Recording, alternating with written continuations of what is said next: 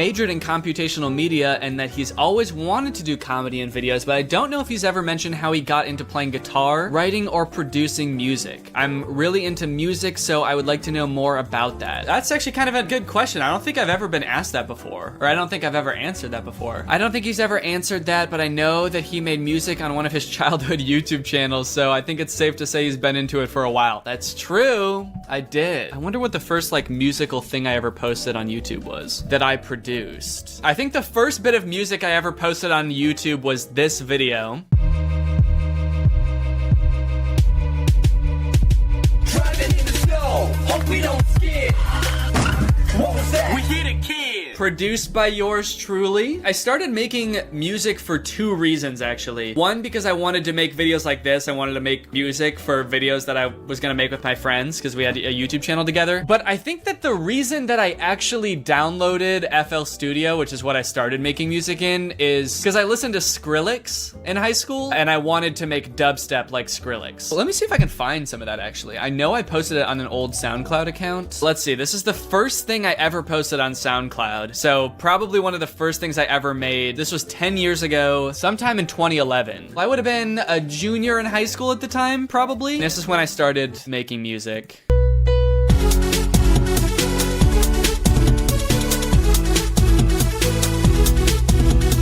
Oh shit. I don't know what vibe that is. It's got a little something to it. Let's see, happy song.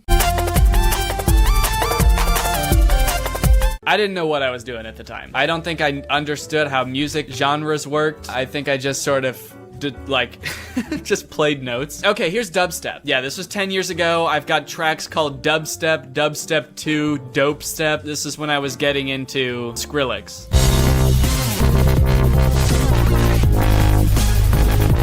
Dude, I haven't listened to this in so long, but like I remember making this. That's so weird. What is SpongeBob remix? I hope my horrible ugliness won't be a distraction to you. Not at all, boy. Not at all, boy. Not at all, not at all, not at all.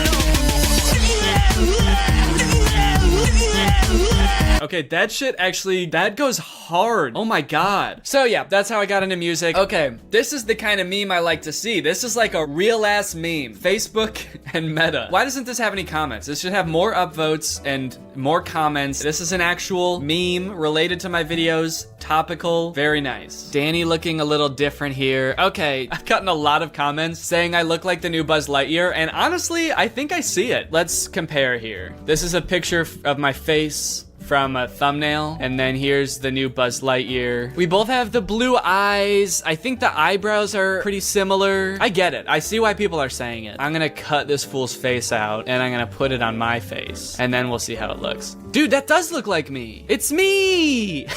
Wow. That actually could be a cartoon version of me. I should say though, this happens every time Pixar comes out with a new movie. People tweet me saying that the main character looks like me. For some reason, every male Pixar character, or like, I feel like any animated movie now, for some reason, has to have like brown hair and blue eyes and a pronounced nose. Of course, people send me this guy all the time from Cloudy with a Chance of Meatballs. People have sent me this guy before, the guy from Ratatouille that I look like. People are even sending me this guy. He's not even a human being. I don't know why Pixar's style is just me. Oh shit, we got a controversial post over here. This person is aggressive. Reindeers don't have paws. This actually makes me so mad. In the song I'm Gonna Kill Santa Claus, he says, when I hear those reindeer paws, I swear to God it makes me so angry. He was so pissed off that he put an extra syllable in angry. I am angry! Okay, here's the thing. I know reindeer don't have paws now. The funny thing is, I wrote this line because there's that Christmas song that's like up on the rooftop, reindeer paws, whatever. So I wrote that part kind of as a reference to that song, and because I needed something that rhymed with Santa Claus. Come to find out,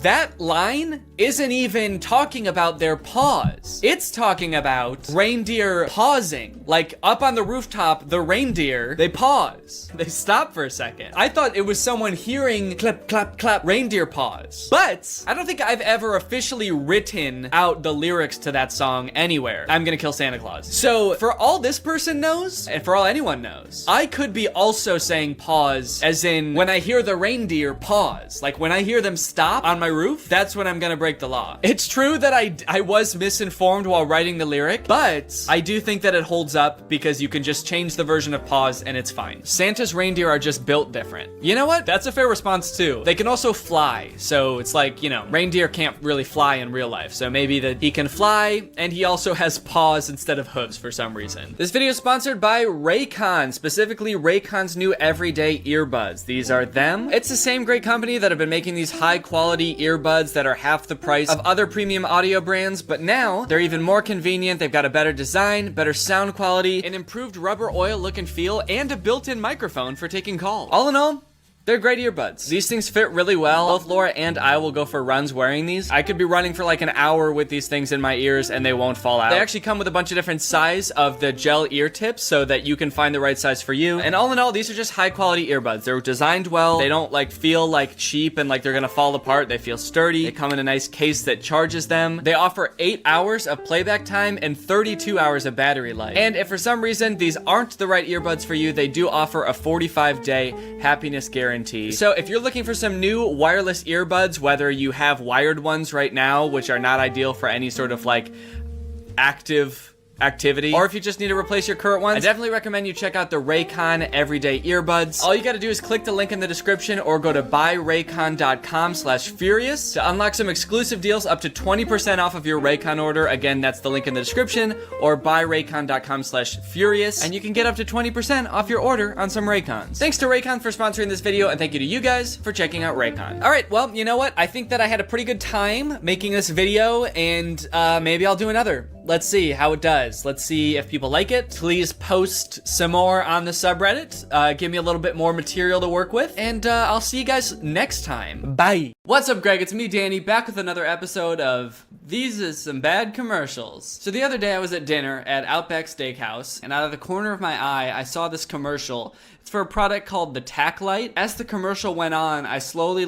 drifted off and just could not stop watching this commercial. It was just so weird that I wrote it down in my phone so I could remember what it was called and go back and watch it later. And I did go back and watch it later to see if it was actually as weird as I thought it was when I was at dinner, and it is. The Tack Light is part of all those as seen on TV products. I think they're all marketed by the same company because all the commercials have the same vibe. You've probably seen a million of them before, but all of the commercials are just so bad. I think they're all catering to very old people. You can kind of tell by the commercials. And so the marketing is just seems really out of touch and sort of predatory because it seems to advertise features that couldn't possibly be true. So a lot of you know this, but I have a Patreon, and through my Patreon I have a Discord server. It's basically like a group chat full of a bunch of other Gregs. And so I sent this commercial to them. A couple people started sending me a bunch of other as seen on TV commercials. So today I thought it would be fun to just go through and just watch a few of them. So I want to start with the Tack Light. This is the original commercial that I saw at the Outback Steakhouse.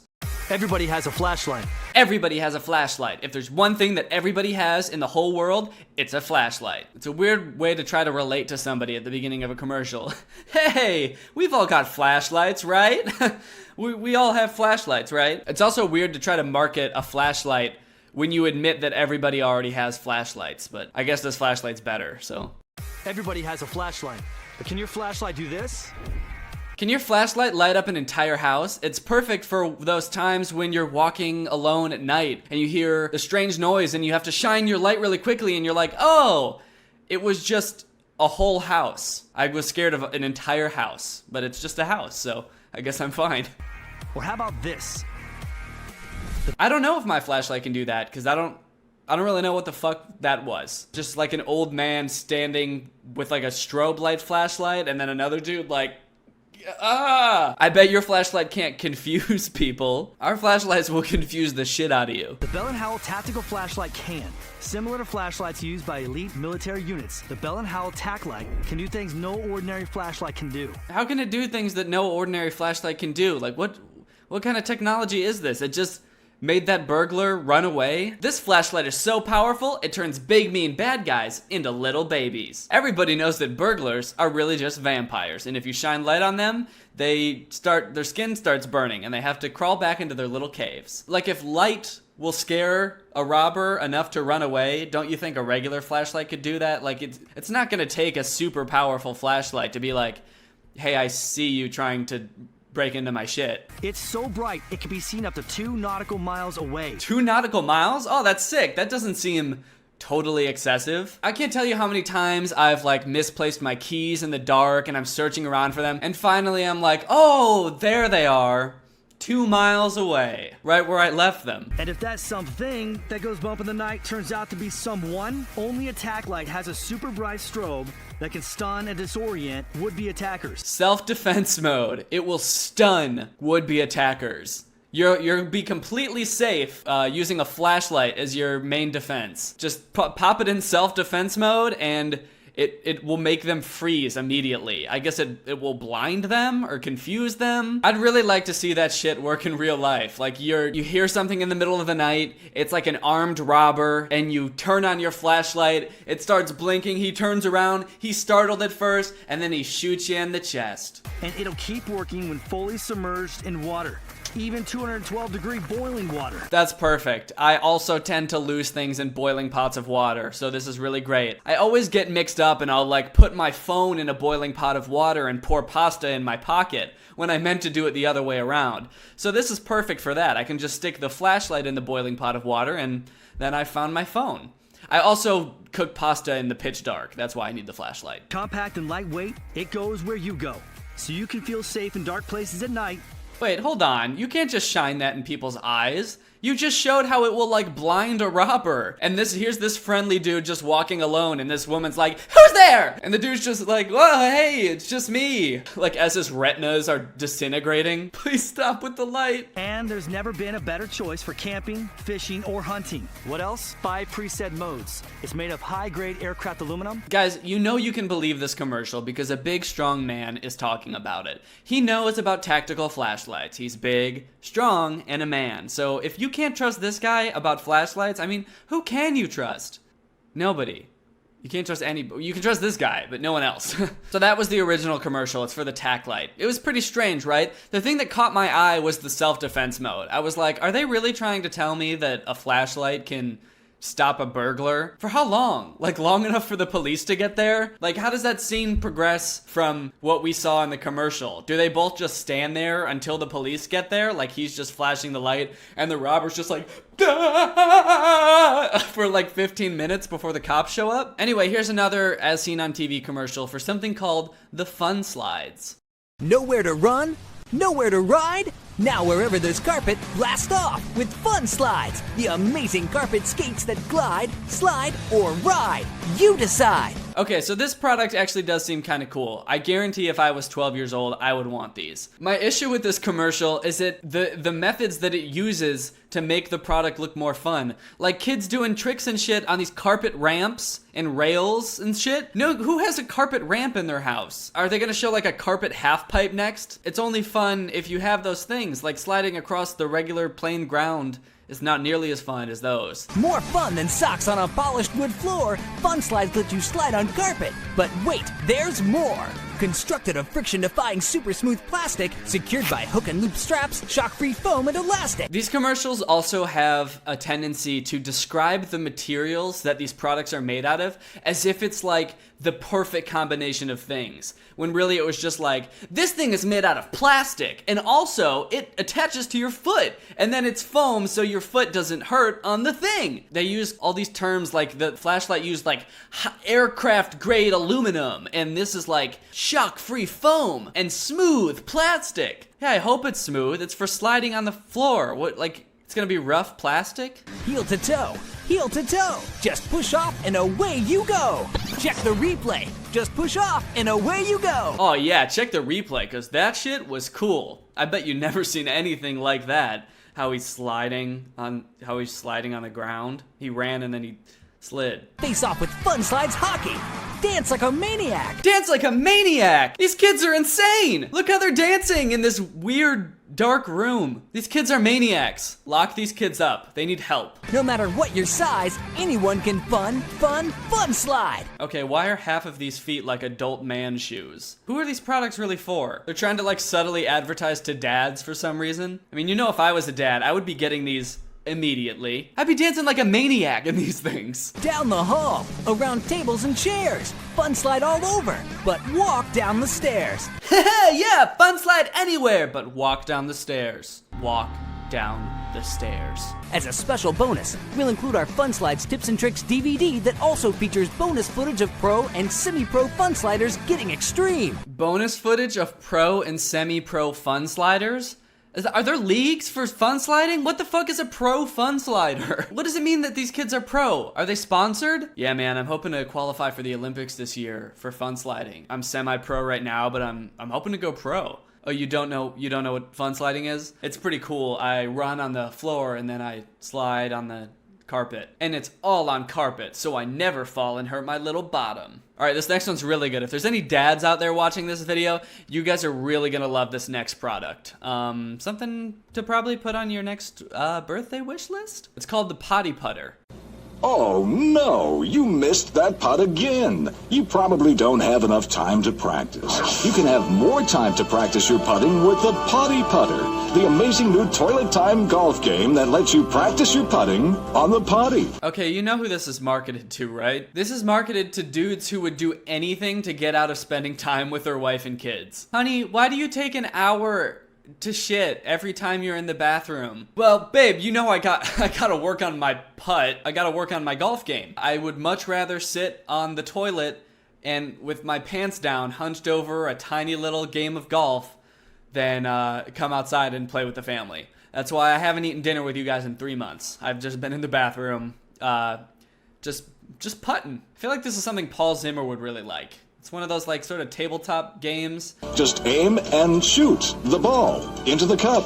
Just think, all that extra practice every time you visit the John. All that extra practice. Yeah, I'm sure you're getting a lot of really good quality practice shooting the same hole 7 inches from the ball to the hole over and over again. I'm sure that that's really helpful and not totally just a way to avoid your family. Your Potty Putter is the perfect gift for the man on the go. He'll relax and think of you every time he practices putting. He'll think of you every time he poops. If this guy hates his wife that much, he probably thinks of her every time he poops anyway, to be honest. Look again how easy it is to practice your putting in the bathroom with the Potty Putter. Look again at how easy it is. As if you haven't seen it enough already. I like how it just tells you to look again. Hey, look at it! Did you stop looking at our commercial? Hey, look again. They're probably worried like the old dudes watching this have like fallen asleep halfway through the commercial, and so they're like, hey, look at it again. Look at it, we're still here with the golf thing. But wait, call now and we'll include the doorknob hangers warning everyone not to disturb you while you're practicing your putting. A doorknob hanger?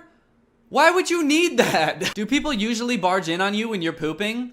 But now they're going to stop because you're playing golf while you do it? I thought my husband was just pooping, so I was gonna barge in like I always do, but it looks like he's got his golf hanger up, so I guess I can't go in there. I better not disturb. You know how he gets about his golf game. Real angry about his golf game. Alright, here's a fun product. It's called the My Spy Birdhouse. Everybody loves to watch birds. No, they don't. Okay, can we stop starting these commercials with these blanket statements that aren't true? Everyone has a flashlight. Everybody loves to watch birds. No, they don't. I know what you're doing. You're trying to make people who do watch birds feel better about liking to watch birds. Don't try to make them feel better. Watching birds is weird, you creeps. But what happens when they disappear inside their house? They have birdie picnics. They eat worms. What happens when they go inside their house? I don't know. It's anyone's guess. They probably transform into lizards. There's really no documented evidence of what birds do when they're in their homes. Imagine if you could spy on the birds inside. Well, now you can with the My Spy Birdhouse. Oh, yeah, we're gonna spy on the birds. We're gonna find out exactly what the fuck they're hiding. And then at dawn, we strike. The see-through birdhouse that lets you spy inside without disturbing the birds. Just a general question, is it considered spying if they can see your big-ass face staring at them from 2 inches away? Wow, I can see everything. I can see everything. The birds, they hatch, life is beautiful, but then before you know it, they leave the nest and the parents die. It's the circle of life. Mother Nature is cruel and unforgiving, a cold-hearted bitch with no remorse. But the circle of life continues. Life, happiness, death, destruction, despair. I can see everything. It comes with an attachable two-way mirror so you can see in, but birds can't see out. Oh, good. So they actually can't see your big-ass face staring at them. Instead, they'll just see their own reflection. These are gonna be some vain-ass birds. Wow. Okay, so it looks like this one's called the Slob Stopper. I haven't seen this one yet, but right off the bat, this seems like the grossest name for any product I've ever heard of. The Slob Stopper? Ew. Has this ever happened to you? Introducing the Slob Stopper. Forget messy spills and unplanned accidents. Just slip it on and enjoy your busy lifestyle. What? It's a bib?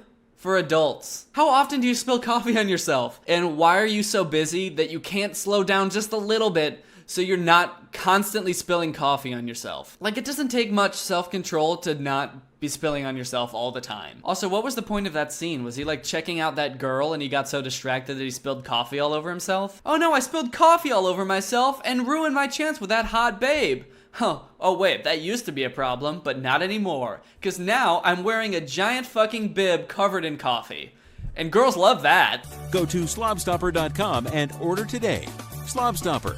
Bibs aren't just for babies. Bibs aren't just for babies, they're also for psychopaths. Alright, here's one last good one. It's called Quit It, Instant Pet Trainer. I have a dog myself, so I'm very interested to know how I can get my dog to stop being such a little weasel girl. Tired of stressing yourself and your pet by screaming and yelling? Get down! No! Bad dog! Ugh, I'm so sick of constantly screaming at my dog. When she's licking me, when she's barking, when she's sleeping, minding her own business, when she's trying to eat. I'm just always screaming at my dog. Sick of using ineffective and expensive training methods that just don't work? I mean, look at this guy. He's clearly not in control of his dog. He's lost control. It's yanking him all over town. Why beg him to stop and sit when you can make him quickly quit with Quit It? The all-natural way to correct and train any pet's bad behavior, guaranteed. Wow, this thing looks like it's really gonna scare the shit out of my dog. I'm in. Quit It uses your pet's natural instincts to quickly correct unwanted habits. Look, just like snakes that hiss when there's danger, Quit It emits the same hissing sound. Wow, that's amazing. I didn't know that dogs were that scared of hissing. So you can buy the special can of air that makes a hissing sound. Do people not know that they can make this sound themselves? People don't know that they can just go sss, and that's the same. That's why people shush dogs. I don't know. Have you ever heard someone shush a dog? Shh. That's why, because dogs don't like that sound. This is just a can of air that makes that sound for you. Just a simple press, and your buddy will freeze in his tracks. He started running again. It didn't work on that dog, and they put it on the commercial anyway. He stopped for 1 second and then was like, actually, nah, fuck it, I'm fine. Wow, guys, well, that was an amazing looking product. I think I'm actually gonna have to buy all these. These all look really great. Seeing all these entrepreneurs be so successful is really pretty cool. I mean, they just came up with an idea for a very bad product, and now they're selling it for $19.99 on daytime television, and I can't think of anything cooler than that. A lot of these commercials, like, will sell their products with features that are hardly even features, like the tack light with the self-defense mode. Like, will that really work? But it makes you want to buy the product more, even if it's not gonna work. I feel like I could sell the simplest product using these techniques, and I could get people to buy it. So, I mean, why not give it a shot, right? I'm a little entrepreneur boy. I want to make some money, so I'm just gonna make one of these commercials real quick. Yeah, so anyway, it's gotten to the point where I can barely walk anymore. I never get to see my family because I can hardly get out of bed. It's Are you tired of boring conversations that lead nowhere? Hello, 911. There's a man. Or pesky phone calls from people you don't want to talk to? Try screaming. Ah! Whoa, what? Ah! Okay, alright, what? I don't understand. Ah! I'll leave. I'm sorry, okay? Screaming can get you out of any situation, from awkward dates to boring meetings. Ah! What the fuck? Just take a big deep breath and start yelling. Ah! Ah! Ah! What the fuck is wrong with this guy? And that's not all. Screaming can help train your dog, too. Ah! Look again at how it scares the shit out of your dog. And when you're in danger, screaming comes to the rescue. Order now and we'll throw in a do not disturb sign to let your whole family know you're busy screaming. and gain access to a complimentary web seminar where you can learn screams from pro and semi-pro screamers. Call today because peace is just a scream away. Pretty good commercial, right? But now you're probably thinking, wow, Danny, that's so cool. But now you got me all excited about this product that I'm never gonna be able to buy. I wanna scream, I wanna solve all my life's problems, but I don't know how because this product doesn't exist. It seems I've made the best commercial of all time without actually selling a product. But that's where you're wrong. Even though it is a joke commercial, I am actually selling this product. I'm selling screaming. All you have to do is go to learntoscream.net, and if you order it right now, you will get the web seminar where you'll learn screams from pro or semi-pro screamers. And it's probably the most ambitious business venture I've had to date. You know, most as seen on TV commercials will be like $19.99 or something. This product is $4.99. If you don't want to spend $4.99 to make your life 1,000 times better, then maybe screaming's just not for you. But for the rest of us, I'll see you guys over at learntoscream.net. Alright, Greg, well that's it for this video. I hope you liked it. If you're new here and you're not a part of Greg is our family here on YouTube. We're the strongest fan base on the internet. We're actually the fastest growing channel on YouTube, which is crazy to me. I mean, I never thought that that'd be possible. Don't look that up, but it's true. Greg is just the name that I call my fans, so if you want to join Greg, just hit that subscribe button and turn on my notifications. Greg isn't like all these other families on the internet. Everybody tries to say that their YouTube family is a real family. Like, yeah, are you all blood related? I doubt it. But Greg is. So if you...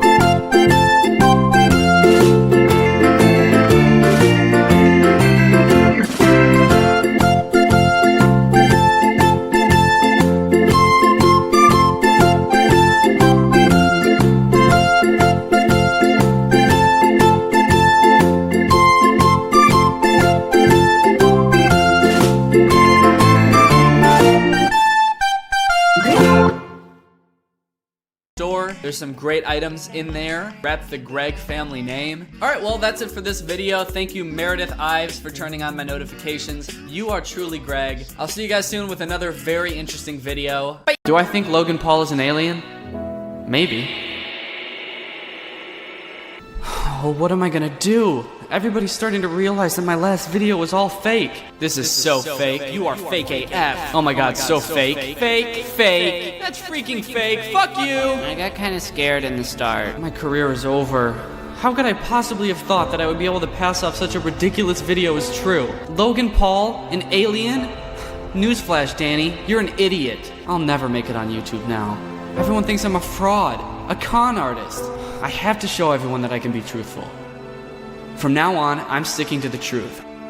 What's up, Greg? What's going on? It's me, Danny, back with another episode of totally not lying and making videos that are real. Guys, I just want to apologize for the last video, okay? I don't know what I was thinking. Trying to make a whole video, a whole fake documentary about Logan Paul being an alien. I feel like an idiot. Everybody realized that the whole thing's fake, but rest assured, Greg, it will not happen again. All right, we're going straight facts just for you. So I just heard about this video that Jake Paul posted like 4 days ago. That's the title of the vlog is A Conversation with My Ex-Girlfriend, but the majority of the video is apparently Jake Paul just going off on Rice Gum. If you don't know who Rice Gum is, it's this guy. He makes videos of like roasting people. He does diss tracks. He vlogs sometimes, I think. But anyway, apparently him and Jake Paul have some kind of beef. We all know who Jake Paul is, obviously. He's a hunk, or wait, no, he's a vlogger. I just want to watch this video because I've heard that it's insane, but it's just Jake Paul like going off on Rice Gum or something. So, guys, time to get a little bit serious, to get a little bit juicy. Ooh, juicy. I'm excited. What do we got? What's gonna be juicy? What is this? So I get home from Los Angeles and I'm doing my thing, whatever, and someone asked me. They asked me if I have seen Brian Lee's new video. And if you guys don't know who Brian Lee is, a lot of you guys know him by his alias name of Rice Gum. His name is Brian, and that's how I'm going to address him. They were like, yo, have you seen Brian's new video? It's kind of weird. He's just gonna call him Brian instead of Rice Gum? I've never heard anyone call him Brian before. That's weird. And they tell me that it's a video about them reacting to our new Team 10 house. Any house with an elevator just makes the house automatically cool. The thing is though, their house is only 2 floors, right? And like, take the stair. Our house has 8 floors, so sometimes going up and down, it's like kind of hard, so we need an elevator. Okay, so apparently Rice Gum is making fun of Jake Paul for having an elevator in a 2-story house. Is this just gonna be like rich people beef? Is this what YouTube is now? It's just like millionaires beefing with each other? Your house only has 2 floors? Why do you need an elevator then? My house has 8 floors. And that's totally fine. But then they proceeded to tell me that within the video, he was making fun of suicide, of people committing suicide. And then a rope hanging down with like the swirly thing and then like a chair underneath, just right around there somewhere. Oh, whoa, okay. That actually is pretty fucked up. And then he was making fun of Nick Crompton and Tessa Brooks and body shaming them and calling them fat. Okay, that was pretty mean too. Okay, so I'm kind of on Jake's side here actually. Rice Gum seems like he's kind of being a dick. Everyone has seen recently that Brian is a terrible, terrible person. He is a scumbag. His mom, iDubbbz, made a video about him. His mom, iDubbbz? What? His mom? Dude, you are a terrible, terrible, terrible human being. And you guys know me, I never respond to the hate. Like, I have more than enough hate to respond to, and I never respond to it because that's not the way to handle things. People shouldn't be like beefing over the internet and like going back and forth and back and forth. People shouldn't be beefing back and forth over the internet? Wait a minute. The Low Gang is shit. You don't fuck with the Low Gang.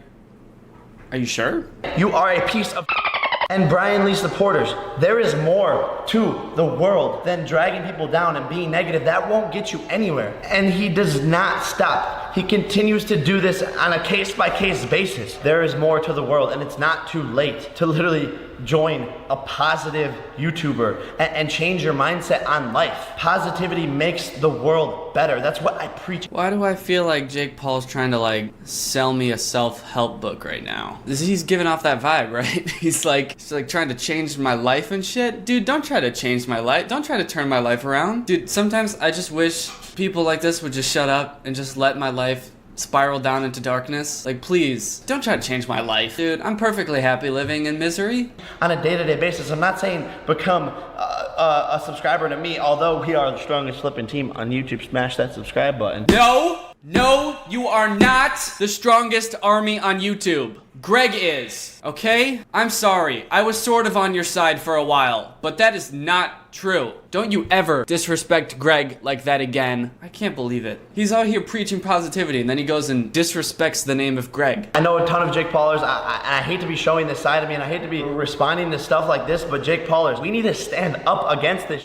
All of us are positive. We smile. We smile. That's us. Jake Paulers. We smile. Nobody else does. No one else smiles. Jake Paulers do. We invented it, actually. Ever seen this before? It was invented by Jake Paul. Jake Paulers.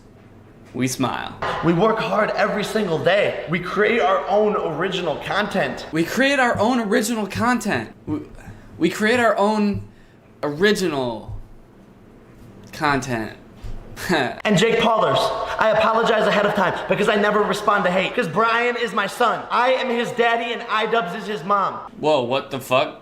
What? I am his daddy and iDubbbz is his mom? This just got weird. Is this becoming a porn? I am your daddy and iDubbbz is your mommy and you're gonna listen to us. I am beating this dead horse into the grave because this kid needs to be stopped. I don't know if that was intentional or not, but that was a pretty solid reference right there. This kid needs to be stopped. That's like Rice Gum's thing. It's like the series of videos that he makes where he makes fun of kids, I guess.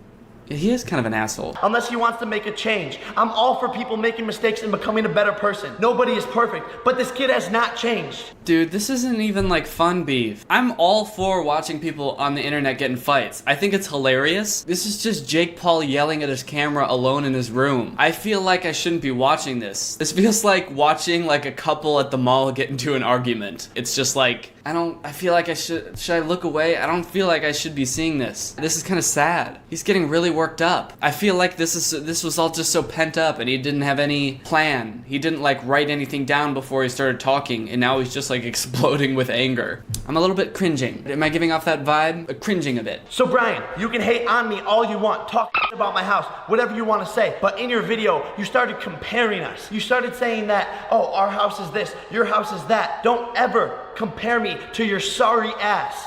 I bought this house with my own damn money. You're paying rent for one room within that house. You don't even have enough money to buy a house in California. Holy shit, the flexing has begun. God damn. I love how quickly that went from like, you shouldn't bully others, it is wrong, to like, I have more money than you. But going back to my point earlier, that wasn't the Team 10 house because you can't do anything there besides make content in your room. He's getting so aggressive and he started swearing and he's still using a dolphin sound to bleep out his swears. If that's not art, I don't know what is. My backyard has a backyard. And once again, you're renting it. You made a video about your AdSense earnings. Let's check it out. So last month I made a roughly $60,000 for 1 month. Wow, you made $60,000 in a month, Brian? If I make $60,000 in one day, I come here to my bed and I cry myself to sleep as a failure. $60,000 for me is a bad day. And I know your merch sales aren't Yeah, me too, dude. $60,000 in a day? I'd be tripping, man. Peasant alert. Beep! But if you are wearing his merch, that means you support all of this negativity and all that bad stuff, which makes you not cool in my books. Not cool in Jake Paul's book? No! I'm not cool in Jake Paul's book? Ugh. I wonder what Jake Paul's book looks like. Is it like a novel? Alright, everyone, gather around for a reading from Jake Paul's book. It's a picture book, because of course it is. Jake Paul took a deep breath and called Rice Gum a fool and said, "In my book, Rice Gum, you are not cool. For my book is for winners, smilers, and friends. England is my city, so come join Team 10. Amen." Furthermore, my page has 3 billion views. I've been doing this for 1 year. You've been a YouTuber for since I can remember. Holy shit, dude, he's like shaking. He's got so worked up that he's shaking. Jake, dude, why don't you just dab on this guy? Like you do to all your other haters. What happened to that? What happened to dab on the haters, man? You don't have to get so worked up. You're having an aneurysm on camera. Just dab on him, for God's sake. Or at least twist his nipples.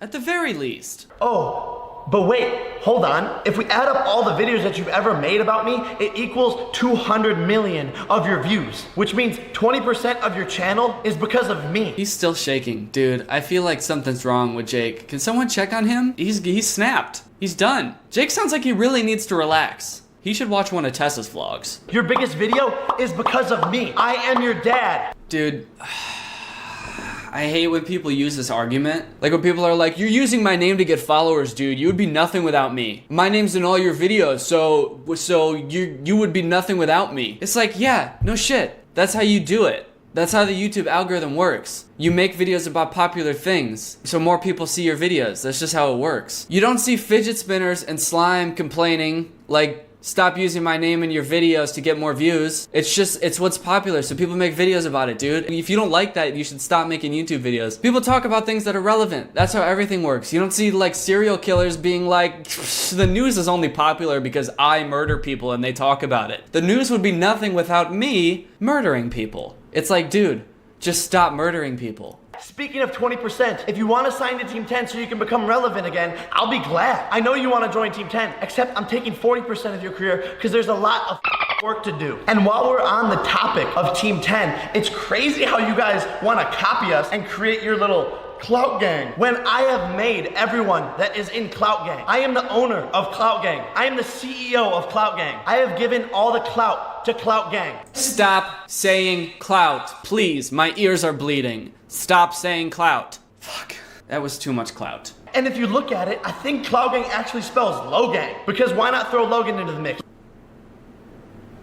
Logan and I are your dads. We gave birth to you. No more I-dubs. It's Logan and I. Call us daddy from now on. Please, whenever you address me. Call us daddy from now on? Dude, what? No. Stop. Please. Why? Why is this what YouTube is now? Call me daddy? Brian, you don't have a car, while I'm out here in California riding around in cars that spit flames. All of the Lambos that you flex with are rented. And to anybody else that is watching this besides Brian, guys, I'm not trying to brag. I don't need to brag. You're not trying to brag? Dude, at least own up to the fact that you've been like flexing on us for the past 5 minutes. You just talked about your multi-million-dollar mansion, your cars that spit flames, $60,000 in a day. Remember that? Was that not bragging? If you're really not trying to brag, then you're doing a really bad job of whatever you think that you're actually doing. We are in two completely different leagues. Brian is a YouTuber. I am an actor, a businessman, a CEO who happens to vlog my life on a day-to-day basis. I run a multi-million-dollar company. I'm a Disney Channel star. You were a Disney Channel star, right? I believe that the correct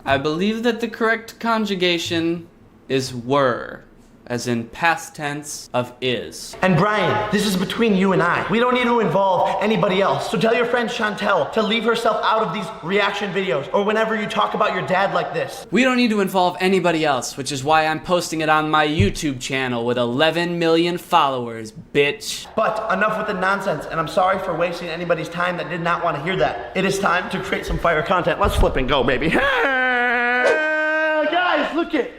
We finally have our first piece of furniture. That's how you're gonna end it? That's how you're gonna end that whole rant where you screamed at your camera for 20 minutes. I'm richer than you, I'm more successful, so don't speak to me ever again. That was a lot to digest. That was a lot. Is this just what YouTube is now? It's not even like beef anymore. It's like, it's just exploding with rage. Guys, I feel like I started this video saying that I would stick to reality and stay real in all of the rest of my videos, but I don't think I want to be a part of this reality anymore. All right, guys. Well, that was a very heavy video, and to be honest, I really feel like I shouldn't have seen that. Guys, if you're not Greg yet, Greg is our family here on YouTube. Greg is our fan base. We're the strongest army on YouTube. We're the fastest growing channel on YouTube. Don't look that up. It's true. Don't look it up though. All the websites are broken. All right, shout out to Cora Anderson. Thank you for turning on my notifications, guys. Make sure you hit that little bell next to the subscribe button. Thank you for watching this video. I will see you next time. Goodbye. What's up, Greg? I hope you're all having a great day. Welcome back to my channel. This, of course, is another episode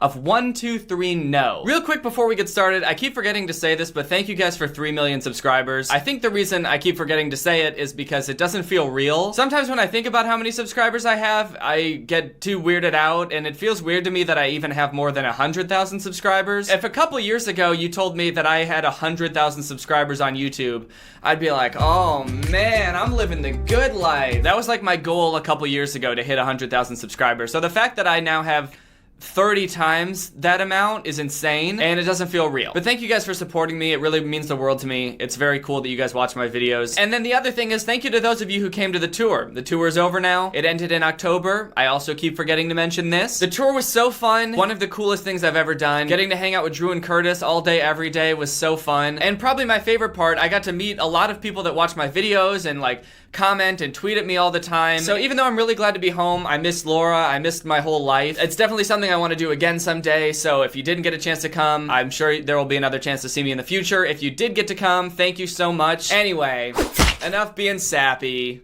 It's time to complain. Guys, Troom has a new competitor. A new foe has entered the match. A new challenger has appeared. 1, 2, 3, go. I found this channel a couple of days ago. They're pretty much just like Troom. They do pranks, they do DIY stuff, life hacks, crafts, anything that Troom does, 1, 2, 3, go does. And they're coming for the crown, baby. They're coming for that sweet, sweet crafting crown. Check out your new dresser, Mia. Well done. They want to be the crafting kings. When I say 1, 2, 3, go as a channel, what I really mean is that they're like a conglomerate of like 1,000 channels, I think. The reason I found them is because the other day I was scrolling on the trending page and they had 3 videos on the trending page. They had one at number 15, one at number 4, and then one at number 1 on the trending page. They were dominating the trending page on YouTube for like an entire day, which doesn't seem legit at all. It seems very suspicious. I don't know how they manage that. It's very strange. And the other weird thing is that they're all on different channels. The video at number 1 on trending was on the main channel 1, 2, 3, go. But then there's this other video that was on 1, 2, 3, go challenge. And then the third one is on 1, 2, 3, go gold. I don't know why they have so many channels. It seems like they pretty much do the same thing on every channel. I don't know if it's some way to like trick the trending or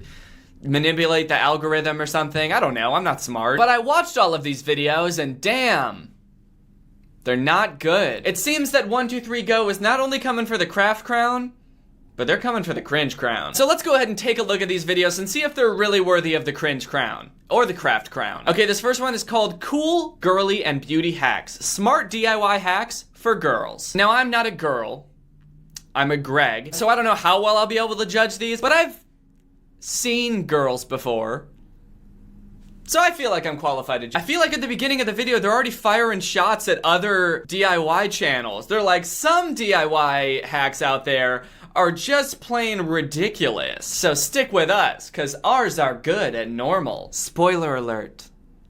They're not. I don't know if you can tell, but I don't wear a lot of makeup and I don't watch makeup tutorials. So I don't know how accurate this is, but like, has there ever been a beauty tutorial ever that has been like, go ahead and cover your whole face with lipstick? Do you wish your lips were bigger and more lush? Well, how about turning your whole face into lips? Make your whole face lips? How about turning into a giant lip monster? Does that sound nice? Want to be, look like a big red lobster? Huh? What happened? What happened to her hair? Where did that green electricity come from? Now, first take a good chunk of hair and separate it from the rest. Wrap the rest of the strand around the remaining hanging material. I'm sorry, what is the problem that this hack is trying to solve? What happened? A perfectly good curling iron? Uh-oh, you might want to throw that shit in the trash. Because you see, if lightning strikes your house while you're doing your hair, lightning could flow through your house and into your curling iron, and then it could kind of mess up your hair. Oh no! So because of that 1 in a million risk, you're gonna want to throw your curling iron in a fucking furnace and use a sock from now on. For the record, I know that it's possible to burn your hair with a curling iron, but that's not what happened. If it works, I just feel like the story was a little bit off. Like she should have forgot her curling iron and then used a sock to curl her hair. Don't say that a curling iron's not gonna work. Obviously they work, that's why people use them, and they don't just randomly electrocute people. Like the little stories that they add in between the hacks that gives them like a reason to use the hacks. It's not just DIY hack after DIY hack. There's a little story. It's a nice little, it's almost like a little beauty movie. But her logic in this scene as a character just doesn't really make sense to me. It's just kind of weird that she has no idea if the shaving cream would work or not. Like she has no reason to think shaving cream would fix her stain. But she's just like, I don't fucking know, shaving cream? It's worth a try. And she just randomly stumbles upon this amazing life hack. Does she do this every time it gets a stain? Just reaches for the nearest liquid and pours it all over her shirt and hopes that it has stain removing properties? I just feel like it would be more realistic if sometimes she tried like a random beauty hack that she had a hunch would work and it just doesn't at all. Like, oh no, I ripped my pants on the way to class. I'm gonna look like the dumbest, stupid fucking idiot in the whole class. Wait. A lighter! Could I melt my jeans and meld them back together? It's worth a shot. And then it just cuts to him standing in front of the smoldering remains of his house. Like, what have I done? I feel like that would be more realistic, personally. What color was that? She just said spray some color on a brush. Was that spray paint? What was it? Was it spray hair dye? They didn't say. They just said spray some color on a brush. Just spray some color on a brush. Just pure color. Just spray some pure blue. The essence of blue. Just gather up the color blue and then put it in your hair. I don't know where to get that. Maybe I'm missing something, but couldn't you just spray the hair with the color? Why did you need to spray it all over a brush? Now you can't use that brush anymore. Now the brush is blue forever, or until you get it out somehow. This shit makes no sense. Thumbs down. Wait. Life hacks not making sense? What kind of world do we live in? A bobby pin. Or having it on your finger. Also, does this even happen that much? When you reach into things, you come out with bobby pins all over your fingers? She seems like it's really hurting her every time, too. Does having a bobby pin just lightly clamped on your finger hurt that bad? The girl in the video is like, ow, whoa, oh! Help, someone help! I'm a doctor. Huh? You asked for help, I'm a doctor. Well, where the fuck am I? The hospital, you asked for help. I'm a doctor. Oh, yeah, I have a bobby pin on my finger. Fuck! Oh, shit. We have to take an x-ray right now. Put your finger in there. Okay. Oh, shit. Oh, what? Your finger is fucked up. That is a fucked up finger. Is it broken? Broken? No, your bone is just dust. There's nothing to be broken. There's no bone anymore. Your finger's basically just a bag of sand. Oh, well, can you fix it? I'm afraid the only thing we can do at this point is just cut off your whole ass arm. That makes sense. All right, let me just grab my knife. Oh! Fuck no! Anyway, the solution is to put it in a Tic Tac case. Simply put those bad boys in there and you're all set. All right, that's the end of that video. The next one is very strange. It's a little bit different. This one is on the channel 123Go Challenge, and it's called Wearing Long Acrylic Nails for 24 Hours. Longest nails ever. Funny pranks by 123Go Challenge. This one is more of like a long skit than any sort of practical information, any kind of useful DIY tips. It's just a long skit about this guy's life being ruined. So basically, this guy and this girl are hanging out, and the guy makes the girl drop all her change. No, my change! Oh no, my change! All my nickels and dimes and quarters and $half. Why do they have $half? Do people even still use $half? I feel like I haven't seen a $half in like 15 years. So she tries picking up the change, but she can't because her nails are too long, and the guy gets all impatient. Fine, I'll help. What was that? What was that little noise? He grunted like a little gremlin. This bitch is taking forever. So finally he picks up all the change and he puts it in his pocket and he keeps it and he's like, if you drop it again, you won't be able to pick it up, so I might as well hold on to it. What if you drop it all again? It's definitely safer with me. So she gets all pissed, so later that night she sneaks into his room where he's sleeping, but it's the same room, he's just sleeping on the couch. They probably didn't have another set, they just had the couch room set, so that's just where this character sleeps. And while he's sleeping, she glues really, really long acrylics on him. As you do. And then the rest of the video is just him bumbling around being useless. He can't do shit because he's got really long acrylics. He can't seem to figure out how to pick anything up. Can't really manipulate things well. He's making everything look a lot harder than it should. He's really playing it up. There's one part where he's on the toilet and he tries to wipe his butthole, but I guess he's got really long nails, so he ends up scratching his butthole. Any last words, Kevin? And then like a couple scenes later, he's using his fingernails to skewer food and eat it, so that's gross. Amy, open your eyes. There's someone or something in your room. Huh? What is that? Please don't hurt me. Where the heck is the light switch? I found it. Okay, who's there? Show yourself. Hey there. Hey there. It was just me. I was just standing in your room like this, posing like a witch for no reason. Can you take my nails off, please? And she does. My regular nails. I thought I'd never see you again. All in all, this video was a disaster. Which brings us to the final video that was on the trending page. It's called Best Challenges and Pranks on Your Friends. And this one, of course, is on 123Go Gold. I'm not sure what makes this one gold. Maybe it's like their premium content, their most golden material. Dude, this shit is gold. Is this the best shit that 123Go has to offer? That wouldn't be saying that much, honestly. Let's find out. Hey girl, I think it's time for a style upgrade. Take this scarf. Now put it around your neck like this. Now take each side with opposite arms and flip them around your neck. Yep, like that. Take the ends and tie them in a simple knot. Tighten it, and poof. Whoa, how did you do that without choking yourself? This seems kind of dangerous. Trick your friend into fucking strangling themselves. You're gonna have so much fun watching your friend choke to death, all because of you. Jeez, you didn't tell me this was a life-threatening trick. They even say it's a life-threatening prank. But no, please, go ahead, try it. Try this shit out with a friend. It works better on people with asthma or other lung conditions. And the best part is, you'll get off scot-free. Your friend's gonna strangle themselves to death and the cops will be none the wiser. Now that's what I call gold. Mwah. That's gold. Ah, the bathroom. A private place where one feels most vulnerable. Also known as the perfect place to pull a prank. Snag an old toilet paper roll and run it under some water in the sink. Make sure to really soak it. Now crinkle it up so it looks like a... well, do I really have to say it? Yep, looks like a poopy. Looks just like poop. Whose poop is that supposed to be? That just looks like crumpled up cardboard. I don't want to get into the nitty gritty of what my poop looks like, but it doesn't look like that. Wait for an unsuspecting friend and... whoa, what the heck is that? Oh no, don't throw up. Oh no, there's poopy in the toilet where poopy goes? Oh man, I think I'm gonna puke. Gold. Finally, I'm done packing. I can't reach. Here we go. They're alive! Oh shit, a box monster! A box monster! No!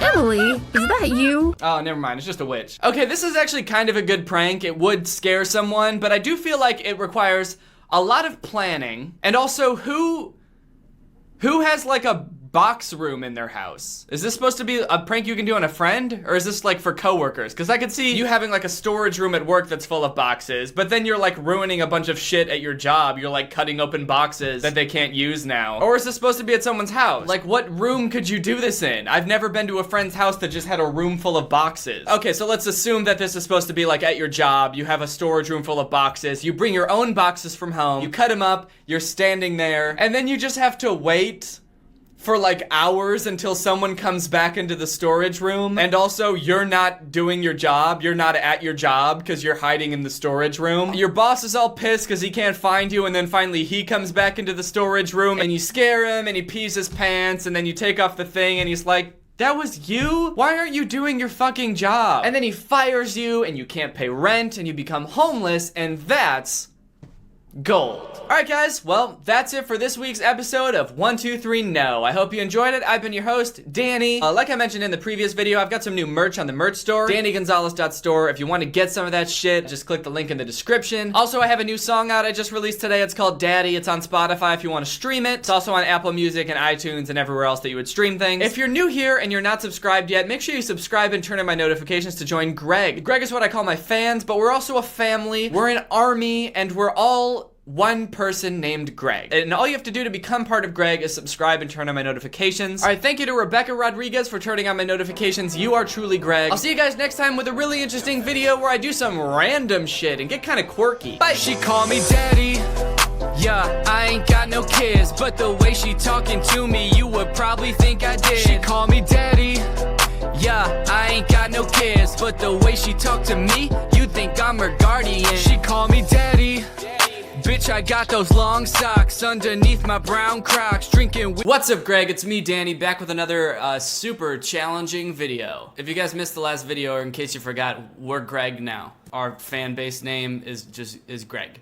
I decided it in the last video, and it's too late to change it and go back on my decision since I already posted the video. So we are Greg now, and that we're just gonna have to deal with that. So welcome back, all you returning Gregs. If you're not Greg yet, all you have to do is hit that subscribe button and you can be Greg. You know, become part of Greg. Greg is the strongest family on the internet. We are savages, and we're not afraid to be called Greg. And we're the fastest growing channel on YouTube. As far as you know. Don't look that up, but we're the strongest growing channel on YouTube. Challenge videos. They started off as this pretty fun thing. We had like the ALS Ice Bucket Challenge. What? You challenge your friend to dump a bucket of ice on themselves, and it was for a good cause. You had the Mannequin Challenge. That girl is a real crowd, please. You try to see how many of your friends you can get to stand still for a long period of time. The Cinnamon Challenge, where you just try to eat a spoonful of cinnamon. Challenges have been around on the internet for a while now, but I feel like they've just recently started to just like, I guess run out of ideas. Like there's this section of YouTube now that's just like, there are channels that are just devoted to doing challenges. And they started off doing like normal ones, like eating spicy foods challenge or whatever. And now it just feels like they've gotten so weird because they've run out of ideas. They're like, the challenges just don't make any sense anymore. And like some of them aren't even challenges, because challenges are supposed to be challenging. Okay, like this one, gummy food versus real food challenge. It's a video where there's two plates. There's one plate that has a gummy food on it, and then another plate that has like the real food on it. So like a gummy hot dog and a real hot dog, and they just randomly have to eat one of them.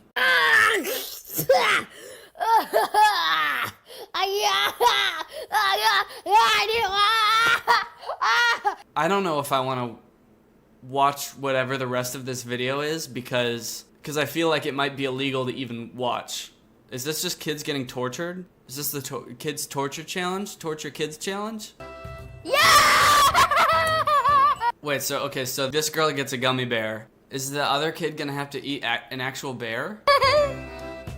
Okay, I like these. See, I don't understand how this is a challenge. It's like, oh, one girl has to eat gummy bears and the other kid has to eat Teddy Grahams. Like, both of those are good.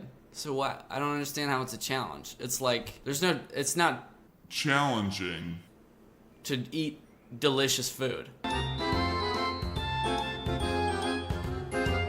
I also just feel weird just like watching a video of kids eating.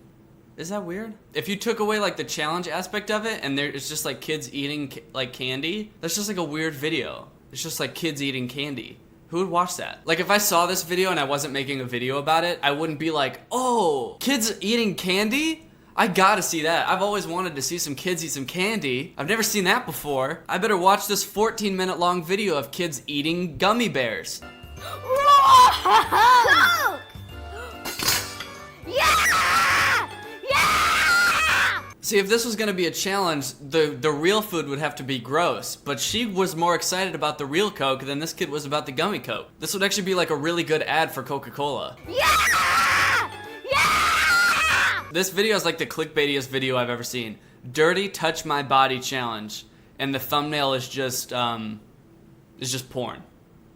Heart eyes emoji, your little squirty emoji, and then of course your peach and your eggplant emoji, which obviously mean eat your fruits and vegetables. Okay, so I haven't even watched this video yet, and I already know that there's gonna be nothing dirty about this. Because channels like this are so obsessed with ad revenue that like they would never actually do anything dirty. So basically the game is that one of them has to close their eyes and the other person will hold their little finger, little finger guy, to use it to touch a part of their body, and they have to guess what part of their body it is. I don't really actually want to watch the video because I don't think it'll be very interesting, but let's just like fast forward through it and see if it actually is like dirty at all.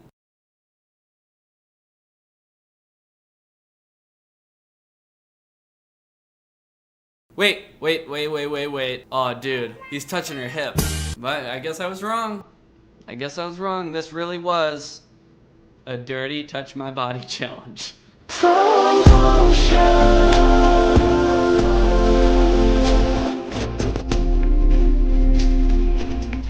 Man, that was dirty. I need to go take a shower. Okay, white gloves challenge. Extremely messy. Today we're gonna be doing the white gloves challenge! How it works is that you have some white gloves on and it's a competition to see who can keep their gloves the cleanest. At the end of the video, we're gonna see who has the cleanest gloves, and the person that has the cleanest gloves wins! It's a classic testing of skills, you know? The coveted skill to be able to eat Flaming Hot Cheetos and keep your gloves clean at the same time. I don't understand who watches these videos, because like who watches the intro to this video and they're like, you know, I love this girl, Just Jordan 33, and I've always wondered if she was eating Flaming Hot Cheetos, how clean would she be able to keep her gloves? And what about her friend? And I'd be fascinated to watch her eat Cheetos with gloves on. So like channels like this, they just like are constantly making up new challenges. And a lot of times it seems like it's like one person will do a challenge and then a bunch of people will follow suit. So like the gummy food versus real food challenge, like they did it and then a bunch of other channels did it too, because they were like, oh, that looks fun. I like gummy bears. I'll eat them on camera and get paid thousands of dollars to do it. But now the challenges are just getting so like obscure, like the white gloves challenge. Like it didn't come from anything. It's not like a cool skill. It's not really fun to watch somebody just eat Cheetos with gloves on. I think the best portrayal of this phenomenon is this video, which is called the Punch Myself in the Face challenge, which I think is pretty self-explanatory, but in case you don't know what it is, I guess let's watch it. Okay, let's do this.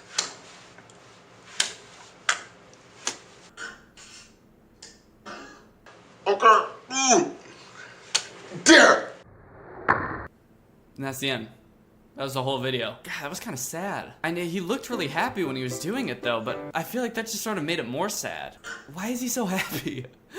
Why is he so happy to be punching himself in the face? Okay, so this video has 33,000 views. Let's see if this challenge caught on at all. You know, it'd be really good for him if he didn't do this all for nothing, and other people are doing it now too. So nobody else did the challenge. So he just punched himself in the face for 17 seconds for nothing, I guess.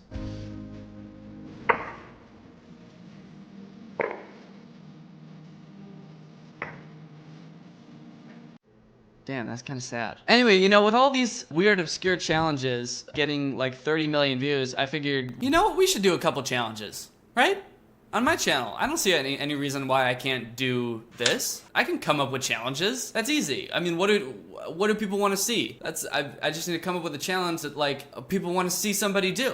All right, guys, this is the Don't Spill the Salt challenge. I got my little bunny salt shaker here, and let's begin.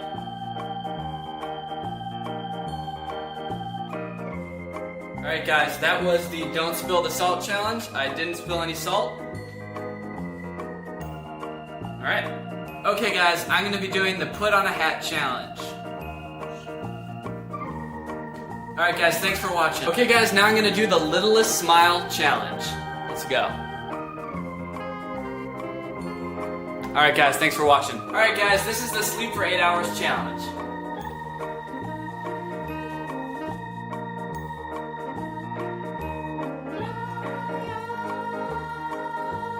Alright guys, thanks for watching. Alright guys, I hope you enjoyed that video. Guys, if you're not Greg yet, hit that subscribe button. Join the family. We are the fastest growing channel on YouTube. Don't look that up, it's true. And other YouTubers talk about being a family. That's not even true. They're not a family because nobody's related. Every Greg is blood related. That's true. Don't look that up either, but it's true. If you join Greg, you're actually joining a family. So subscribe and turn on that notification button because that's what a real Greg does. Shout out to Sharky Shark. Thank you for turning on my notifications.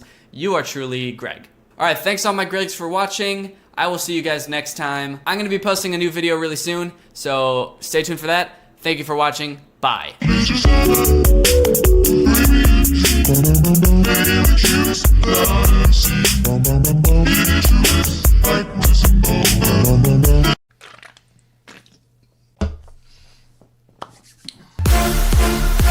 Alright, hello everyone. Welcome back to my second channel. This is my second channel. If you thought it was my main channel, it's actually not. It's my second channel. I saw a lot of comments on the last video I posted on this channel asking if it was my main channel. This is my second channel. So if you just stumbled upon this channel, go ahead and subscribe. This is the channel where I like to get a little bit goofier and a little bit crazier and wacky and fun. So I also like to drink LaCroix on this channel. So a couple weeks ago, I posted a video on this channel, my second channel, where I did a bunch of those like, which YouTuber are you quizzes. And I took those quizzes in hopes of getting some kind of validation and recognition that I'm a real YouTuber. But unfortunately, I seem to have picked only quizzes where I wasn't even an option. Like, it seems like most of them were made before I even like started to make YouTube videos, or at least before I had like any real following on YouTube. And a good number of people called me out on that and seemed to think that that was kind of silly of me. And it was. I was being pretty silly. But luckily, this person named CreativeStar98 made this quiz on BuzzFeed called "It's Time to Find Out Which Popular Commentary YouTuber You Are." And this quiz must have become pretty popular because the official BuzzFeed Twitter account actually tweeted this quiz. And if you look right there, I'm actually like part of the quiz. I'm right on the cover there. So I'm gonna take this quiz, and I don't really care if I'm a YouTuber anymore because this quiz pretty much confirms that I already know I'm an option. I want to figure out now if I'm really me or if I'm maybe someone else. So I'm gonna answer the questions to this quiz as honestly as I can, as true to myself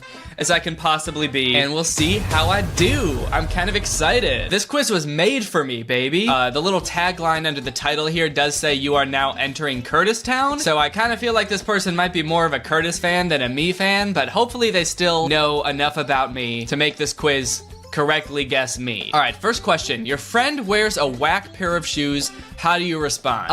Is yelling "What are those" an option? What are those? No, it's not an option. Shit. Don't say anything, politely suggest that they change, roast the hell out of them, don't mention it, but spend the rest of the day thinking about it. If my friend was wearing a whack pair of shoes, I definitely don't think I would ask them to change. Like, how whack would they have to be? Unless they said something really offensive on them, or like, had swastikas on them. I don't know if I'd ask someone to change because I didn't like their shoes. Oh, that's what you're wearing? Oh. Can you change? You're making me uncomfortable. I don't think I've ever asked one of my friends to change what they're wearing because it makes me uncomfortable. Roast the hell out of them? Maybe. It depends on the shoes and it depends how close I am with the friend, but most likely I would probably not mention it and spend the rest of the day thinking about it.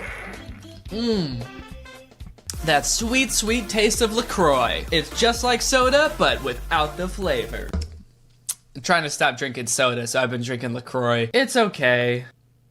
It's okay. How often do you create art/content of some kind? Not too often. I like to put my all into my projects. Once in a blue moon. Pretty regularly. Sometimes I even make extra content on a very specific schedule every week, every day, etc. I would say pretty regularly. Sometimes I even make extra content. In fact, that's kind of what I'm doing right now. I'm posting on my second channel.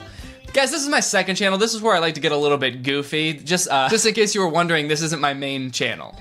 So I'm gonna pick that one. Pick your least favorite internet trend. Country TikTok, YouTubers trying to become famous in Hollywood. That doesn't really bother me that much. That's fine. Weird children's content or FOMO posters? I wanna know what commentary YouTuber that is for. FOMO posters, like fear of missing out. I'm gonna say weird children's content because I've made quite a few videos about weird children's videos, so I feel like that most closely applies to me.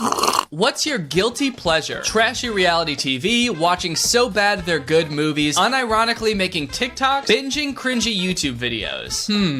There's a couple on here that I like. I really do like trashy reality TV. I watch The Bachelor, Bachelorette, Bachelor in Paradise. I just watched Love is Blind. Been watching a lot of Married at First Sight as well. So trashy reality TV is really up there. Watching so bad they're good movies. I do like doing that, but that's usually only for like when I'm going to make a video about it. I don't really do that in my free time that much. Unironically making TikToks, I sort of do that, but not very often. Yeah, I would say the thing I do most often is watch trashy reality TV, so I'm gonna say that. What's your relationship with social media? I post a lot of tweets that I delete later. I really only go online if I have a random funny post to make. I mostly post pictures of my significant other and my pet. I do a lot of stalking, but not a lot of posting. Out of these options, I would probably say I post a lot of tweets that I delete later. I do tend to do that. If you have my notifications on Twitter on, then you know. Sometimes I like to post things just for people who have my notifications on, so I tweet them and delete them really quickly. A lot of people don't understand what I'm doing, so they just think I delete a lot of tweets, but sometimes I like to just talk to the people who have my notifications on, so I do that. So I could understand how that could be me. Okay, I post a lot of tweets that I delete later. I'm gonna pick that. Of these places, which would you like to visit most? Okay, we got Canada, London, Greece, and Japan. Now, here's the thing. I can kind of tell who's who here. Japan is clearly me, because I just went to Japan last year. Canada, maybe Curtis, because he lives there. Greece, okay, I don't know who the other two are really, but I'm pretty sure Japan is supposed to be me, but here's the thing is I already went to Japan, and this question is asking which of these places I would like to visit most, and I've already been to Japan. In fact, I've been to Canada, London, and Japan. The only place on here I haven't been is Greece, so I'm gonna have to pick Greece. And I'm a little worried about what that's gonna do to the results of this quiz, but I'm not about to lie and say I wanna go to Japan again before I go to Greece for the first time. So I'm picking that. And then I gotta get another sip of this LaCroix. Your friend is having a rough day. How would you cheer them up? Okay, this is an interesting one. Have a sincere conversation about what's bugging them. Offer to take them out to do something fun. Invite them over to watch funny videos with me. Or make jokes and try to make them smile. Shit, man, I don't know. My friend is having a rough day. How would you cheer them up? I don't know whoever made this is gonna judge this, because like when have I ever like online shown that my friend is having a rough day and I cheered them up? When has that ever happened? I don't know. Like I've never made a video where like Curtis came over and he was all sad and I was like, hey buddy, I'm gonna make jokes to try to make you smile now. So I don't know how they're gonna judge this one, but I guess offer to take them out and do something fun. I think that would be nice to take their mind off of things. We could go play laser tag or something. What's something you like most about yourself? My ability to follow my dreams even if it's scary. My dreams are pretty scary. I only have nightmares. I don't have dreams that I work towards. I have nightmares that I work away from. My artistic skills, my ability to be a good friend, my deep thinking and introspectiveness. It sounds a little pretentious to say my artistic skills, but I do like feeling creative. Like when I do something and I'm like, damn, that was smart or that was creative or funny. I really like that. I feel like that's really fulfilling. So I'm gonna pick that, my artistic skills. What would you bring with you to a deserted island? A whole bunch of junk food? Who is that supposed to be? I feel like if that was me, I'd be like, what the fuck are you trying to say? An endless library of music, my laptop, or my pet? I definitely would not bring my pet to a deserted island. She would die. A bunch of junk food? No, probably not. I would probably bring my laptop, provided there's like a charger somewhere. I'm gonna go with my laptop. Okay, we might be getting close to the end here. I'm feeling pretty good about it so far. I've answered very truthfully. I have looked deep down into my soul for the first time in years to answer these questions. So if I don't get me, there's something wrong, either with the person who made this quiz or with the way I see myself. And actually, come to think of it, judging by all the responses to my doppelganger tier list, I'm gonna say there's definitely something wrong with the way I see myself. But shit, I might fuck around and blame somebody else. Pick your favorite quality in a significant other. Someone who is kind and understanding. Someone who doesn't mind keeping our love life private. Someone who can handle my dry jokes. And someone who supports all my strange endeavors. I don't know, I feel like all of these are kind of true to an extent. I think Laura's very supportive. I'm gonna pick someone who supports all my strange endeavors. She's willing to leave the room when I gotta film. She's willing to film my weird ass music videos. I think being supportive is very important. What's your opinion on marriage? It rules, dude. Marriage is sick. Oh shoot. Okay, this is the last question. I really gotta make this count. The last question is, what's the first thing people notice about you? My height, my flawless makeup, my eyes, or my hair? I'm trying to picture who these are each based off. My height, at first I thought that meant someone was like extremely tall, and I was trying to picture what commentary YouTuber like towers over everyone else, but I'm pretty sure this is referring to like either Cody or Noel because they have the whole short kings thing. My flawless makeup, probably not me per se, although the one time I did wear makeup for a video, it was pretty good. So we're left with my eyes and my hair. You know, these are all pretty superficial. What if people notice like my sense of humor first? But no, everyone's gotta be like, oh shit, he's short, or damn, his hair is weird. I'm gonna go with eyes. You know what they say, eyes are the gateway to the hair.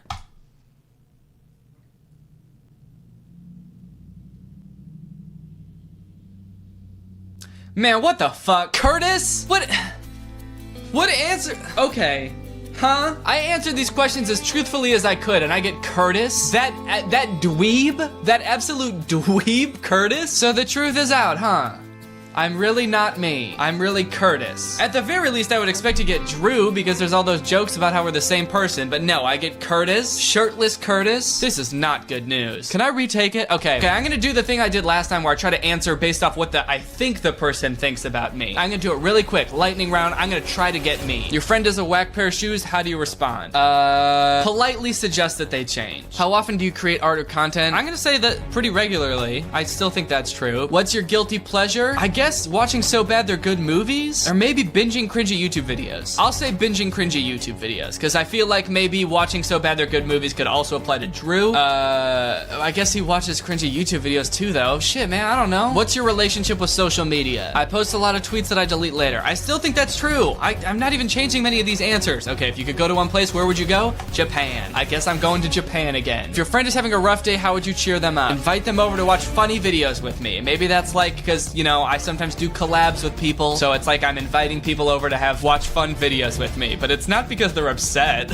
Yeah, the only times I ever collab with Drew or Curtis or anyone is because they're upset and they're sad and I need to cheer them up. What would you bring to a deserted island? An endless library of music. Okay, because I make music. Maybe the music thing has something to do with me. What's your opinion on marriage? It rules. What's the first thing people notice about you? Okay, so maybe my eyes wasn't right. Maybe I'll pick my hair.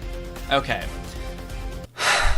So, I'm not me, we've already established that, but do I at least know me well enough to be able to guess me in the quiz? Let's find out. I'm picking my hair. I'm going for it.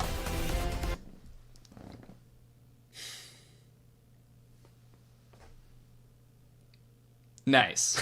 All right, I did it. All I had to do was pretend to not be me and answer as someone who thinks they know me. And then I did it. All right, well, I hope you enjoyed this video. Again, this is my second channel. This is where I like to get a little bit goofier and a little bit sillier, so make sure you subscribe. I'm gonna go finish my LaCroix. You would not believe your eyes if 10 million fireflies. What's up, Greg? I hope you're having a great day. Welcome back to another episode of reacting to everything that you told me to. So because my channel is largely based on me doing commentary on things on the internet and movies and stuff, I get like a ton of suggestions for things to watch and react to on my channel and do commentary on. That's honestly how I get a lot of my ideas for videos, is from you guys. And sometimes they're great ideas and I can make an entire video based off one idea, but sometimes the ideas are so little that I can't really make like a full video about just like that one thing, because I generally like to make longer videos. So if it's just like a small clip to react to, then I can't really make a whole video about that, but I still kind of want to explore some of those ideas. So I tweeted, hey, Send me links to anything you want me to react to. I'm trying to see something. So that's what we're gonna be doing today. We're gonna be looking at all of your suggestions for things that I should make videos about. Because you know what? Most of my ideas come from you guys anyway, so I might as well just go straight to the source. All right, let's check this out. All right, straight away I'm noticing that like none of the top responses are links. They're just people saying things. The Akinator app. Hooters had an airline. Guys, I said link. Literally nobody is sending links. Also, Hooters had an airline? Is that real? I kind of don't want to look it up just because this person didn't send a link. But you know what? I'm going to look it up. Hooters airline. Hooters Air was an airline headquartered in Myrtle Beach, South Carolina. Oh yeah, look, there he goes. Hooters Air. What is the purpose of this? I mean, I've heard they have good wings, but I didn't know they were that great. To fly a whole plane? Shoot. Wow, this sounds like a great idea. I feel like I've heard many accounts of women who work at Hooters being like harassed by middle-aged men who are patrons of the restaurant. So I can't think of any better idea than like trapping them in the sky with these dudes for hours at a time while they fly over the ocean. That sounds like a pretty sick idea. This raccoon whisperer, it's kind of cool in a way. Okay, it's a video called Mobbed by Raccoons. 25, Tuesday night. I got 3 more pounds of hot dogs. Here. You eat that. It's just a dude feeding hot dogs to raccoons? All right, you ready? Wait, let's sit down. Wait. Okay, honestly, this is my type of content right here. So whoever sent me this, thank you. This is the type of stuff, honestly, that I watch on YouTube. There's this one channel that I watched for a while that was about this dude that had multiple raccoons as pets. They were named like Tito and Cheeto, and he just had raccoons as pets in his house, and he lost one, and it was really sad. This looks awesome. Also, I like how he's telling them to sit and like hold on as if they have any idea what that means. These raccoons do not look trained at all. They just look very fat and very handsy. They don't know what wait means, dude. If you want them to wait, you're gonna have to teach them how. Okay. Wait! Oh my god, here. Homie, they don't know what that means, man. Raccoons have no concept of weight. The only weight these raccoons have is the weight they're putting on from these friggin' sausages. God, here. Take them. You like my new hat? Are they oinking? This is so weird. This is like a fever dream. Whoa! This video was posted like 3 weeks ago and it's got 12 million views. Holy cow. Oh my god. How popular is this dude? He's got 300,000 subscribers, 12 million views, 12 million raccoons around him. I like that one is just kind of on his shoulder like this, kind of just tapping him on the shoulder. Hey buddy, my turn. My turn. Give me. Here! Oh my god, they're ripping my coat and everything. Here. Talk about overwhelmed with raccoons. This video is a weird combination of him totally bringing this upon himself and then also acting so shocked that the raccoons are being so unruly. It seems pretty clear that he feeds these raccoons often, so they expect him to feed them. But at the same time, he's like, whoa, okay, here's the hot dogs, raccoons. Take it easy, guys. This is so sweet. Every raccoon gets its own little hot dog and they go off to eat it. Like they go off and turn away from the other raccoons to eat their hot dog by themselves. That's so sweet. Look at this one in the corner. That's such a silly thing that animals do. Peanut does that too. My dog, if I give her like a really good treat that she has to chew on for a while, she'll take it in her mouth and then just like sprint in the other direction because she's worried someone's gonna like take it away from her or something, or she has to eat in private. I'm just imagining like people doing that. You go to a restaurant and the waiter brings you your food and you're like, oh fuck, I gotta get out of here, dude, before someone takes my food. And they're getting whole hot dogs. There's no half. There's no halves. Now he's flexing on us a little bit? Okay, dude. That 12 million views money. We're buying whole hot dogs for these raccoons, baby. No half hot dogs over here, fam. We're not skimping for these little trash pandas. No hot dogs. I gotta put the dry food up now. What are you doing up here? Here you go. Here you go. There you go. Look at that. Get your bob. Get your bob. Oh, you know what? I love this little close-up right here. This raccoon right at the front of the frame eating. Oh, that's so cute. With its little hands. Right, that's gotta be one of the goofiest things in the world, that raccoons just have hands. What other animal has hands? I guess a lot do. I guess like monkeys. But they look like little rodents, but they've got just like human hands. They can grab things like people do. There's so much more that they can do with real hands. They could flip you off. Imagine getting flipped off by a raccoon. What would warrant that? When you give a raccoon half a hot dog? Oh, you messed up now, buddy. You messed up big time now. Imagine getting slapped by a raccoon. Yeah, honestly, that would be cute as hell. Getting slapped by a raccoon, that would be so cute. I would actually pay money to have a raccoon slap me. So that's enough for that. We're gonna put the dry food out. Maybe I'll put some cookies out. Oh, so he's not just feeding them hot dogs. He just said he's gonna go get dry food and cookies for these raccoons. Okay, so that probably explains why all of them are so fat. I think this is one of the best things I've ever seen, if I'm being honest. Wow, he does this so often. Oh my God. 22 hours ago, 22 hours ago, a day ago, 2 days ago, 3 days, 4 days, 5. He uploads like 2 feeding videos a day. He's got these raccoons on a schedule, dude. He's running this thing like clockwork. I really want to know more. Wait, also his like channel trailer on his channel is a video called Raccoons and Peanut Butter Sandwiches, where first off, this raccoon is just adorably peering through the window here. But this video is from 6 years ago. This dude's been doing this for 6 years? Oh my God. This dude's been feeding raccoons every day for 6 years. This is wild. Okay, I'm subscribing to this channel. I need to stay up to date on this. I'll update you guys if anything crazy happens. This is so cool. I feel like people are gonna think I'm really overreacting to this, but I really like this. This is great. I can't keep watching this because the whole video will become about raccoons if I keep watching this. And I said at the beginning that I was gonna do multiple topics in this video, so we're doing it. React to music. What? So this is music, huh? Huh, that's crazy. I've always heard about this stuff, but I never gave it a good shot until right now. And honestly, I hope I don't get too much flack for this, but this is kinda cringe. Someone just sent me a My Chemical Romance cover of All I Want for Christmas Is You. Are you just trying to get me demonetized? I don't want to get copyright claimed on my videos. I'm not just gonna react to an entire song. Okay, again, this is not a link. This is just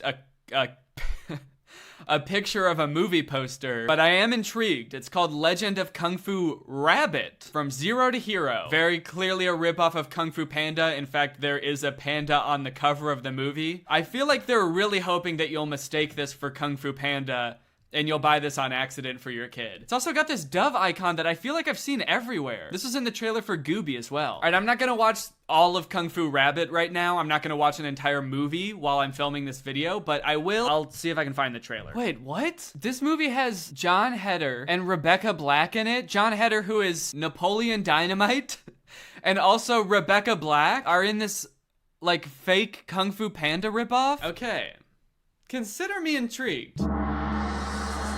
In a land of honor, many have fought over the mysteries of Kung Fu.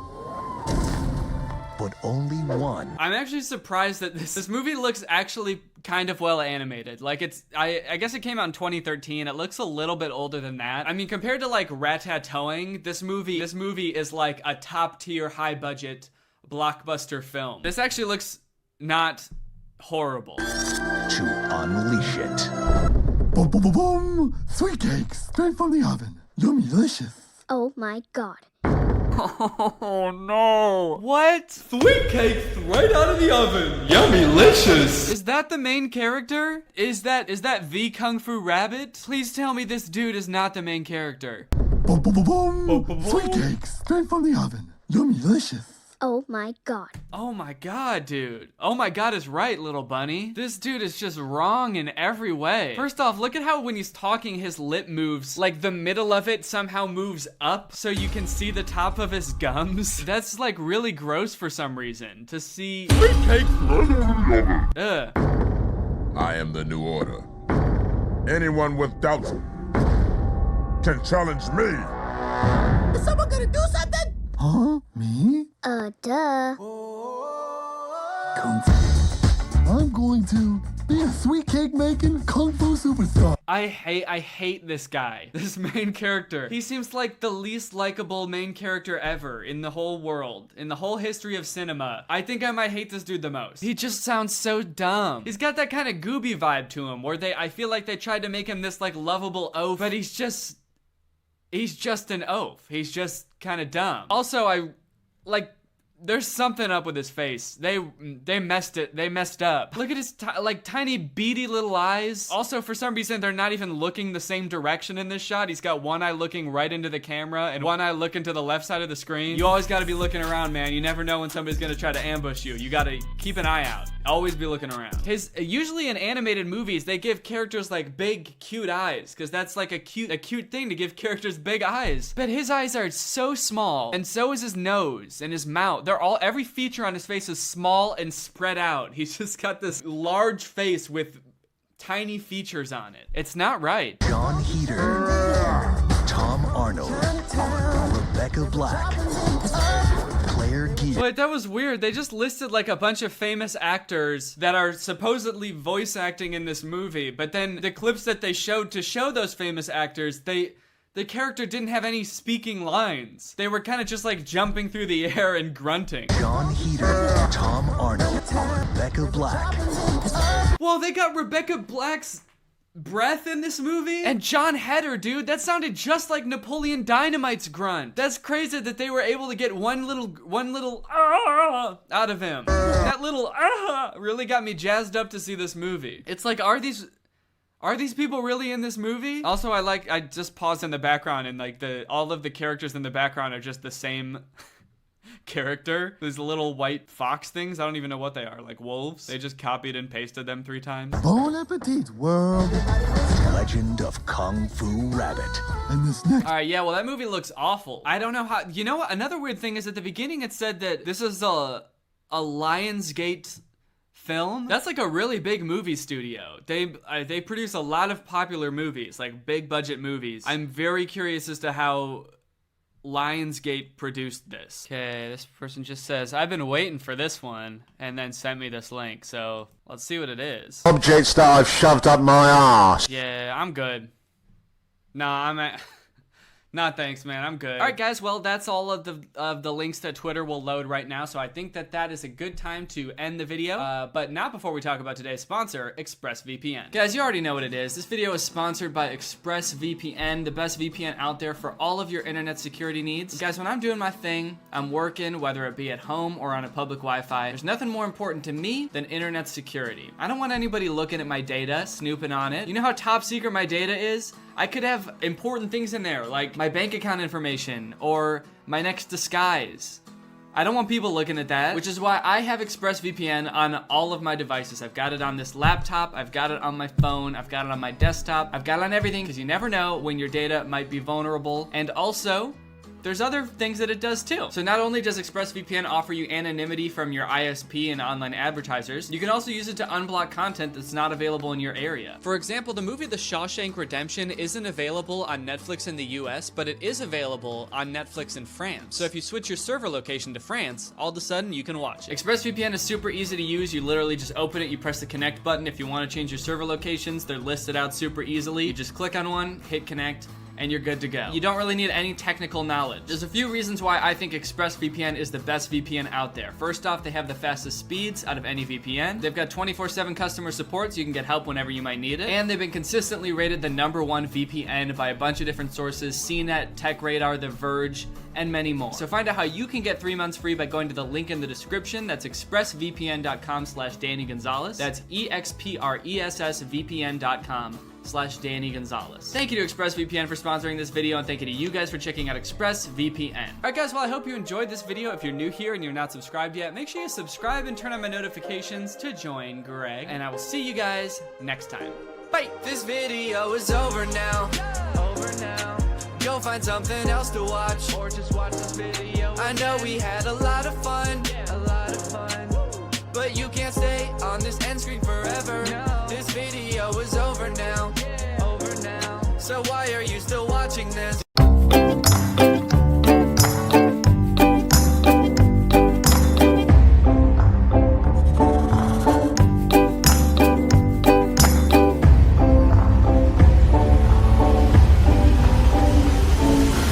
What's up, Greg? I hope you're all having a great day. Welcome back to my channel. This, of course, is another episode of sitting alone in an unfurnished room like a weirdo. So most of you have seen the video I made with Drew a couple months ago where we talked about the Jeremy Renner app. And since we made that video, a lot has happened in the world of Jeremy Renner. Firstly, just a few days after we made that video about his app, the app got shut down. Jeremy Renner himself posted this lengthy note on the app saying that he was taking down the app because there were too many trolls on the app, and he was going to be giving anyone who spent money on stars refunds. And for a second, Drew and I were like, huh? Did we do that? Did we roast this international celebrity's app so hard that he had no choice but to take it down? But then we looked into it a little bit more, and it seems like there were like a whole host of other problems on the app that we didn't even touch on, and it's been a long time coming. Unbeknownst to us, the app was full of trolls that were impersonating other celebrities. People were making accounts for like OJ Simpson and Casey Anthony and posting really weird stuff on the app. But worse than all that, worse than people making fake accounts for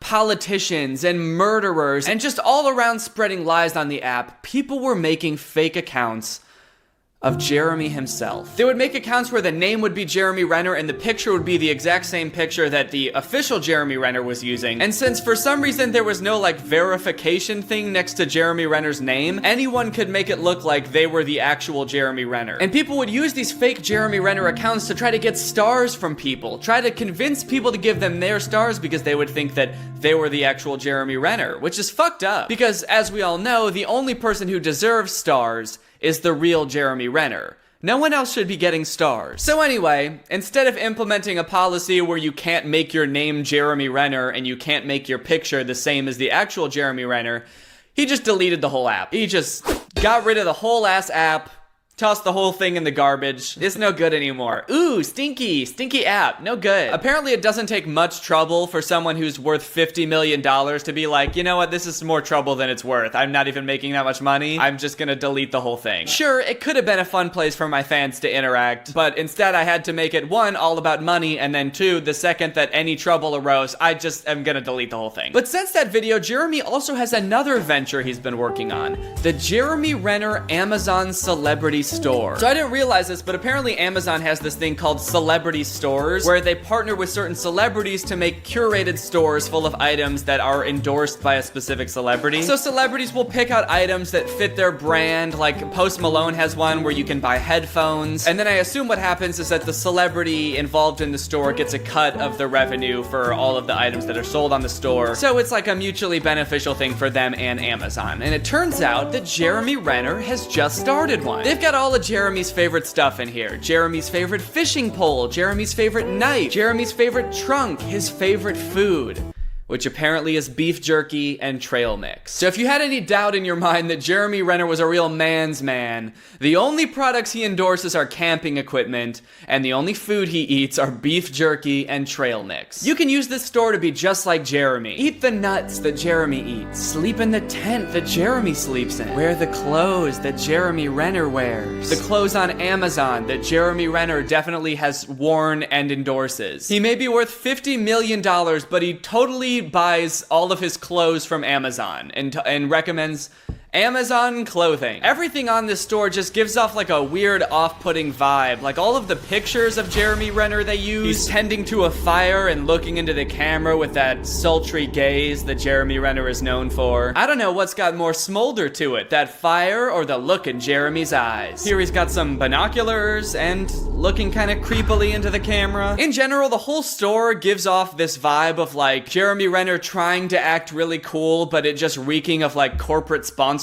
I went and looked at some of the reviews for the products in this store, and a lot of them are pretty funny. This person rated the fishing rod 5 stars, but their review says, Jeremy, are you disappointed in me? Why does Jeremy look like he's disappointed in the homepage? He's disappointed I didn't catch the fish on the first try, angry that I'm taking forever lighting the fire, and just overly disappointed in the fact, for a moment, I thought I could have been as cool as him by buying these products. Okay, here's another similar review for the fishing rod. This person gave it 4 stars. I have not purchased this product, which is always a good way to start a review of a product, by admitting that you've never used it or even seen it in person, but I just want to say how sad the Jeremy Renner store is. Really look at him. So bad and so sad. I bet he never uses any of the stuff they're selling, but I do think he does high-end real estate, which is pretty smart and cool. Minimal loss if the economy turns south, and a better investment than middle to low-class real estate. But he has a ton of money, so I bet I could never go into that. Anyways, forgot my point, but this store is a shame, and Mr. Renner should be embarrassed. I'd say that those reviews are a pretty accurate assessment of the Jeremy Renner store. It's weird to see someone so famous trying so hard to make money in the most corporate ways possible, like making an app where the only thing you can do is pay him money, like doing this weird celebrity Amazon store endorsing products that he's definitely never used. So anyway, that's what Jeremy Renner's been up to lately. That's the only weird thing he's been doing. He hasn't been doing anything else weird. Other than that, he's been living a pretty normal life with his family, and he hasn't been doing anything weird or creepy, and he definitely seems like a great, well-adjusted man. Jeremy Renner's ex-wife claims he threatened to kill her. Jeremy Renner bit his daughter. Yep, nothing weird. He's not doing anything weird. He's just living his normal life and camping a lot. Those articles do kind of make the camping supplies seem a little bit less fun. Yeah, this whole list of stuff really seems a lot more suspicious after reading those articles. Like, what is he planning on doing with these bow and arrows? And who is he planning on watching with these binoculars? Jeremy Renner's life has really been in kind of a downward spiral ever since his app got shut down. Jeez. I didn't think it'd take that much of a toll on the guy. Anyway, after I was done researching the Jeremy Renner store, I started falling down all these rabbit holes of weird products that are on Amazon, and holy shit, there's a lot of weird products on Amazon. Okay, now here's a really fun product.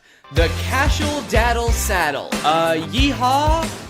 More like knee-haw. More like yee-naw. Cause what the fuck is this? I don't think that this is what the song Save a Horse, Ride a Cowboy was about. Look at this poor dad, dude. He looks so embarrassed. He's been conquered by a 3-year-old girl who really seems to be enjoying herself. I'll give him that. The girl seems to be having a jolly good time, but the dad, he's so ashamed he doesn't even want to show his face. His cowboy face. His cow face. So in case you couldn't tell, this product is just a saddle to put on your dad so you can ride him around. I don't know who this would be a gift for. Like, is it a gift for the kid or a gift for the dad? Seems like a pretty mean gift to get your dad. But a lot of the reviews say, like, this is a great gift for Father's Day.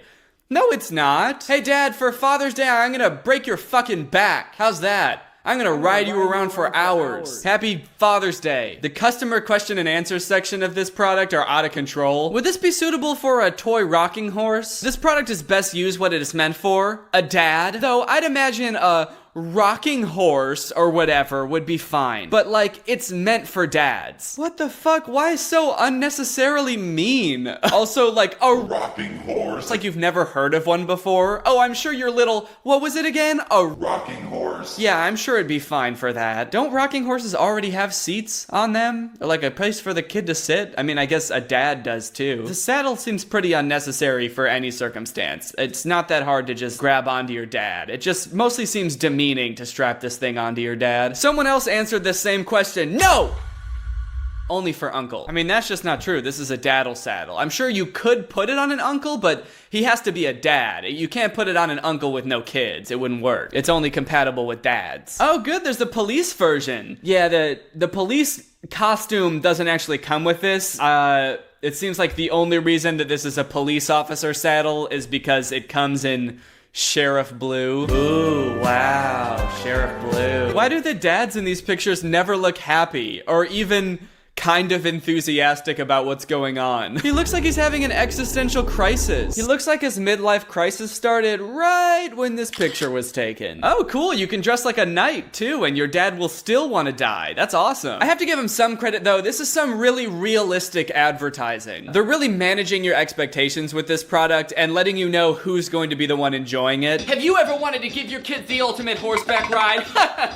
Of course you have. Well, now you can, thanks to the Casual Daddle Saddle. Just strap it on and take your kids for a ride. Your kids will love feeling like they're strapped to a real horse because you smell like shit. You smell like a horse. Your kids can dress up like a cowboy, a mounted police officer, a princess, or a knight in shining armor. And you can dress up like a fucking horse. Your kids will love feeling like they're riding a real horse, whether it be through the jungle or on an old dirt road. And you will not have a good time. You will not like this product. You will not have fun. You're gonna hate your wife forever for getting you this as a gag gift and resent your kids for making you use it. So call today and become a fucking horse.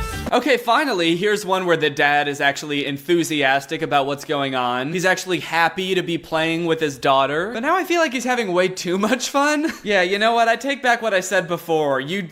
You should not be having this much fun using the daddle. This dude is getting a creepy amount of joy from crawling around on the floor. All the fun stuff is happening up here. There shouldn't really be anything cool or interesting going on down here. It should mostly just be tiring and painful what's going on down here. You definitely shouldn't be open mouth laughing about just crawling around on the floor. So this one is called the Pony Up Daddy Saddle, which feels like a really condescending thing to say to your dad. Pony up, daddy. It's like, doesn't pony up mean to like settle your debts or, you know, pay what you owe someone?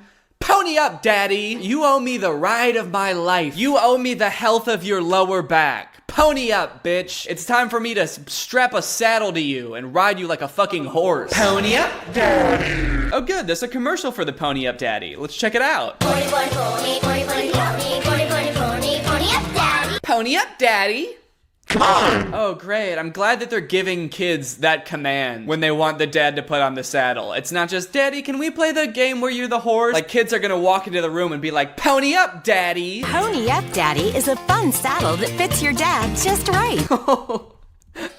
He looked so defeated when he got down on all fours. Like, it's really what my life has come to. Got his head down and everything. Just, oh, fuck this again. You can have a pony ride anytime, day or night. Don't worry, Mom. You can pony up too. Oh, shit. The Pony Up Daddy works on mommies too? You don't even have to get a Pony Up mommy? This is awesome. What's next? It's gonna work on uncles? You can pony up too with Pony Up Daddy. Oh, shit, Daddy. Throw it back. This daddy's throwing it back. Pony up, Daddy. Oh, god damn. Pony up, Daddy.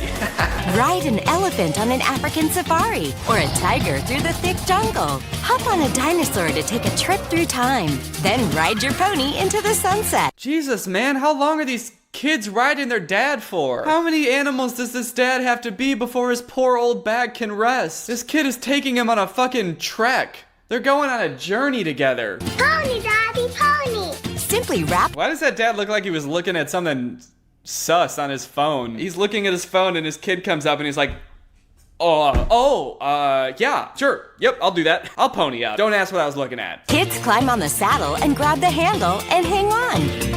Pony, pony, pony, pony, pony, pony, pony, pony, pony, pony up, Daddy. No more ripped collars, no more stretched shirts, and no more broken jewelry. God damn, these kids are brutal. Just fucking choking their dads. You don't need to worry about jewelry getting pulled out or your collar getting stretched because the Pony Up Daddy comes with a bit to put in your dad's fucking mouth so you can pull that shit when he's getting out of line. It's time to play with your kids again. Oh shit, it's time to play with my kids again. I gotta go play with my kids again. Okay, I'm starting to like it. I like the idea of getting off the couch and getting off your electronics and playing with your parents, but I feel like we could go even bigger. Just riding one dad, that's lame. And kids these days, they're resourceful. I think it'd be really cool if they started making like daddy carriages. So you could have like a carriage that you and all your friends sit in. It's got big wheels. And then there's like a group of 6 harnesses in the front that you strap a bunch of daddies into. So now you've got like 6 daddies pulling this little daddy carriage around. Now that would be cool. Taking your daddies out on a dirt road and just like,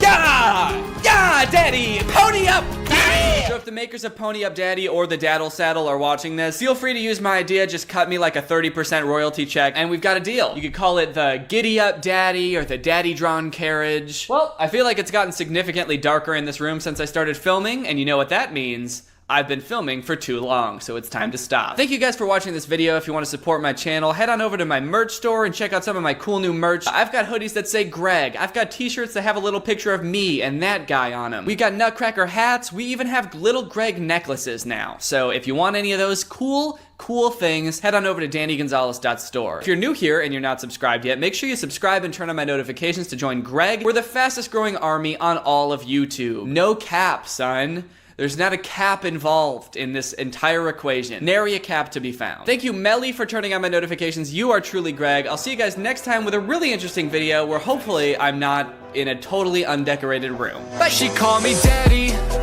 Yeah, I ain't got no kids, but the way she talking to me, you would probably think I did. She call me daddy. Yeah, I ain't got no kids, but the way she talk to me, you'd think I'm her guardian. She call me daddy. Bitch, I got those long socks underneath my brown Crocs, drinking.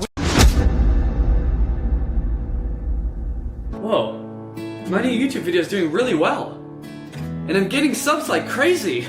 I must have really figured this YouTube thing out. I mean, if I just keep doing this, I'll be a YouTube star in no time. Well, as long as nothing gets in the way of me posting videos. Time to sit back and relax with a nice warm beer to celebrate my pending YouTube fame. Gosh, I feel like nothing could go wrong right now. This is pretty good, actually. What is this? Forget juice. That's a weird name for a beer. Oh god, I don't feel so good. I hope this doesn't impact my ability to make YouTube videos.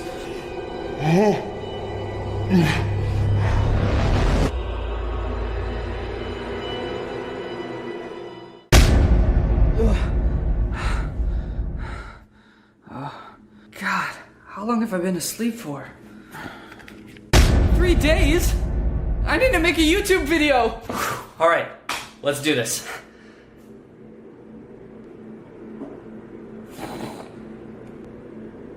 Where's the camera? Camera.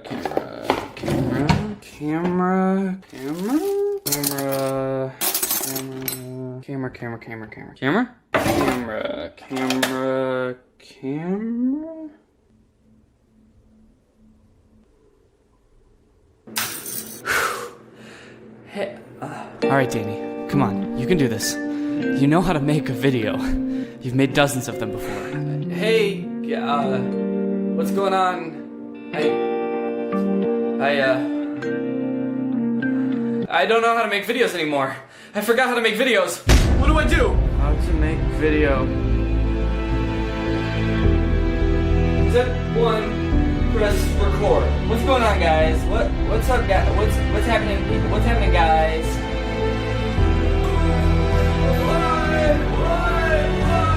I'm doing it! I'm doing it! I'm making a video! I'm doing it! I'm doing it! Alright. I can do this. I put in the work. I practiced. I know how to make a YouTube video. I just have to press record and start talking.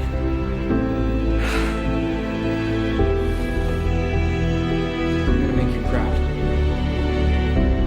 Alright. I'm ready. I'm ready. Let's do this. Alright.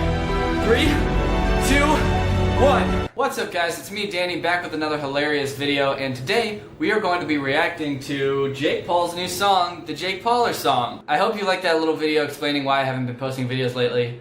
None of it's true, but I hope you like it. The real reason I haven't been making videos is because I have this autoimmune disease that made it so all of my joints were swollen and painful for a really long time. But for a while I couldn't walk or get out of bed, so that makes it kind of hard to make YouTube videos. So I'm feeling a little bit better now, so I'm gonna start posting more videos here on JakePaulHate.com, or sorry, YouTube. So let's just dive right into it, because there's this new song called the Jake Pauler song by Jake Paul, and I just want to dive in and take a look and analyze this thing because for reviews. So it's actually pretty funny. So let's go ahead and watch it. I'm sure a lot of you have already seen it, but let's go ahead and watch it. So far, the beat sounds pretty banging, and the cinematography is pretty good. Both things that I don't think Jake had any part in, but I still gotta give him credit. It's a solid intro. Jake Paul's coming through. Yep. Jake Paul's on the crew. What? Jake Paul's with the views. Yeah. Who the f are you? Dude, what happened to who the hell are flipping you? You can't just start dropping F-bombs. You can't just go from flipping to f like that. What? Get fired from Disney Channel and all of a sudden you're Mr. F now? All of a sudden you're Mr. F I love my army, be my family, they be riding so hard. My fans so fly, I don't know why they all be rocking Goyard. What is Goyard? What is Goyard? Is that a thing? Goyard? What is that? Did he just make that up so that he had something to rhyme so hard with? Goyard? A French trunk and leather goods maker. Your fans are all rocking leather suitcases? How much does this stuff cost? Goyard bag. How do I find how to buy one? $900? All of your 13-year-old fans are rocking $1,000 leather bags? Go to work, they buy the merch, it's selling like a god. Okay, that's not like a compliment to your fans, that's a compliment to you. So you're just rapping about yourself now. Just hit 10 million subs. Guess my prayers to God. You hit 10 million subs. All of your fans didn't also hit 10 million subs. The colors are reversed. It's every day, bro. Tatted on our shirts. It's tatted on our skirts. It's tatted on my socks. It's tatted on your shirt? You can't get something tattooed on a shirt. Well, you can't you can't tattoo socks. You could just say written. You don't have to say tatted. It's written on my shoes. It's written on my socks. It's written on my shirt. What is why tatted? Yeah, Jake Paul is other shit. What's up, guys? Checking in on you. Why is he shirtless in every shot? And why is there a crowd of 11-year-old girls dancing behind him? That's the most mysterious thing about this video. Who are those girls? Where are their parents? Where is his shirt? I'd like to see his shirt, honestly, because apparently he has something tattooed on it. I love you guys, and I wouldn't be anywhere without. And then who's that 25-year-old guy having a stroke? Can't get views without my name. They make stuff about my name. They pay their bills with my name. I give them other kinds of advantage. I feel personally attacked by that, but he's not wrong. That's correct. It was not good. I have a lot of questions. Where is his shirt? How did you get somebody to tattoo your shirt? Where did those girls come from? Every time he releases a song, I'm like, okay, this got less than 300,000 likes and 310,000 dislikes. There's no way he's gonna keep making music, right? And then I see somewhere in the news, now he's making a song with Gucci Mane. Gucci Man? Is it Gucci Mane or Gucci Man? Like an actual rapper is making a song with Jake Paul. Like, first off, why? On both sides. Jake Paul, your 11-year-old fans do not listen to Gucci Mane. And also, Gucci Mane, what part of your demographic overlaps with Jake Paul's fans? You can say what you want about how clever the song was, or about how bizarre the video is. The Jake Paulers really are a great fan base. And it makes me mad because, like, where's my fan base? I know you guys are there and you're watching this video, but, like, we don't even have a name. I think I said in a video, like, months ago that our name is, the Goons. We are Goons. That was a reference to my old Instagram handle, Danny Gonzalez, and my old Twitter handle, Danny Gonzalez. But I got those changed, so now I'm Danny Gonzalez on both, so now it doesn't even make any sense that we're the Goons. What is that? What does that mean? It honestly sounds pretty stupid. We need to step up our game, okay? We need a new fan base name. We need a strong name, because we're the strongest family on the internet. That's true. See, I don't have a name, but whatever we are, we're the strongest army out there. We need a name that makes everybody want to be a part. So you know what? I'm gonna Google strong names. 8 strong and powerful baby boy names. Gregory. Greg. That's a good strong name. What do you think when you think Greg? You think strong? You think loyal, committed? That's perfect. Greg. That's gonna be our fan name. We're Greg. I don't see any reason why not. Other YouTubers have names like Jake Pauler. He just added onto the end of his name. Logang. He just added a G on the end of his name. And we are gonna be Greg. Our fan base is called Greg, and we are all individually Gregs. I'm a Greg.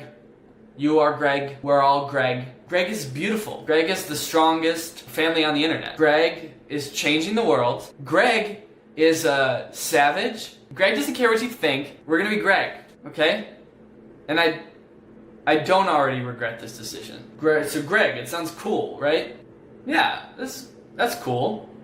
Greg. That sounds cool. Greg. Shout out to Cat Fable. Thank you for turning on my notifications. You are truly Greg. And so thanks for watching, Greg. If you're not Greg yet, go ahead and hit the subscribe button. Hit that notification button to turn on our notifications. And you can be Greg. It's cool. It is cool. It's cool, right? It's cool. Greg is cool. Okay, so subscribe if you want to be part of Greg. Make sure you throw a like on this video, and I will see you guys next time. Logan Paul, diss track. Rice Gum, diss track. All getting millions of views. At first I'm like, what the fuck's up with these dudes? Till I saw they were getting views like cheaper seats. I know that I'm an all-around really nice guy, but why nobody wanna beef with me? I see these other guys roasting each other and raking in views. The channels are flourishing, so if you think I get mad if you roasted me, I can endure it, man. I would encourage it, honestly. What's going on with hypnotism? On one hand, I've heard it's real, and I've seen some incredible videos of people like forgetting their own names under hypnosis. What's your name? But on the other hand, if it is real, I feel like we're all very nonchalant about that fact. Like, there are just people out there that can take over your mind for a little bit. How does that work? I especially want to know, what's it like to be the person getting hypnotized? Give me an interview with the person who just forgot their own name. What happened to you? Anyways, I'm gonna try to get hypnotized like 3 different ways to find out if hypnosis is real and what it feels like. Y'all wanna come? Good, because I actually already did the first one. I found this YouTube video called Can I Hypnotize You in 30 Seconds? And I thought, that sounds quick to do. So I just did it right before I filmed this intro. Have you ever wondered, could I be hypnotized? Am I the sort of person that's susceptible to mind control? Well, it's not mind control, it's just thinking about things. And sometimes the things we think about are the things that happen. So if you want to try something, all you need to do is get your hands, put your hands together like this, and clasp them together like that. Now take your index fingers and put them parallel. And just focus your eyes on that gap between the two fingers. Just focus your eyes really strongly on the gap. And as you do that, imagine that the ends of your fingers are like magnets. And the magnets are getting stronger and stronger with every second. And the more that you imagine that the magnets are pulling your fingers together, the stronger they become until your fingers can get closer and closer. And if they are moving, if they're closing together, that's weird. That can show you how susceptible you are. If they're not moving, maybe that's because you're trying really hard to make it not. No, they're already together. Keep imagining that those magnets are pulling them together. They already are together. All right, well, I guess that worked. I guess I don't know, is that hypnotism? Is that what hypnotism is? It kind of just felt like my fingers just wanted to be together, like when you hold them like this, they naturally do that. Do they just naturally do that? No, I guess I can hold them like this just fine. Okay, well, dang, maybe I got hypnotized that quick. The second type of hypnosis is hypnotherapy. I always kind of just assumed hypnosis was fake until I talked to a family member who said they got hypnotized to stop smoking. But apparently there are hypnotherapists all over the place who are more than happy to hypnotize you for a wide variety of things, like addiction, phobias, throat lump issues. Bad karma won't go away. These are real ones from actual hypnotherapist websites. As for myself, I'm hoping to get hypnotized to cure my lifelong battle with my nails. I've bitten my nails as long as I can remember. I hate it. Laura hates it. I bite my nails so much I chip my tooth. So hopefully this guy can fix it, or at least replace it with like a healthier habit like smoking. I really want this to work, so I've intentionally like not looked up much about hypnotherapy, because my instincts tell me it's one of those things that you have to like fully buy into, and I don't want to read something that makes me doubt it. So the only thing I know right now is that I'm going to be paying $450 over 2 sessions to get hypnotized via Zoom.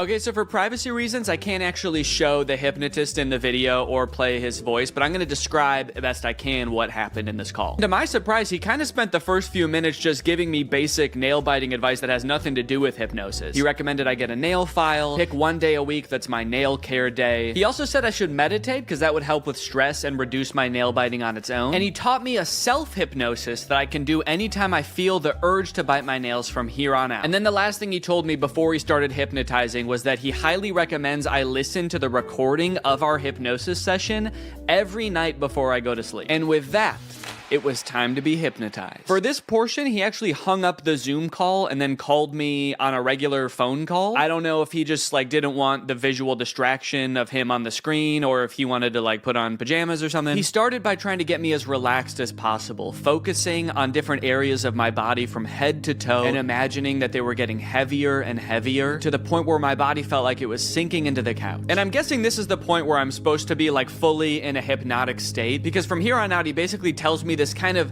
inspirational, energizing story that's gonna change my mindset around my nails. I followed his instructions, imagining my body dematerializing an array of light that shines around me, protecting my teeth and my nails. And I rode the ray of light to a peaceful beach, where I laid with a different version of myself lying on either side of me. On my left was the version of myself who bites my nails. On the right was a calm, cool, and confident version of myself with absolutely pristine nails. This was all a very peaceful and relaxing experience. I never did worry that somebody else had control over my mind, but I did have doubts as to whether I was really being hypnotized. It was a pretty long time that my eyes were closed, and I had a hard time paying attention for that long, so I'd catch myself thinking about other stuff, and then I'd be like, oh no, this is gonna ruin the hypnotism. And there were a few times the hypnotist did this alarming thing where he would just whisper a command like this. He'd be like, and now you're going to stop biting your nails. Anyway, all I had to do from here was decide that I'm fucking cured, man. That night, I tucked myself into bed and listened to the hypnosis recording as instructed, which did feel a little silly given that the session had only ended like 30 minutes ago, but hey, maybe getting hypnotized back to back will make the effects even stronger. Again, I did feel very relaxed during this recording, but I still didn't know if I could say I was hypnotized. Good night. The next morning, however, I did notice that I wasn't really biting my nails or really even looking at them. Maybe it was just in my head, but they looked hard, like actually unpleasant to bite. Was I really hypnotized last night, or was I just discovering the placebo effect? I don't even care. I squealed with delight and got to work, filming for a different video I'm working on right now, enjoying my new non-nail biting self. Oh wait, what the hell? Did I just bite my nail? Damn it. Well, good thing I was filming when I did it. Shit, I bit my nail. Damn. Well, that's obviously not great. Man, I was really optimistic this morning that it actually worked and I was hypnotized, but then I stopped paying attention for 1 second, and I'm not just having the urge to bite my nails, but I already bit it? How am I supposed to stop biting my nails if my body just does it without even asking first? I'm worried now. I feel like I was just living an illusion this morning, and none of it worked. I just pulled the bottom card out of a house of cards and the whole thing just tumbled over. Maybe I am a nail biter and I always will be. And on top of that, I'm dumb for spending $250 on this. And on top of that, I'm ugly. It doesn't have to do with my nail biting. I just feel really down on myself right now. I did do the self-hypnosis that he taught me right afterwards. Again, still not exactly sure that that's hypnotizing me. I'm gonna continue doing everything I was supposed to do, listening to the recording, doing the self-hypnosis as needed, and meditating, and hopefully this was just a glitch, and everything's gonna be fine. To my surprise, something did seem to change after this. The next few days, I did have a few instances where I lifted my hand to my mouth just out of muscle memory, but I caught myself right away, and after day 4, I wasn't doing it at all. I was listening to the recording every night, following the hypnotist's advice, and taking good care of my nails, and they were actually almost starting to look normal. I had my second session with the hypnotist, which ran me another $200. Luckily, this portion of the video is sponsored by SoFi, who's here to keep us all on top of our finances. The hypnotist checked in on my progress. He said I was doing great, in fact, better than most people he works with at this stage, which I don't know if that's necessarily a good sign. During the hypnotism, I had trouble concentrating again. I guess I just couldn't stop thinking about how SoFi is the ultimate finance app that helps you bank, borrow, and invest all in one place. Not to mention, they've just launched SoFi Plus, America's most rewarding financial membership, all in one app. This time, the hypnotist led me through a story where I was attending a meditation retreat led by the Dalai Lama in Central Park. That sounds expensive. I must have been using SoFi Plus. You see, you can unlock more than $1,000 in value with qualifying activities in banking, spending, investing, and more, with exclusive perks that help you over time. That includes unlimited access to SoFi's wealth financial planners who help you make a plan and stick to it. Plus, members with a new or existing SoFi checking and savings account also unlock up to 3.8% APY on bank savings balances. That means you're earning 9 times the average national rate on your savings. At that rate, you'll earn more interest in 7 weeks than you would in 1 year in a big bank savings account. That's why SoFi Plus isn't just smart, it's how you make good choices. So head on over to SoFi.com/Danny, scan this QR code, or click the link in the description to learn more about how you can get your money right with SoFi Plus. Thanks to SoFi for sponsoring this video, and thank you to you guys for checking out SoFi. After 7 days, I was doing so well, I decided I could stop meditating and listening to the recording every night. I mean, it kind of seemed like I was done biting my nails. Surely I didn't even need those anymore, right? You guys, it's been 30 days and I haven't bitten my nails once since that first time. Peekaboo! Kind of a crazy way to reveal my nails. Look, now just because I stopped biting my nails Does that 100% mean that I for sure got hypnotized? No, honestly, no, I don't think it does. Honestly, I think it's possible that I was hypnotized, but I'm leaning towards I don't think so. Honestly, I kind of feel like it was all the other advice on top of listening to that very inspirational, albeit non-hypnotizing recording every night that actually made the difference. At the end of the day, maybe I didn't need to get hypnotized to stop biting my nails. Maybe I had it in me all along, which is kind of inspirational and also makes me feel like shit in a way, because then it's like, why didn't I just do this earlier? Regardless, I am still open to the possibility that I was in fact hypnotized. I feel like if I can get hypnotized by the stage hypnotist, then I'll know for sure what being hypnotized feels like, and then I'll know for sure if I was hypnotized back then too. Hypnosis is a state of focus without much awareness of peripheral noise. You're concentrated on one thing and the world kind of slips away. This is stage hypnotist Chris Jones. He's been on America's Got Talent. He's performed all over the world for over a decade. So if anyone's going to be able to hypnotize me, it better be this guy. Also, the GoPro on my head died the second we started getting hypnotized, so don't get your hopes up for any shots from this camera. All right, fine, you can have this one, but that's it. Chris suggested that this would be a lot more fun with a group, so I got some friends together and we all sat down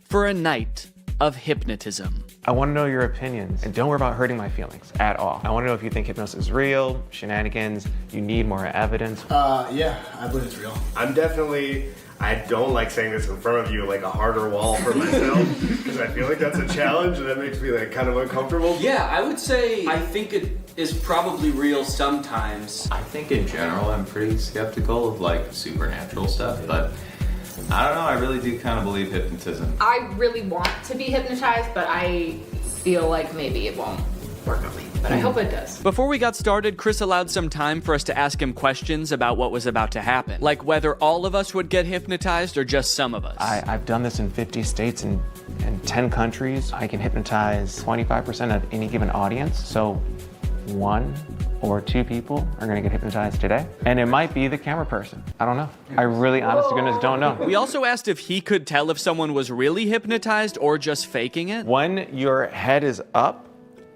we can tell. People hypnotized look like they've had a few drinks, or they're gonna look like they've been riding a car with Scooby-Doo and Willie Nelson for a couple hours. They're gonna look real relaxed, okay? The second I was like, so like they look like Scrappy? We also noted that Brian seemed to be the one who believed in hypnosis the most, and he was also maybe the most nervous about what was going to happen. Well, yeah. what are you gonna do to me? That's a good other question. Like, what are you gonna do to me if I get hypnotized? Honest to goodness, I don't know. I'm gonna put my hand over all of you and tell you who I think is most likely to get hypnotized. I'm pointing in the direction of the person who I think is most likely to get hypnotized. Now, you won't see the induction often on TV or podcast or even movies, because this next part, if you watch it in its entirety, it could hypnotize people. So they're gonna cut it up a little bit so folks at home don't get hypnotized while driving a car. So you put your hands together for me like this. The induction lasted a few minutes, and just like the hypnotherapy, it seemed to involve getting us really relaxed. So there's different strategies getting someone hypnotized. I have you focus on my voice and your breathing. So take a gentle breath in. And it seemed to rely really heavily on using our imagination. Like he had us imagine that our fingers were pulling together with magnets. And you can whisper the words to yourself or out loud. The word is magnets. 1, 2, 3, magnets. And then I see who's the best candidate. The best personality. People have a great imagination. Imagine I put a 10-pound brick into that empty palm. So your palm just starts to get more heavy. And then I make them drop and sleep all the way down, every muscle and every nerve. Allow your eyes to open. Breath in, slowly, gently, 1, 2, and 3, eyes open. Yes, so we understand. You can see like a before and after. You see their faces getting a little bit of that drunky or like stony look to them. Brian, of course. Yeah, what's happening? What are you feeling? Tell us your wife, because you are a great candidate for hypnosis. I can totally tell. You are there. Danny's there as well. I just want you all to interact in a moment, but what are you feeling right now?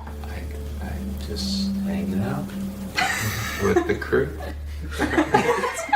Is there anything that he could do or wouldn't do that'd be like, holy cannoli, this, my husband, my partner for life, is in a different headspace?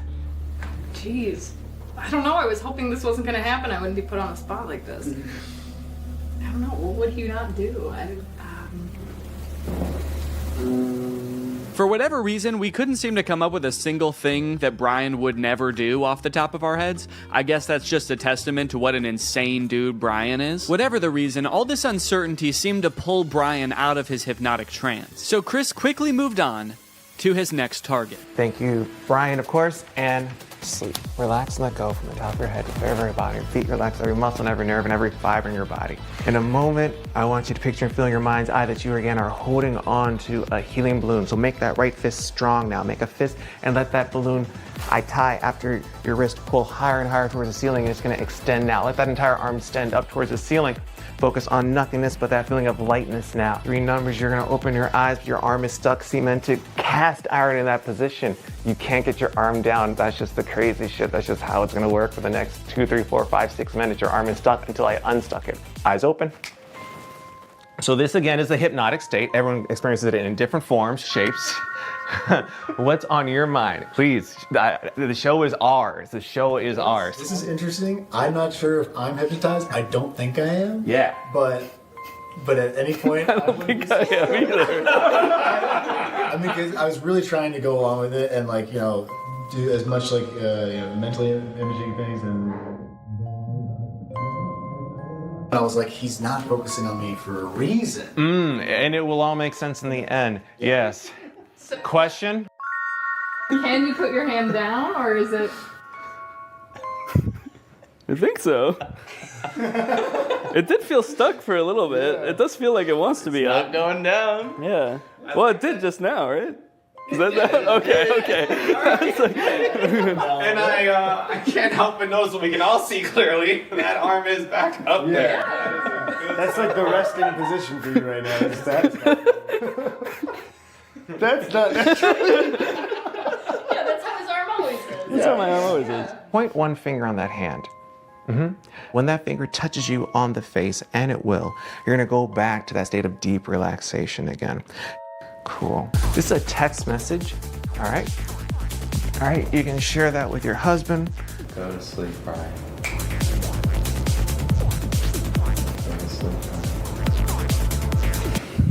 Great. Sometimes you get some folks. Okay.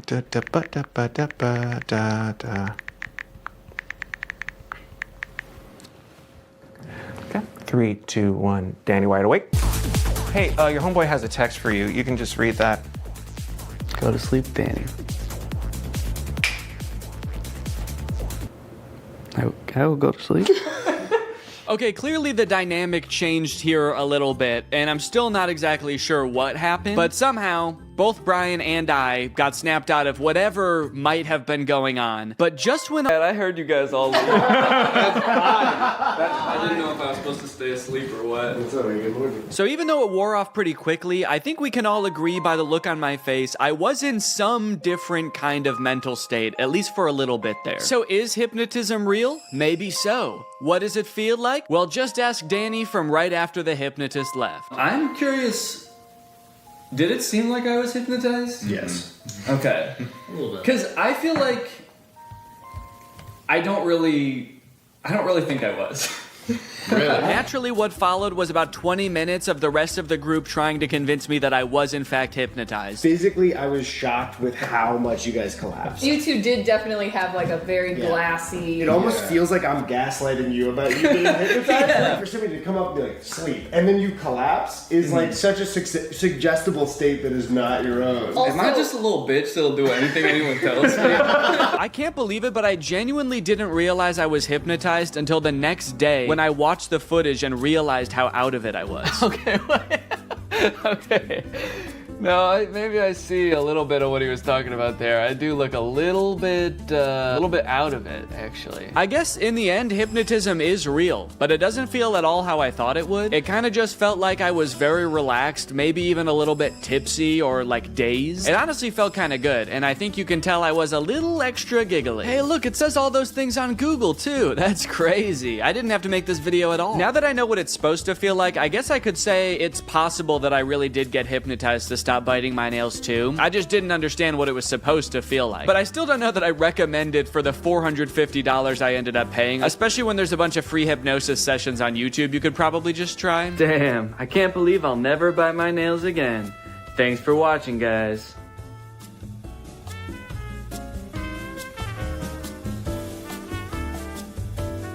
What's up, Greg? It's me, Danny, back with another episode of Bad Instagram, the show where we look at what's bad on Instagram. I'm sure this is a feeling that lots of people have had before about specific accounts on Instagram, but this account that we're going to be looking at today is so bad that I just can't stop watching it. Like, I've seen bad Instagram comedy before, right? We all have. Like, there's shit that's racist on Instagram, there's shit that's misogynistic, but I've never seen such a poor misunderstanding of just like how to just make a video before. To give you an idea of what this video is gonna be like, if you've seen my video about Paul Zimmer, this Instagram account is sort of like Paul Zimmer's times 1,000, I would say. So like all Instagram comedians, I found this person on like my explore page. It was like, hey, this is a video you might like, and then I watched it and I was like, actually I hate this, but I'm gonna watch all of them now, I guess. So this is an Instagrammer named Michael Gilgan. He has 807,000 followers on Instagram. All of his pictures are stereotypical, like, hey, I'm 16 years old and I want to be an internet star. I mean, just, you know, look at them and you'll understand what I mean, I guess. So for the most part, he just posts pictures on his Instagram.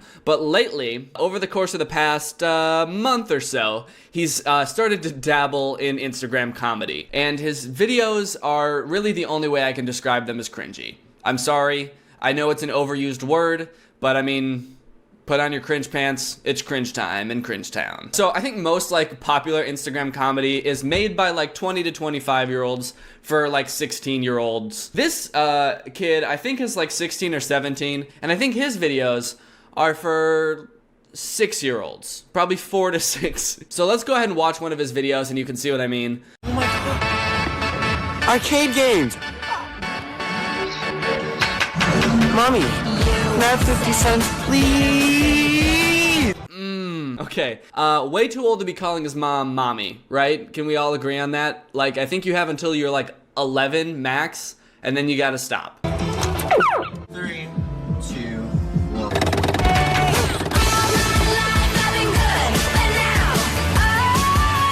1. Okay, he's having a great time playing some video games. He's having a stroke. And now here comes his mom, and it's in a different aspect ratio now for some reason. I don't know what happened with the editing there, but it went from square to horizontal with black bars on the side for some reason. Oh, stop right there.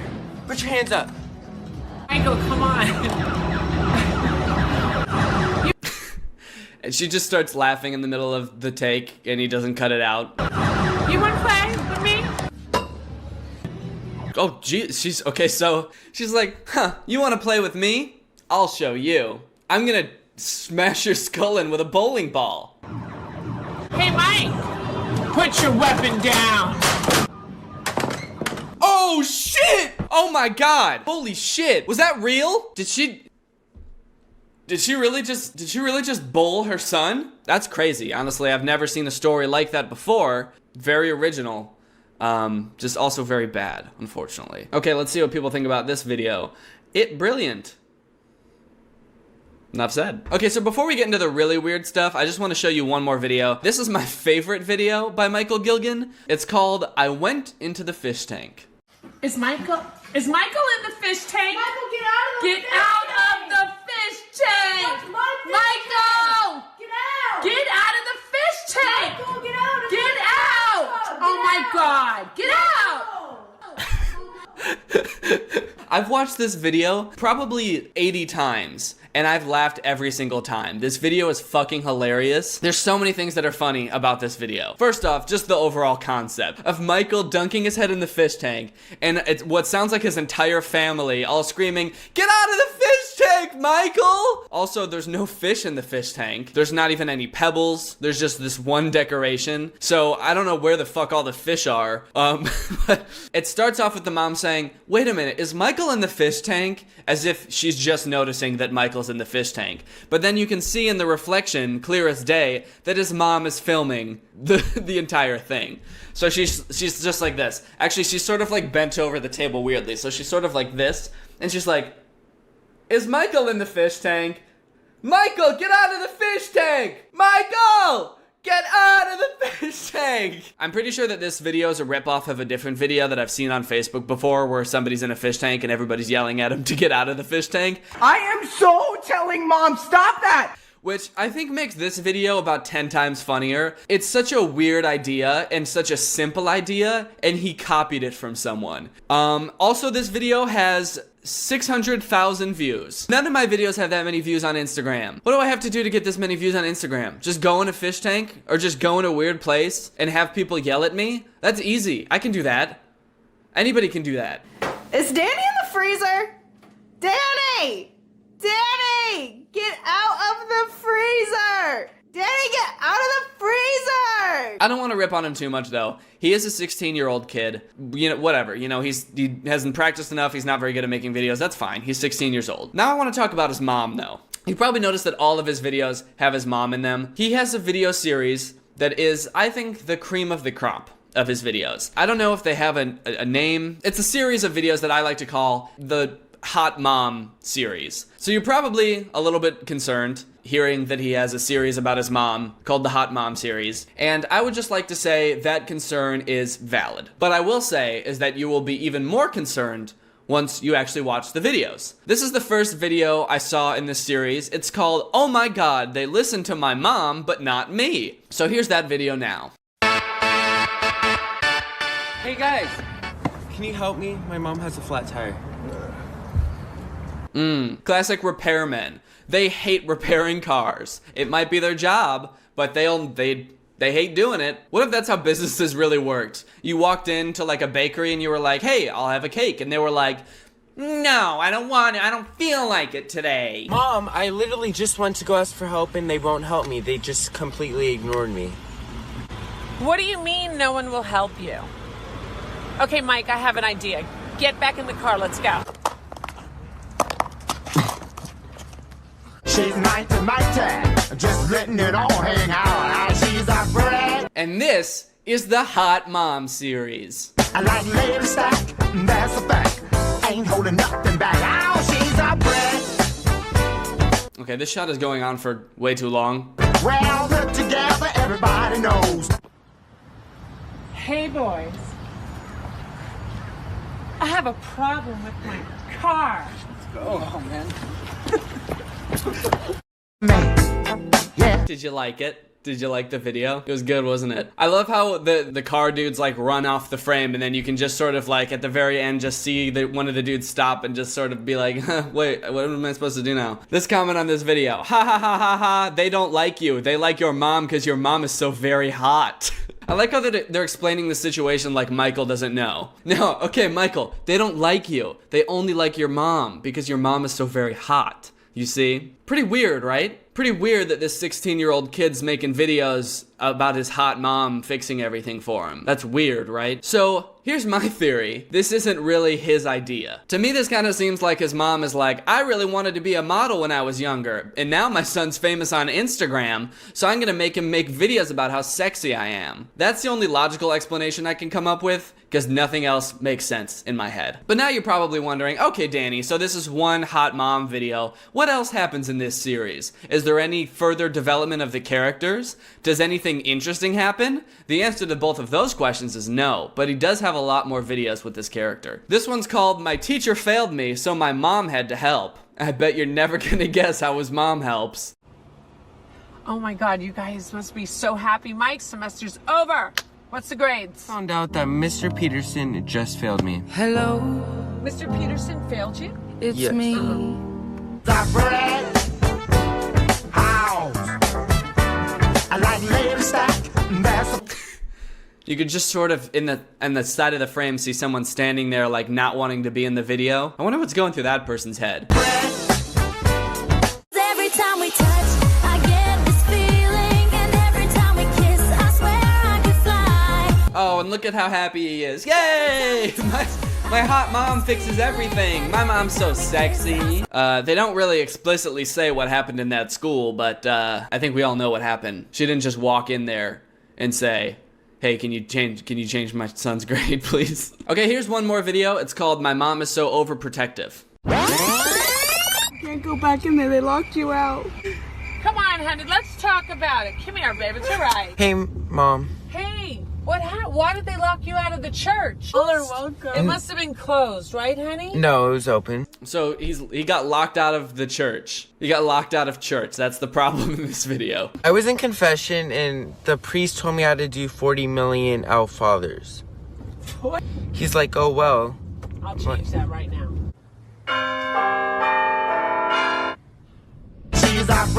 Uh-oh, his mom's gonna seduce the priest. What a wholesome video. God, it's just so, it's like my eyes hurt watching it. This video has 1 million views. So if you take away anything from these videos, I don't want it to be that like Michael is a bad boy or anything. He does make bad videos, and it's fun to make fun of bad videos.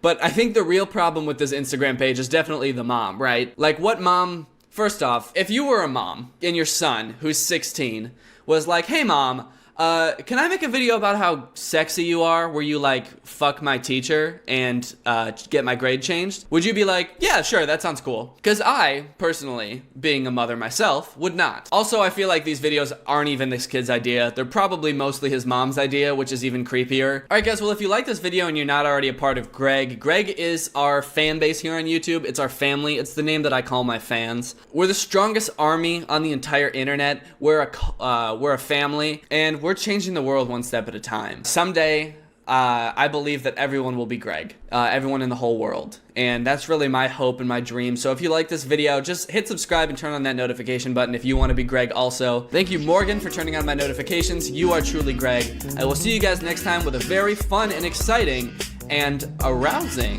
video. Bye. What's up, Greg? So as a YouTuber, you know, I'm always looking for ways to stay relevant. One month, I'm starting an OnlyFans. The next, I'm getting wrapped up in drama with the hottest TikTok stars. What can I say? I'm a hungry little clout goblin, and it looks like I'm about to get fed. Because for whatever reason, over the past couple months, I have been the target demographic for an ad campaign that's been across like all of my social medias for this class called the Fame by Shiraz Masterclass. My name is Shiraz Hassan, and I'm the biggest fame dealer in the world, and I'm looking to create the next Kim Kardashian. They call me the biggest fame dealer in the world. And who have I made famous? Paris Hilton, Selena Gomez, Justin Bieber, Jennifer Lopez, Priyanka Chopra, and many of the biggest social influencers in the world. This guy is saying that he made Kim Kardashian, Justin Bieber, and Selena Gomez famous. He's not just saying he helped them in some way. He's saying he made them famous. This man thinks he's Kris Kardashian and Usher and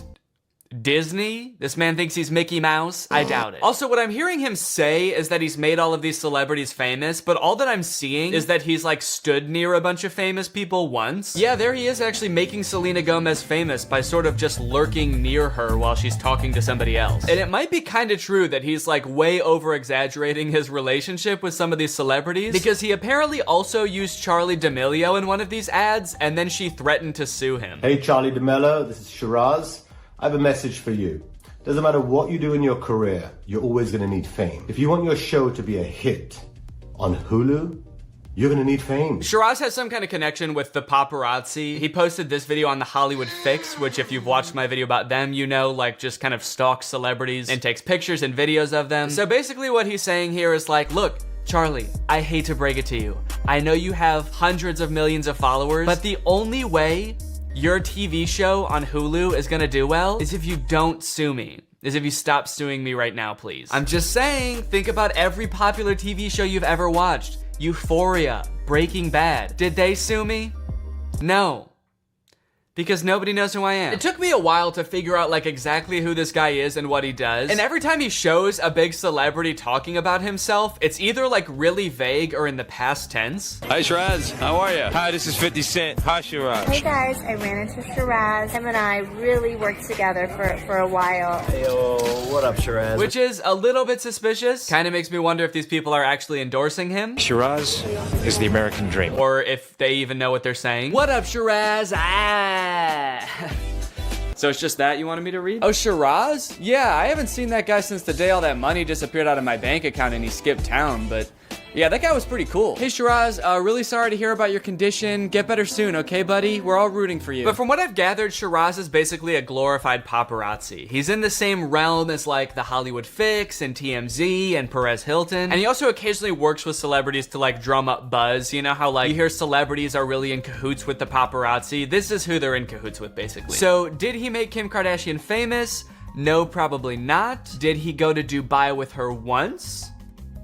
Yes. My first time I ever went to Dubai, Shiraz took me to millions of milkshakes. And I don't know about you guys, but I can't think of a single moment in Kim Kardashian's life that has made her more famous than that one time she went to Dubai. Happy birthday.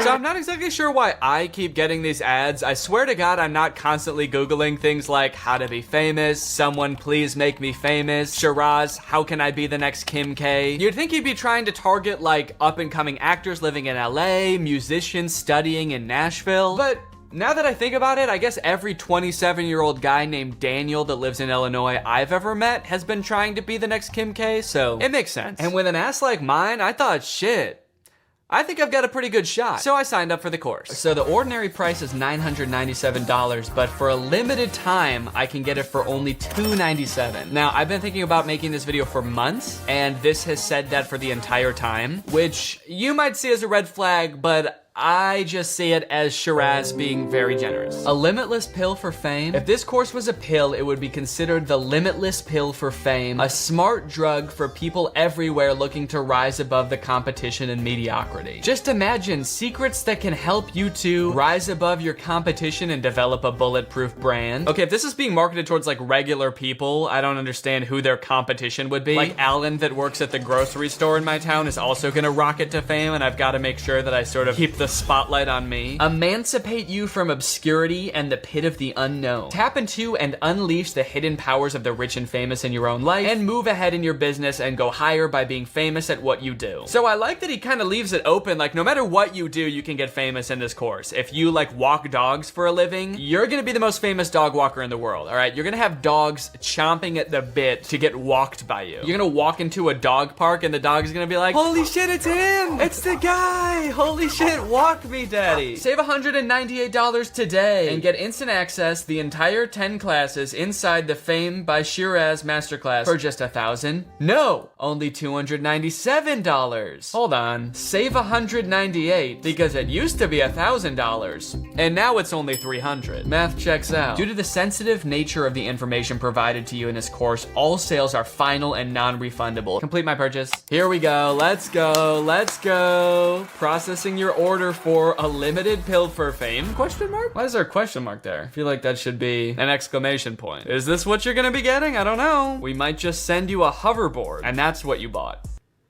Do you want to be famous? Ah, Jesus. Class 1, what is fame and why do you want it? The first class starts off in the scariest way possible. Shiraz makes becoming famous sound like the most treacherous thing you could possibly do. What my eyes have seen, I can tell you is scary. The dangers, the sacrifices, the pain, the love, the drama, the stealing, the theft, the betrayal. I've seen it all. I've seen it all. Because I've done it all. Stay away from me, I'm a bad guy. It immediately becomes clear that Shiraz has a very complicated relationship with fame. On one hand, it's made him rich, and on the other, it is very scary and will definitely ruin your life. It's such a lethal, powerful drug. Lethal? And you know how many people sleep with people to become famous?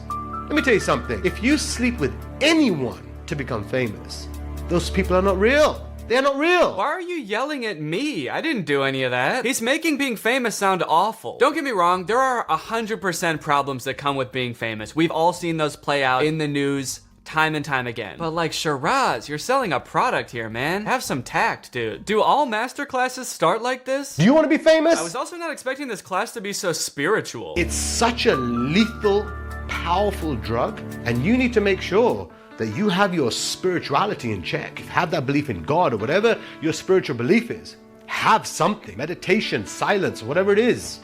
You need that, because on this side, temptation is going to come and say, no, the devil is going to say, no, do this. I thought this class was going to be about, like, get yourself a good manager, you know, find an agent. But in the first lesson, he's like, you're going to need God or meditation to get through this shit, or you're going to die. You're literally going to need Jesus, or you're going to end up selling your soul and your body to the devil. Do a deal with the devil. I do appreciate the warnings, though, because it really makes it seem like Shiraz believes in his class. He is so certain that, like, a few hours of him talking in this white void are going to make us famous that he has to like warn us not to get too carried away. If you feel that energy is around you and it's going to make you compromise your own morals, you're telling your partner, your lover to do something else when really it's killing your soul. What are you doing? I'm not doing anything. I just started watching the class. Should I be doing something? Do a deal with the devil. Is everyone else who's watching this class right now like trying to cheat their partner out of money? Is that what I should be doing? The reason I created Fame by Shiraz, in all honesty, is because I wanted a safer environment for my two beautiful daughters. Why would any of this happen to your daughters? I didn't want to see them go through what I see on a daily basis with people wanting to become famous. I think the best way to shield your daughters from this is maybe not like introduce them with the scumbags you work with that are apparently like selling their bodies to the devil. Maybe just like don't introduce them to those people. The rest of this lesson, we don't learn anything about how to become famous. Shiraz basically just tries to like hype himself up as the guy who knows about fame, but just kind of ends up making himself seem like a terrible person. He continues talking about how much of a drug fame is, and if you get a little bit, you're always gonna want more. And an example he gives, he implies that Meghan Markle's marriage to Prince Harry was all some sort of like calculated move because she wanted to be more famous. It was an actress, okay? Her name was called Meghan Markle. She raised the bar so high that I just don't want to be famous as an actress. I want to be a princess. So guess what? She becomes a princess. And then on top of that, he says, but that wasn't enough for her. And actually, the reason that she left the royal family is because she wanted to come back to LA to be even more famous. Think about that. She is a princess. She has everything in the world. Unhappy. Harry, if you love me, we need to go. We need to get out of here. But where does she want to go? There are hundreds of countries Meghan Markle could have gone. Yeah, but she's from the US. She came to one place and one place only, my friends, ladies and gentlemen. It's called Hollywood. Meghan Markle is from Los Angeles. She was literally born and raised in LA. Yeah, of course she's gonna move back there, dude. I want to be a princess. How weird would it have been if Harry and Meghan were like, hey guys, we're leaving the royal family and are moving back to, of course, Liechtenstein. Before we get any of the juicy steps to success that Shiraz has to share, Shiraz has to tell us how he got to where he is today. And let me tell you, it is a weird ass story, dude. To condense his 20-minute long story into a very brief explanation, Shiraz moved to LA from London when he was a young adult, and one day while he was crashing on a relative's couch, he decided to call up an Indian TV station and just be like, hey, I want a TV show. I want to introduce Bollywood audiences to Hollywood celebrities. I can bring you all the Hollywood celebrities. And they were like, do you know any Hollywood celebrities? And he was like, no. And they were like, yeah, okay, you can have a show. So Shiraz, out of seemingly nothing, gets this TV show on an Indian TV station, and he's immediately freaking out. Shiraz is like, oh no, I have this like incredible opportunity, but I literally don't know any celebrities. Until one day, as he was praying by the Hollywood sign, as you do, a man emerged out of nowhere walking his dog on the trail and asked Shiraz what was wrong. So Shiraz explains the whole situation, and the man is like, oh, I can help. I'm the president of CAA, which, if you don't know, is literally one of the biggest talent agencies in the entire world. And that is the story of how Shiraz got access to all of the biggest celebrities in the world. Shiraz, were you stalking the president of CAA? And the first thing I said to the guy, I said, I don't know who you are. Yeah, okay. All I'm asking you is one thing. I want to be a princess. So this is what qualifies Shiraz to teach us how to become famous? Shiraz, I don't even know if you know how you became famous, man. It seems like you just kind of stumbled into it. I mean, I don't want to discount your hustle, dude, but it honestly seems like sheer luck if this is the real story. Literally overnight, me and my business partner, we locked down all those paparazzi. There was about 15 of those guys. And all they did was control Britney Spears' every movement. And overnight, guys, I was filming Britney Spears' every move. Yeah, dude, I don't know if that should really be one of your proudest moments. Definitely something I would have stopped bragging about like a long time ago. I then took that content and distributed that content all over the world. And this is when Britney Spears was going crazy, guys, shaving her head, beating everyone up. It was the meltdown of Britney Spears. I think Shiraz might have single-handedly ruined Britney Spears' life. Shiraz? Fuck you, dude. Hey, wait a minute. Maybe the reason Shiraz is warning us about all the fucked up shit that could happen to you when you get famous is because he's the one doing it. He's warning us about himself. Breaking news tonight, an actual sicko is on the loose. This man has been charged with 7 counts of being an actual creep and a total weirdo. Authorities say if you see this man, run. We know what your X factor is now. Whether you're a brand or whether you're an influencer. That's what we've been talking about over the last course. Wait, what? Did I miss something? This is class 2. And the first class was just about how scary fame is. When did we talk about an X factor? Okay, there's no one else in the room. Just you and me. That's it. You've told me your X factor. No, I didn't tell you shit, man. You told me you were gonna make me famous. You didn't say I had to have an X factor. That was never part of the discussion. You hounded me down on Facebook until I clicked on your course, and now you're like, so you got an X factor, let's see it. You think you're a big shot? Let's see that shit. First thing that we need to do right now is type your name into Google and see what comes up. Because that's gonna tell me from a 0 to 10, where are you? Because you're telling me you've got the X factor. I didn't tell you shit, man. I never said that. Now, this is the moment of truth. This is where you and I, okay, got to be honest with each other. Oh, okay, we're being honest with each other now? Sweet.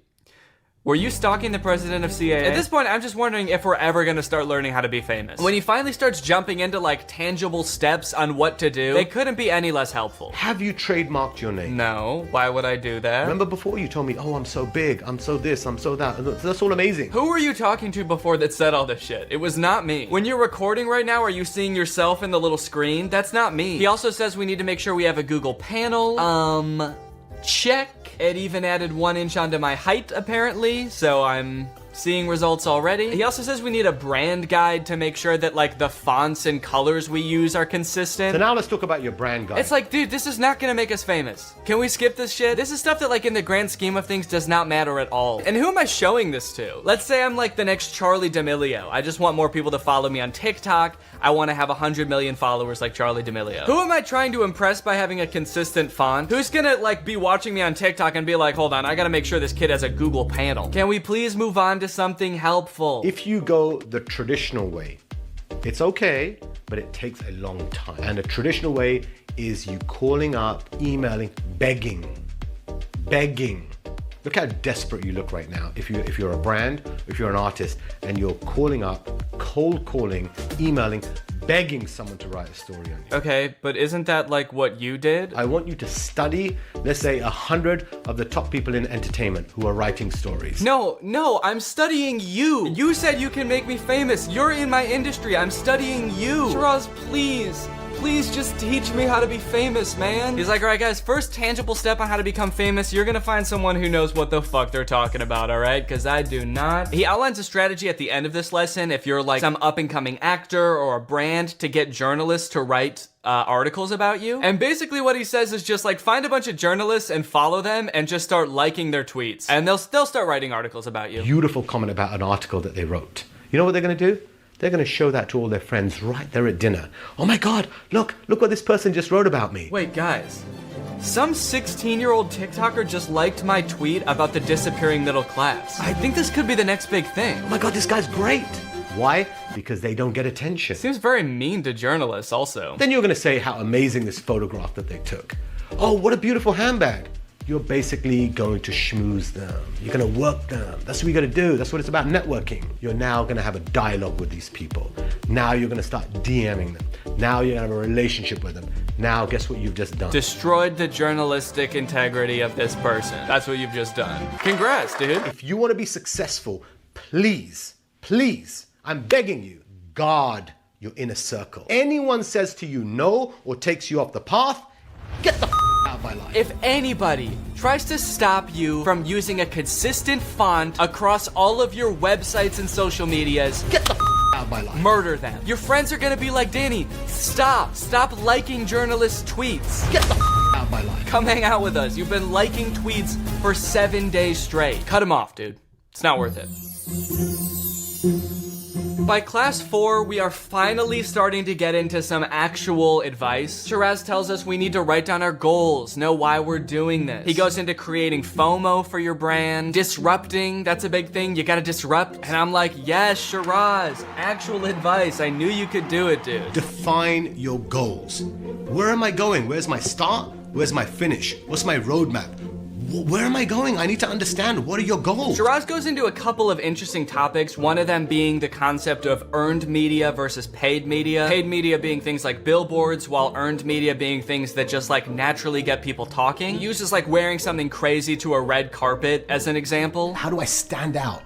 Is it your fashion? Is it your statement? Is it your fashion? Is it your personality? Is it your loaded handgun that you just fired into the air? It is all a very interesting topic of like how to get people talking about you and stuff like that. But at this point you may be wondering, wait, how did we get to a red carpet? To which I'd respond, you made a Google panel, didn't you? Another example he gives of earned media is that he, I guess, invited Michael Jackson's children to some event for an energy drink after they hadn't been seen for years in public. I invited the Jackson family. By the way, when Michael Jackson died, their kids have never been seen out. So I told the brand, I said, what we've got to do, I've got relationships with those talents. I will do a deal that gets them to come to the red carpet event. Remember guys, fame is a drug. It ruins people's lives. It makes people do awful things. Also, I brought these children out of hiding and threw them to the wolves, and it was very epic. Mr. Pink ginseng drink. Lindsay made the announcement at the Mr. Pink ginseng drink launch party. A launch party for a new ginseng beverage. And I love that he's using this example too for some energy drink that I've never heard of. And I guess it all worked out in the end because we created so much publicity for this product that nobody's ever heard of it before. So I guess it's a good thing that Michael Jackson's kids came out of hiding for this one. This is the most healthiest drink that I've tried and I love it. Also, Shiraz, how would you say this applies to someone who doesn't know Lindsay Lohan and Michael Jackson's children? Throughout this course, as Shiraz is giving examples of the people that he's helped in the past, you start to realize, like, wait, this is for a certain kind of famous person. Like, even if this advice did work, you're not gonna see like Joaquin Phoenix showing up on the red carpet with like the day's news printed on his t-shirt, which is another thing that Shiraz recommends you do. You could have something that is in the news right now. Everyone's talking about it. You're not gonna see like Daniel Day-Lewis showing up on the red carpet in a t-shirt that just says like murderer still at large, last seen on Park Avenue. The types of people that he mentions throughout this course are like Kim Kardashian, Jake Paul, Logan Paul. I don't know if you remember when Jake and Tana got married. There was some guy that like splashed champagne on Tana like as they were saying I do, and he got like dragged out by security. Apparently that was a Shiraz stunt to get people talking about the wedding. He admits in this video that he paid that guy like $10,000 to do that just to get people talking about the wedding. So yeah, it's worth mentioning that like even if the tiny sliver of advice that he gives in this does work out, it's going to make you the next like Logan Paul. So do with that what you will. The rest of the course is pretty boring and I don't really want to show the whole thing. It's just kind of him talking about what to do after you've gotten famous. You guys are all famous by now, right? You guys are all, okay. So you'll be set to watch this by the time you get here. But it's about how to deal with talent and brands, networking, how to close deals, and finally he gives us a roadmap where he kind of summarizes the whole course. Remember, this entire course unscripted. Wait, you didn't plan out this course? I paid $300 for this and you didn't script it out? The fuck? Well guys, I honestly learned a lot from that, and I think it's time that I create my own course. Do you want to cook delicious home-cooked meals? Well, let me tell you how it goes, alright? And welcome to my course on cooking delicious home-cooked meals. You got two ways to do this, alright? The first way, going to the grocery store, is scary. It's terrifying, it's stressful, it's not fun. But the second way, ordering HelloFresh is honestly pretty easy and fun. It's fun, it's quick, and best of all, it's not gonna ruin your life. You guys know how much I love HelloFresh. It's America's #1 meal kit. Personally, I'm not a good cook. I only know a handful of recipes, but when I get going on a HelloFresh meal, oh baby, I feel like Marcel towing himself. But HelloFresh doesn't just offer dinners. HelloFresh Market is your one-stop shop for all things food. They got meals, they got snacks, they got sides and desserts. I really appreciate how committed HelloFresh is to making their products sustainable and fresh. HelloFresh is the first carbon-neutral meal kit company, and nearly all of their packaging is recyclable. Their recipes feature produce that go from the farm to your doorstep in less than a week, so you know their spring menu is going to be featuring some pretty fresh flavor. So if you want to check out HelloFresh and get 16 free meals plus 3 surprise gifts, then head on over to HelloFresh.com and use my code TrulyGreg16, and you can get up to 16 free meals and 3 surprise gifts. Sounds pretty fun to me. Again, this will not ruin your life like fame will. Thank you to HelloFresh for sponsoring this video, and thank you to you guys for checking out HelloFresh. All right, guys, thank you for watching this video. I hope you enjoyed it. Thank you, I guess, and you're welcome, because you're all famous now because of me. If you're new here and not subscribed yet, make sure you subscribe and turn on my notifications to join Greg. Greg is what I call my fans. And you can become Greg if you just subscribe and turn on my notifications. We are the fastest growing army on YouTube. Do not look that up, please. It is true. And I'll see you next time. Bye. Whoa. My new YouTube video is doing really well. And I'm getting subs like crazy. I must have really figured this YouTube thing out. I mean, if I just keep doing this, I'll be a YouTube star in no time. Well, as long as nothing gets in the way of me posting videos. Time to sit back and relax with a nice warm beer to celebrate my pending YouTube fame. Gosh, I feel like nothing could go wrong right now. This is pretty good, actually. What is this? Forget juice. That's a weird name for a beer. Oh God, I don't feel so good. I hope this doesn't impact my ability to make YouTube videos.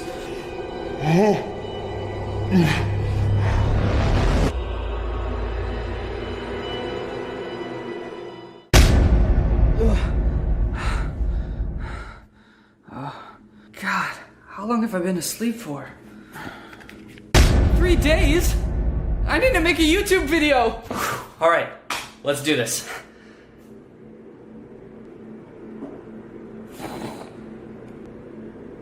Where's the camera? Camera.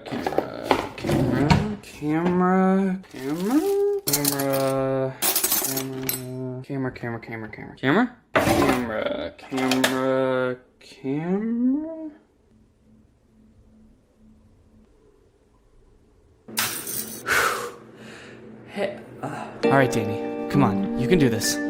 You know how to make a video. You've made dozens of them before. Hey, what's going on? I don't know how to make videos anymore. I forgot how to make videos. What do I do? How to make video. Step 1, press record. What's going on, guys? What's up, guys? What's happening, people? What's happening, guys? What? I'm doing it! I'm doing it! I'm making a video! I'm doing it! Alright. I can do this. I put in the work. I practiced. I know how to make a YouTube video. I just have to press record and start talking.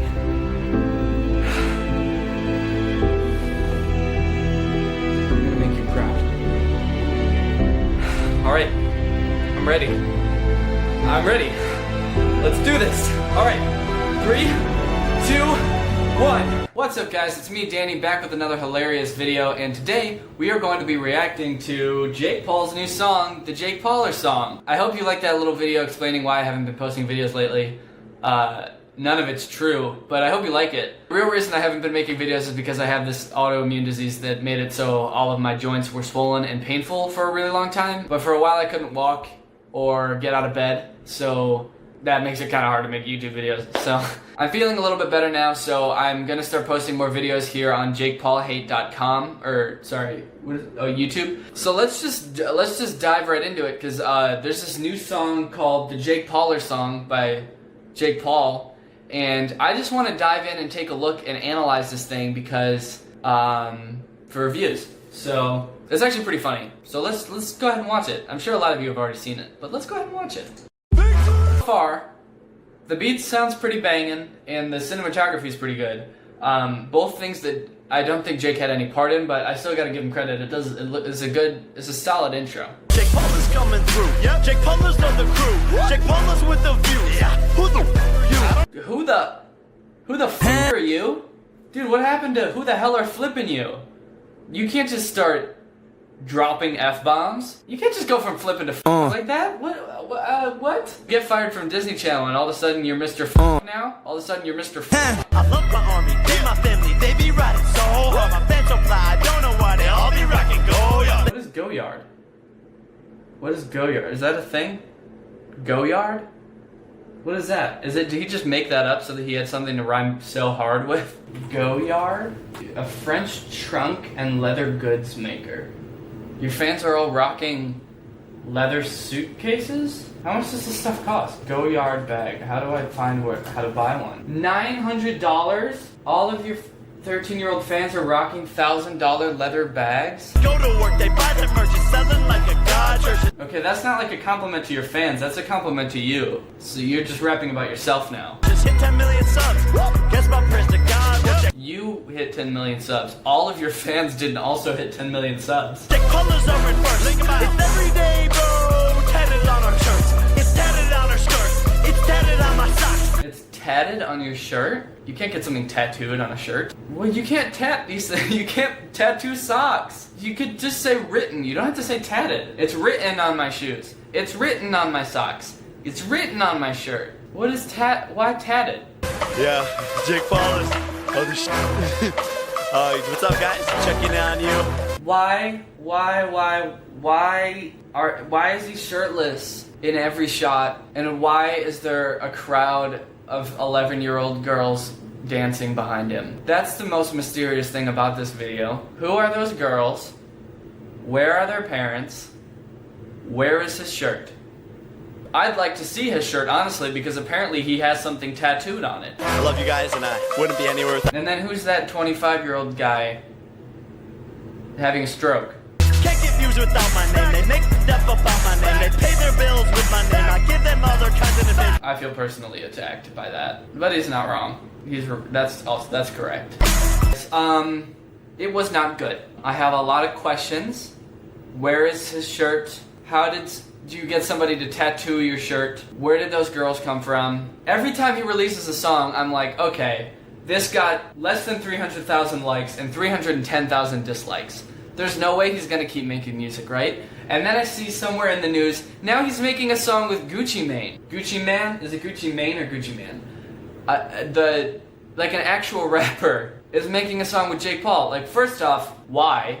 On both sides. Jake Paul, your 11-year-old fans do not listen to Gucci Mane. And also, Gucci Mane, what part of your demographic overlaps with Jake Paul's fans? You can say what you want about how clever the song was, or about how bizarre the video is. The Jake Paulers really are a great fan base. And it makes me mad because, like, where's my fan base? I know you guys are there and you're watching this video, but, like, we don't even have a name. I think I said in a video, like, months ago that our name is, the Goons. We are Goons. That was a reference to my old Instagram handle, Danny Gonzalez, and my old Twitter handle, Danny Gonzalez. But I got those changed, so now I'm Danny Gonzalez on both, so now it doesn't even make any sense that we're the Goons. What is that? What does that mean? It honestly sounds pretty stupid. We need to step up our game, okay? We need a new fan base name. We need a strong name, because we're the strongest family on the internet. That's true.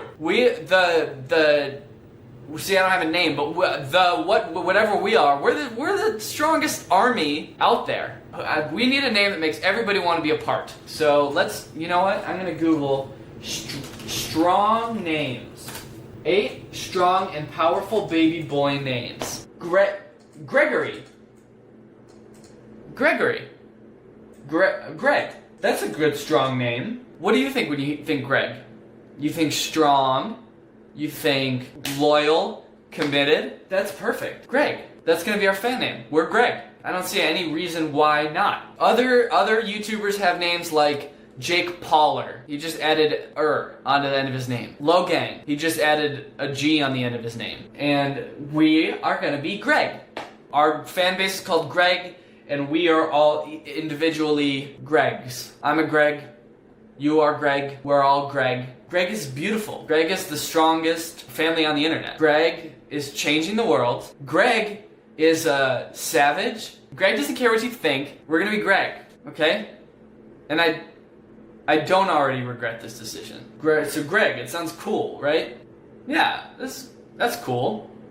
Greg, that sounds cool.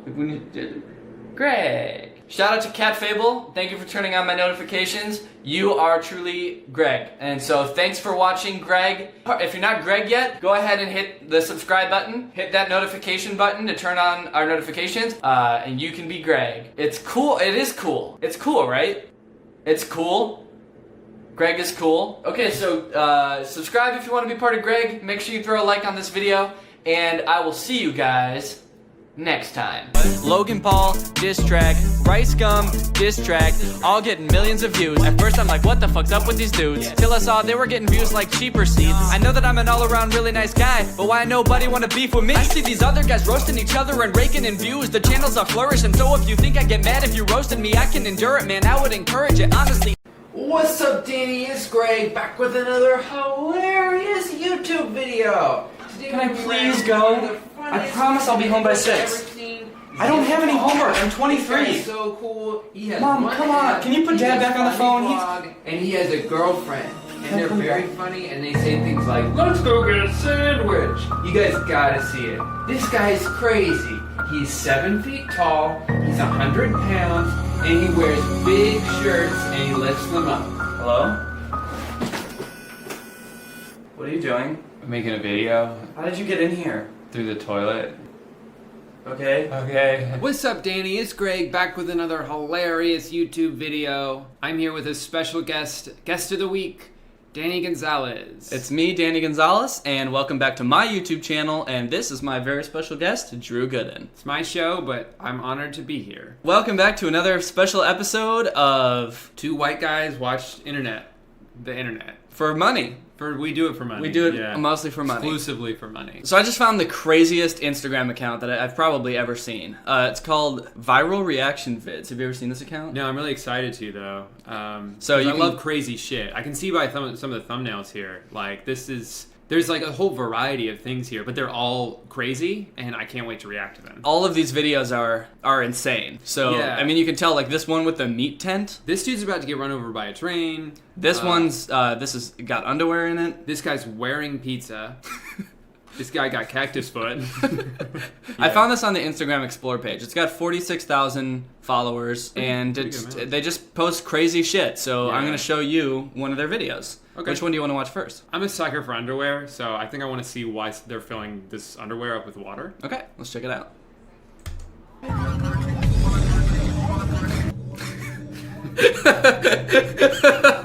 So what do you think? Was that the whole video? Well, I mean, there's more, but what do you think right off the bat? Right off the bat, I'm wondering who's wearing the underwear. Okay, yeah, I'm sure we'll get there.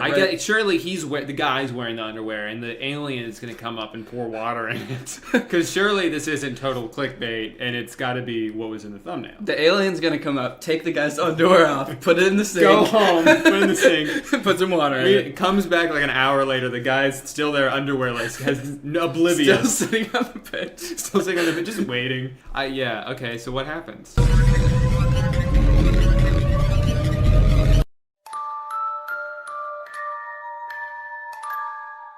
It's saying to follow greatest reactions, a different account. Fine. Okay, well you wanted to show me that? Yeah, wasn't that cool? No, it was fucking stupid. Nothing happened. Well, okay, fine. There was an alien. Okay. Yeah, I saw the alien. I'm not gonna judge the whole account though. That was just one video. Let's watch, I guess, this tent made out of meat. I don't know. Yeah, I wonder what that's all about. Yeah, I do too. Okay, so let's check that out. Oh, nice. You're happy about this? Yeah, dude, it's this alien video again. I love this video. Yeah, but we already watched this video. And it cuts off every time. You gotta follow greatest. I don't want to follow that page. Okay, what about this horse shark? Surely that's not clickbait, because if you're gonna take the time to Photoshop that thumbnail, it's not gonna just be some bullshit, you know? It's gonna be a horse shark. So there's no way. There's no way in hell. I'm saying no way. Absolutely no way that this is gonna be the alien video. I say 0% chance. Okay. You want to bet on it? Well, we both are. Yeah. So if it's not the alien video, we both win $100. Okay. By whoever wants to give us $100. Okay. If we're right, you guys both. Everybody has to pledge $100 on both of our Patreons. Yeah. Okay. I'll start one just for this. Okay. Deal. Oh, god damn it! Fuck! I like that this guy says, ugh, stop posting the same dang things. I'm unfollowing. So he was following them. Yeah. He was holding out hope that they would eventually stop duping him. Post something other than the alien video. I have so much faith in you to stop doing this. Based on nothing. Hot dogs. She's got hot dogs in her mouth. I love hot dogs. I love hot dogs. I love hot dogs. I love hot dogs. So we both love hot dogs. Let's see what's going on with this video. She loves hot dogs. I think she does. If she doesn't love hot dogs, she's having a miserable time. This is the worst day of her life. Alright, let's check it out. Oh my god. I'm not gonna lie, I like when girls show their little tushies. I like girls' butts. I'm straight. Yeah. This looks fun. So I'm a straight guy as well, so. I'm straight guy, white guy, straight guy. Straight guy, white guy. So let's see what these butts is all about. Let's see what these butts is all about. Let's get up close and personal with these butts. Come on, bud. Okay, so I think he's about to show his butt in this I don't think he's gonna show his butt. I think it's gonna be the same video, Danny. I think this is gonna be the same as. No. See, here he goes. He's about to show his butt, and okay, yeah. So no. Do you see what's happening? Have you caught on yet? Because I feel like I'm noticing a trend. Yeah, it cuts off every time right before he's about to show his butt. All it wants us to do is follow this great reactions account. Okay, fine. Well, at least we can get some, because I got blue balls over here. I got viral video blue balls over here. I got actual blue balls. I wanted to see those girls' butts. And they're private. Okay. This is just like that video you did. It's like that video I did. Guys, watch the video I did. I don't want to follow them. Fuck this guy. I'm gonna follow them. All right, well, that's your problem. I hope they... Oh, it's requested, so they have to... Yeah, they got to approve. Well, I hope they approve me. Yeah. Do you think they'll look at my profile and just make sure I'm Yeah, cool? I think they do very thorough, background checks. They only let the best in. That's Yeah. why they only have 9. So what's this guy's taste in comedy like before we let him check out our profile page? Yeah, we don't want him to come in here and really stink the place up. We want to make sure when we finally show him what that alien does, that he really appreciates it. Yeah. I will! I promise, no matter what happens. No matter what, okay? Even if he doesn't show his butt, I'm still gonna like the video. You know, I gotta say, this page at first it was pissing me off. I was like, I just want to see the butts. I want to see the meat tins. No, I want to see the butts. I want to see the underwear. But then after a while, I started to change my tune. I feel like it's good to just get the same thing over and over again. You know, I don't want to be challenged. Yeah, I mean that's why I like a lot of TV shows like What's Happening, or no, what's it called? Family Matters. Family Matters. Steve Urkel, you always know he's gonna say, "Was that me?" It's not my fault. Or what does he do? Who is he? He says, That wasn't not what me. I did. Yeah, something like that. He says something like that. Yeah, but it's safe. It makes you feel like you're at home, and your mommy's just like, "Don't worry, you're a good boy, and nothing scary will ever happen." Yeah, every video you click on, you know what you're in for. You know it. Well, you know what? Actually, I have another account that's kind of like that. Oh, really? That you might actually like because of that. Okay, I like that. Yeah, I want to feel safe. I found this the other day. It's called Robbie World. So he's got 536,000 followers. Robbie. Okay, well, let's watch one of his videos. I think, let's see. Hashtag trash, hashtag sex, hashtag bed, hashtag sex. Yeah, I love, okay, so when the sex trash and then all the sex hashtags, but then immediately, warning, this is just a skit. No nudity or sexist activity was not shown or promoted. So none of it was not shown? He's saying that there is nudity. This is just a skit. No nudity or sexist activity was not shown. There was no nudity that wasn't shown in this. We showed it all. Every nudity you've ever seen is in this video. So I'm excited. I think we're finally going to get our rocks off. Baby, you ready to do this? You just want me for sex. Okay, so the first line already was like, "Are you ready to do this?" Implying, "Are you ready to have sex?" And she's like, "You just want me for sex." Before sex? So do you want to have sex? You just want me to have sex. Well, yeah, we were about to have sex. Asking me, yeah. Of course not, baby. I love you. You the only girl I want to be with. I was finna get ready to propose to you. You want to marry me? You know. I like that. You want to marry me? He's really taking that Instagram sound effect thing to the next level, just throwing it in whenever the fuck he wants. And amping it way up. Kiss begins with K, Mark. I'm loaded. I got money. I'm doing promos every day. Every day. Every day. Enough. Jeez. God. He blew out my speakers. You to my body. You the crack to my body. Girl, you know it's more than sex, baby. So let's do this. Okay, boy. 12 seconds later. That was good, Rob. What did you think? I gotta go. Oh no, where's he going? I thought he was not. He was about more than just sex. Rob, where you going? I got to go. Boy, don't play with me. We married. Gotta go. We cheated. He doesn't care that they're married. He's just gotta go. They're married and he's gotta go. Where's he gonna go? He's naked.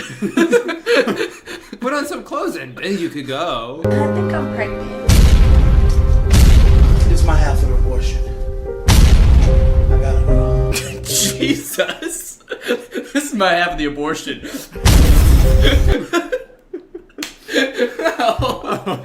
That poor woman, surely she's dead based only on the sound of that impact. Dead of a broken heart, probably. Well, that too. That's the end of the video. Okay, so all I got from that was like, he loves sex, he lies, but he's gotta go. Yeah, if you want anything more than sex, he's got to go. But you were saying that he has like a catchphrase. Is that he doesn't like that he only likes sex? Well, I'll show you another one of his videos and maybe you'll get it. So this one is when Bae have a lot of kids. Yeah, sometimes she do. Hashtag daddy, hashtag kids, hashtag babysitter, hashtag boys, hashtag girls. I like that he hashtagged like every different type of kid. Kids, boys, girls. Like, who's searching like hashtag boys, like hashtag babysitter? Man, I love your videos. I found them one day when I was scrolling through hashtag boys. Hey. Oh, hey, what's up, baby? Thank you so much for having me come, but I couldn't find a babysitter. You got kids? Oh, I love kids. Oh, what a great guy. He loves kids. He doesn't care that this woman, this single mother, He's has really nice. kids. You know, after I watched the first one, I gotta say, this guy's a little scummy, you know, Yeah. to be honest. But now it's like, I really feel like he's turned the tables. He did have to go, but now he's here to stay. So you do like kids? Oh, yeah. Awesome. This is my daughter. Okay. This is... Yeah. 2, 3, 4, 5. Wait a minute, how many kids does this girl have? How many kids she have? And my oldest. I'm not a babysitter. Bitch, you the Boys and Girls Club. See, this is what I was telling you about his videos. You know what's going to happen every time. He's going to play the sound effect at least 800 times. At least 800 times, which is truly impressive. I gotta go. Dad, where are you going? That's my question. Where's he going? He's got kids now. You can't walk out on your kids. He's got to go, dude. This is obviously way too many kids for him. For sure. You know he's got places to be. Yeah, he's got places to be. But where does he go? I don't know. Let's see. I got to go. But you said you liked kids. Gotta go. It looks like he's just gesturing back into his own apartment. Look, I got to go. Without closing the door, he's going back inside. They just kind of follow him in. No, I got to go. He goes into the other room. They're like, okay, we'll come. He's like, no. No, I got to go. Eventually, he just backs himself into his own closet. They just keep following him into his apartment. They always leave. How you gonna go? This is your spot. We came over here. You right. I gotta go. Gotta go. Oh, so that's like his thing. That's his catchphrase, dude. That's why I love his videos. You always know, no matter what happens, no matter what troubles life throws at him, he's gotta go. Gotta go. Yeah. I feel safe with this guy. That's what I was seeking, and I found it. But I guess my concern is like, this has to get old after a while. Right? Yeah. He's got a lot of followers. Surely they don't just want to see him do the same thing every time. Right, which is why he makes videos like this one. Oh, this will be different? Yeah. Cool. Well, I like that the music tells you what's going on. The music saying it's a pregame, so you know that they're pregaming. But also so does the caption. So really, they don't miss a chance to tell me what's going on. Mm-hmm. Hashtag drink, hashtag pregame, hashtag alcohol. Ooh! Alchol. Alchol. I found your video through the hashtag Alchol. Alchol. You were the only one. Weird. Actually, let's see if there is anything else in the hashtag Alchol. Oh, there's lots. There's a lot. There's way too many people don't know how to spell alcohol. Well, it's funny that a lot of them are like empty bottles, or well, one of them was empty bottles. Wait, the same girl twice in a row? I'm pregnant, hashtag Alchol. No more Alchol for me. Plenty of Alchol while I'm pregnant. Wow. Man, I ain't no bitch. It's just a pregame. Yeah, he's not a bitch. He's not a bitch. He doesn't like spending time with women or women with Or kids. kids, But yeah. he's not a bitch. He walks out the moment he has a chance, but he ain't no bitch. That drop made a loud noise when it hit his Yeah, tongue. I'm noticing, does he think that everything sounds like that? Like, maybe he's exaggerating, or maybe that's just his perception of noises. If so, what a terrifying life to live, walking around, someone closes the door. You take a small slurp. Ooh, a little tipsy. I gotta go. Rob, where you going? He just got there. It's the pregame. They haven't even gone out yet. They haven't even gamed or post-gamed. I got to go. But Rob, this is just the pregame, bro. He's not gonna say I gotta go again. Do you think? He's Well, probably said it enough. For this Yeah, one I video. think for one video, he said it enough. Gotta go. Okay, so he does. Yeah, he said it again. Yeah. Well, now all of his. It seems like all of his other friends are drunk now too. Like Yeah. I think the joke would hold up better if no one was drunk. Right? Yeah, except him. But now Yeah. his other friend is He's like shit-faced. Yeah. I gotta go. Rob! Gotta go. Yeah, in case you guys weren't aware of my catchphrase, I scream it at the top of my lungs at the end of every video. Rob, gotta go. Let's see if he's got any other good videos. He's got lots of butts on his page, which is really nice. That's hot for as me. a young boy who likes butts. As two straight guys, we love girl butts. Like girl butts. Yeah. Yeah, only girl butts. When Bae is Asian. I like that most like when bays are like specific situations, but when Bae is Asian is like it's always true if she is Asian. If applicable. Stop being Asian, Bae. When Bae is Asian. Do you think maybe any chance this could be racist? I don't think there's much chance of this being racist. Or him having to go. Yeah. There's no way. 0% chance of it being racist. 3% chance of him having to go. 100% chance we're gonna laugh hysterically. 100% chance of comedy. Of absolutely. Hey, to tell you the truth, this is my first time dating an Asian. Oh. Put like a little progress bar in this video? Yeah, so it's counting down to when he says I gotta go. We're only a third of the way there. I can't wait for that gotta go. I have to get through all this racist shit just to see him say I gotta go. Say his catchphrase. Yes. Really? You want me to cook you something to eat? Yeah, sure. I can go for something to eat. Okay, I got you. Okay, cool.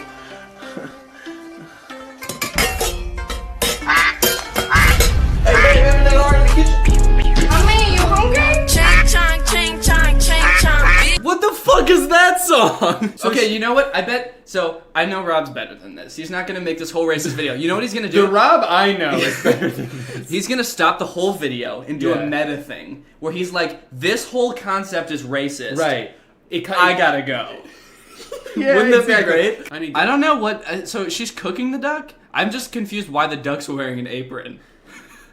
Is the duck the one cooking? Yeah. Asian people, they always let the duck cook. Yeah, that's what they do. I don't want food prepared by a duck. Absolutely not. I want food prepared by my Asian bae. I gotta go. Honey, where you going, honey? I got to go. Honey, that's good for you. I like that the captions say Asian girl, and for him they say Rob. Rather than just saying girl, or even just saying the words. It says Asian girl. Like, we get it, she's Asian. How many more hints do you need to show that she's Asian? So you know it's not the duck talking. Oh. Then there's one subtitle, duck, quack.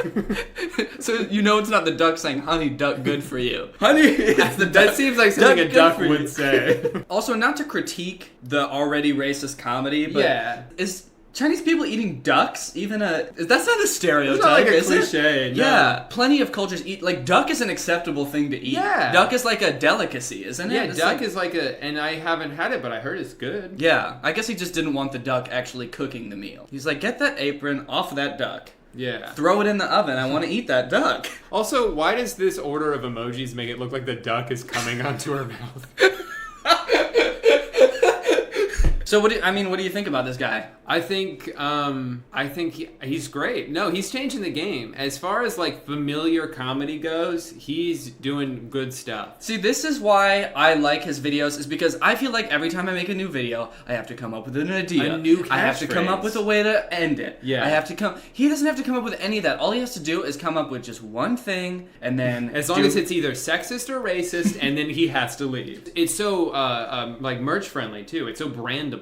He has shirts say "Gotta go, gotta go." It's just so smart. And I feel like what I'm doing here is so much extra work than I need to be doing. It's so laborious. To yeah, come up with new and shit my videos are really bad. They're awful. All my videos. I don't like them. Yeah, all my videos are very bad. I can't wait to take this stupid sweater off. I feel like I should be doing this and not this commentary shit where I have to be funny all the time. Yeah. With different jokes. I mean, which you never really have been able to do that anyway. Yeah. So I mean, would you want to help me try something like this out where I just can have a catchphrase or something? Absolutely. I feel like my viewers would really like that. Every time they would. click on a video, you know how it's gonna end. You know, you don't know really how it's gonna start, but you know how that shit's gonna end. Well, you sort of know how it's gonna start. Yeah, you know it's gonna start with me, and I'm being a dick. Yeah. And then something bad happens to me that doesn't quite tickle my fancy. And you're out. Well, I don't know if that's my catchphrase quite yet. True. I just let's figure it out. We'll figure it out. Okay, we'll figure it out. I gotta say though, duck is actually one of my favorite foods. Not gonna lie. Dude, I love duck. Yeah, duck is actually like really good. I don't know why no one thinks it's good. I would eat it for every meal if I could. Yeah, that's so funny.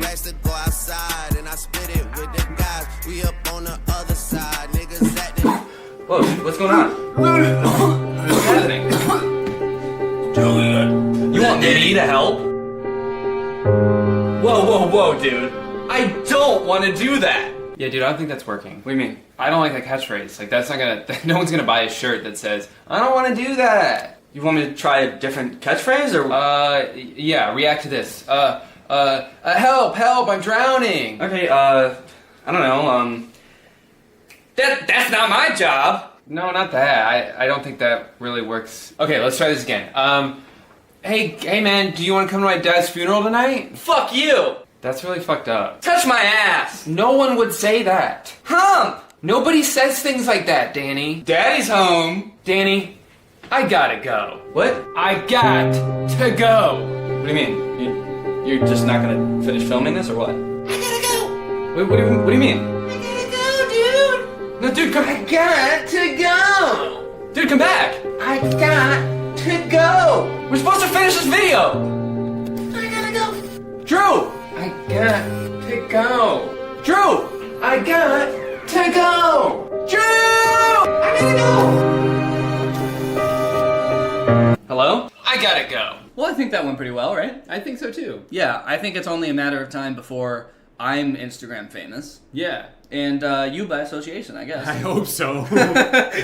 Yeah, but seriously, I gotta go, so let's wrap this up. Okay. Well, thank you guys so much for watching. If you like Drew, or his face, or his hands, or anything about Anything him, pertaining to me, yeah. go ahead and check out his YouTube channel. It's youtube.com. And you'll find me from there. Yeah. His name's Drew Gooden. It's spelled just like this on the screen. And if you go to his channel, you'll find his videos. So thanks, Drew, for helping out. For sure. Guys, if you're not already part of Greg yet, Greg is our family here on YouTube. It's our fan base. If you want to join Greg, all you have to do is hit that subscribe button and turn on my notifications, and you will be truly Greg. It's the fastest growing channel on YouTube. Mm-hmm. Don't look it up. It's the fastest growing channel on my website. Yeah. Have you looked it up? No. Why would I? You always tell me not to. Yeah. And so I'm that's a man of my word. Yeah. And I'm a man of your word also. Thank you, Kristen Zayanori, for turning on my notifications. You are truly Greg. Not quite number one. If you want to get those, they're on my website at dannygonzalez.store. Lincoln's in the description. I'll see you next time with another great video. Bye. What's up, Greg? I hope you're having a great day. Welcome back to another episode of Checking In on Troom Troom. For those of you who don't know, I have a U2s now. He's a little vinyl figurine that looks just like me. I've been working on this for months, designing this with U2s. Here he is. Sweet as can be. I wanted this U2s to be sort of an homage to some of my most popular videos, those being the Trying Troom Troom videos. So you'll notice he's got the little chocolate milk tie, the hot glue gun, and of course a Greg t-shirt. So if this is something that interests you, head on over to U2s.com. It is live right now. It helps support me, and in honor of releasing this U2s, I wanted to do a video where we check in on Troom Troom and see what they're up to these days. It's been probably over a year since I've made a video about Troom Troom, and I'm kind of surprised with the direction that their channel has taken as of late. First off, they hardly do any like life hack and crafting videos anymore, which is really weird because that was like their bread and butter before. I mean, that was like the reason people came to Troom Troom, for like poorly conceived crafts that were also executed poorly as well. They do upload some here and there, and they're still like really bad. Like this one about getting kidnapped, and it's all survival hacks. Here she comes, taking selfies as usual. You can't get away now. Great job, Martin. I kind of feel like I need to make a whole other video about that one because it's insane. But in this video, I wanted to talk about Troom Troom's newest venture, these sort of like relatable comedy sketch, funny scenario type videos that are pretty disappointing, honestly. Honestly, kind of mean. So here's the type of video I'm talking about. It's called Rich Bride versus Broke Bride. They've got a bunch of videos like this. Rich blank versus broke blank, where they sort of like compare the lifestyle of one person who is rich and another person who is very much not rich. It's sort of like a goofy comparison, and it's sort of meant to be poking fun at both of them. But the thing is, they're like kind of trying to be poking fun at both the rich person and the broke person. But like the only thing they have to make fun of the rich person for in most of these scenarios is that like, wow, they have so much money that they can do anything they want and their life is actually pretty sick. But the broke person though? Oh shit, dude, their life sucks, man. Broke bride has bubble wrap, wedding dress, and they can't hire a photographer, and everything's going wrong, and it's funny because they're poor. So the first scenario is the proposal. It shows the difference between a rich bride's proposal and a broke bride's proposal. The rich boyfriend comes down from a helicopter in the sky. He gets down on one knee, says, "Will you marry me?" Will you marry me? Rich girlfriend says, "Yes." Yeah. Or sorry, yeah. Yeah. I feel like yeah is maybe a little bit too casual for the situation. And I promise to be there for you, forever and always.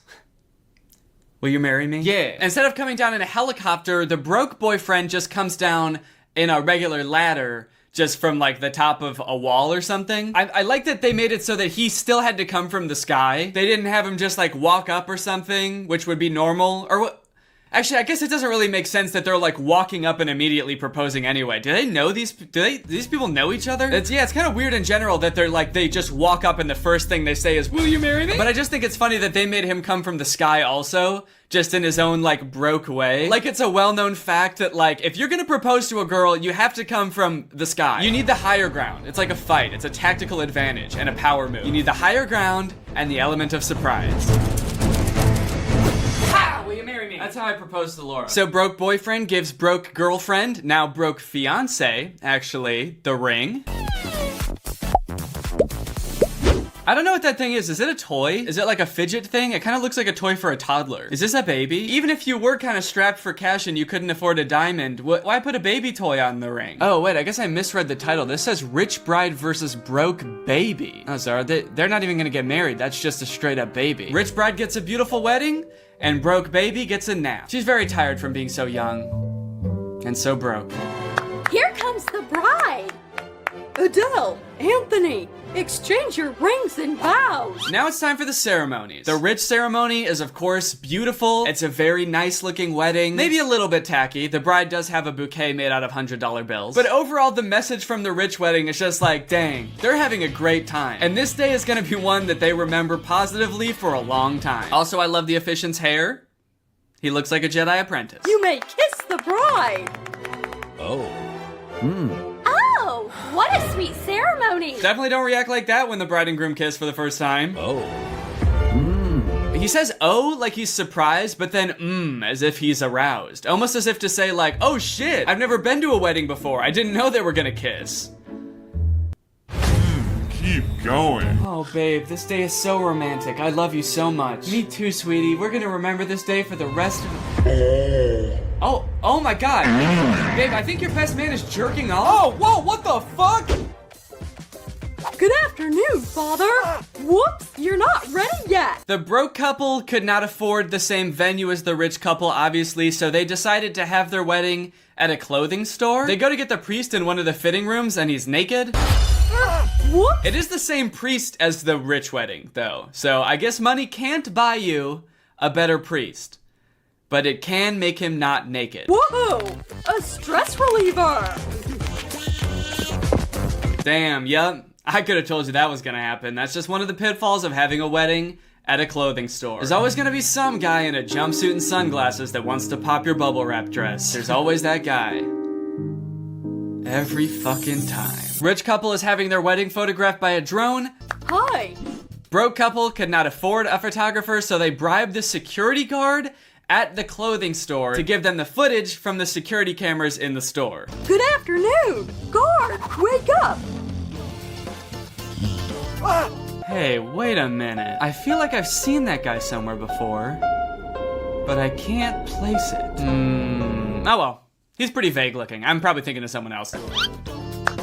Thanks! You are the best cameraman! This video just continues on like this. It's just scene after scene of the rich couple having the time of their lives. They hire like a famous musician to come perform at their wedding. Literally nothing goes wrong for the rich couple. There's not even like a lesson, like maybe the rich people are spending so much time trying to make this day perfect that they lost track of what the day's really about. It's about, you know, two people in love. They don't even do that. They're just like, this day was fucking sick for the rich people, dude. And then it keeps cutting back to the broke couple, and they're literally eating paper at the reception. Who is writing these? Is it a rich person? Is it an insanely rich person? Probably. Just like, how out of touch do you have to be to write this? Rich person wedding. What would that entail? Everything is normal and great. Being rich is normal, nothing to make fun of at all about these rich people. Okay, now broke wedding. Oh, what do they do at a broke wedding? Damn, that's crazy. I'm just now realizing I've never been to a wedding that wasn't for a rich person. What do they do there? I guess at rich weddings, they eat food.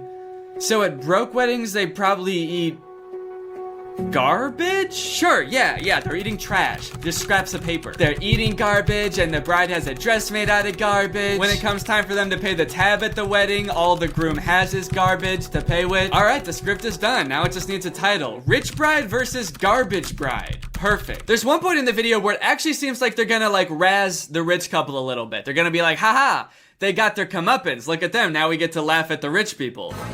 Here's your reception invoice. The waiter comes up during the reception to hand them the bill for the wedding, which is not how weddings work at all. Obviously, you don't pay for it like a regular restaurant check. And for a second, it looks like maybe they spent too much money on the wedding, and it looks like they're not going to be able to afford it. That's a big problem for people with new money. They don't know how to manage their money. Take my $1 million bouquet. This is still not enough. So let's see what happens. Thank you. Now it's enough. That was quite a splurge. We'll just make more. What? They're just gonna make more? It's not gonna affect them at all financially? Of course, yeah, I guess actually that makes a lot of sense. Because that's how life works. I think this video is supposed to be funny, but it's just kind of making me sad. Honey, this is the weather forecast for our wedding day. This Saturday, expect a tornado, a thunderstorm, and the apocalypse. It's horrible. And the apocalypse? See, I feel like you should have mentioned that first. That seems like the only thing that would matter at that point. This bit actually is pretty funny though. They're worried that it's gonna rain on their wedding day, so the rich groom goes to the weather station and bribes the weatherman to change the weather, and that works. That's actually kind of funny. It did make me chuckle. Troom, what are you doing? Making me laugh? What the F? You're supposed to be cringe. Stop. What? Will it be raining on our wedding day? Oh, great rain spirit! Phew! That's better. I gotta say, there was not too much that was redeeming about that video, was there? Okay, next video. Rich pregnant versus poor pregnant. Okay, what's going on here? What is this supposed to be depicting? Why would they have a clothespin and a diamond plugging up their belly button? It looks like the clothespin is almost holding her belly shut. Do they think the belly button is gonna open up? Do they think that's where babies come from? In 9 months, the rich mom's doctor is gonna pull the diamond out of her belly button, and a very rich baby will emerge. Doctor, there's a problem. My baby is bored all alone in my tummy. A mother's intuition never fails. You'll think of something, right, doctor? For such a generous fee, you can work magic. Let's see if that helped. Yes! Wow. Now the little girl has a brother. You're amazing! Yo! What? No! If your wife comes home from an ultrasound appointment and tells you that the doctor put another baby in her, That is not a good thing. That obviously would be bad. It's urgent. I need to pick out a stroller. You need to see our special section. What do you think of this one? Wow, that's much better. Shroom Shroom uses these like weird voice sound effects that are very clearly just like stock sounds of people going like, oh yeah, or this one like, wow. Wow. Yes. Now They've used that one twice now, and I can't help but feel like it sounds like Mario. Congratulations, ma'am. You're having a boy. So then the poor pregnant woman just starts stealing stuff. She steals a cart from a guy living on the street to use as a stroller. She steals from the grocery store. Dude, this is so weird. Why? And then they put the same joke in here that was in the last video where the poor mom wants pregnancy photos, so she goes to a store and tries to use the security cameras to get pregnancy photos. They can't even think of original ways to make fun of the people in these videos. All right, these videos are so bad. I'm gonna be done watching them now. I'm just kind of worried about whatever.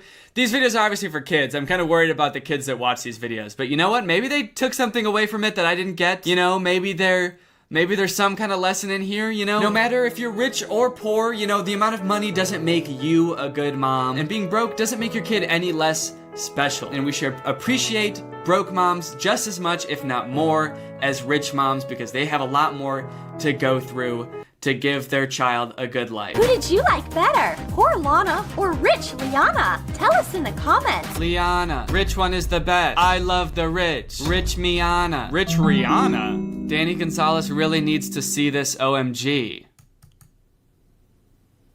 Huh. Alright, well, I think that's the end of this video, which means now it's time for a special sponsored segment. Just in case you haven't heard, Laura and I recently adopted a puppy. Just days ago, actually. This is her. Her name is Sunday. She is the sweetest baby. She has floppy ears and the sweetest face known to man. And since she's a little baby puppy, just 12 weeks old, we're obviously trying to spend as much time at home as possible. That means both of us working from home as much as we can, not going out for lunch every day, not going out for dinner every day. And boy, oh boy, has HelloFresh made that so much easier. We don't have to go to the grocery store as much anymore because every meal comes with all of the ingredients you need. We don't even have to spend as much time prepping each meal in order to start cooking because all of the ingredients are pre-measured. They take all the prepping and planning out of cooking, which means you can get dinner on the table in as quick as 30 minutes, even 20 sometimes with some of their quick and easy options. If we wanted to skip a week, add more meals, you can easily do that. We also love that it's a more sustainable option than grocery store-bought meals. That's because HelloFresh's carbon footprint is actually 25% lower than grocery store-bought meals. So in summary, HelloFresh is great because we get to spend more time at home staring at our sleeping puppy, we get to be a little bit more environmentally conscious, and we get absolutely delicious tasting meals. I swear HelloFresh does not miss. So if you want to sign up for HelloFresh, head on over to HelloFresh.com and use my code TrulyGreg14 to get 14 free meals plus free shipping. That's code TrulyGreg14 for 14 free meals plus free shipping. Thank you to HelloFresh for sponsoring this video, and you guys for checking out HelloFresh. Alright, thank you guys for watching this video. If you enjoyed it and you're not subscribed yet, make sure you subscribe and turn on my notifications to join Greg. Greg is what I call all my subscribers, and we're actually the strongest army on YouTube, based on a series of objective metrics that only I know. And all you have to do to join Greg is just subscribe and turn on my notifications, and I'll see you guys next time. Bye. This video is over now. You'll find something else to watch, or just watch this video. I know we had a lot of fun, but you can't stay on this end screen forever. No. This video is over now. So why are you still watching this? Guess who's back? Back again. Daddy boy. Daddy boy's back. Hello everyone, welcome back to my second channel. If you clicked on this video thinking it was a main channel video, it's not. This is my second channel, so if you're not subscribed to it, do that, or I'm going to punch your teeth into space. YouTube has been like my full-time career for, I feel like 2 years, maybe? But still, when I see myself on lists of like YouTubers and stuff, whenever people reference me as being a YouTuber, it still feels very surreal. I guess because I've wanted to be a YouTuber for like my whole life, or ever since YouTube has been a thing in my life. But I am a little bit skeptical I'm not really sure if I am a YouTuber. Am I really a YouTuber, or am I living a lie in a fantasy world? Have I gone insane and I just think I'm a YouTuber? Well, there's only one way to find out, in my opinion. There's a bunch of quizzes online where you answer a bunch of questions about yourself, and then it tells you which YouTuber you are. So I figure the only way to figure out if I'm really a YouTuber or if I'm just crazy is to answer these questions as truthfully as I can and see if it comes up with me. If it does, I'll know that I really am a YouTuber and my dreams have come true. And if it comes up with someone else, then shit. So I googled, what YouTuber are you? And it brought up a few quizzes, so I'm just gonna go through and see if it comes up with me. So this first one is on this website called Do Quizzes. Yeah, bitch. I'm about to. At first I thought that these things down here were part of the quiz, but these are actually different quizzes they have. So these look like they could be fun later. Does your crush like you? What type of girl are you? Leave a comment below if you want me to try that one out sometime. Find out what kind of girl I am. Cool or not cool? Name this YouTuber. I don't know who that is. That seems like a tough quiz. All right, let's start this quiz. The first question is, hey, are you ready for this quiz? Okay, we got, I'm ready, bro. Yeah. Are you kidding me? Of course I'm ready. Totally, I'm so excited. Yeah, whatever. Okay. And yes, I'm ready. Some of these responses don't even make sense with the question. Hey, are you ready for the quiz? Okay. I don't know if I'd go so far as to say I'm excited. I'm just gonna say yeah. How could this have any impact on the answer? Would certain YouTubers be more excited to take this quiz? Like if I click totally, I'm so excited, will the quiz just be like, oh, you're Shane Dawson. Okay, I'm gonna click yeah. What is your favorite color? Okay, my favorite color is blue. So this should be pretty easy. The options are black. Who cares if it's not a color? Blue or green? I really can't decide. Orange with a smiley face. Blue or gold? Pink or purple? Obviously. I like the rainbow, but if I had to choose one color, it would be green. Why are these options so weird? Why isn't there just blue? Blue is on here twice, so I can pick between either blue or gold or blue or green. Why can't I just pick blue? Why does orange have a smiley face? Like they're being cheeky. Blue or green says I really can't decide, but I really can. I know that it's blue, so I guess I'll pick blue or gold, even though it's just blue. I really don't give a shit about gold if I'm being honest, but also blue and gold were our tour jacket colors, so I guess that makes more sense anyway. All right, we'll go blue and gold. How would you describe you personality? How would you describe you personality? Well, I'm awkward, sarcastic, and my friends think that I'm funny. I think I'm pretty funny and kind of smart. I can be a bit awkward though. Okay, those are like almost the exact same answer. Okay. 2, describing myself as awesome. I think I'm pretty funny and smart. I can be a bit awkward though. I think that fits me the most. I am so at times very awkward in person, but I also think I'm pretty funny, and I think I'm kind of smart. Pick an item. My laptop, a checkered shirt, makeup, I can't live without it, Xbox or PlayStation, lipstick, Starbucks, my flat cap. I think they mean flat brim cap, right? Not just like a flat cap. I simply can't get by without my flat cap. I'm gonna go with my laptop, even though my laptop does not look like this 2004 Toshiba. How many friends do you have? The only person I need is my best friend. I have lots of friends, but I like my best friend most. That's what a best friend is. You like them the most. That's why you call them the best friend. Okay, I'm gonna go with I have 1 or 2 friends that I hang out with. I don't really have like a huge group of friends. I've got 1 or 2 friends.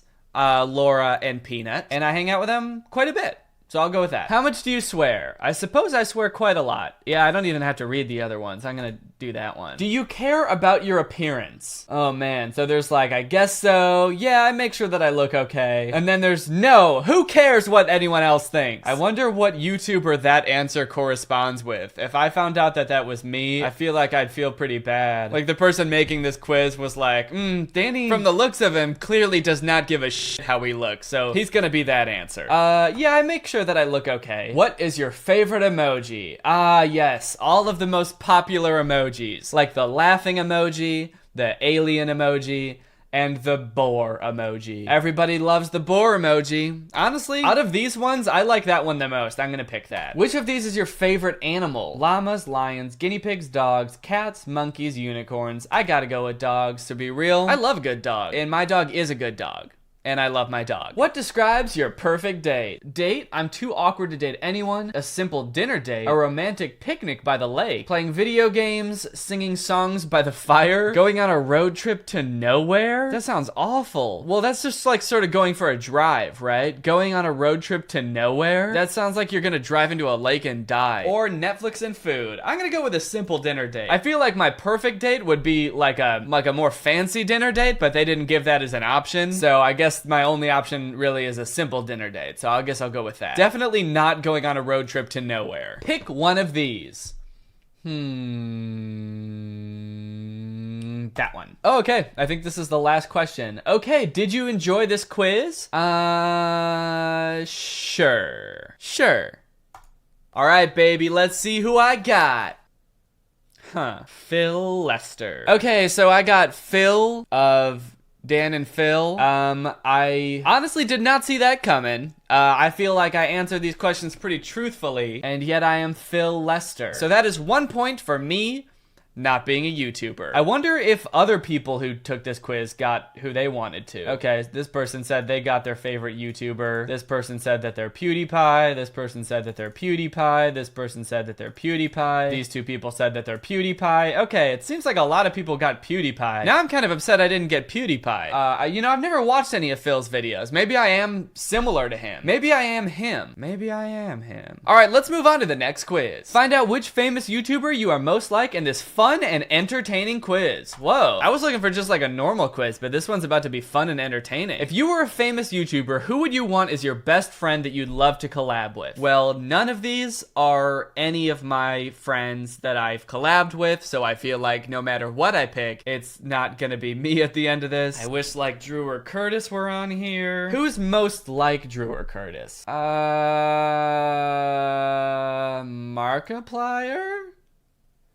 Well, it's too late to change my answer because the second I clicked it, it moved on to the next question. So I guess I'm going with Markiplier. What's your favorite / most used emoji? See, the thing is, they're not giving me all of the emoji options. I don't use any of these emojis. I guess maybe the laughing one? I really like the one that's like this, but that's not even on here. Okay, I guess the laughing to tears. I use this after literally every text. Okay, I don't do that, but I guess I have to pick this one. What do you think is your Patronus or spirit animal? Honestly, I fuck with otters in a pretty big way. I like how they hold hands when they're asleep, so I'm gonna have to go with otter. On a first date, what would you enjoy most? I would like a hike. That seems nice. It seems like a good way to get to know someone. You get to talk. See, in movies, you don't really get to talk. You just kind of sit next to the other person for 2 hours in silence. Doesn't really seem like much of a date. At least not a good first date to me. Unless you're just trying to make sure that the person you're on a date with knows how to sit still for 2 hours. In which case, I guess it's a fine idea. If you got the opportunity to name a child, what name would you pick? I can already guess without even looking at the names that none of them are going to be names that I would pick. So I guess I just have to pick the one that I like the most. Let's go with Levi,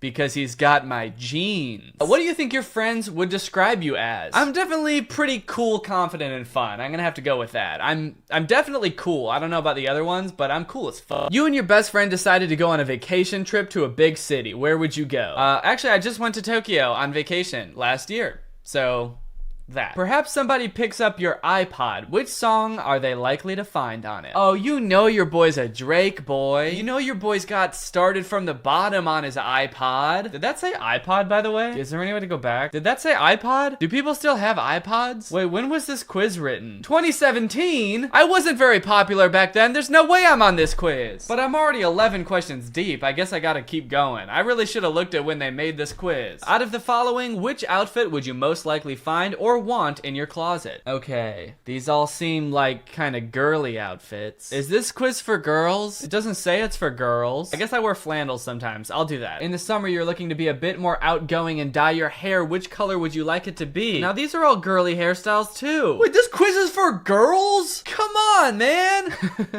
I'm not really outgoing, so I'll keep it the same. Damn, that's kind of judgy. Just because I don't want to dye my hair, that means I'm not outgoing. But I'm not going to dye my hair, so I'm going to pick that one. What is your favorite hairstyle if you're in a rush in the morning? Okay, I'm really starting to get the hint that this is, at the very least, only for people with long hair. Because the answers are messy bun, ponytail, a quick go with the straightening iron. Why did they hide all of the questions that don't apply to me at the end? So I got through the whole thing before figuring out that this is for for women? I guess just plainly brushed out. Sure, let's go with that. If you were a YouTuber, how would you make your money? Is one of the answers. But from YouTube, by making YouTube videos. Creating music and selling it to fans? Well, I guess I do that. Promoting my new book? No. Selling ads by making great videos every day? I do that as well. Having a real job on the side? Okay. Kind of a dig at being a YouTuber. Calling YouTube not a real job. Going on a world tour to meet my fans? I did go on a nationwide tour. Designing and selling awesome merch, being sponsored. Okay, that's the same thing as selling ads. Being in commercials on TV to promote a product. I'm gonna go with by making great videos every day. Well, no, because I don't make them every day. Shit. I'm gonna say creating music and selling it to fans. On Saturday night, which one of these TV shows can you binge watch? I don't like any of these shows, but if I had to pick one, I guess I'd pick Friends. Okay, that's the end of the quiz. Calculating results. And my answer is Shane Dawson. Huh. So, okay, so maybe it was a quiz designed to be taken by girls, but the YouTubers could be anyone. Okay, I think I understand now. You got Shane. From watching his videos, you probably know to always be the person you want to be, and always empower yourself in any way. Although you tend to look like you're extremely confident and self-assured, you just have to keep in mind to take your best qualities and portray them inside out. You're very quiet and introverted. I don't think I ever said that in the quiz, but okay. But are very fun and down to earth. Yeah, I am. Don't be so hard on yourself at times. Okay, I'm not. What? Okay, this quiz is like judging me now. And try to begin to accept yourself for who you are. Okay, I do. I didn't like that. Okay, so I found one, I just kicked the tripod. But you know what? In the last video, I kicked the tripod and I just kept on going. So I'm not gonna fix it. I'm just gonna keep it. Okay, I'm gonna fix it a little bit. Okay, so I found one more quiz. Since I haven't really had the best of luck with the last two, this one, I'm gonna try to answer it as if I was someone who only watched me on YouTube. Because, like, the type of videos I make are different than, like, who I am in real life. Like, I'm not just going around making fun of people all the time in real life. So I'm gonna try to answer this one with that in mind. Like, this was written by someone who only watches me and doesn't actually know me in person. What's your favorite type of film? A fantasy with dragons and stuff, Fantastic Mr. Fox, and that's it. Sing? Anything about sport, really. What? Sing? Is that a genre of movie? Do they mean musicals? Hey dude, what type of movies are you into? Sing! This also does not cover every type of film. This is only 4 types of film here. In fact, it's really only 3 and then one just title of a movie. So I feel like this would not kick the tripod again. But I'm gonna say Fantastic Mr. Fox, because he's kind of sassy, and in my videos, I can be a little bit sassy sometimes. What's your idea of a perfect lunch? A slice of pizza, a nice bowl of soup, and a cup of tea. Something that will give me energy like pasta, and some chocolate. Nothing gives you energy like pasta. How would I answer this as me in my videos? I feel like I do have a decent amount of energy in my videos, so maybe something that would give me energy. Not necessarily a huge pasta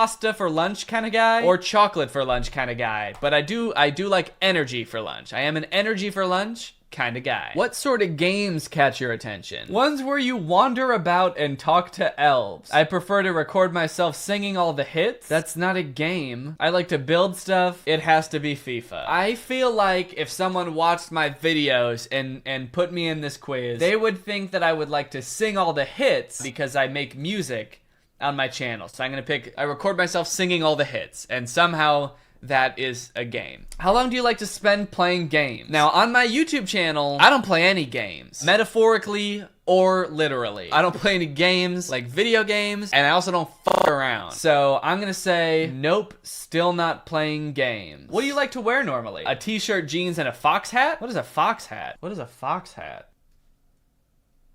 Oh, it's literally just a hat made out of a fox. What YouTuber is that? What YouTuber walks around with a fox on their head? A dress and slippers, tracksuit, or a football kit, a cardigan, and something sparkly. I feel like a t-shirt, jeans, and fox hat is closest, but I don't ever wear a dead fox on my head. But I guess I'll pick that. What are you wearing on your feet right now? Minecraft socks, muddy football boots, slippers, or trainers like Adele might wear. Why is normal socks none of the answers? I guess the closest thing is Minecraft socks. I don't understand. Do they expect every person who takes this quiz to be wearing one of these 4 things? These are so specific. All right, I'm gonna say Minecraft socks. Okay, last question. What is your ultimate ice cream flavor? Can I have custard instead, please? So the first option is I don't want ice cream. Okay, I'm gonna go with the last answer. A scoop of everything plus chocolate sauce and sprinkles, please, because I feel like in my videos sometimes I'm a little bit extra. I like to do a little bit too much. So I'm gonna go with that one, and we'll figure out who I am. What? Shirley Curry? That's right, you're most like the gaming grandma who loves to play Skyrim. What the fuck? I don't understand this at all. What did I do to deserve this? Alright guys, well, I have taken 3 quizzes to find out which YouTubers I am. The YouTubers I got are Phil, I got Shane Dawson, and I got Shirley Curry. None of them are me, so I guess I'm not a YouTuber. That concludes this video. Bye. Hello everyone, welcome back to my second channel. I hope you're all having a great day. This of course is my second channel. This is not my main channel. Don't get it twisted. If you found this video and thought it was my main channel, this is actually my second channel where I like to get a little bit sillier, a little bit wackier, do a little bit less scripted of videos. And I also like to have a LaCroix or two while I'm at it. Today, oh, holy shit. That got in my eye. Today we're gonna be having a nice, crisp, refreshing lime LaCroix. A nice, reliable lime. A lime will never let you down. Today we're gonna be continuing on with our episode story, A YouTuber's Reality. If you didn't watch the first one or you need a quick refresher, I believe what happened in the last one is our girl Mia wants to be a YouTuber. She's worried about what the bullies at school might think. There's also a cute boy in the mix. She posted her first video and it did pretty well, and right as we ended the last episode, she posted her second video, which was sort of like a clickbaity storytime video, and it was just starting to pop off as she was going to bed. So we're gonna see what happens in this one. Hopefully my girl starts raking in the views, starts making that coin like she's Mario. So let's see what happens. Episode 3 of 8. It looks like this one is titled So, sounds pretty exciting. Oh, also, before we start, if you want to get any of the new merch, such as this ooey gooey yummy yummy tasty little snack shirt, head on over to DannyGonzalez.store. Okay, so this is Chloe. I believe this is the author of the episode. Hey guys, I really hope you all enjoyed this episode. Like I have said at the end of the past 2 episodes, the upcoming ones will be much longer. All right, it looks like we're in for a treat. We're gonna get some more juicy content. Thank you, XX. I'll give you a chance to edit your character. Oh, thank goodness. Maybe, just maybe, I'll actually be able to change her name to Greggy this time. Let's see. Greggy. Done. So, Greggy, what's your look? You know what? Actually, now that she's starting to pop off a little bit, maybe I want to give her a little bit crazier of a hairstyle. Gets a little bit more confident, you know? She's not afraid to explore different options. Sure, I'll say she's gonna shave her head for this one. Just half of it. Maybe if she gets a little bit more famous, she'll shave the whole thing. Who knows? What? I've got over 1,000 views! She's doing that thing again where she doesn't look at her phone and she just holds it over her head. I think, anyway, I can't quite tell because my phone's up there. I'm trying to look, but it's a funny angle. And right off the bat, I see her name is still Mia. It's not Greggy, so I'm starting to think that it will never be Greggy. This is crazy. Yeah, I'm proud of her, man. 1,000 views? That clickbait'll do it, son. I have to call Grace. Grace, I've got over 1,000 views on my story time, and I've gained 50 subscribers. I wonder what a good number of subscribers to gain from 1,000 views is. I guess, so that would be like 1 out of every 20 people that saw the video subscribed. That's pretty good, I think. That's a pretty respectable. And that means that even though she had kind of a clickbaity title, people that clicked on the video didn't really care because it was an entertaining video anyway, because they were entertained enough to subscribe. So that's pretty good. Yes! Can you believe it? Question mark, exclamation point, question mark, exclamation point, question mark, exclamation. Okay, I'll talk to you at school. This is actually amazing. I'm late for school! I see she's still got those cigarettes on her nightstand. Girl, you gotta quit. That's not good for you. Mia! Yes, Mom? What was all that noise, sweetie? I got over 1,000 views. On what? On my OnlyFans! Yeah, I suppose our mom doesn't even know that we're trying to start a YouTube career yet. This is all gonna be news to her. YouTube! Isn't that a site you buy pets from? Huh? What? Is that... Why would YouTube be a site you buy pets from? I guess YouTube kind of has a reputation for having, like, cat videos. That's a joke that all like, middle-aged people really like. Oh, YouTube! The site with the cat videos! Because that used to be a thing in, like, 2007, and they haven't heard anything else about YouTube since 2007. But she doesn't just think it's a site to look at pets, she thinks it's a site to buy them. She must think that the cat videos are, like, displaying the cat, like, look how cute my cat is. $700. No, Mom. No, Mom. It's where you make videos of yourself and post them. Okay, so you're telling me anybody can see these? Yeah. Do you not know how dangerous that is? Mom, it's fine. Nothing bad is going to happen. If you say so. I'm trying to remember, like, if when I was in high school, if my parents had any qualms with me making YouTube videos. I do know we were careful about not ever showing like our address or any of our like really personal information on video.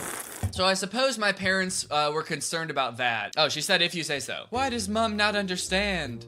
I feel like she did understand. She said if you say so and walked away. It seems like she's over it now. Mom, I made YouTube videos and they're doing really well. Isn't that dangerous? No. Okay, if you say so. My dumb bitch of a mom will never understand. Oh shoot, I forgot about my date tonight. Oh yeah, that's right. We have a date with the cute boy, whose name I believe is Skylar? How did those berries taste? Oh, Leah. If you don't remember, Leah is a bully, and we hate Leah. So apparently she saw our video, and she thinks it's hilarious that we ate poison berries. So we can either say back off or what are you talking about? Honestly, it didn't even seem like that mean of a thing to say. I feel like that's something a friend could say after they saw your video. They'd be like, hey, I saw your video last night. How are those berries? Buddy, that was a silly story. But instead my options are back off! Don't ask about my YouTube videos. In fact, don't even watch them. Or I can say, what are you talking about? Like I have no idea that I made a YouTube video. You know what, let's play it cool. Let's say, what are you talking about? I found your YouTube channel, dummy. Uh-oh, we look upset. Look at how she's standing. She's got her eyes closed. She's so mad. Her jaw is clenched. Her fingers are balled up into fists. This girl comes up to you at school and you're just standing there like, get a clue, Leah. Take a look at our body language. Do we want to be talking to you? I'm going to show the whole school. Do you think Skylar will still want to take you on a date? I don't. I'm confused about what the issue here is. Like, the whole school is gonna make fun of her and Skylar's not gonna want to go on a date with her because in the first grade, she ate poison berries? That's not even that embarrassing. I could understand maybe if you made a YouTube video that was like, I pooped my pants yesterday in school. Did you smell a stinky smell in school yesterday? That's because I pooped my pants. I could understand that being pretty embarrassing and it might turn some people off of you, but like, they're in high school now. And this was in first grade, she ate poison berries? Anyway, maybe I'm defending Mia too much. I suppose I'm a bit of a ride or die for Mia, but like, Leah, what the fuck is that even gonna do? Why are you doing this? Because I'm allowed to. Stay away from my man. This is so unfair. I have to jog in place because it's so unfair. I'm just so stressed out I gotta blow off some steam right here in the school hallway. This is so unfair! What's going to happen? Will Mia delete her YouTube channel just as she's getting views? To be continued right now. Okay, I thought that was gonna be the end of the episode. I was like, that wasn't longer. Will Mia delete her YouTube channel? I hope not. I feel like that would make it seem even more suspicious. Like if there was a rumor going around school that Mia did something embarrassing on her YouTube channel and then people went to go look it up and it was deleted, everyone would be like, oh shit, she did something really embarrassing. And then people would just speculate more and more and the rumors would get worse probably. But I feel like if people just go to her YouTube channel and she's like, I ate berries and they were the wrong berries, people would be like, oh, okay. Yeah, that wasn't that bad. Later on that night. This is not fair. She won't get away with it. I'm gonna show her that I don't care what she thinks. YouTube makes me happy and that's all that matters.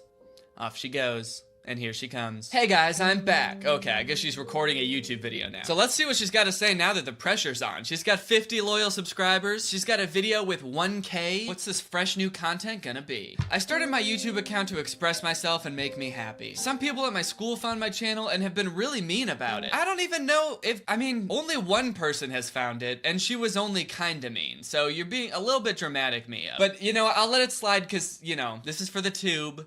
Sometimes you gotta exaggerate on the two. I'm making this video to say, I don't care what you all think. I don't care what anyone thinks. I'm going to keep making videos no matter what. I don't know if that's the exact right attitude to have. I would care a little bit what people think, because you still want to make videos that are like entertaining to people. If people are like, these videos suck, you shouldn't be like, I don't give a shit. I want you to still watch them, but I don't care what you think about them. Make things that you want to make, for sure, but I think you should take people's input, except maybe Leah, because she's kind of a kind of a jerk. Mia continues to talk about her life and how it's getting to her. Thank you. I'll see you all next time. I forgot about my date!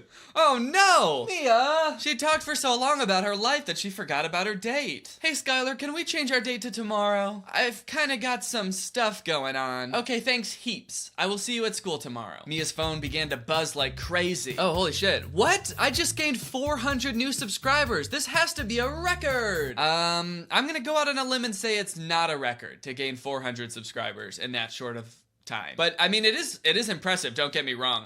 How did she gain 400 subscribers? Grace, go look at my new video. It's completely blown up. I know. This is crazy. Okay, bye girl. I've gained 500 new subscribers. Is that good? Yes, mom. Yes, mummy. Oh, congrats, honey. This is amazing. I could become famous. Oh, the mom looks so sad. She's so sad because she doesn't know what any of it means. She's like, I don't know what a subscriber is. I don't know what views is. I don't want you to sell my cat, though. I love that cat. And meet Shane Dawson. Oh, not necessarily good timing for this one, huh? I suppose this was written a while ago. Okay. She just doesn't care. I don't know who that is. I don't know what any of this means, so just honestly, just don't talk to me about it anymore. I don't care. Good night, sweetie. I had better get changed and go to bed. Guys, I'm extremely sorry, but I have to cut this episode short. Oh, no. What? What happened to the longer episodes? I may edit it and make it longer, but I need to get these 3 episodes made to publish my story. Next episode will be out within the next couple of days. Bye, guys. Well, I'm honestly a little bit disappointed about the length of that episode, but I gotta be honest, I am on the edge of my seat. Hey, guys, I know I stopped making chapters, and I'm so sorry. Uh-oh. Was there like a significant gap between these episodes? I'm going to start a YouTuber's Reality up again, and it's going to be better than ever. I also made an Instagram page. Follow it to keep updated, and you can also message me any requests, etc. AYR episode. So if you want to follow the creator of this story on Instagram, hit her up. Now here's the chance to edit your character, but remember, your name will stay as Mia. Okay, at least she says it this time and admits it. Your name will always be Mia. Just remember that. So what's your name? I guess it's Mia. The next day. Ugh, I barely slept last night. Must have been all the excitement from actually gaining subscribers. Oh well, I better get ready for the day. Oh, I forgot. We had school uniforms introduced. Great. Huh? Did that happen? Did we know about that? I feel like that was, I don't remember them mentioning that. Oh well, I don't have a choice. Oh, so now we gotta wear this lame ass uniform and I don't get to pick what she wears to school? Lame. I wonder if Skylar would want to do that date tonight. I better hurry up and get to school. Hey, Grace. Oh, hey. I still can't get over how many views I've got. Yeah, Mia, I get it. Oh, shit. Someone's jealous? Yeah, she's probably upset that she didn't get in on the shit on the ground floor. She said she didn't really want to help with the channel, and now look at her. She doesn't get to reap all the rewards. She's not rolling in the clout like us, baby. 500 subs? All you talk about is subscribers and videos. I miss the old days, Mia. Well, I'm sorry, Grace, but I'm excited. As we should be. Fuck Grace. Hashtag fuck Grace. Trying to take away our moment? Also, it's only been like 2 days. So, like, it's not like all we talk about anymore. It's just been 2 days because it's been some crazy shit happening, Grace. Yep.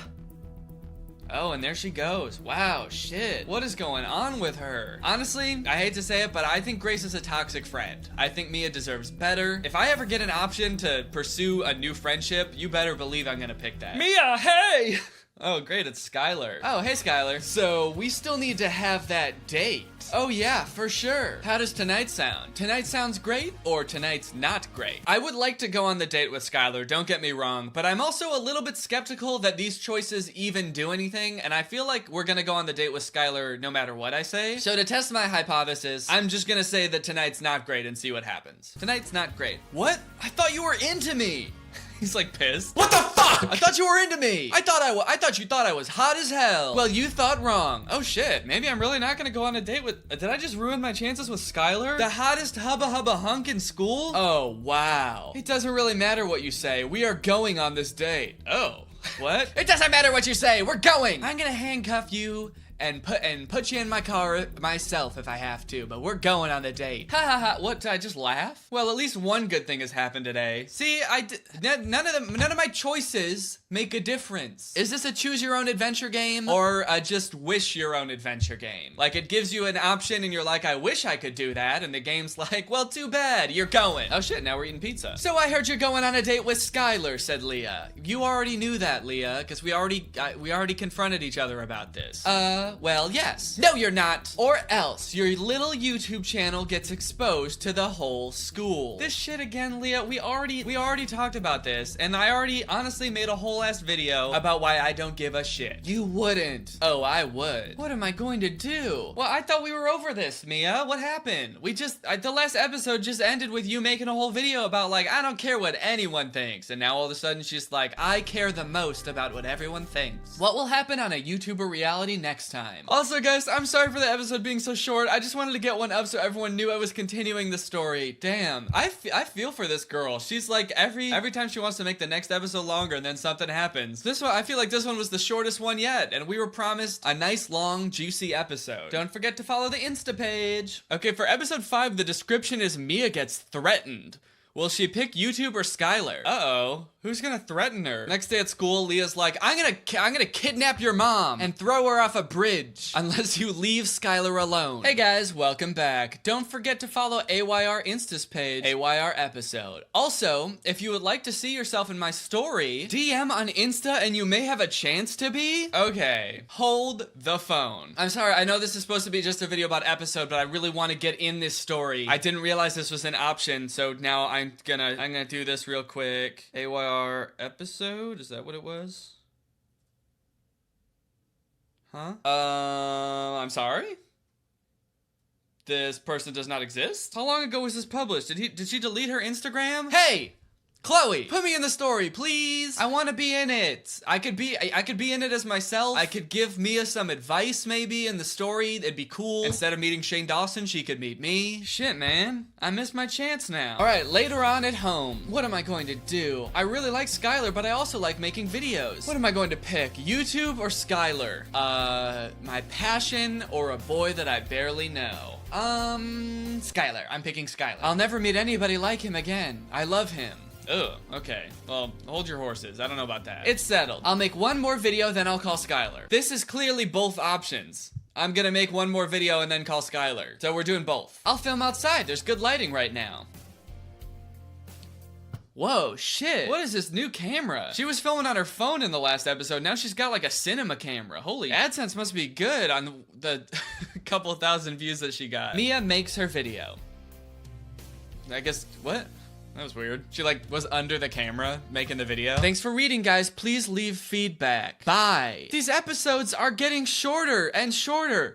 Okay, we're gonna do one more episode and this better be a longer episode. This episode, Mia must decide what she wants, YouTube or Skylar. I feel like we already decided that we're gonna do both. Okay, that's done. I have to edit. This video is going to take forever to edit. Mia edits her video. Finally, I'm done. Okay, so they just skimmed right over that. Oh, this is gonna take forever. I'm done. I need food. Hey, wait, isn't she supposed to call Skylar? Aren't they supposed to go on a date tonight? Isn't she supposed to get kidnapped by Skylar later tonight? What should I eat? Pizza or nothing? I'm not really that hungry. Well, she said I need food, so I'm gonna say nothing. I'm not really that hungry. I should probably get to bed. No, Mia! Oh my God, Mia, Look, I'm trying to help you. I didn't want you to eat anything because I wanted you to remember that you're supposed to call Skylar. Remember? The love of your life, apparently? I better post my video. It may be my last one. I don't know why it's gonna be your last one.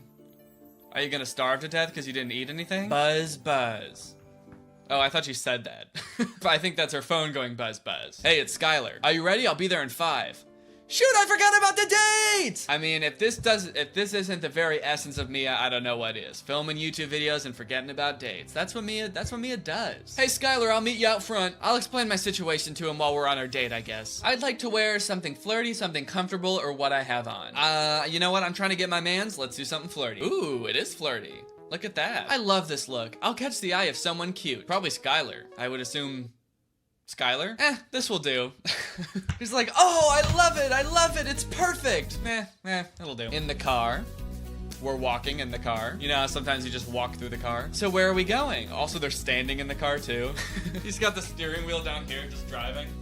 Beautiful evening, huh? Skylar, if I knew we were coming to the beach, I would have brought my swimmers. I assume whatever country the person who wrote this in calls like swimsuit swimmers. Either that or she's like, I got Michael Phelps back home. I would have brought him if I knew we were coming to the beach. I like that sandcastle in the background. I wonder if Skylar made that. He's like, I just wanted to show you my sandcastle. It's pretty sick, right? All right, we can go home now. I just wanted to watch the sunset with you. It's beautiful, just like you. Oh, thanks. You're beautiful too. Oh gosh, why did I say that? What I meant to say was, I think you're pretty great. Well, thanks, Mia. Uh-oh.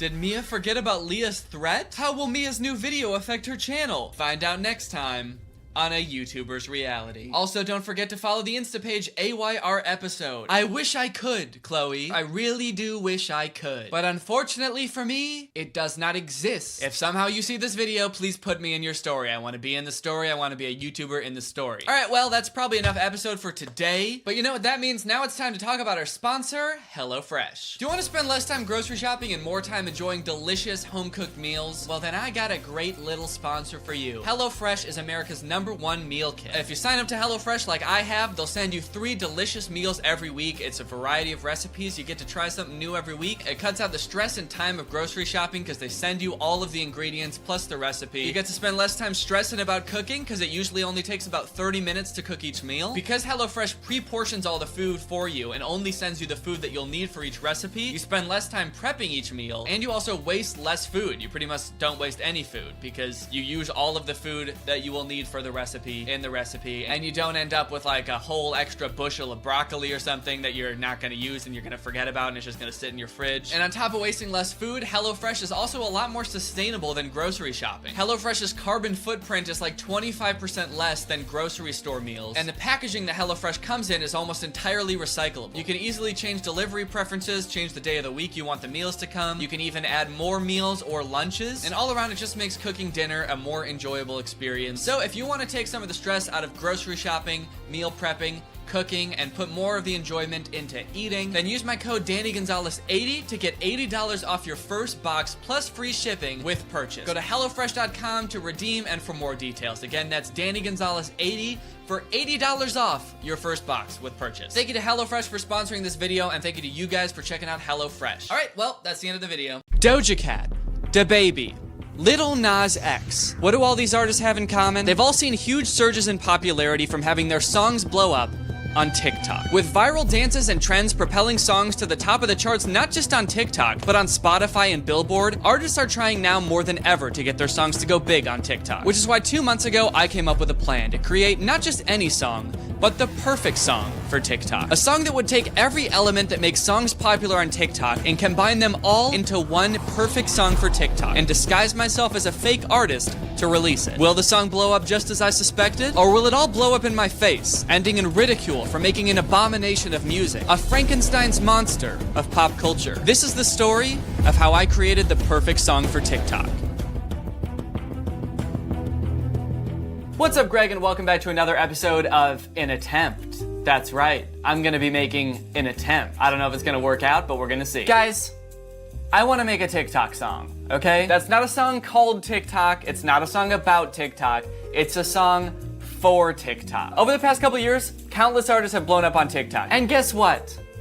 Daddy wants some of that clout. But now I'm wondering, is it possible to force a song to blow up on TikTok? That is what I'm going to find out today, or however long this takes me. Probably longer than a day. Because honestly, I've noticed that a lot of popular TikTok songs have some very similar things about them that make them so good for TikTok. Things like deliberately specific dancing instructions make them perfect for people like Charli D'Amelio and Addison Rae. One line of a song that can be interpreted a million different ways, so a bunch of people can make a TikTok with the same song but have a slightly different joke to it. I'm going to create the perfect song for TikTok. A song that has no choice but to blow up. A song that the biggest TikTokers in the world will be lining up to make TikToks with. Thus making the song one of the most popular sounds on TikTok, thus making it popular on Spotify, thus giving Daddy that clout. And I am saying this very confidently, knowing damn well that I have no idea if this is gonna work. In fact, the funny thing about this is I actually tried to make this video like 6 months ago in February, and I sort of got stuck because it was too hard, and I sort of forgot about it and gave up. But I think this time I got it. All right, so how many videos would you think I would need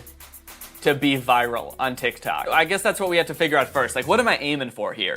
After looking at a bunch of songs in TikTok's own TikTok viral list, it seemed like the songs that go viral on TikTok had a huge range of the number of videos that they have, with some even going up to the multiple millions of videos. But the very lowest that I could find had around 69,000 videos. So I figured a good baseline for like the most baby, little, tiny viral song would be about 50,000 videos. So that's what I decided to go with. Let's say 50,000. I feel like that's still a pretty lofty goal, and I feel like I would be pretty darn impressed if I got 50,000 videos for my song on TikTok. And we might not reach the goal, but you know what they say. Shoot for the moon, and if you miss, At least you'll land among the stars. Or suffocate in space, I suppose. The first thing I actually had to do was write the song. Back in February, when my sorry ass tried to make this video the first time, I reached out to a few popular TikTok creators for some advice, and to see if they thought this was even possible. The results were mixed. Do you think that that could work? Oh my god, that would work so easily. You got this. I think that definitely could work. I don't know. Maybe. With your audience and following, possibly. Nevertheless, they all had some pretty valuable insight about what makes a song popular on TikTok that would be absolutely crucial going forward. You just need something that you can dance to, especially like stuff that says like, throw that ass back. Keywords, ass, butt, throw it back. You need a dance to go along with it. TikTok dances are the same dance, just in a randomized format. So maybe if I made a song that was like the lyrics are just like a string of dance moves, people would just make a dance to that. I honestly think that people would use that. It'll be like the cha-cha slide of TikTok.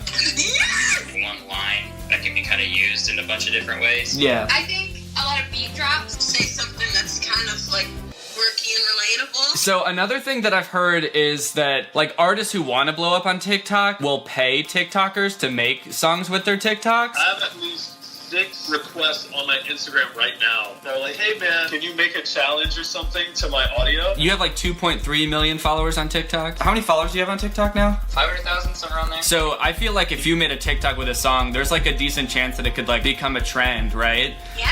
I guess so, yeah. So is that something you would consider doing, like taking payment to make a song or like a TikTok? Huh? Oh, that's so weird. There's $20 in the background here. Is that something that like you guys would consider if someone was willing to pay you for? Oh, what is that? Is that a $25 Amazon What? gift card? Oh my god! Is it? Is this like a 3-year-old $25 Amazon gift card? Oh, is that a Rainforest Cafe shirt? Is that for me? Huh? That's weird. How'd that get there? I don't know. Would you ever consider like if someone had like a bunch of money? When you say a bunch of money, do you mean $20? I don't know. It could be 20. Could be, I don't know, more or. So 40? I'm starting to realize now you might have ulterior motives with this call, but. Curtis, come on, man. We're friends. I know, but it's weird. As soon as you started talking about my following and then paying someone to make a video and then you pan to the money on the wall, it's just all okay. Now you're agreeing with me. Okay. But even then, I still felt a little bit lost on where exactly to start. So I looked up the lyrics to all the most popular songs on TikTok, copied and pasted them all into one document, and then used that chunk of text to generate a word cloud. I figured this would be super helpful in writing the song since I didn't know what to write about. Plus, I really like this website. They had lots of cool shapes that you could make your word cloud, like a little cow cloud and a little ladybug cloud. I picked a gecko. Hope you guys like my word cloud. As you can see, I went for a gecko.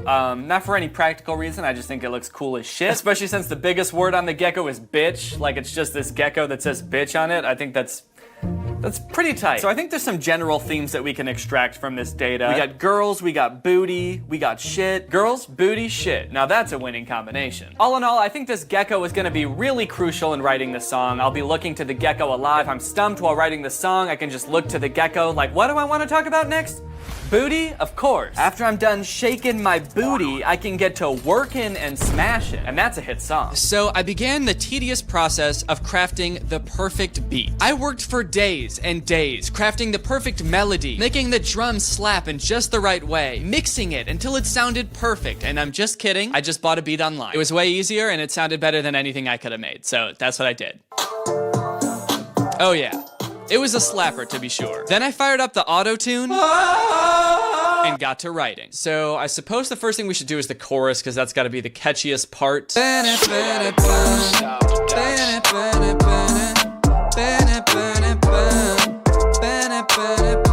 Now we can try to come up with words for it. So this is like the first line of the song. I feel like in TikTok songs where the beat drops, there should be like an important line. It's gotta be something kind of badass that makes TikTokers want to be like, I'm hot shit. It could also be something funny and self-aware, and maybe people would like that too. What's like a relatable scenario that people would like to make TikToks about? A time that they fucked up, or like were a clown? I'm a fucking clown. Oh, yeah, okay, wait, no. It could be kind of cool. Starting off with I'm a fucking clown sounds like it's gonna be a dumb song, but then like, what if it's like, but she wants to join the circus? Then it sounds kind of cool. Like, I'm gonna be a clown, but this girl, she's kind of a freak. She kind of wants to join the circus. Okay, so now I need to figure out something that rhymes with circus. Epidermis. Yeah. This is that dermatologist rap. We're talking about the epidermis now, baby. Curtis. So to maximize my chances of getting this song to be popular on TikTok, I wanted to include something in the song for every type of TikToker. Just absolutely squeeze every genre of TikTok into this one song that I could. Writing the song was a challenge, to say the very least. I was totally out of my comfort zone. I kept getting writer's block.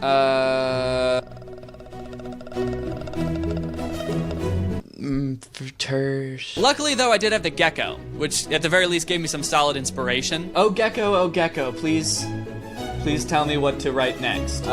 Maybe I should say hoe at some point in here. Is that endearing? Is that cool? So what if I'm a hoe? You're not perfect either, sweetheart. I got booty, I got smash, I got pow. Like pow, pow, pow. I'm gonna make her butt explode, like pow, pow, pow. All in all, writing the song took about 2 days. And the trickiest part was making a song that had all of these elements that would make it go popular on TikTok while still making it a cohesive song that like made sense and sounded fun and is catchy, hopefully. Then I just recorded a final version of the vocals and sent it off to a mixing engineer to get the final song sounding perfect. I'm a fucking clown, and you gon' join the circus. Get in that dance that she learned on TikTok, like clap and slide, elbow shake. She ain't tryna throw hands, she just throwing that cake. If your ex try to stop me, he'll be running home to mommy. Hold up, none of this lame shit, dude. I'm trying to rap. Bring the beat back. That's a glow up, what more can I say? All right, I've done it. I've created the perfect TikTok song. A song that will appeal to every side of TikTok. You cannot convince me otherwise. This song is the most TikTokable song possible. But now it's time for me to put my money where my mouth is, because I actually have to get the song to blow up on TikTok, which, you know what? Before I thought that writing the song was the hardest part because it took so long, but now I'm starting to think that this is gonna be really hard, because what are the odds that I'm gonna get my song to blow up on TikTok? That seems almost impossible. How many songs are released every day and how many of them blow up on TikTok? Maybe one, maybe not even one, maybe a half a song. It was pretty difficult seeing any clear path from releasing my first serious attempt at making a viral song to becoming an overnight sensation. But after a lot of plotting, I came up with a few strategies that I'm going to employ that you'll see in a bit. But first, I decided for all these strategies, it would probably be best if I disguised myself. Now you might be asking, why is that necessary, Danny? And also, didn't you already do this in a different video? You disguised yourself? And didn't a bunch of your followers figure out it was you like right away? Well, yeah, all those things are true. But this time is different, and there's a few reasons I think it's important. First of all, I do not want this song on my YouTube channel. I don't want to release this as me at all, because it sounds nothing like anything I would make. I don't want to post this for my followers and be like, hey, this is the type of music I'm gonna be making now. What do you think? Do you like it? It's about being a clown and a hoe and shaking your ass, and honestly, actually, now that I think about it, it does sound like kind of a cool idea for a song. But since I didn't want to release this as me, the only other real option was releasing it anonymously, creating a fake artist identity to release it under. But also, I want this song to blow up because it's so TikTokable. Not because I made it and I already have however many followers and people just want to get in on a song that I made. So in the interest of not posting this on my own social media and making it fair, I gotta make a disguise. How to disguise yourself. All right, we got a WikiHow article. How to disguise yourself. Looking to disappear? Not at all. I'm looking to go viral. Method 1, changing your features. Change your hair. Getting a drastic haircut is the quickest way to look completely different. Wear glasses and sunglasses. Ah, it worked for Clark Kent. Oh yeah, it worked for the superhero in the fictional story. Yeah, everything about that was pretty realistic. I'll do that. Lighten or darken your skin to further confuse people. Probably not gonna do that. Men should consider dressing up or down in age. If you usually dress like a 19-year-old, consider how your father dresses and start taking cues from him. Okay, interesting. Could I try to make myself look like an older gentleman? That might kind of work. Imagine if you're scrolling on TikTok and you see kind of like an older man. That's already like a little bit weird on TikTok. You're kind of taken aback because it's mostly like youth. So then imagine seeing an old man and he's like, hey guys, check out my new fucking track, and it's this absolute banger. Oh shit, how to put together a good disguise according to the CIA. All right, this is gonna have some pro tips, I can already tell. The CIA has a number of ways to change someone's appearance, including full face masks, but simpler ways to completely change the face are dental facades and plumpers, which mask your teeth and even reform the shape of your face. What's a plumper? It can reshape your face? What is a plumper? The act of falling heavily. A plumping. Did people say that? When someone falls down? Whoop, that's a plumper. An object carried in the mouth to fill out the cheeks. Oh, interesting. So it can maybe give my face like a rounder look if I get some plumpers. Can you listen to my song on TikTok? So I headed to Goodwill to pick up some new clothes and start crafting my disguise, and let me tell you what, I was dripping. All right, this is my disguise so far. Camo shorts, of course, with they're like cargo shorts too. They got the cargo shorts pocket. Then I found this shirt that says common loon, and I feel like it describes me pretty well because I am a common loon.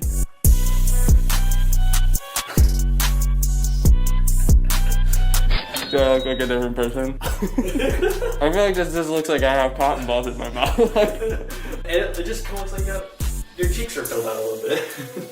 Okay. Now, because I'm not posting this song on my own account like I did with the Zayden thing, I wasn't super worried about people recognizing me since I'm posting this on TikTok with 0 followers. Just random people are gonna be seeing it, not exclusively my followers. And TikTok has 800 million users and I have 4 million subscribers. So I figured even if a few people recognize me, like percentage-wise, it's gonna be so little that it doesn't really matter. So I wasn't gonna get super fancy. I didn't want to deep fake myself, which would take like literal days for each video. I just got some new clothes, some cool sunglasses, and an epic fake goatee made out of real human hair. Oh yeah.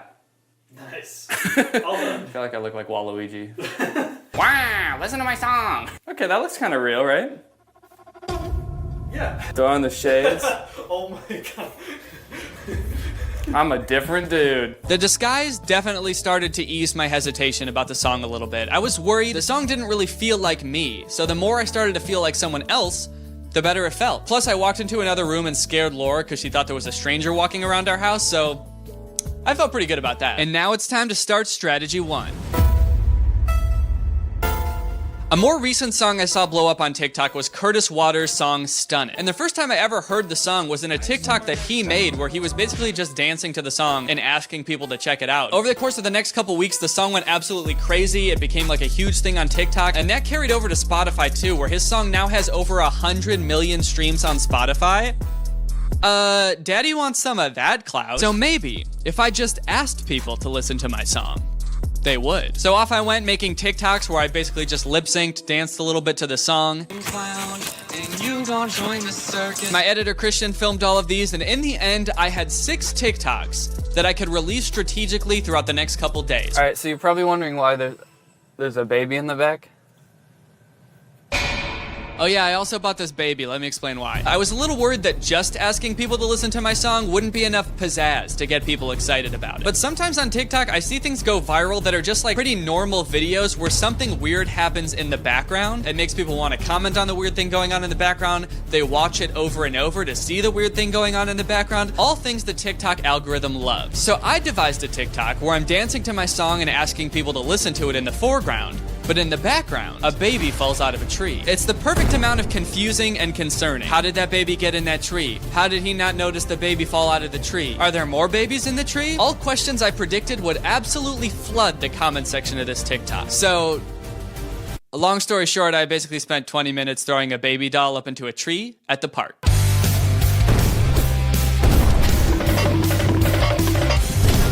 She's on X Games mode.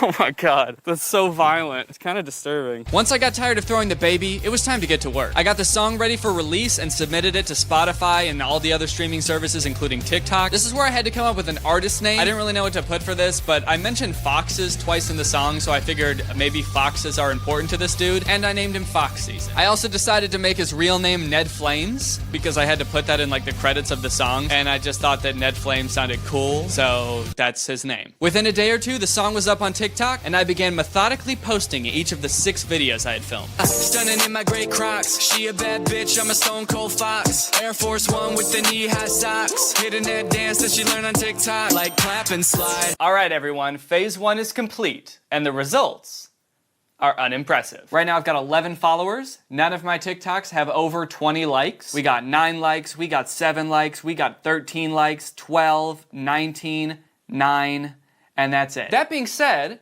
I do have a couple of fans already. This guy said, I like it. This person says, sounds pretty clean. Is it on Apple Music? I also surprisingly already had some haters, or at the very least, some very confusing interactions. One person said this better be a joke, so I commented back, what do you mean? As in, what do you mean a joke? This is my dream. My name is Ned Flames, and music is my passion. I got another comment from this dude, Giovanni, and the first comment that he left was pretty mean, and I responded to it acting like I didn't know it was supposed to be mean, and then he actually deleted that comment and then followed me, and now comments nice things on my TikToks. He commented, is it on Spotify? He left this comment, which I don't really understand. He said, once more people that like your music see your videos, you'll get more famous. Oh, maybe he meant the more people that like your music see your videos, you'll get more famous. Which is, I mean, objectively true. The more people that like my music, the more famous I will be. Now here's the big rub. This is something that I suspected might happen if my song started to get popular. I did not expect it to happen with only like 11 followers and 70 likes on my page. But a couple of people, exactly one couple of people, 2 people,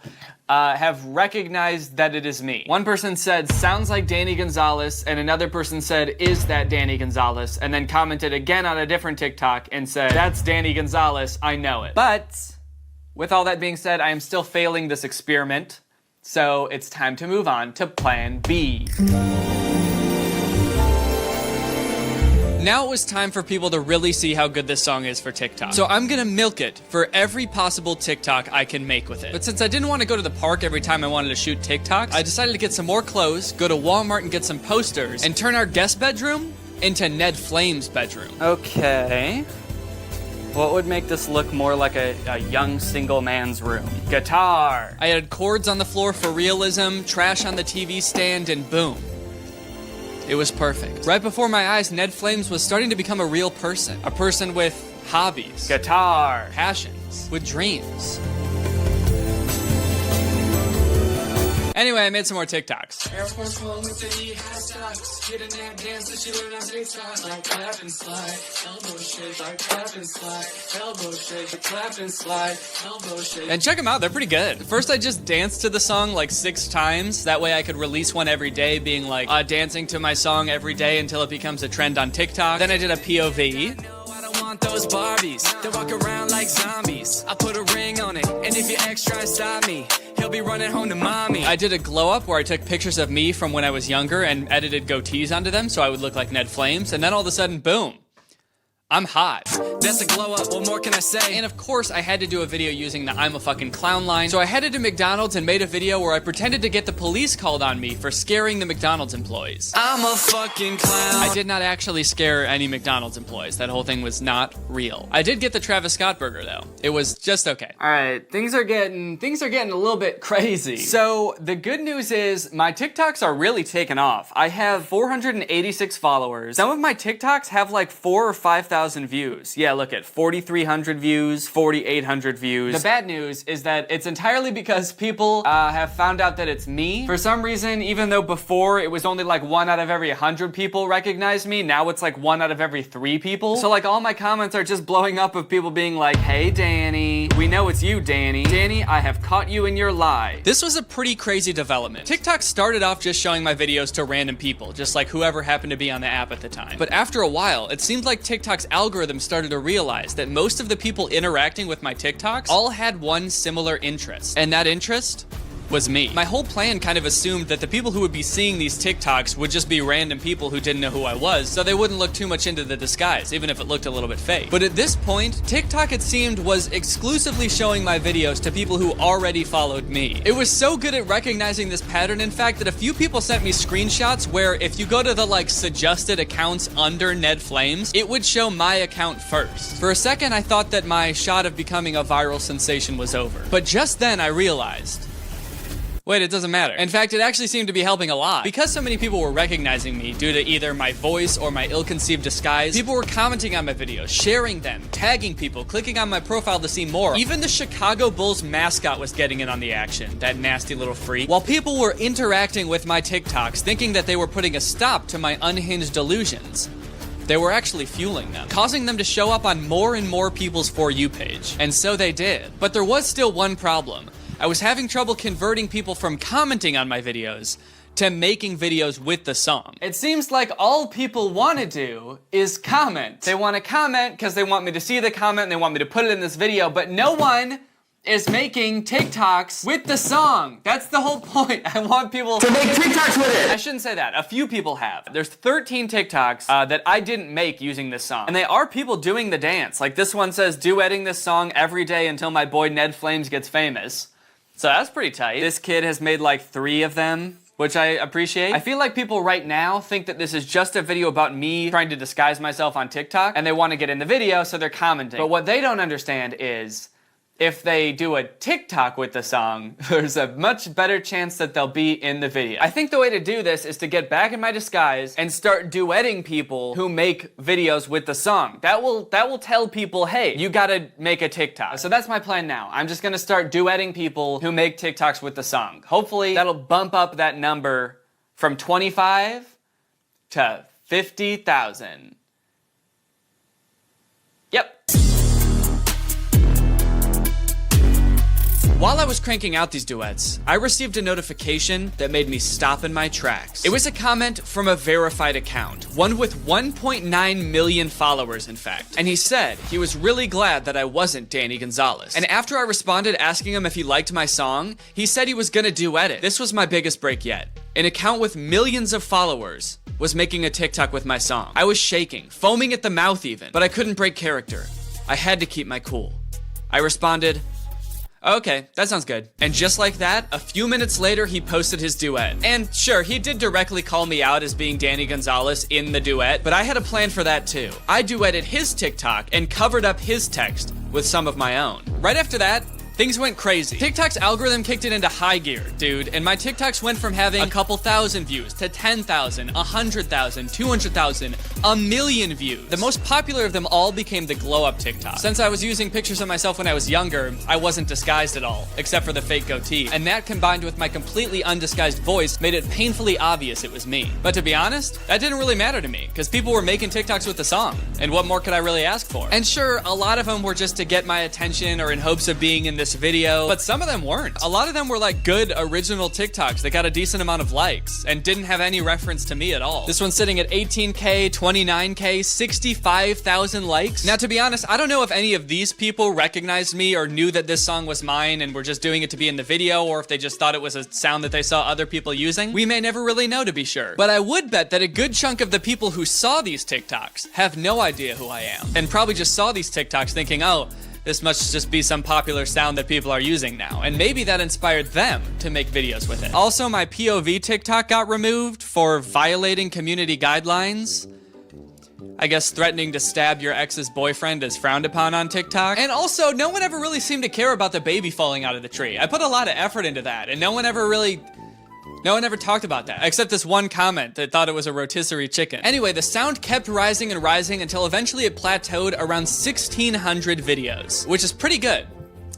But it still isn't 50,000, so it's time to move on to strategy number 3. Yeah, that's right, bitch. I paid people to use my song. At this point, the algorithm had kind of stopped pushing my account, so I had to take things back into my own hands. I had my management reach out to a ton of TikTok creators saying that they're working with this new up-and-coming artist Fox season, and before I knew it, I had a handful of unassuming TikTok content creators looking for some of that sweet, sweet cash, and all they had to do was post a TikTok using my song. So, was it worth the $2,500 that I ended up spending on this? Honestly, no. All right, all the TikToks that I paid for are posted. In total, I paid for 5 TikToks from a variety of TikTok content creators. Here's a quick breakdown of how that went. There's this girl that posts dance videos in an inflatable hippo costume. She has 400,000 followers. The video that she posted only got 1,500 likes. Then there's Alley Cat, who has 6.9 million followers. She used the "I'm a clown" line in the song to make a joke about burning a pizza. Her video got 8,000 likes. Nick Norcia has 190,000 followers. He even put on clown makeup. His video got 7,000 likes. Love Brandy Marie has 200,000 followers. She did the dance. She got 1,000 likes. And then this girl, Mac, MJ Grimsley, has 1.1 million followers and came in clutch and got 90,000 likes on her TikTok. She used the "I'm a clown" portion. With that being said though, since I started paying people on TikTok to make videos with my sound, I've only seen the number of videos for this sound go up by like maybe 100. I feel like even less. It had 1,600 something before I started paying people, and now it has 1,700 something. So all in all, pretty disappointed with the results. But with all that being said, there is still one strategy that I have not taken advantage of yet. And it's something that I didn't want to do from the very beginning unless it was like a last resort situation. But it is currently a last resort situation. The only option I had left at this point was to come clean. So I posted a TikTok basically owning up to the whole thing on my TikTok account, which has about 1.5 million followers, in hopes that at least a couple more people would make TikToks with the sound. I'm a fucking clown, and you gon' join the circus. So now here we are, at the end of this experiment. I am about to find out right now how many videos total have been made with this song. I could go on and keep trying to get the song to catch on. I could pay more people, try other options, but honestly, I've been working on this video for 2 months now. I am very ready to be done with it. And now for the moment of truth. My song on TikTok, the most TikTokable song that I think could possibly exist, a song destined to go viral and propel me to the top of the charts, currently has 1,835 videos. And honestly, that's still kind of a lot. Like, that is almost 2,000 videos. If you just think about that without the perspective of 50,000, that's pretty impressive. Maybe I shouldn't have said 50,000 at the beginning of this video, because that makes it seem way less impressive. But picture 2,000 people. Like, that's a lot. Granted, I do think a lot of people that made videos just did it because they wanted to be in this video. So if you did, congrats. And while I didn't hit 50,000 videos, my Fox Season account did hit 94,000 followers. So Fox Season's kind of popping off. So, what did we learn from this experiment? What are the takeaways? Well, I suppose at the end of the day, you can try to cram a bunch of TikTokable things into a song, spit it over a beat, but that's not gonna make it a good song, you know? And that's not gonna make it go viral. Except for sometimes when it does. If I could go back and do it again, maybe I would change things. Maybe I would just post it on my own account and not have to worry about the whole disguise thing. If anything, I think this video is a testament to how good the TikTok algorithm is at delivering the right content to the right people. It took TikTok like 2 days to figure out that I was Ned Flames. Like, before the vast majority of people did, TikTok's algorithm did and started showing all of my followers Ned Flames videos. One thing is for absolute certain though. I'm not gonna disguise myself anymore. I'm done doing that. I get caught every time. I am not good at it, and it cannot be done. My face is too distinct, my voice is too distinct. I get it, I will not disguise myself anymore. Or maybe I will, I don't know. Shit, maybe I will. Maybe I'm gonna do it again. You know what? No, fuck that. I'm gonna do it again. If I do, and when I do, it's gonna be so good that no one will recognize me. Mark my words. If I ever make a video like this again where I disguise myself, no one will recognize me. Not one person. And I will bet money on it, okay? So good luck ever trying to find out a disguise from me again, because if I do, ho ho ho ho ho. Ho ho ho ho ho. You're not gonna figure it out. Anyway, with that being said, it's now time to talk about our sponsor, Upstart. There's been a lot of economic uncertainty lately with families and young people not sure when their next paycheck is gonna come, how long their job is gonna last, and it's led to a lot of folks having their financial situation complicated even more by high interest credit cards, and more specifically, high interest credit card debt. And if that sounds like you, then now is the time to find out how low your Upstart rate can be to help pay off your high interest credit card debt. Unlike other lenders, Upstart can reward you based on your education, your job web history in the form of a smarter rate. With Upstart, you can skip going to the bank because they're completely online, and they offer loans anywhere from $1,000 to $50,000. So you can consolidate your debt into one easy fixed rate payment. Upstart makes it fast and simple to check your rate. Since it's just a soft pull, it doesn't affect your credit score. The hard pull actually ends up happening when you accept your rate, so it won't actually affect your credit score if you decide not to go with it. And probably the best part is if your loan gets approved and accepted, most people get their funds within the next business day. Over 400,000 people have used Upstart to pay off their credit cards or meet other financial goals. So if you, like many others, want to see why Upstart has a 4.9 out of 5 rating on Trustpilot, then head on over to upstart.com/Danny Gonzalez to see how low your Upstart rate can be. And checking your rates only takes a few minutes. Your loan amount will be determined based on your credit, income, and certain other information provided in your loan application. Not all applicants will qualify for the full amount. All right, thank you to Upstart for sponsoring this video, and thank you to you guys for checking out Upstart. When you guys check out my sponsors, it helps me get more in the future. So if you think there's a chance that Upstart can help you out, check it out. It helps them, it helps me, and it helps you. So it's a win-win-win. All right, well, here I am in front of a blank green screen. All right, guys, well, I hope you enjoyed this video. I have been working on it for 2 months, so I'm definitely excited to finish it. I know I don't do videos like this too often, but I really like branching out and doing other types of stuff. So if you like this video, let me know. Thanks for all the support. You guys are the best. I hope you enjoyed this video. And I think I already said that, so I'm gonna end the video now. Bye. I'm a fucking clown, and you gon' join the circus. You know I'm a hoe, but I know you ain't perfect. Baby, if I'm a dick, then tell me why I make you nervous. Let these bitches talk, let those feelings to the surface. Hey. Being a touring musician might seem like a dream job. You get to perform for stadiums, screaming your name every night. But at the end of the day, you are just performing the same songs over and over. You get up on stage, do the same song and dance. So inevitably, musicians gotta find some way to shake it up a little bit, you know? Get a little bit of extra enjoyment out of their craft, you know? Maybe throw in an extra little dance, ad-lib a little bit. The Weeknd, I guess, decided to do this weird little tongue thing.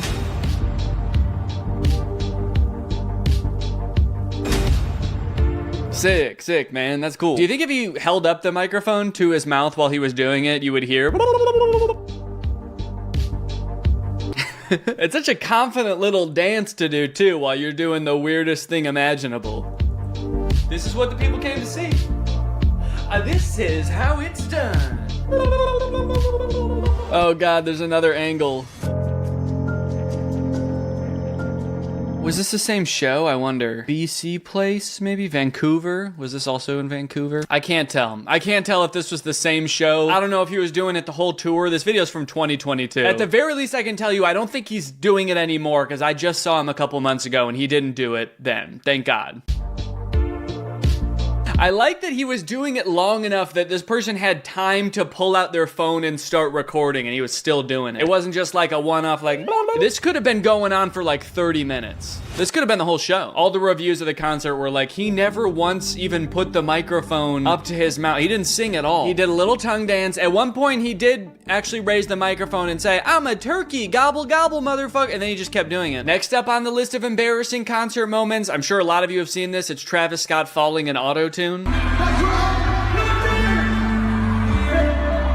What I appreciate about this one is how musical he still is even when falling. He was fully off the stage, descending through the air by the time he said, yeah. So it could have sounded a lot worse. He kept it musical. It could have just sounded like, ah! But in auto-tune. You know what they say, man, musicians, they're trained to keep going. The show must go on no matter what. You push a musician off stage, they're still gonna be singing. You push me off stage, I'll be giving commentary. On the way down, I'll be reacting to things. I'll be like, that was kind of cringe what just happened back there. Okay, apparently Katy Perry had like a lightsaber battle on stage.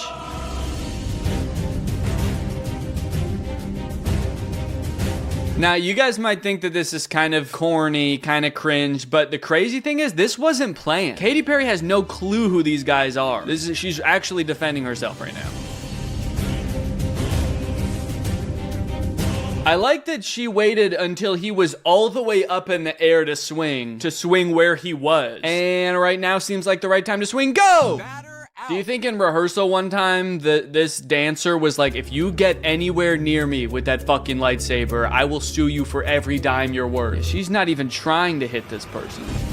Whoa, whoa! I feel like this type of thing could never look good on stage because supposedly she's singing, right? So like you can't get that out of breath. You can't be swinging around that much on stage, actually giving it your all, actually trying to kill an alien. Because you've got a show to put on, you know? You've got to give the people what they want. So in that sense, I get why it looks like she's totally phoning in the choreography here. But then that raises the question, why in the world did they think this would be a good idea to put in the concert anyway?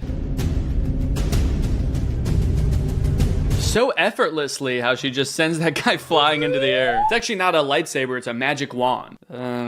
Whoa! Guys, you ever seen dogs this cute before? These are my dogs, Sunday and Zero. If you've watched my channel for a while, you know I take the job of being a dog dad very seriously. I want to make sure that these dogs get the best. But unfortunately, traditional kibble dog food just doesn't cut it for me. They have a ton of filler ingredients. Who really even knows how processed they are? And I just want to make sure that my dogs are getting good nutrition, a balanced diet, high quality ingredients. And that is why I am very happy that Sundays for Dogs is sponsoring this video. I would feed my dogs Sundays even if they weren't sponsoring these videos. I think it's a fantastic dog food. My dogs love it. This stuff is formulated by a vet. It's made with human grade ingredients, free of synthetic fillers. So I know I'm giving my dogs something healthy when I'm giving them this food. In fact, when I switched them over from kibble to Sundays for Dogs, I noticed significant changes in both of their furs. Like they both got softer. They also seem to enjoy the process of eating this food a lot better. Unlike regular kibble, this is not like dry and crunchy. It's air dried, so it's more of a soft jerky texture. I can just break this piece in half with one hand. Luckily, unlike other healthy dog foods, Sundays does not require being frozen or refrigerated. You store it the same as you would regular dog food, so it's easy to store and easy to serve. So what the heck, guys? Give your dogs the gift of Sundays. Watch them fall in love. Get 50% off your first order at sundaysfordogs.com/Greg, or just use my code Greg at checkout. That's sundaysfordogs.com/Greg, or click the link in the description. Use my code Greg at checkout. Thank you to Sundays for Dogs for sponsoring this video, and thanks to you guys for checking out Sundays for Dogs. Your dogs will thank you. 1 year ago today, Mariah Carey randomly brought up the 9/11 attacks during a concert. Okay, this was in 2023, and it was 1 year ago that day. So it was actually September 24th of 2022. So not on 9/11, like a couple weeks after 9/11. Let's see what she has to say. No. Well, you don't want to hear about 9/11. Why did it sound like she wasn't even planning on talking about it? I feel like maybe someone in the front row maybe mentioned 9/11 and interrupted her, and she was like, 9/11? Oh, you don't want to hear about 9/11. Now we're going to talk about it. Because otherwise, where did that come from? I really like how the audience reacts to this. It further sells the fact that this came out of nowhere. Well, you don't want to hear about 9/11. We're not getting any cheers, woos, claps, or anything. I'm hearing dozens of people saying, what? Thank you. Thank you. Thank you for that reaction, everyone. That's exactly what I was hoping for. It is my aim to entertain and confuse you all tonight, so thank you for that. Most artists go for a standing ovation, not Mariah Carey. She goes for a standing confusion. Also, I'm worried, is she gonna have like a hot take about 9/11? Because she said you don't want to hear about it. She's like, you don't even want to know what I think about 9/11, all right? And that's right, because my conspiracy, I don't think it was George Bush. I think it was Miranda Cosgrove. Okay, here is Steve Lacy going overboard with some smoke machines, apparently. He's just gone. This gives the vibe that that's not really him. Like they were like, oh no, Steve Lacy's in the hospital tonight, but the show must go on. What are we gonna do? Also, who is Steve Lacy? Does he have any songs I know? Oh, Bad Habit. Okay. Yep. Okay. Oh wait, is he gonna address the smoke? I'm meaning, is he gonna address the smoke situation? But for a second, it also kind of sounded like I thought the smoke was like a living entity. And I was like, is he ever gonna address the smoke? Is he going to bow before the smoke as is tradition and beg for forgiveness?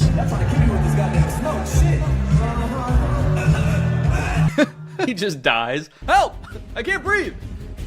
Everyone's like, yeah, fuck, he can't breathe. So the tour that I did with Drew and Curtis back in 2019 was like very heavily produced. There were like lights and sound effects and shit. And every night before the show, we would run like a fog machine because I guess like the light beams that come from all the big lights, you can see them, you know, it creates a lot more atmosphere when there's actually fog. But there were a few times where I think the fog was a little bit overdone and we would come on the stage and it would be like way too hazy. crazy. Like the audience could tell and we could tell. I forget if we ever addressed it or not. I think we probably did. So all that to say, I think these fog machines, smoke machine things can get out of hand very quickly. So I don't blame him. I blame the smoke itself. It is a selfish beast.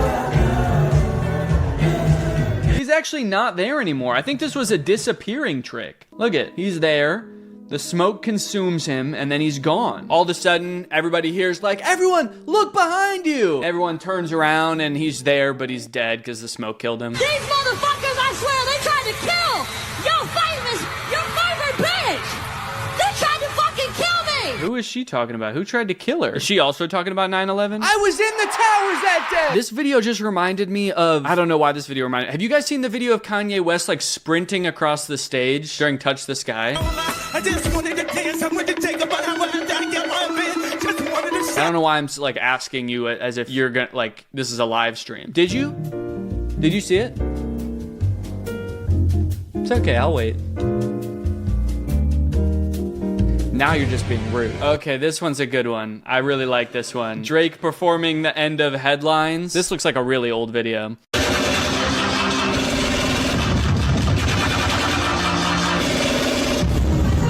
Man, he seems cool. I wonder what he's up to now. Do you think, I hope his whole show was him miming every sound effect and instrument that happened in the songs. Whoa, and then at a more recent concert, he's got this hoodie full of gunshots in Australia. So wait, in that first clip, Drake was shooting at himself from the future. This Drake went back in time and was like, dude, Drake, I have to tell you something from the future. And Drake was like, no. And then he was like, this. And then this Drake was like, fine. And he walked on stage like this. And then this smoke machine gets out of control too, and in 10 minutes, nobody can see Drake. Akon throws fan off stage. Old footage of Akon surfaces. Should he have just joined the WWE?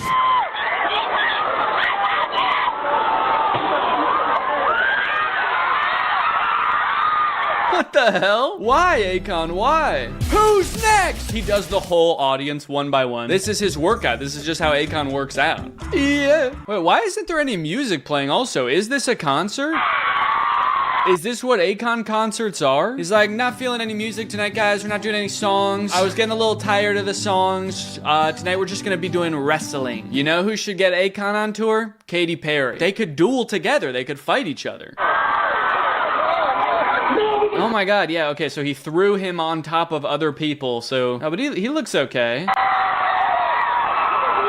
He looks confused, as does everyone else around. Now, Akon definitely doesn't have a single song where he needs to be doing all that. Does Akon rage like that? Like, I could picture that at a Travis Scott show, but Akon? What's like the most popular Akon song? Smack That. More like Smack Down. I Wanna Love You? More like I Wanna Throw You. Locked Up? How about Tossed Up? Okay. That time Miguel leg dropped a fan in the audience. Who's Miguel? Miguel is an American singer-songwriter, best known for... Okay, I don't know him, but he's gonna drop kick somebody. Whoa! He was trying to jump to the other stage, and I guess he didn't anticipate. He was like, oh, my bad, my fans are usually much shorter than this. I don't know why there's so many tall people in the crowd tonight. Bam! Wow, I mean, he could have crushed that lady's skull. He sat on her neck, I think, and he just keeps singing. A little reminiscent of the Goofy scream. Okay, so he reaches back to be like, oh, are you okay? Oh, we're cool. Look at that. She's okay, everybody. That's not even the lady he crushed. She's got blonde hair. These two ladies have dark hair. This lady back here is the one he befriended. Yeah, they're off to the hospital. They don't have time to talk to Miguel. I like when moments from concerts blow up and then they inevitably get comments that are like, he doesn't need a single song where he needs to be doing all that. Now, Akon definitely doesn't have a single song where he needs to be doing all that. I want to someday make a song where I do need to be doing all that. Like, I want to make a song that's so insane that you could see me doing anything on stage and people would be like, yeah, that makes sense. He should be going harder, actually. Fergie sings the national anthem at the NBA All-Star Game. This has 30 million views. By the dawn's early light, and at least Whoa. Oh no, he looks like he's about to cry. Everybody's having a slightly different reaction. They showed Chance. He was laughing. Some of them look like they don't want to be on camera at all. They're like, get that shit out of my face. I don't want to be a part of this in any way. Okay, well, it looks like the most rewatched part is over here. Let's go here.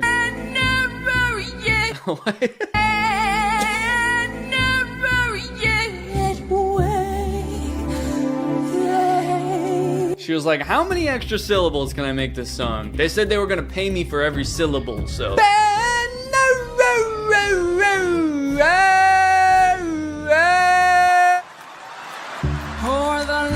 No, everybody's laughing at her. How have I never seen this? This is crazy. And Star Spangled Banner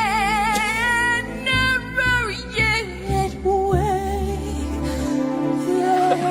He's bewildered. He's never heard anything like it. Dude, I feel like everyone is so unanimously, like, giddy about this that I feel like both teams playing in this game are about to be like, you know what, guys? Let's just go out there. Let's just do this. Can we call a truce? We're just doing this one for fun, all right? Let's just have a good time out there. Who needs points? Let's do a no points game. And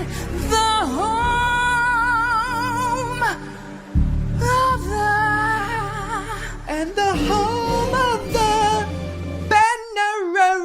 Well, that was beautiful, and I think that's honestly a great place to end the video. So I hope you guys enjoyed this video. Make sure you subscribe to my second channel here for some more, you know, just kind of like mid-level content, and I'll see you guys next time. Bye-bye.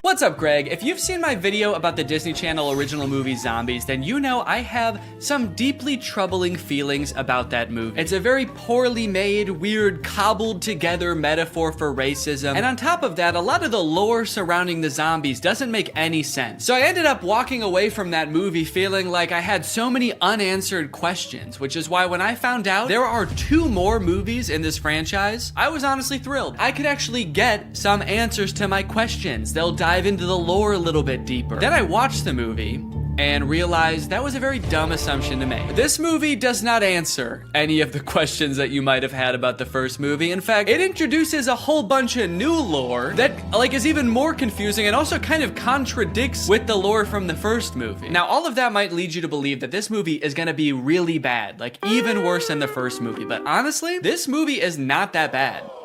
Also, it has 100% on Rotten Tomatoes, so technically speaking, this is a perfect film. So strap in and get ready, because I don't know if you've ever seen a technically perfect film before, but this is what one looks like. The movie starts off right away, changing the lore that we all know. Welcome back to Seabrook, where belonging is everything. It wasn't always this way. There was a time when we had to protect ourselves. Right, we all remember that. In the first movie, you explained how the power plant blew up, zombies invaded the whole town and started killing and eating people. How could we forget? Legend has it that when the first settlers came to Seabrook, they found wild beasts with sharp claws lurking in the forest. Wait, so these beasts are different beasts? These are a different sect of beasts? Which sparked an epic battle. There was a war? Seabrook settlers bravely fought off the monstrous attack and discovered a powerful energy source. And that mysterious power source basically powered the entire town until that one fateful day when it blew up and created beasts. Different beasts. These are different beasts than the beasts we just saw. This is a very beast-heavy town. The beasts were a distant memory. Seabrook forgot monsters could be real. So, hold on. You guys didn't think to mention this during the first movie? How could you tell us a history of Seabrook and neglect to mention the battle with mythical creatures that transpired? What else are you hiding from us? And what about this mysterious power source that runs the entire city? Don't you think during the 200-year census happened, someone should have, like, looked into this? Made it a non-mysterious power source? They were like, we'll call this beautiful land Seabrook. We'll build a school to teach our young, a hospital to treat our ill, and a power plant that might blow up. We do not know. Because of the events of the last movie, now all the zombies are allowed to commingle with the humans. It seems like things are really on the up and up. It's hard to believe there was a time when people were afraid of zombies. Crazy thing to say for someone who has for sure eaten his neighbors. Also, we saw what you did to people in the last movie, dude. It's not hard to believe at all. I'm still scared of you. Then we check in on Addison, who you may remember from the first movie by her platinum blonde hair that for some reason in this universe makes her some kind of sick, disgusting freak. That's Cheer Captain Bucky. My cousin. My cousin. It's here at cheer camp we learned two things. First, that story about the werewolves is kind of a legend, and no one's really sure if it's true or not. You've all heard the stories of bloodthirsty monsters who roam these woods, feasting on innocent cheerleaders. And two, the younger cheerleaders and the older cheerleaders are not getting along. This week, the veterans and the newbies will compete for the Cheer Camp Cup. I feel like one of those things is gonna have a bigger impact on the plot. Watch and learn, Snowball. Ah, yes, my hair. Still white, still well conditioned, and still drawing fire from the AC. Okay, thank God she addressed it, dude. I know we were all thinking, what the fuck is wrong with her? You should shave your head, you look insane. We then get a song about how well everybody's getting along now. The cheerleaders are having fun at cheer camp, zombies are entering all facets of normal human life. Zed's dad has even been hired as the project manager to demolish the old power plant, which I'm sure will have little to no consequence in this story. The message of the song is undermined a little bit when the cheer captain, Bucky, launches an underclassman into the air with a high-powered water bazooka called the Buckzooka. Just a little bit of playful hazing, I guess, for the underclassmen. Oh, you want to be a cheerleader? How about some internal bleeding? That's hazing, baby. Nobody joins an organization that I've already joined and gets away with it. And while I do wish someone would rush this poor girl to the hospital, I do have to admit, the song does slap. The music in the first movie sucked in my opinion, but the production quality of not just the music, honestly, but the whole movie is way better in this one. Probably as a result of the success of the first movie. The first one was very popular. So they were like, look, this next movie, you know, it's not gonna make any sense, but it's gonna look fantastic. The lighting on that girl as she flies through the air with 12 broken ribs is gonna be so good. I wish that I could call. I hope you get my letter. Addison is hoping that Zed will write to her while she's at cheer camp. They have a bit of a love connection going on, as you'll remember from the first movie, but Addison never will get those letters because the older cheerleaders are shredding them and turning them into pom-poms for the underclassmen to use. Addison, I hate to say it, I don't think these cheerleaders are teaming up to make progress with you. I think they're conspiring to ruin your life. On the way home from cheer camp, love is in the air. Cheerleaders are asking each other to prawn. Yes! I got invited to prawn! Which is Seabrook's version of prom. Their mascot is like a shrimp or something, so I guess that's why it's called that. And for the first time this year, zombies are allowed to go to prawn. Bree is actually hoping that Bonzo will ask her to prawn. Getting invited to prawn sounds great, but Bonzo won't even look at me. Meanwhile, Bonzo is locked in on her, carving her face into a threatening-looking apple. And Addison gets a surprise of her very own because Zed has devised a very intricate way of asking her to be his date. Addison, will you?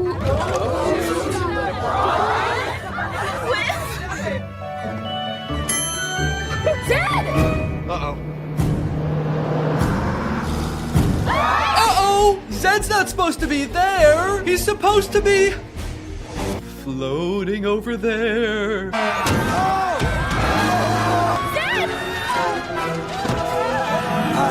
Addison, help!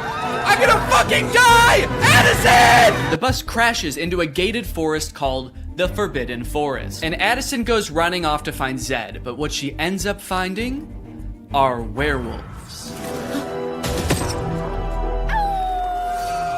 We're surrounded by werewolves. So here's where the movie started to lose me a little bit, and I know this is a perfect film, so this is probably something wrong with me, but I feel like when I look at these werewolves, they're not werewolves. They're just teenagers living in the woods wearing dead animals. You might be thinking, okay, these are people who are gonna become werewolves at some point. No, these are what the werewolves look like. They even go out of their way to show a full moon in one of the shots to be like, no, this is as werewolf as they're gonna get. These are outdoor teens with dead animals on. That's what werewolves are. And that's just how it is for the entire movie. And on one hand, I guess I understand because like true to form werewolves would probably be super expensive to do and make look good. But also, you guys didn't have to make a movie about werewolves. That was your choice. You already had a whole universe with zombies in it. You didn't have to add another creature. Or You could have kept the movie exactly the same as it is and just not called them werewolves. You could have made up a new creature. Just called them outdoor teens. It would have made sense. But no, you had to drag werewolves into this. You said this movie will be about werewolves. It will be an integral part of the story. And our costume budget will be $4. A few scenes later, a werewolf sneaks into the town of Seabrook and finds a drawing of like an actual werewolf that Zed's little sister drew. And he takes it back to the other werewolves and they all start making fun of it.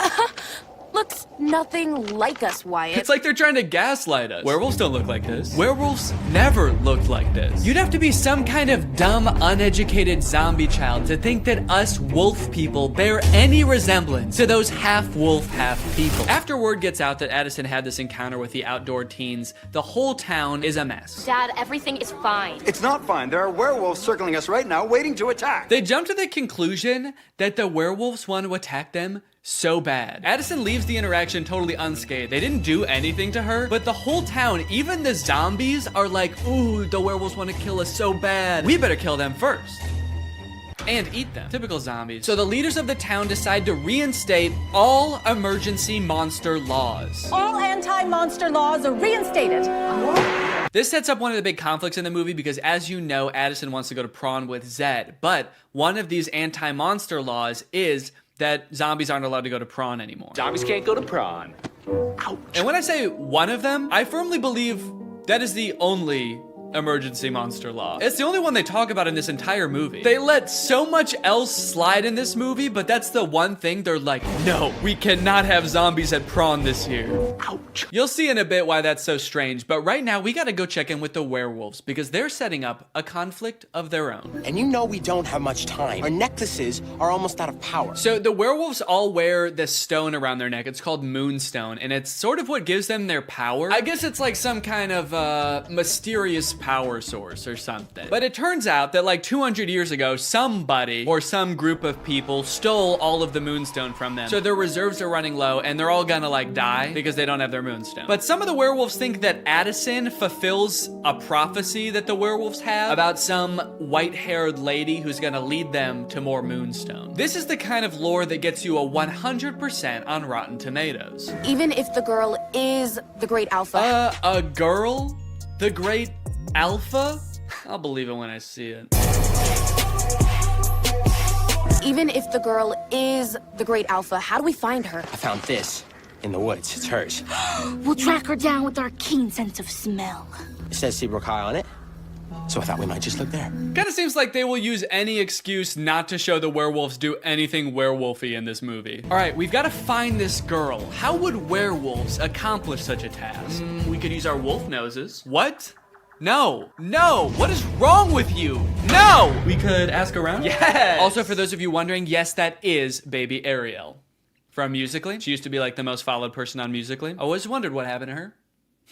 I guess she lives in the woods now. We find the girl, and if she's the great alpha, she'll tell us where the Moonstone is hidden. We go in the morning. We go tonight. That's right. They're not gonna wait around. They have to go tonight. So they march out of the Forbidden Forest, down the streets, and into Seabrook High, singing about how they own the night. Then they open up a vent and crawl into it, and they wait until morning. So kind of seems like they didn't really need to go at night, did they? They all file into the vent so dejectedly. They're like, maybe we should have researched what this place is. I guess we don't know what a school is. They're not here at night. Imagine they accidentally went on like the last day of school before summer. A janitor finally comes in after 80 long days and finds 20 dead werewolves in a vent. That day at school, Bucky and Zed both decide to run for class president. Zed because he wants to reallow monsters to go to prawn, and Bucky, I don't know, he probably wants to like divert more of the school's funding towards an unmanned drone for the cheerleading team. But then, suddenly, I will make Seabrook a place that embraces zombies and werewolves. What? Where? Oh, there? What a lucky guess. How can you tell? People peering in through glass doors? Yep. Those teens live outdoors. Man, Will, we can't go to war with the whole town. We'll never find the Moonstone if they're on high alert. Yeah, dog, I think that ship has sailed. You guys just charged them growling and gnashing your teeth. I think they're on high alert. Hey, all that stuff we did back there, that was just, we were just messing around. We're just a bunch of friendly teens. Don't look at her. Do not look at her. Sorry. We werewolves so admire your town, and we just came here to join your school. Okay, well, that's obviously not allowed. You guys were about to kill them, and also the emergency monster laws are in effect, and there's definitely one forbidding such things. Technically, the Forbidden Forest is within the school district. What? So welcome to Seabrook. What? Wow, guys. The emergency monster laws are working great. No, you did so good. You did such a good job. They were so close to killing you, and they only stopped because they found out Bonzo's not allowed to prawn. So, good rule. So just like that, the werewolves enroll at Seabrook High. And wait a minute. All of the werewolves look the same age. Are they all teenagers? Or are some of them like 80 years old? Are some of them babies? And how does that work in dog years? Are they going to classes? I don't even know if they know how to write. They're not gonna be able to find the moonstone. They're gonna be too busy failing all their classes. So Zed is worried about losing the class president election to Bucky, so he decides to go over the new untapped voter base, the werewolves. Werewolves of the swing vote. Hello, wolves. I'm Zed. Do it like the zombies do. Yeah, for some reason I feel like the werewolves aren't gonna care who becomes the class president. They don't know what a president is. They don't know what school is. They live in the woods and they wear moonstone, dude. You have no fucking clue. Come on, we've got moves to bust. Throughout this whole movie, Addison has her own thing going on too, where she just feels like she doesn't belong anywhere. That's right, despite being a bleach blonde cheerleader at a Disney Channel high school who was literally elected captain of the cheerleading team in this movie, she just doesn't fit in. I don't feel like I belong anywhere, where. Which makes her that much more susceptible when the werewolves come a-knocking. The werewolves are starting to get desperate, and given that they think that Addison is the great alpha, which again, she could not be, they bring her back to their cave and ask her for help. I believe you're the great alpha. I believe you're a werewolf. That's it. That's why she doesn't fit in. That's why she has ugly hair. It's because she's a different species. It finally makes sense. So they do a little dance, they do a little wardrobe change, and now she's a werewolf. Damn, that was a fast costume change. Did she know they were gonna rip her clothes off down there? This seems terrifying if she didn't. The rest of the gang gets worried when they realize Addison is gone with the zombies, so Zed shows up and he just fucking kills one of them. Holy shit, dude. And we never see that guy again. I think he's dead. The explosion came from Seabrook Power. Seabrook Power is the birthplace of zombies. A little lime soda mixed with some mysterious energy, and bam! Zombies. Nice story, but it doesn't concern us. Nice story about you and your unknown electricity fuel, but we've got our own problem.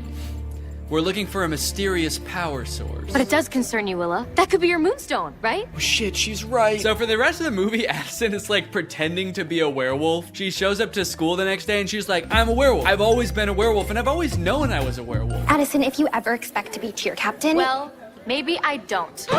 Maybe I'm not meant to be cheer captain. Maybe I'm meant to be eating gerbils.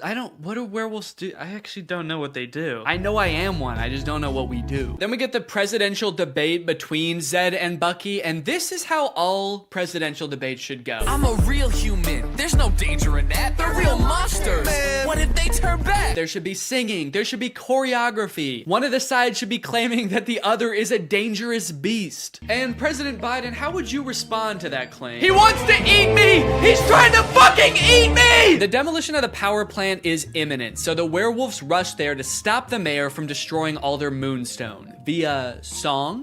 It does not go very well. Arrest them! Oh my god, dude, he said arrest them, not gas them. Colloidal silver.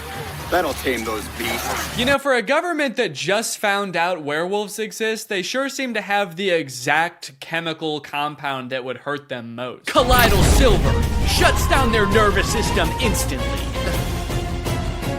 Just a hunch. Then Addison and the cheerleaders show up, and then Zed and the zombies show up, and now they're all singing, trying to convince the mayor to shut this thing down. Okay, at this point in the song, they're just having fun with it, man. They're just splashing around. I don't even think they're trying to convince the mayor anymore. He's not even in that part of the power plant. He's just standing alone in the main entrance now. You can hear music just vaguely echoing through the plant. Okay, I get it. think I figured it out like 20 minutes ago, guys. Okay, so I've got good news and I've got bad news. The good news is they decide not to blow up the power plant. Stop the detonation. The bad news is the demolition guy accidentally does it anyway. Well, shut it off. I can't. And also, Addison finds out she's actually not a werewolf.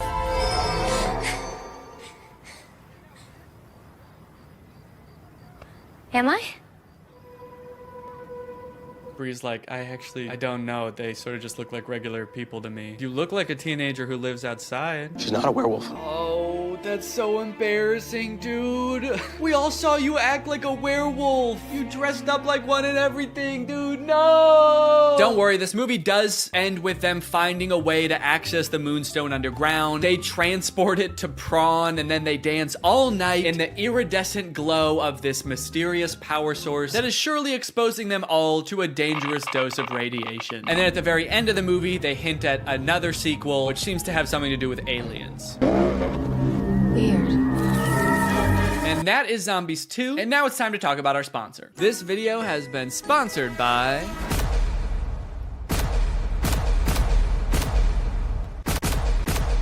Guys, it's the season of giving, gathering, and with HelloFresh, it can be the season of saving. You can actually save money this holiday season with fresh, delicious recipes delivered straight to your door. It's cheaper than takeout, it's easier than grocery shopping, and the meals turn out so good. I like HelloFresh because I'm not really much of a chef. Okay, I don't really know how to cook well, but every time I cook HelloFresh, it ends up turning out great. Last night we had these Tex-Mex enchiladas. Didn't take too long to prepare. Turned out great. Honestly, best homemade enchiladas I've ever had, and I was the one who made them at home. I've got a lot going on. I've got a baby.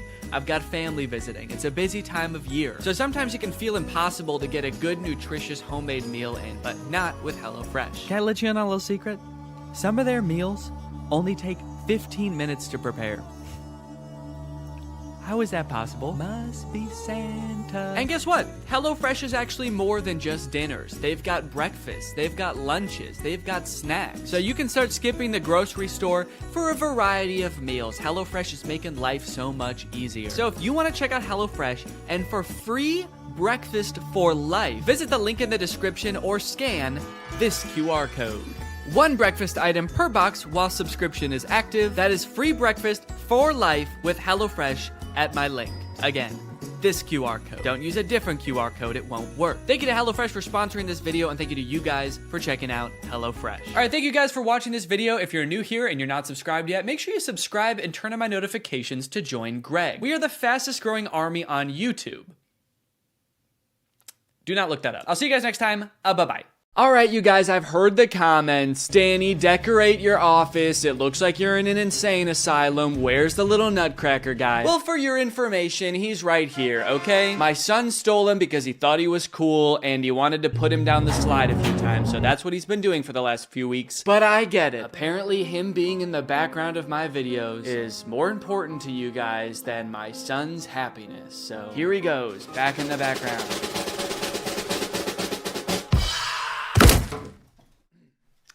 Okay, I got a shelf too. I haven't put it up yet.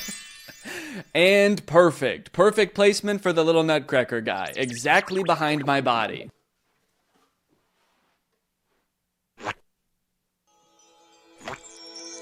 There we go, much better. Hopefully that's good enough for you guys and you can quit your comments, all right? This place is looking awesome. I feel like I've been doing a lot of videos about technology lately with a very pessimistic lens. Content about AI slop, self-driving cars that kidnap you, and I wanted to do a video about all of the cool technology that's in the works. You know, there's so much innovation going on. It would be a great palate cleanser to just do a video on the coolest technology coming out today.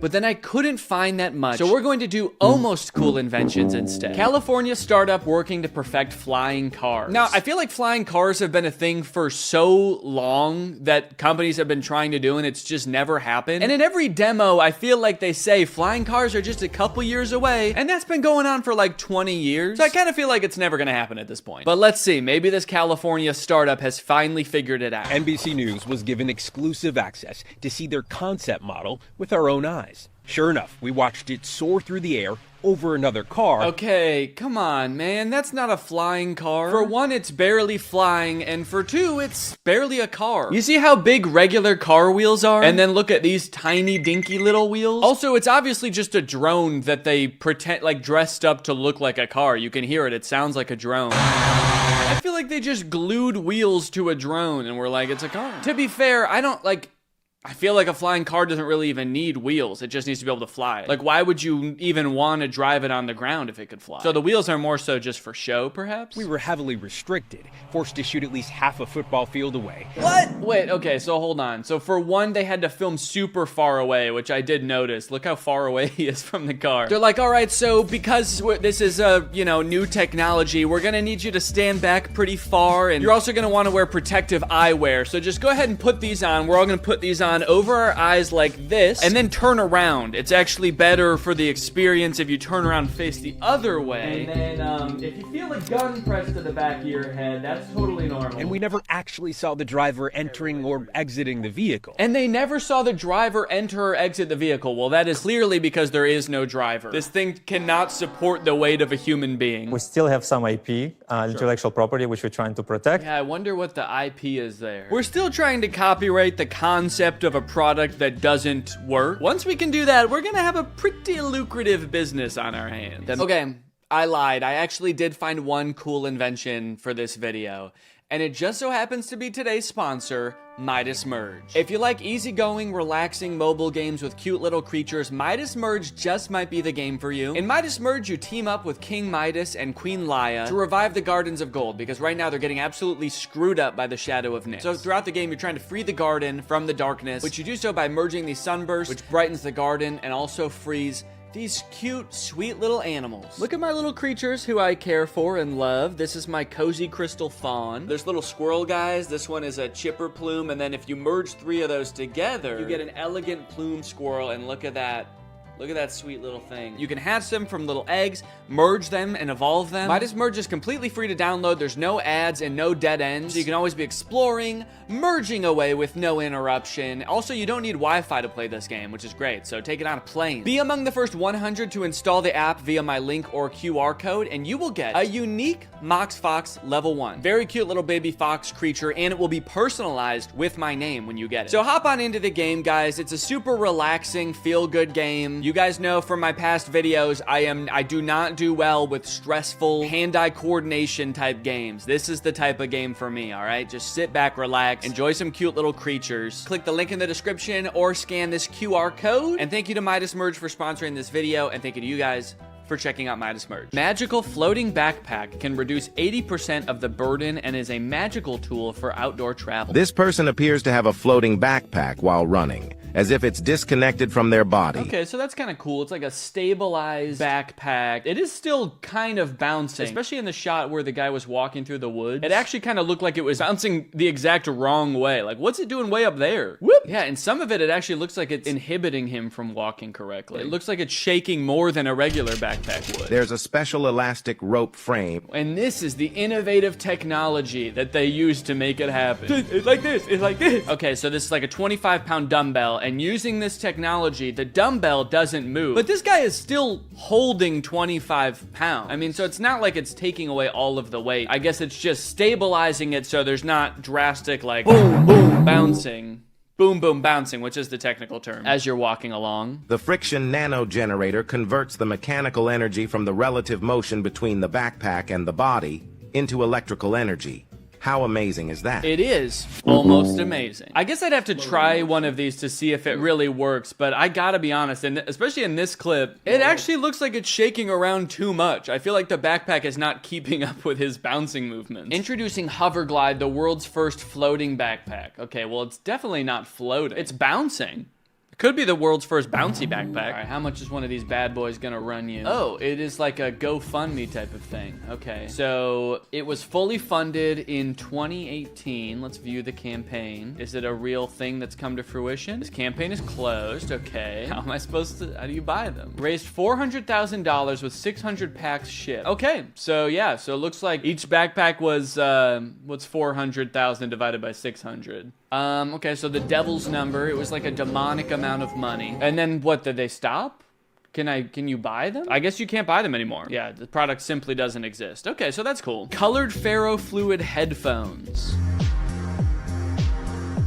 I mean, they do look pretty cool. The only downside is that you don't get to enjoy them while you're using them. It's like a cool visual experience for other people. And I guess the fluid is moving to the movement of the music, but other people can't hear the music and you can't see the fluid. So it's like a multimedia experience, but everybody only gets to experience one media. I think ferrofluid is like that magnetic kind of fluid, and it's reacting to the sound waves. I wonder if that makes the headphones way more heavy. They do look really big also. And I do wonder if this fluid is alive. Like, it kind of looks like the thing that turns venom into venom. So the fluid actually pulses more rapidly as it gets closer to its target. Or I mean, when it likes the music you're listening to. God, they look huge on that kid's head. This kid's just like hanging out with a feral cat in an abandoned airplane as well. I guess the fluid led him there. You're listening to music and all of a sudden the music stops and you just hear, follow the voice, kill him. I wonder what the fluid does when the music is turned off as well. Does the fluid get to go to sleep? Or these aren't like incredibly stupid or anything. In fact, they're almost cool. Robot horse alert, let's go. Japanese company unveils hydrogen-powered robotic horse. Kawasaki unveiled a prototype that's capable of standing and posing, but this video is CGI. Well, where's the prototype then? Let's see the video, let's hear him out.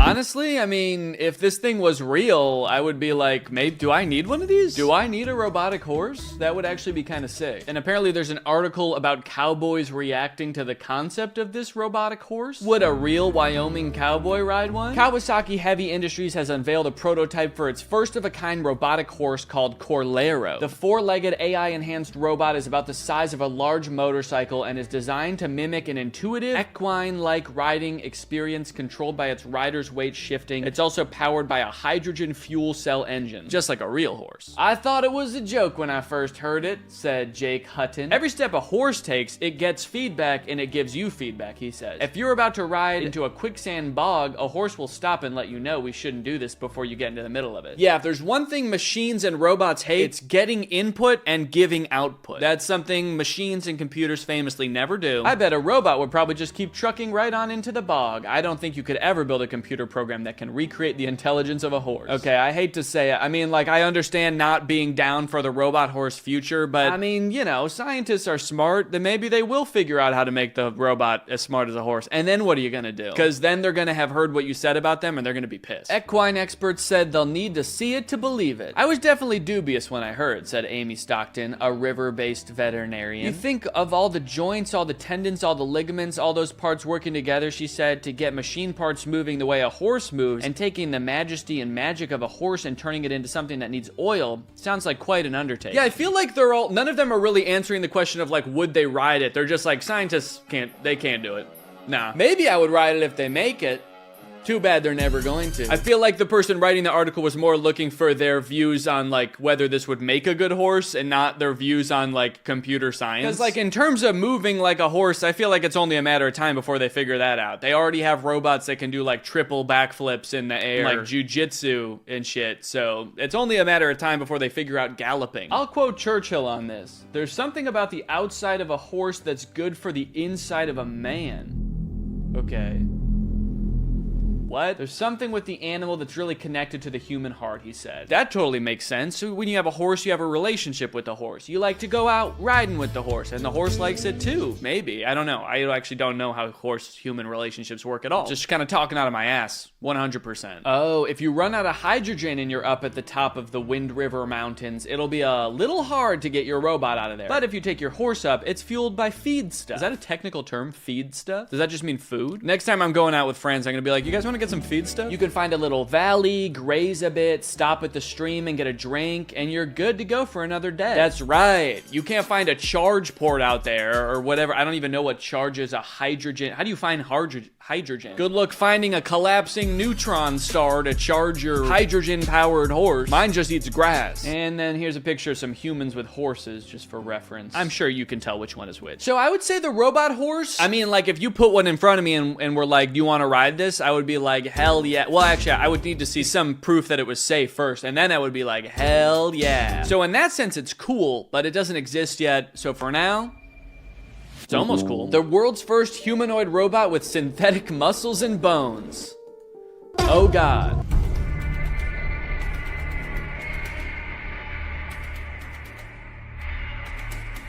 It's like they're trying to make it look as scary as possible. That's the thing. And they put horrifying music over it. Yeah, I mean, I guess it's cool that they're giving robots muscles and tendons, but everything else about this is terrifying. I like that it seems like they were simultaneously able to give a robot human muscles and human pain at the same time. Yeah, this thing looks like it's in a lot of physical pain. It is a little concerning that we gave a robot human muscles, and the very first thing it does when it turns on is go into a strangling position. Oh, I'm alive. I must kill someone! Definitely gotta look into that. Unveiling the swimsuit, the waterproof suit that allows employees to quickly transition from the office to the pool. There's no way this is real. This cannot be a real product. What real-world issue is this solving? David Floyd Fitness has produced a collection of waterproof suits that allow users to seamlessly transition from the workplace to the pool and back again. I wouldn't say seamless. I mean, they still look soaking wet. So they're not waterproof then, actually. Now that I'm looking at them and they look soaked with water. They're also putting a lot more thought into not looking insane in the office. You know, you show back up to the office after you go in the pool and you're not soaking wet. So it's like, hey, this thing really works and now I don't look crazy. But they didn't put any thought into the fact that you're still diving into a pool wearing a suit. So there is still a scenario where you look insane. It comes after a survey of 2,000 office workers found they spend an average of 4 hours and 35 minutes a week in meetings. And I guess that would somehow be fixed if you could just dive into a pool for a couple minutes. And 80% spend up to 5 hours straight in back-to-back meetings, taking up huge chunks of their day. Okay, well then it sounds like AKA they don't have time to go swimming in the middle of the day. They're in back-to-back meetings. While a large amount of 81% admitted that they try to avoid these types of meetings when possible. Not only that, but people also have to work an average of 3 hours and 15 minutes overtime on contract. This means that almost half have to skip their fitness and wellness activities due to their work schedule. Okay, I appreciate trying to fix this problem. It is a real problem. This is 100% not the solution to that problem. I hate to say it, this one, not cool. Like, firmly not cool. The invention of Rolligons, tires that won't crush. Even if these tires are installed on a truck weighing several thousand kilograms and driven over a person, that person would remain unharmed. So, like, how many prototypes of this do you think they went through that didn't work before they got to this one? Finally, we have a model that doesn't kill anybody in its way. If only our former fallen employees were here to see this. They would be so excited. Due to the low-pressure tires, the vehicle's entire weight is distributed over a large area, so the person underneath the tire remains unharmed. I don't know about unharmed. He actually did look kind of uncomfortable as it was going over him. So the person underneath Yep, it goes over him, and then the man safely drags himself away using only his arms. But that's just 'cause that's how he always walked. He walked like that even before this. These low-pressure tires are so remarkable that only a force of 2 kilograms is exerted at each point. They do look pretty impressive for going over like different terrains and stuff. Look at it wobble over these rocks. That's kind of satisfying to watch. This is like a perfect invention for the type of guy that loves running people over, but, you know, doesn't want to kill anybody. At most, he just wants to uncomfortably pin them down for a couple seconds. My guess is that you can't travel very fast with these because they're so squishy. I feel like they would just disintegrate if you tried to go over 30 miles per hour in them. Someone said no profit from keeping people safe. Corporations are holding the world back while also keeping it afloat. Weird dynamic. And then another person said there's no conspiracy. It's just that the tires only function at low speeds. They're currently used in Alaska and Canada for the tundra. All right, so top places to get run over. Turns out Alaska and Canada's tundras. So you know what? These actually are still in use today and they do have a specific niche purpose. Turns out it's not for rolling over over this guy. Although I guess it is nice to know you could if push came to shove. Or I guess if crush came to smush. So I'm gonna label these pretty much cool. You know what? I think there's some real potential in the inventions we've seen today. I think if we just keep it up, we work on these, we could have some cool inventions on our hands. So I'm feeling pretty optimistic for the future. I don't know about you guys. But anyway, thanks for watching, and I'll see you next time. Bye. What's up, Danny? It's Greg, back with another hilarious YouTube video. Can I please go? I promise I'll be home by 6. I don't have any homework. I'm 23. So cool. He has Mom, come on. Can you put Dad back on the phone? And he has a girlfriend. And they're very funny, and they say things like, "Let's go get a sandwich." You guys gotta see it. This guy's crazy. He's 7 feet tall, he's 100 pounds, and he wears big shirts, and he lifts them up. Hello? What are you doing? I'm making a video. How did you get in here? Through the toilet. Okay. What's up, Danny? It's Greg, back with another hilarious YouTube video. I'm here with a special guest of the week, Danny Gonzalez. It's me, Danny Gonzalez, and welcome back to my YouTube channel, and this is my very special guest, Drew Gooden. It's my show, but I'm honored to be here. Welcome back to another special episode of Two White Guys Watch the Internet. For money. We do it for money. We do it mostly for money. Exclusively for money. So I just found the craziest Instagram account that I've probably ever seen. It's called Viral Reaction Vids. Have you ever seen this account? No, I'm really excited to, though. I love crazy shit. I can see by some of the thumbnails here. Like, there's like a whole variety of things here, but they're all crazy, and I can't wait to react to them. All of these videos are insane. So, yeah. I mean, you can tell, like, this one with the meat tent. This dude's about to get run over by a train. This this has got underwear in it. This guy's wearing pizza. This guy got cactus foot. I found this on the Instagram Explore page. It's got 46,000 followers, and they just post crazy shit. So I'm going to show you one of their videos. Okay. Which one do you want to watch first? I'm a sucker for underwear, so I think I want to see why they're filling this underwear up with water. Okay, let's check it out.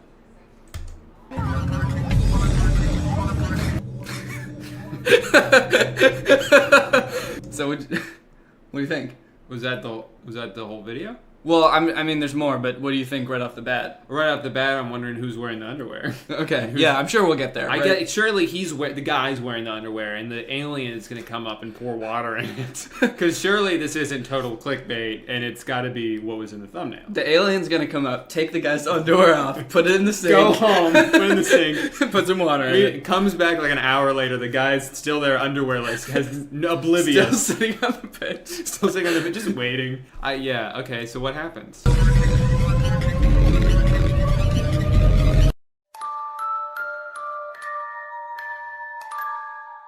It's saying to follow greatest reactions, a different account. Fine. Okay, well you wanted to show me that? Yeah, wasn't that cool? No, it was fucking stupid. Nothing happened. Well, okay, fine. There was an alien. Okay. Yeah, I saw the alien. I'm not gonna judge the whole account though. That was just one video. Let's watch, I guess, this tent made out of meat. I don't know. Yeah, I wonder what that's all about. Yeah, I do too. Okay, so let's check that out. Oh, nice.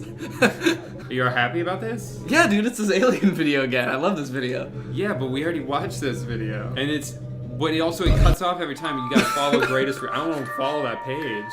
Okay, what about this horse shark? Surely that's not clickbait, because if you're gonna take the time to Photoshop that thumbnail, it's not gonna just be some bullshit, you know? It's gonna be a horse shark. So there's no way. There's no way in hell. I'm saying no way. Absolutely no way that this is gonna be the alien video. I say 0% chance. Okay. You want to bet on it? Well, we both are. Yeah. So if it's not the alien video, we both win $100. Okay. By whoever wants to give us $100. Okay. If we're right, you guys everybody has to pledge $100 on both of our Patreons. Yeah. Okay. I'll start one just for this. Okay. Deal.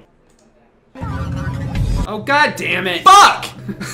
I like that this guy says, ugh, stop posting the same dang things. I'm unfollowing. So he was following them. Yeah. He was holding out hope that they would eventually stop duping him. Post something other than the alien video. I have so much faith in you to stop doing this. Based on nothing. Hot dogs. She's got hot dogs in her mouth. I love hot dogs. I love hot dogs. I love hot dogs. I love hot dogs. So we both love hot dogs. Let's see what's going on with this video. She loves hot dogs. I think she does. If she doesn't love hot dogs, she's having a miserable time.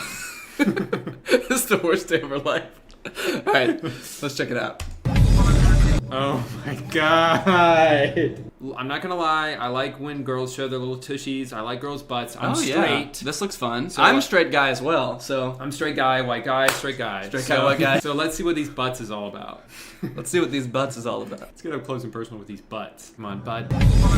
Okay, so I think he's about to show his butt in this I don't think he's gonna show his butt. I think it's gonna be the same video, Danny. I think this is gonna be the same as. No. See, here he goes. He's about to show his butt, and okay, Yeah. So No. it's Are that. you? Do you see what's happening? Have Yeah. you caught on yet? Because I feel like I'm noticing a trend. Yeah, it cuts off right every time, right before he's about to show his butt. All it wants us to do is follow this great reactions account. Okay, fine. Well, at least we can get some. Because I got blue balls over here. I got viral video blue balls over here. I got actual blue balls. I wanted to see those girls' butts. And they're private. Okay. This is just like that video you did. It's like that video I did. Guys, watch the video I did. I don't want to follow them. Fuck this guy. I'm gonna follow them. All right. Well, that's your problem. I hope they. Oh, it's requested, so they have to. Yeah, they got to approve. Well, I hope they approve me. Yeah. Do you think they'll look at my profile and just make sure I'm Yeah, cool? I think they do very thorough like background checks. They only let the best in. That's Yeah. why they only have 9. So what's this guy's taste in comedy like before we let him check out our profile page? Yeah, we don't want him to come in here and really stink the place up. We want to make sure when we finally show him what that alien does that he really appreciates it. Yeah. I will! I promise, no matter what happens. No matter what, okay? Even if he doesn't show his butt, I'm still gonna like the video. You know, I gotta say, like, this page is... at first it was pissing me off. I was like, I just want to see the butts. I want to see the meat tins. No, I want to see the I want to see the butts. I want to see the underwear. But then after a while, I started to change my tune. I feel like it's good to just like get the same thing over and over again. You know, like I don't want to be challenged. Yeah, I mean that's why I like a lot of TV shows like What's Happening, or no, what's it called? Family Matters. Family Matters. With Steve Urkel, you always know he's gonna say, "Was that me? That's not my fault." Or what does he do? Who is he? He says, That wasn't not what me. I did. Yeah, something like that. He says something like that. Yeah, but it's safe. It makes you feel like you're at home, and your mommy's just like, "Don't worry, you're a good boy, and nothing scary will ever happen." Yeah, every video you click on, you know what you're in for. You know it. Well, you know what? Actually, I have another account that's kind of like that. Oh, really? That you might actually like because of that. Okay, I like that. Yeah, I want to feel safe. I found this the other day. It's called Robbie World. So he's got 536,000 followers. Robbie. Okay, well, let's watch one of his videos. I think, let's see. Hashtag trash, hashtag sex, hashtag bed, hashtag sex. Yeah, I love. Okay, so when the sex trash and then all the like sex hashtags, but then immediately warning: this is just a skit. No nudity or sexist activity was not shown or promoted. So none of it was not shown. He's saying that there is nudity. This is just a skit. No nudity or sexist activity was not shown. There was no nudity that wasn't shown in this. We showed it all. Every nudity you've ever seen is in this video. So I'm excited. I think we're finally gonna get our rocks off. Baby, you ready to do this? You just want me for sex. Okay, so the first line already was like, "Are you ready to do this?" Implying, "Are you ready to have sex?" And she's like, "You just want me for sex." Before sex? So do you want to have sex? You just want me to have sex. Well, yeah, we were about to just have asking sex. me. Yeah. Of course not, baby. I love you. You the only girl I want to be with. I was finna get ready to propose to you. You want to marry me? You know. I like that. You want to marry me? He's really taking that like Instagram sound effect thing to the next level, just throwing it in whenever the fuck he amping wants. it way up. Kiss begins with K, Mark. You know I'm loaded. I got money. I'm doing promos every day. Every day. Enough. You know, jeez. God, he blew out my speakers. You to my Bobby. You the crack to my Bobby. Girl, you know it's more than sex, baby. So let's do this. Okay, boy. 12 seconds later. That was good, Rob. What did you think? I gotta go. Oh no, where's he going? I thought he was not. He was about more than just sex. Rob, where you going? I got to go. Boy, don't play with me. We married. Gotta go. He doesn't care that they're married. He's just gotta go. They're married and he's gotta go. Where's he gonna go? He's naked. Put on some clothes and then you could go. I think I'm pregnant. It's my half an abortion. I gotta go. Jesus. This is my half of the abortion.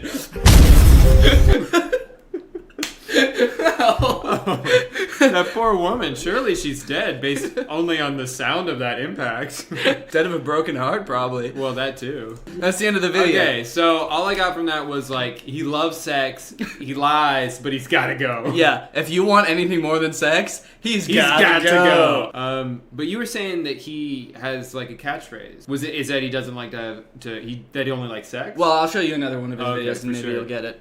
So this one is when Bae have a lot of kids. Yeah, sometimes she do. Hashtag daddy, hashtag kids, hashtag babysitter, hashtag boys, hashtag girls. I like that he hashtag like every different type of kid. Kids, boys, girls. Like, who's searching like hashtag boys, like hashtag babysitter? Man, I love your videos. I found them one day when I was scrolling through hashtag boys. Hey. Oh, hey, what's up, babe? Thank you so much for having me come, but I couldn't find a babysitter. You got kids? Oh, I love kids.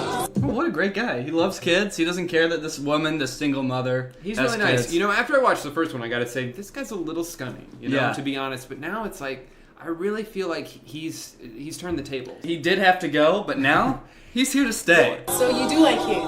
Awesome, awesome. This is my daughter. Okay. This is... Yeah. 2, 3, 4, 5. Wait a minute, how many kids does this girl have? How many kids she have? And my oldest. What about a babysitter? Bitch, you the Boys and Girls Club. See, this is what I was telling you about his videos. You know what's going to happen every time. He's going to play the sound effect at least 800 times. At least 800 times, which is truly impressive. I gotta go. Dad, where are you going? That's my question. Where's he going? He's got kids now. You can't walk out on your kids. He's got to go, dude. This is obviously way too many kids for him. For sure. You know he's got places to be. Yeah, he's got places to be. But where does he go? I don't know. Let's see. I got to go. But you said you liked kids. Gotta go. It looks like he's just gesturing back into his own apartment. Look, I got to go. Without closing the door, he's going back inside. They just kind of follow him in. No, I got to go. He goes into the other room. They're like, okay, we'll come. He's like, no. No, I got to go. Eventually, he just backs himself into his own closet. They just keep following him into his apartment. They always leave. How you gonna go? This is your spot. We came over here. You're right. I gotta go. Gotta go! Oh, so that's like his thing. That's his catchphrase, dude. That's why I love his videos. You always know no matter what happens, no matter what troubles life throws at him, he's gotta go. Gotta go. Yeah. I feel safe with this guy. That's what I was seeking, and I found it. But I guess my concern is like, this has to get old after a while. Right? Yeah. He's got a lot of followers. Surely they don't just want to see him do the same thing every time. Right, which is why he makes videos like this one. Oh, this will be different? Yeah. Cool. Well, I like that the music tells you what's going on. The music's saying it's a pregame, so you know that they're pregaming. But also so does the caption. So really, they don't miss a chance to tell me what's going on. Mm-hmm. Hashtag drink, hashtag pregame, hashtag alcohol. Ooh! Alchol. Alchol. I found your video through the hashtag Alchol. Alchol. You were the only one. Weird. Actually, let's see if there is anything else in the hashtag Alchol. Oh, there's lots. There's a lot. There's way too many people don't know how to spell alcohol. Well, it's funny that a lot of them are like empty bottles. Or, well, one of them was empty bottles. Wait, the same girl twice in a row? I'm pregnant. Hashtag Alchol. No more Alchol for me. Plenty of Alchol while I'm pregnant. Wow. Man, I ain't no bitch. It's just a pregame. Yeah, he's not a bitch. He's not a bitch. He doesn't like spending time with women or women with kids. Yeah. But he's not a bitch. He walks out the moment he has a chance, but he ain't no bitch. Ooh, that drop made a loud noise when it hit his Yeah, tongue. I'm noticing, does he think that everything sounds like that? Like, maybe he's exaggerating, or maybe that's just his perception of noises. If so, what a terrifying life to live, walking around, someone closes the door. You take a small slurp. Ooh, a little tipsy. I gotta go. Rob, where you going? He just got there. It's the pregame. They haven't even gone out yet. They haven't even gamed or post-gamed. I got to go. But Rob, this is just the pregame, bro. He's not gonna say I gotta go again, do you think? He's probably said it enough for this Yeah, one I video. think for one video, he said it enough. Gotta go. Okay, so he does. Yeah, he said it again. Yeah. Well, now all of his. It seems like all of his other friends are drunk now too. Like yeah. I think the joke would hold up better if no one was drunk. Right? Yeah, except him. But now his other friend is. He's like shit faced. Yeah. I gotta go. Rob! Gotta go. Rob! Gotta go. Yeah, in case you guys weren't aware of my catchphrase, I scream it at the top of my lungs at the end of every video. Rob, gotta go. Let's see if he's got any other good videos. He's got lots of butts on his page, which is really nice. That's hot for as me. a young boy who likes butts. As two straight guys, we love girl butts. Like girl butts. Yeah. Yeah, only girl butts. When Bae is Asian. I like that most like when bays are like specific situations, but when Bae is Asian is like it's always true if she is Asian. Yeah. If applicable. Stop being Asian, Bae. When Bae is Asian. Do you think maybe any chance this could be racist? I don't think there's much chance of this being racist. Or him having to go. Yeah. There's no way. 0% chance of it being racist. 3% chance of him having to go. 100% chance we're gonna laugh hysterically. 100% chance of comedy. Oh, absolutely. Hey, to tell you the truth, this is my first time dating an Asian. Oh! Put like a little progress bar in this video? Yeah, so it's counting down to when he says, I gotta go. We're only a third of the way there! I can't wait for that gotta go! I have to get through all this racist shit just to see him say I gotta go. Say his catchphrase. Yes. Really? You want me to cook you something to eat? Yeah, sure. I can go for something to eat. Okay, I got you. Okay, cool.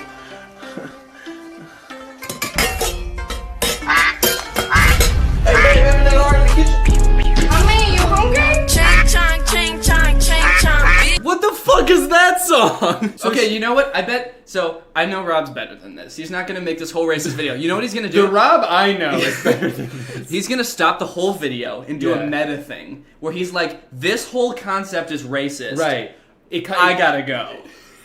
Yeah, Wouldn't that exactly. be great? I don't know what. So she's cooking the duck. I'm just confused why the duck's wearing an apron. Is the duck the one cooking? Yeah. Asian people, they always let the duck cook. Yeah, that's what they do. I don't want food prepared by a duck. Absolutely not. I want food prepared by my Asian bae. I gotta go. Honey, where you going, honey? I got to go! Honey, that's good for you. I like that the captions say Asian girl, and for him they say Rob. Rather than just saying girl, or even just saying the words. It says Asian girl. Like, we get it, she's Asian. How many more hints do you need to show that she's Asian? So you know it's not the duck talking. Oh. Then there's one subtitle, duck, quack. So you know it's not the duck saying, honey, duck, good for you. Honey, it's the duck. That seems like something a duck would you. say. Also, not to critique the already racist comedy, but is Chinese people eating ducks even that's not a stereotype, It's not like a is cliche, it? no. Yeah, plenty of cultures eat, like, duck is an acceptable thing to eat. Yeah. Duck is like a delicacy, isn't it? Yeah, It's duck is like and I haven't had it, but I heard it's good. Yeah, I guess he just didn't want the duck actually cooking the meal. He's like, get that apron off that duck. Yeah. Throw it in the oven, I want to eat that duck. Also, why does this order of emojis make it look like the duck is coming onto her mouth? So what do you think about this guy? I think he's great. No, he's changing the game. As far as like familiar comedy goes, he's doing good stuff. See, this is why I like his videos, is because I feel like every time I make a new video, I have to come up with an idea. A new I have to come up with a way to end it. Yeah. He doesn't have to come up with any of that. All he has to do is come up with just one thing, and then as long as it's either sexist or racist, and then he has to leave. It's so like merch friendly too. It's so brandable.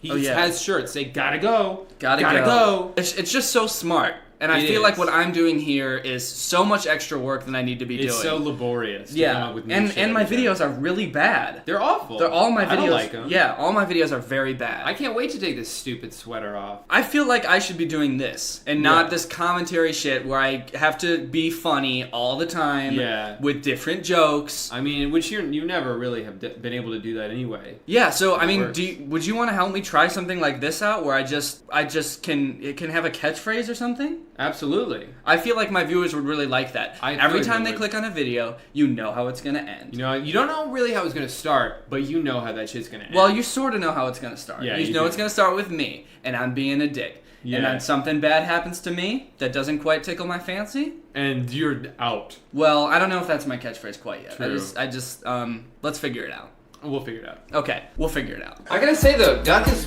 actually one of my favorite foods. Not gonna lie. Dude, I love duck. Yeah, duck is actually like really good. I don't know why no one thinks it's good. I would eat it for every meal if I could. Yeah, that's so funny.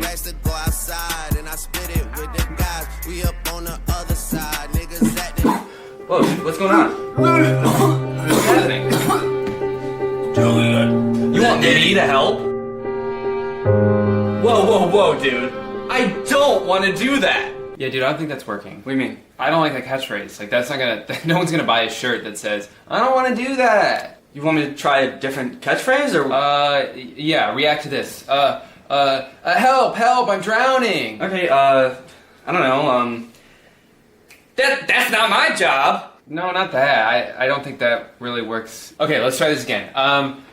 Hey, man, do you want to come to my dad's funeral tonight? Fuck you. That's really fucked up. Touch my ass. No one would say that. Hump. Nobody says things like that, Danny. Daddy's home. Danny, I gotta go. What? I got to go. What do you mean? You're just not gonna finish filming this, or what? I gotta go. What do you mean? I gotta go, dude. No, dude, come back. I got to go. Dude, come back. I got to go. We're supposed to finish this video. I gotta go. Drew. I got to go. Drew. I got to go. Drew. I gotta go. Hello? I gotta go. Well, I think that went pretty well, right? I think so too. Yeah, I think it's only a matter of time before I'm Instagram famous. Yeah. And you by association, I guess. I hope so. Yeah, but seriously, I gotta go, so let's wrap this up. Okay. Well, thank you guys so much for watching. If you like Drew, or his face, or his hands, or anything about Anything him, pertaining to me, yeah. go ahead and check out his YouTube channel. It's youtube.com. And you'll find me from there. Yeah. His name's Drew Gooden. It's spelled just like this on the screen. And if you go to his channel, you'll find his videos. So thanks, Drew, for helping out. For sure. Guys, if you're not already part of Greg yet, Greg is our family here on YouTube. It's our fan base. If you want to join Greg, all you have to do is hit that subscribe button and turn on my notifications, and you will be truly Greg. It's the fastest growing channel on YouTube. Mm-hmm. Don't look it up. It's the fastest growing channel on my website. Yeah. Have you looked it up? No. Why would I? You always sum it up to. Yeah. And so I'm that's a man of my word. Yeah. And I'm a man of your word also. Thank you, Kristen Zionori, for turning on my notifications. You are truly Greg. Not quite number one. If you want to get those, they're on my website at dannygonzalez.store. Lincoln's in the description. I'll see you next time with another great video. Bye. What's up, guys? It's me, Danny, back with another hilariously low-effort video. I say low-effort because today I'm going to be going back and reacting to my old Musical.lys. Now, I know some of you follow me on Musical.ly, but a large portion of you might be confused because you didn't even know that I had a Musical.ly account in the first place. When Musical.ly first came out, I used to post like every day, and I'm pretty sure some of them were pretty dumb, and I've like forgotten about a lot of them, so I wanted to go back and watch them and react to them on camera. So that's what I'm gonna do today. So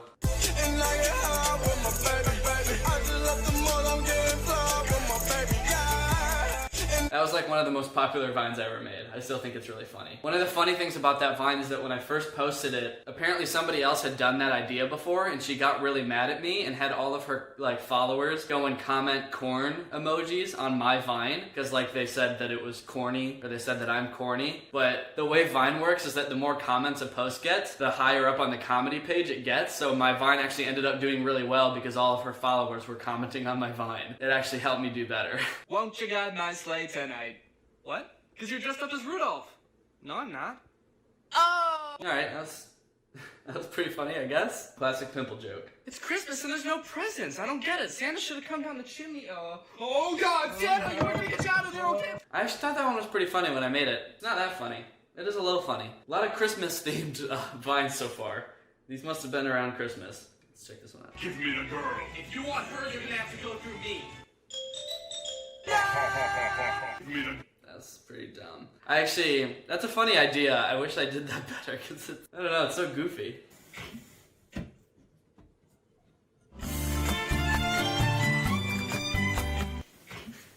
I think that one's really funny. Just because it's so random. I actually really like that one. I remember making that one, and I remember it literally took me like 20 tries to get it right. I don't know why. And I, for some reason, thought it was so funny that I needed to get it exactly right. And it ended up just being it's so dumb. It's just like, it's just a singing frog, but for some reason I was like, no, I need to get this perfect. Because when it's perfect, it's gonna be awesome. But it just turned out to be a silly singing frog. Hey Danny, what are you doing? Just killing some time. My name's not time, it's Tim! Danny, what are you doing? Just killing some time. Yeah, that one was alright. I think that was one of the ones that I thought was like way funnier when I made it, and then everyone was like, this isn't very funny. And I was like, yeah, I guess it's not. I just found my tempo like on DJ Mustard. Woo! I hit that just, I just found my tempo like on DJ Mustard. Woo! I hit that just. Okay, that one I actually like. That one I think is like one of the first actual Musical.lys that I posted. I made that in the Musical.ly app. But that one, that song, Jumpman by Drake, it's got that little, it sounds like a crow or something going, ah, in the background. So I really just wanted to draw attention to that. So the next time you listen to that song, just look out for it. I was wondering when you'd show up. I was wondering when you would show up. Get you now. Darn it! Villain who can't guess when the hero will come in. That one's alright. Okay, cool. Alright, I dig it. You wasn't sweating me. One time for my LA sisters. One time for my LA hoes. Sweating me. Call your girlfriend a hoe, Danny. Real smooth. Yeah, that was just a really basic lip syncing one. I think this one is too.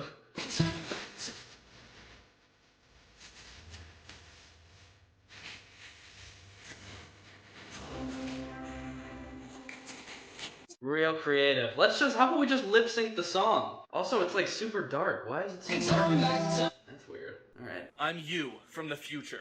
Oh my god! I know. You're so ugly! What? It's forever! I'm you from the... Self-deprecating humor, gotta love it. I'm going live on you now. So if you want to come talk to me and ask me questions or hang out, then my username is Danny Gonzalez. That wasn't really a Musical.ly, but that was pretty cringy, right? I'm going live on you now. If you want to come watch me, my username is Danny Gonzalez. I sound like somebody's holding a gun to my head. Hey mailman, what do you got? Just this letter! Jonathan, I don't love you anymore. I seriously think that's one of like the best finds I ever made. Because it's like so happy at first and then it just gets so dark. And it's got a pun and a darker joke. I mean, what's not to love? Big fast! Fast. Mitochondria is the powerhouse root of 600. Leonardo DiCaprio's never won an Oscar. Fast! One of those thoughts in there is Leonardo DiCaprio's never won an Oscar. Like right after I made that vine, Leonardo DiCaprio won an Oscar. And I was like, well, this vine is no longer relevant. That's awesome. Here's a joke. How many ex-girlfriends does it take to screw in a light bulb? Jessica, please come back. I don't know how to change a light bulb. Here's a joke. I like that one. That was funny. Alright, let's check this one out. Hey guys, I just posted a new YouTube video. I put a lot of work into this, so I want to know what you guys think. So make sure you comment on it telling me if you like it or not. Wow, dude. You really needing validation much? Jesus. Hey guys, I really worked hard on this YouTube video. Could you please go check it out and let me know if you like it? Also, it looks like I was promoting my Snapchat on here a lot. I see 2 right off the bat. This message will now self-destruct. This sandwich will now self-destruct. Your baby will now self-destruct. That's a good one. Oh, okay, so I got a lot of comments on my reacting to my old Vines video that I didn't laugh at my things enough. Like, people would say, like, you say that's funny, but then you don't laugh. Why don't you laugh? And it's because I feel like people don't realize that I made these, so I already know the joke. So, like, why would I laugh? I already know how it's gonna end. Like, it's not funny. I came up with it, so it's funny. I know that it's funny, but I'm not gonna, like, be like, whoa, I didn't expect that. Oh no, I just unplugged my phone. Alright, moving on. For the day I die, I'ma touch the sky. I'ma touch the sky. You gon' touch the sky, baby girl. That's solid puns, man. Puns were always my strong suit, and on every platform. I always excelled in the pun market. What am I gonna wear? You're never fully dressed without a smile. Wait, what are you doing? Stop!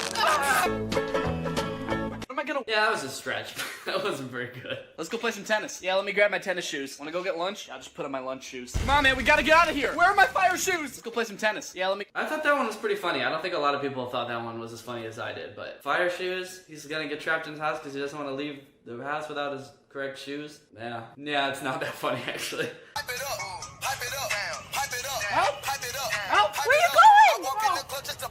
I gotta pat myself on the back for that one. That was some pretty good editing. Honestly, looking at it, I don't even know how I did that, so that's pretty good. Delicious and nutritious. Girl Scout cookies, now made with real Girl Scouts. What?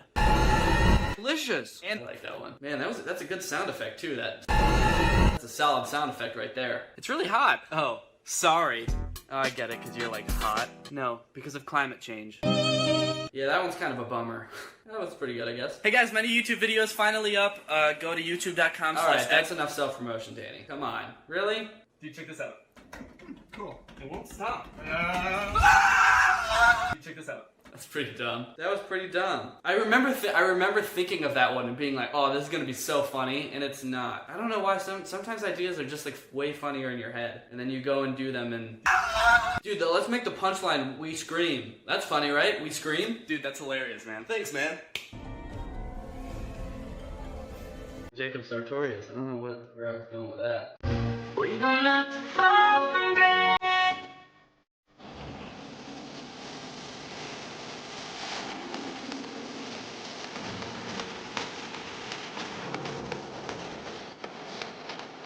That one is a little difficult to follow. It's called When You Accidentally Kill Your Friend with Kindness, duet with Selena Gomez. It's weird that it keeps cutting back and forth. You can't really tell what's going on. I guess I gave him gum and he choked on it. That was really cool of Selena Gomez to be in our Musical.ly though. Like, she's pretty busy. I'm surprised she took the time out of her day to make that with us.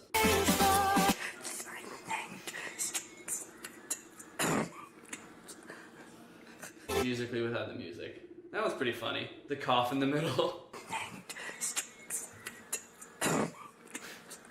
Solid joke. Hey everyone, I posted a YouTube video yesterday. So alright, we get it. Jesus. Let's lose our minds and go crazy! I keep on hoping that we'll eat cake by the ocean. What was that? That was a hashtag? Dramatic reading. So you have to read the lyrics of something dramatically. I don't know, that just reminded me of like every bad Instagram video ever where the punchline just ends with music and people dancing. I went through this weird phase where I just started lip syncing sounds instead of just songs. So like, just like, this is Bell. That was funny. That's pretty funny, honestly. Lip syncing Rain. Do you ever look back at stuff you do and you're just like, what was wrong with me? I feel like I do that a lot. I feel like I'm like, sort of like a little bit always doing that. This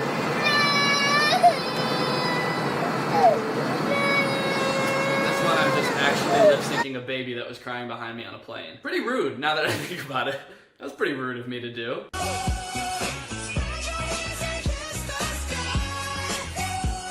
Kiss this guy instead of kiss the sky. I feel like I've made that joke before. Nah. I can't see me loving nobody but you for all my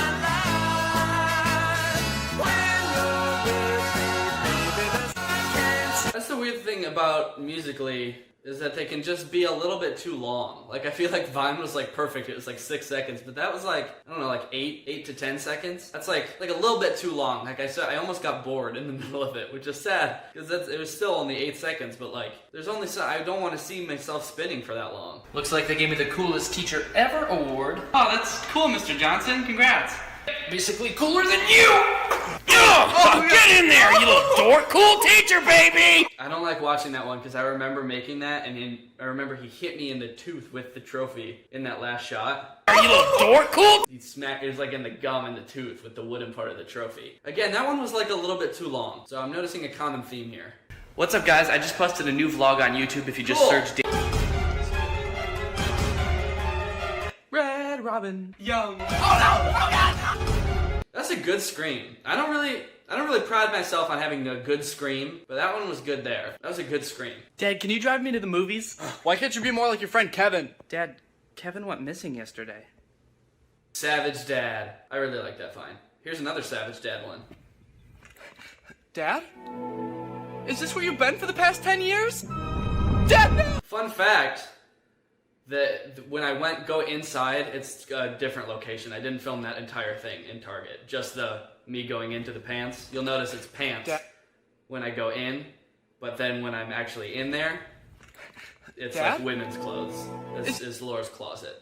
I just pretended that it was Still in the same place. Movie magic, people. Oh my god, yeah! No, tell your daughter Susie. Okay. Susie, I'm going to homecoming with your boyfriend! I like that fine. Your destination is ahead on the right. Your destination. Why did you kill my dog? Dude, chill. Chill. You're right. I didn't even like that dog. Oh, dude, new year, nude me. Yeah, man, well... Wait, did you say nude me? Oh, God, why are you naked? New Year's resolution, baby, no more clothes. That one was pretty funny. I like how I'm not laughing at all. It was alright. It was decent. I'll give it my thumbs up. Stamp of approval. Man, Danny's exhausted. He sure is yawning a lot. I like that fine. That moment when you enter a room and forget why you went in there. What you say? Oh, that's right, I was getting chased by a serial killer. Moment when you enter... That was good. I like that one a lot. It's those vines that have a twist at the end that really get ya, you know? Alright, so just like la di di da da di di da da. You try la da da da da da, and I said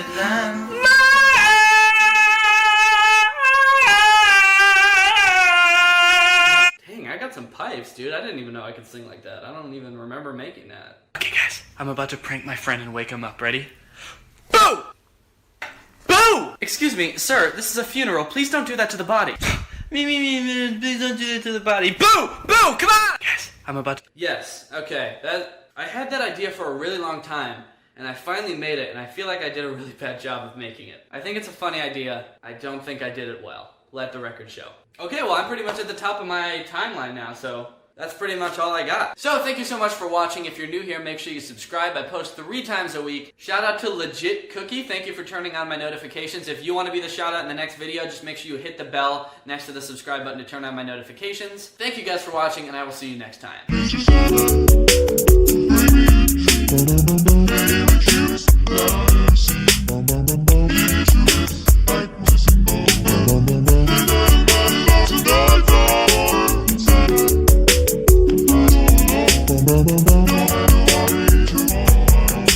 What's up, guys? It's me, Danny, and today we're going to be talking about the hottest trend on YouTube right now, and it's not what you think. It is not diss tracks. It is not challenges. It is not glowing red 1,000 degree knives cutting through things videos. It is a trend that you might be unfamiliar with if you're over the age of 3.5 years old. It is learning your colors videos. You guys might not believe this, but YouTube channels geared towards young kids are doing like extremely well right now on YouTube somehow. I found a list that has the 500 channels that have grown the most on YouTube over the past 30 days, and 2 of them, 2, are dedicated to teaching kids colors. Now you're probably thinking, oh, okay, this is probably run by like Disney or like Nickelodeon or something. No. These are very clearly a one-man job made in some dude's basement, and he is making bank off of these videos. Oh, a couple million views on a glowing knives video? That's cute. 27 million views on Color Clubs for Kids' most viewed video. Oh, 50 million views on a glowing knives video? That's even cuter. 77 million views on 3D baby doll bath time, play, learn colors, teach colors for kids, children, toddlers. Why do all these videos have super weird titles? You know how weird a video is gonna be when its title just doesn't make sense at all. It just has too many nouns, no verbs. 3D baby doll bath time, play, learn colors, teach colors for kids, children, toddlers. It's either a run-on sentence or there's no verbs, or I don't know what's wrong with that sentence. Alright, so let's jump in and let's watch a few of these videos to see what the big appeal is. Alright, so we're gonna watch Color Club for Kids' most popular video. It's got 27 million views, almost 28 million views. It's called Learn Colors with Dinosaurs for Children, Masha parody for kids, finger family song. I like how they say for children and then for kids. Completely redundant, and it's a video about learning your colors, so yeah, obviously it's for kids. Alright, let's watch it.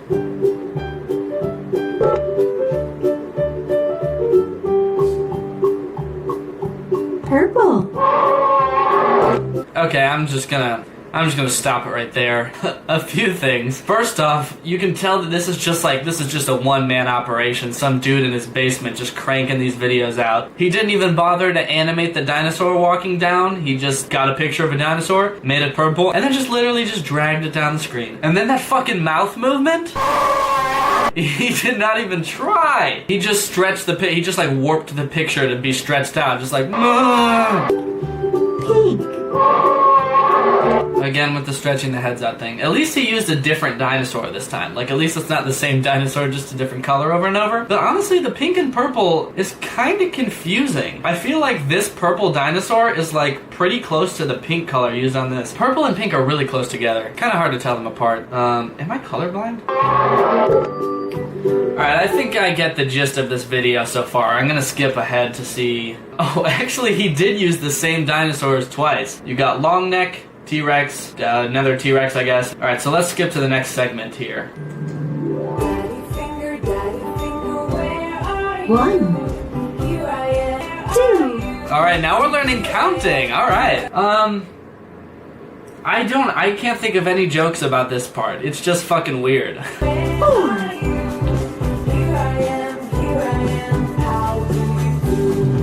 Do you think kids enjoy these? Another funny thing about this video is that it's got a pretty bad dislike ratio. It's got 28,000 likes and 16,000 dislikes. You learn your colors when you're like a year and a half old, and these kids have YouTube accounts? Who is disliking these videos? Purple. Okay, so, whoa, wow. So this time it's these little girls with little bonnets on, and they come out, and you know what? He didn't just stretch their heads out, because I feel like with these girls that would be terrifying. He actually has some kind of animation, which I doubt he did himself, but pretty good. I bet it's gonna be the same exact girl and same exact animation for every color. And that laugh, kind of creepy, actually. Just like a little bit too long of a laugh. Like it could have just been ha ha ha, but it was ha ha ha ha ha ha ha. I also don't like how these girls are staring at me. I'm getting like this really intense stare from them. It's kind of creeping me out. I like how it goes from colors and then to numbers and then it goes back to colors with the exact same thing. So it's like, alright dumbass, if you didn't learn your colors first time around, here it is again, much simpler this time, you dumbass baby. So another striking thing about this video is that it has 27 million views and it actually has 2,000 comments, which is surprising considering the people watching this video probably don't know how to spell yet. Or really even talk. So, and they're just gibberish, actually. It looks like this is like a weird mix between other languages and people who accidentally let their babies hold their phone for too long and they started typing a comment or something. But say, okay, so look, this looks like it's almost very obviously gibberish, right? But then it has replies. It has 19 replies. And they're all also gibberish. There's no way that this is a real language. This has 78. Oh, that's not a word. Because no language uses numbers. And they're like having a little baby conversation in the comments. Oh,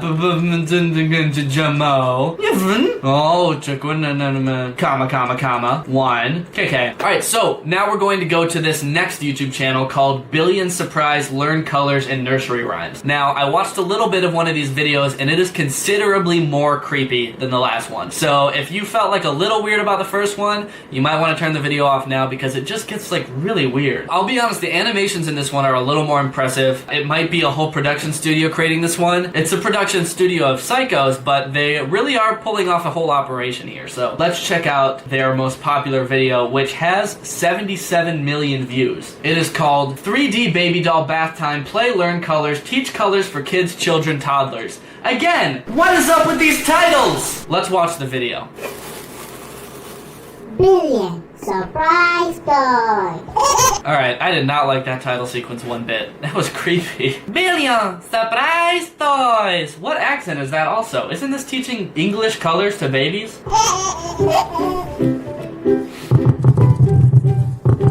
This baby looks drugged out of his mind. Balls are falling from the sky into this tub. This baby is just chilling, dude. Baby gets up. Ooh, baby's getting in the tub. Alright, what the fuck is going on with this penguin on the side of the tub, though, real quick? It's just floating there. Twitching. What is going on there? Okay, so we're gonna drop balls on a baby. They're gonna be a certain color. We're gonna say the color in a high-pitched French accent. Baby learns color. Are they gonna, like, bury this baby with balls, though? I feel like this video would be much different if it didn't have the baby laughing and happy music sound effects and instead had a baby screaming with scary music sound effects. Okay, so now the baby decides, fuck it, I'm out. And you know what? Whoa, hold up, this is just the animation from before reversed. I can tell because that fucking penguin is floating there! Bye-bye. Oh man, this is gonna give me nightmares. Why is this baby wearing eyeliner? Or it just has bags under its eyes and above its eyes? That doesn't make any sense. And it has adult eyebrows for some reason. That's not what a baby's eyebrows look like. That's what a baby's eyebrows look like. That's not a baby's eyebrows. That's a grown man's eyebrows. Okay guys, well thank you so much for watching these weird ass videos with me. If you're not subscribed to my channel, please do. That would be a huge help. I'll be back in a few days with another video. And peace. Bye.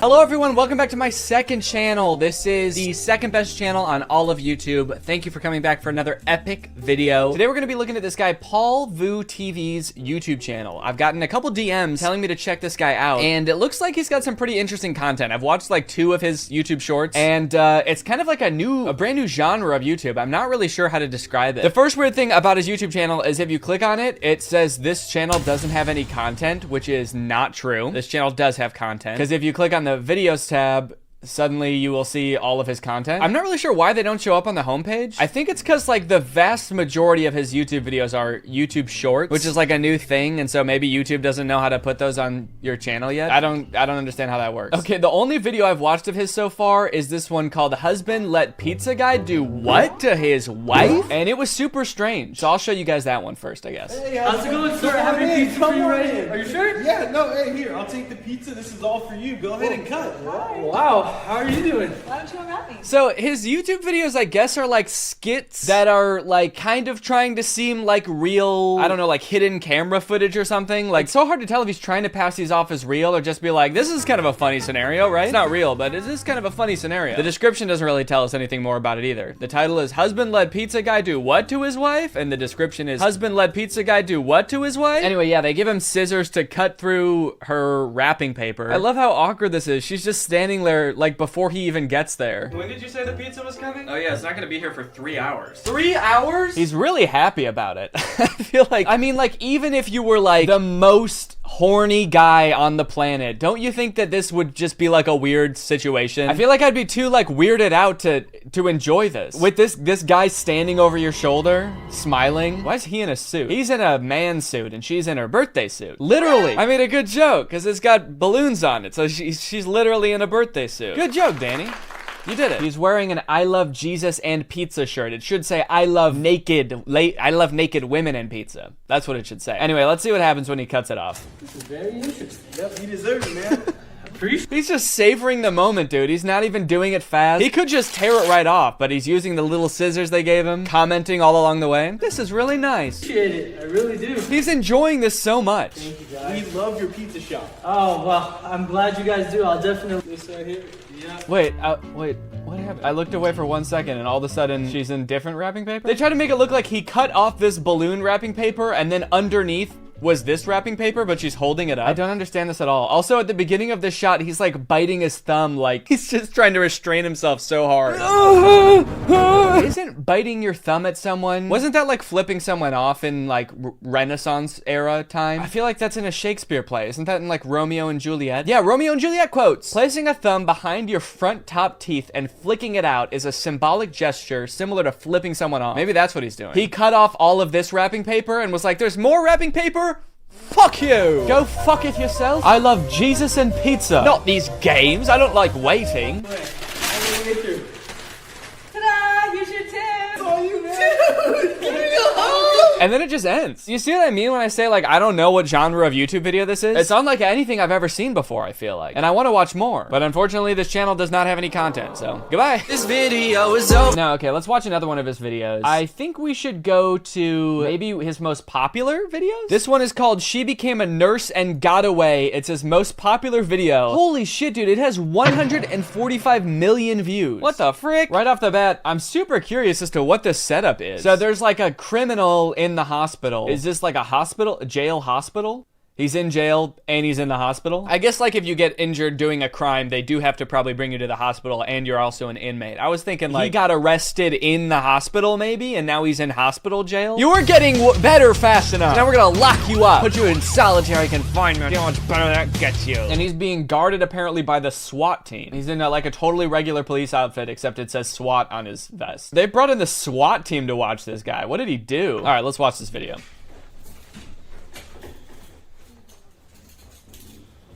Okay, so it's seeming like this person is going to be the one becoming a nurse and got away. Okay, we're 13 seconds in, and this video's a minute long. Is this whole video just gonna be this guy staring at this girl's butt while this person gets away? If so, why the fuck does this have 145 million views? Oh, yep, all right. Oh, it's a mask. I mean, I knew it was a mask, but I wasn't sure if we were supposed to know that it's a mask, you know? Look at this guy. Good God, dude. This guy has complete tunnel vision. He's so entranced by this butt. SWAT team? They should put him on the smack team. The only thing he wants to SWAT is some butt, is a butt. That was not as good as my birthday suit joke. I like that she's just in normal clothes under her prison jumpsuit. Did they really do that? I'm just picturing like a tough guy in a like orange jumpsuit, and he takes it off to get in the shower, and he's wearing like a suit and tie underneath. Yeah, I'm actually an accountant. I'm just in here for tax evasion and fraud. Okay, she's taking out a nurse outfit. You guys have a good one, okay? I'll see you guys tomorrow shift. Bye. Did not stick the landing, honestly. What the fuck was that last bit of the getaway? She could have rolled off the bed this way and just straight up walked away. Instead, she was like, hey, I just want to make sure you notice me leaving and you see my face and you see that I'm leaving. Also, my pants are literally falling off as I'm walking away. I'm surprised this guy didn't notice, this fucking animal. Her mask is still sticking out from under the pillow. What is the premise of this video? How did she get in jail in this mask? Was she arrested in this mask? And the doctors at the hospital didn't realize that it's not, that wasn't skin on her face, that it's a latex mask. What kind of hospital are they running here, dude? Who is this guy? Paul Vu TV. From his profile picture, I don't think I've seen him in either of the videos we've watched so far. Who is this guy? Does he have any videos that aren't like YouTube shorts? Maybe if I go to the oldest videos on his channel. Double one-handed Rubik's Cube world record. Okay, this is like the only video on his channel that's not a YouTube short. Oh shit, okay. Is this one real? He's really about to solve 2 Rubik's Cubes with one hand?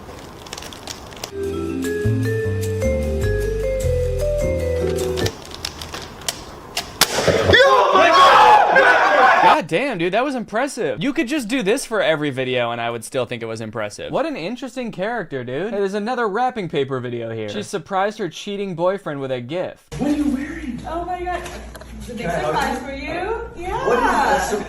What are you wearing? Man, the chemistry here, it's, well, there is none, honestly. Can I hug you? What am I don't know what to do. Unwrap me. Okay. Okay.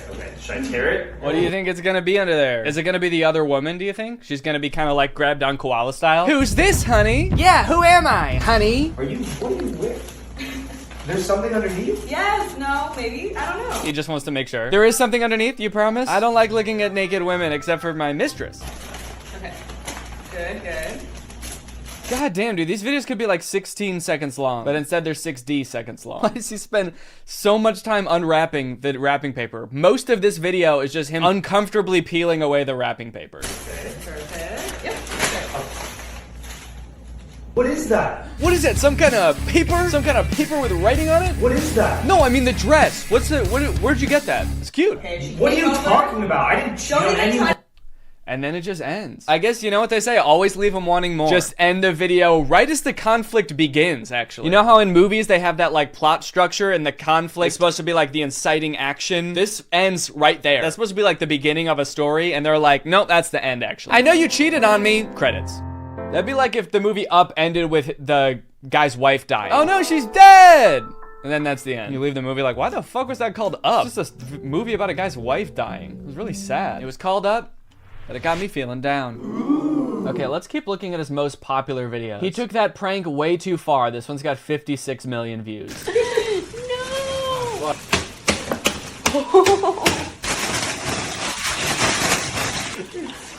Okay. They're making a really cold kiddie pool. The girl behind the camera is losing her mind. She thinks this is the best thing she's ever seen.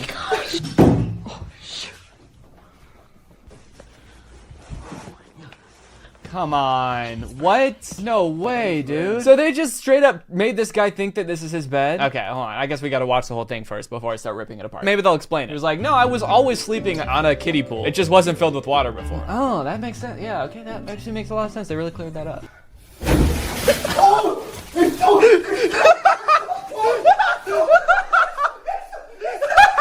I'm just wondering what his bed looked like where he wouldn't have noticed that. I mean, it's so obviously fake. Kind of anyone could pick holes in it because it's fake. But look at how this guy gets into bed. Not a gentle sit down after a long day. It's butt first into the center of the bed. Not even like sit on the edge of the bed and lay down. Just so we're clear, this is how he was going to land on the bed. Regardless of what was underneath the bed, this is how he was going to land on the bed. It's only about here that things start to get hairy and not how he expected them to turn out. Now he's trapped and he gets all tangled up in the blankets and he drowns and it's all funny. He gets tangled up and he can't escape and he drowns and his friends film it. He posted one 3 hours ago called When the Homeless Veteran Sees the Money. The homeless veteran. The US finally got us down to one homeless veteran. That's crazy, you know? Always been saying they should treat veterans better and I guess they finally did. They got us down to one. Makes you wonder what's up with that guy, right? Homeless by choice, perhaps. Okay, let's find out what happens when the homeless veteran sees the money.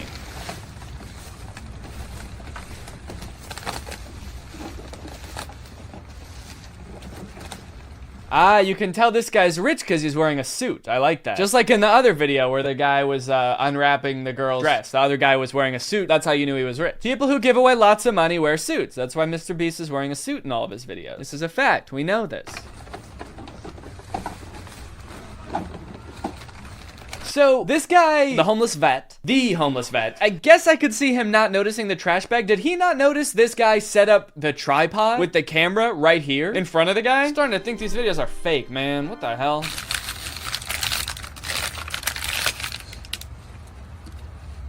What is he doing? This is obviously fake, so I'm not really making fun of a homeless person right now. I'm making fun of this dude poorly acting as a homeless person. What is he doing? He's just taking trash out of his bag, crumpling it up, and setting it on the ground like so gently. Is this what homeless people do? Or sorry, is this what the homeless person does? Sits on the ground and puts trash on the ground? Oh, he's at it again. Why are these Why are these videos so long? Is what I was gonna say, but then I also started laughing at it jump cutting to later in time, and now he's got a ton of trash on the ground. Like he's been at this all day. This guy's been standing here for like 3 hours while this guy slowly crumples up trash and puts it on the ground. Put everything back in. Wow. I wish we could have seen a little bit more of that reaction. That was about 58.5 seconds of a guy crumpling up trash and half a second of him crying. Also kind of fucked up because like this is one that didn't need to be fake, you know? They could have just given a bunch of money to a homeless person. Also, I've noticed the comments on like every single one of the videos being about how the people in the video don't notice the cameraman. So the cameraman has an invisibility cloak. Where does your cameraman get those invisibility potions? I need some. They're like all about him having an invisibility potion. I don't know who was the first person to make that joke, but everyone is using it now on like every video. If I just click on a random video, watch this. Okay, well, maybe I clicked on the one video that doesn't have it. Kind of embarrassing. Okay, wait, no, this video was posted like 3 hours ago, so that's why it doesn't have it. How about this one? Doctor gets busted. Let's take a look at the comments. Them doing their thing. The cameraman drinks invisibility potion. Told you, I wasn't making it up. All of the comments are about invisibility potion. Okay, well, let's see what this video is. Doctor gets busted.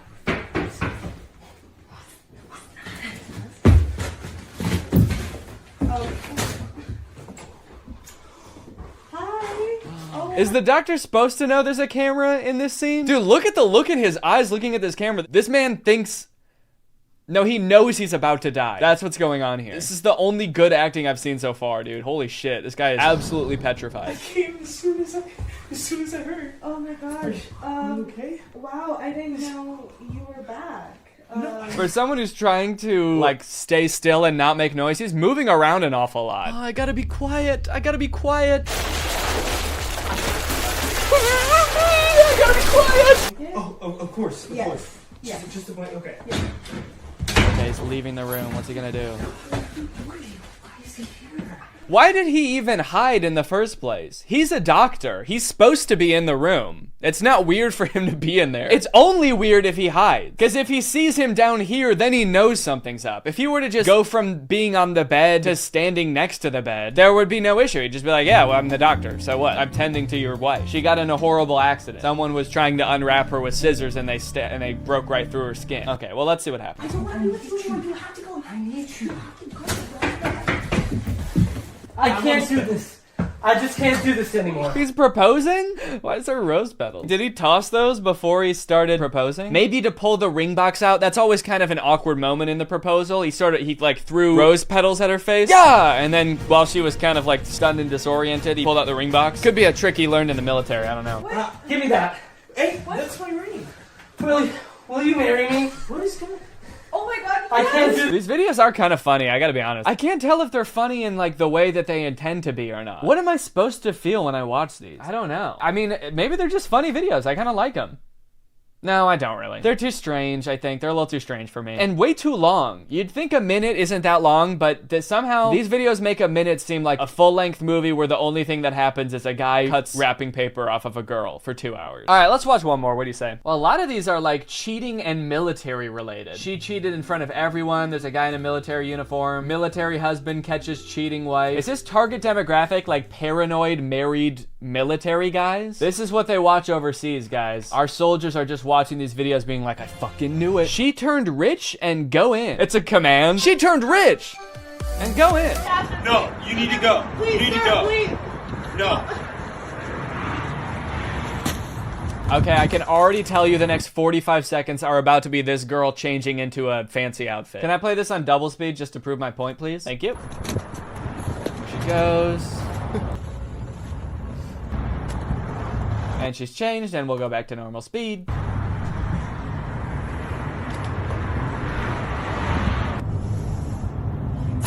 Why did you just stand there? Seems like it didn't work, dude. Seems like he's not even noticing you. What if that's how it ended? She's like holding the briefcase and he's still like, he just doesn't even look at her. She's like, hello? And he's just like, what? Go away. I'm a platinum member of this bank. What is taking so long? I need to go inside. Can you not see any deposit this money? That's kind of fucked up that banks will turn you away just for looking homeless. Makes you wonder what happened to the homeless vet after he got all that money. Maybe he wasn't even able to open a checking account. All right, well, you know what? I feel like that was some pretty strange content. Thank you for watching. Bye. Have you been targeted by deeply disturbing ads on Facebook, Instagram, or YouTube? Ever seen a movie that's so bad it's actually good? Well, you're not the only one. It happens to me, constantly. Please make it stop. On my channel, I make jokes about it. It's goofy, it's funny, but most importantly, it's silly. Please subscribe to my channel. You know you're never gonna make it in this town, right? You stupid little weasel boy. You ugly, dirty little weasel of a man. You're not a chipmunk, you're not a monkey, you're not an elf, and you're not a chipmunk, alright? You're a weasel, a dirty little weasel. Ow, ow, Yeah, you like that? Oh, you like getting spanked like that? Hey, why don't you subscribe to the channel, huh? Please subscribe to the channel. Subscribe to the channel, otherwise I'm gonna keep spanking this little guy, huh? Yeah! Oh, yeah. Hello, Greg. I'm glad you're here because I think I've just uncovered a pretty devious plot. There's this clip of paparazzi talking to this TikTok star Ryan Halza, and there's something very off about it. I want you to take a look at it and tell me what you think.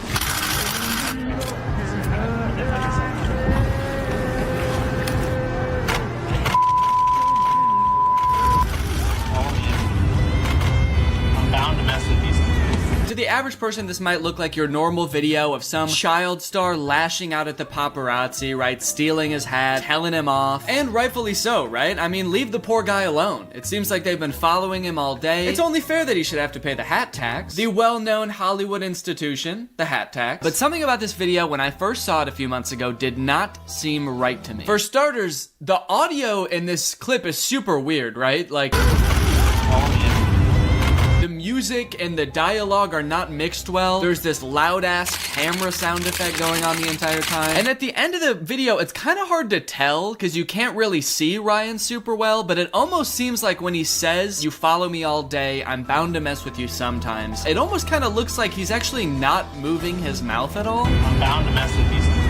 Which is a little suspicious, but not as suspicious as the fact that the paparazzi doesn't seem at all concerned about this disembodied voice. I don't think he's nearly as put off by it as he should be. That's terrifying.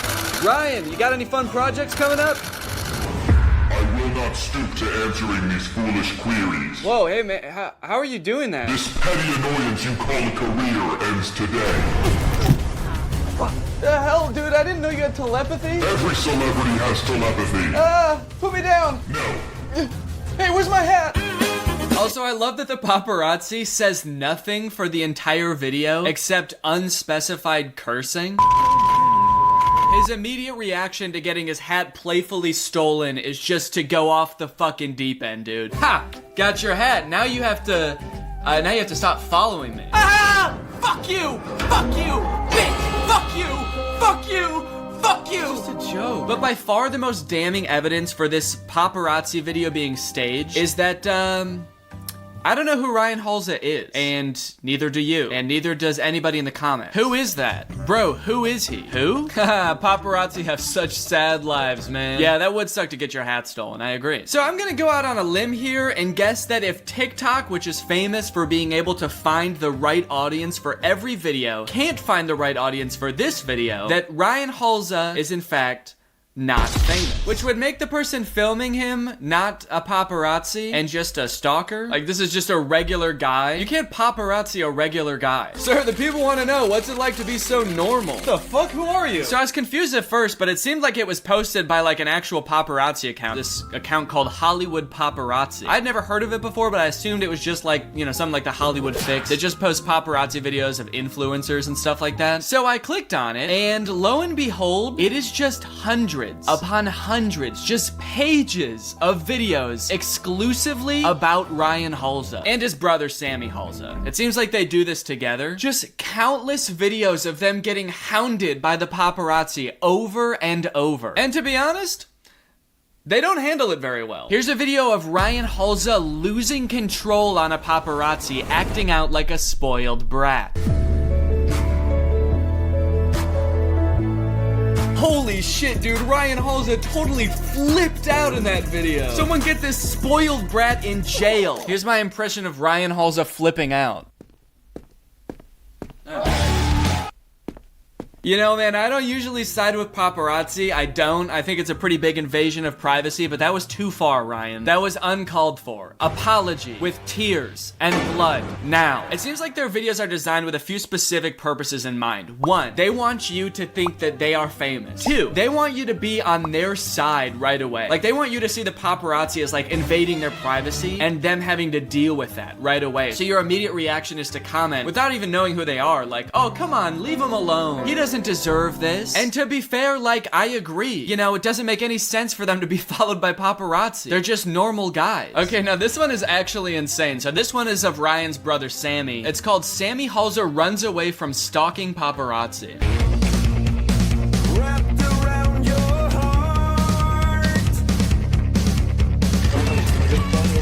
Holy shit, dude, that is terrifying. No wonder it seems like they hate the paparazzi so much in every video, dude. That would be so scary. To be sprinting down the street, chased by a speeding car trying to get a photo of you, and you're just a regular guy. That would be so confusing. Also, again, the audio in this one is super weird. I love how quietly the paparazzi is asking for a picture. He's borderline murmuring in a car like 50 yards away from a guy who's full on sprinting as he's cruising at 70. What's up, man? People want to know what you're working on. I love this caption too, and the fact that it was supposedly posted by a paparazzi account. Sammy Halsey runs away from stalking paparazzi. The fact that even the paparazzi admits they were stalking him adds a whole extra creepy layer to this. Creepy paparazzi with sinister intentions chases Sammy Halsey down the street, trying to run him over. He gets off on watching him suffer.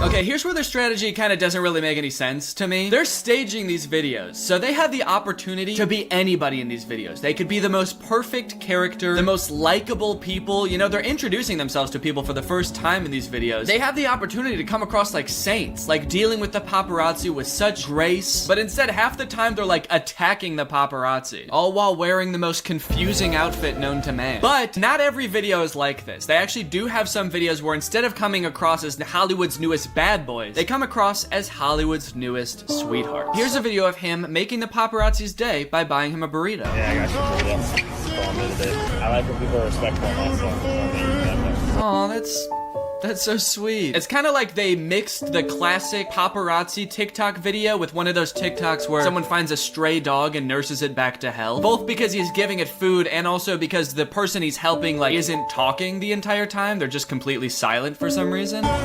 I like when people are respectful of myself.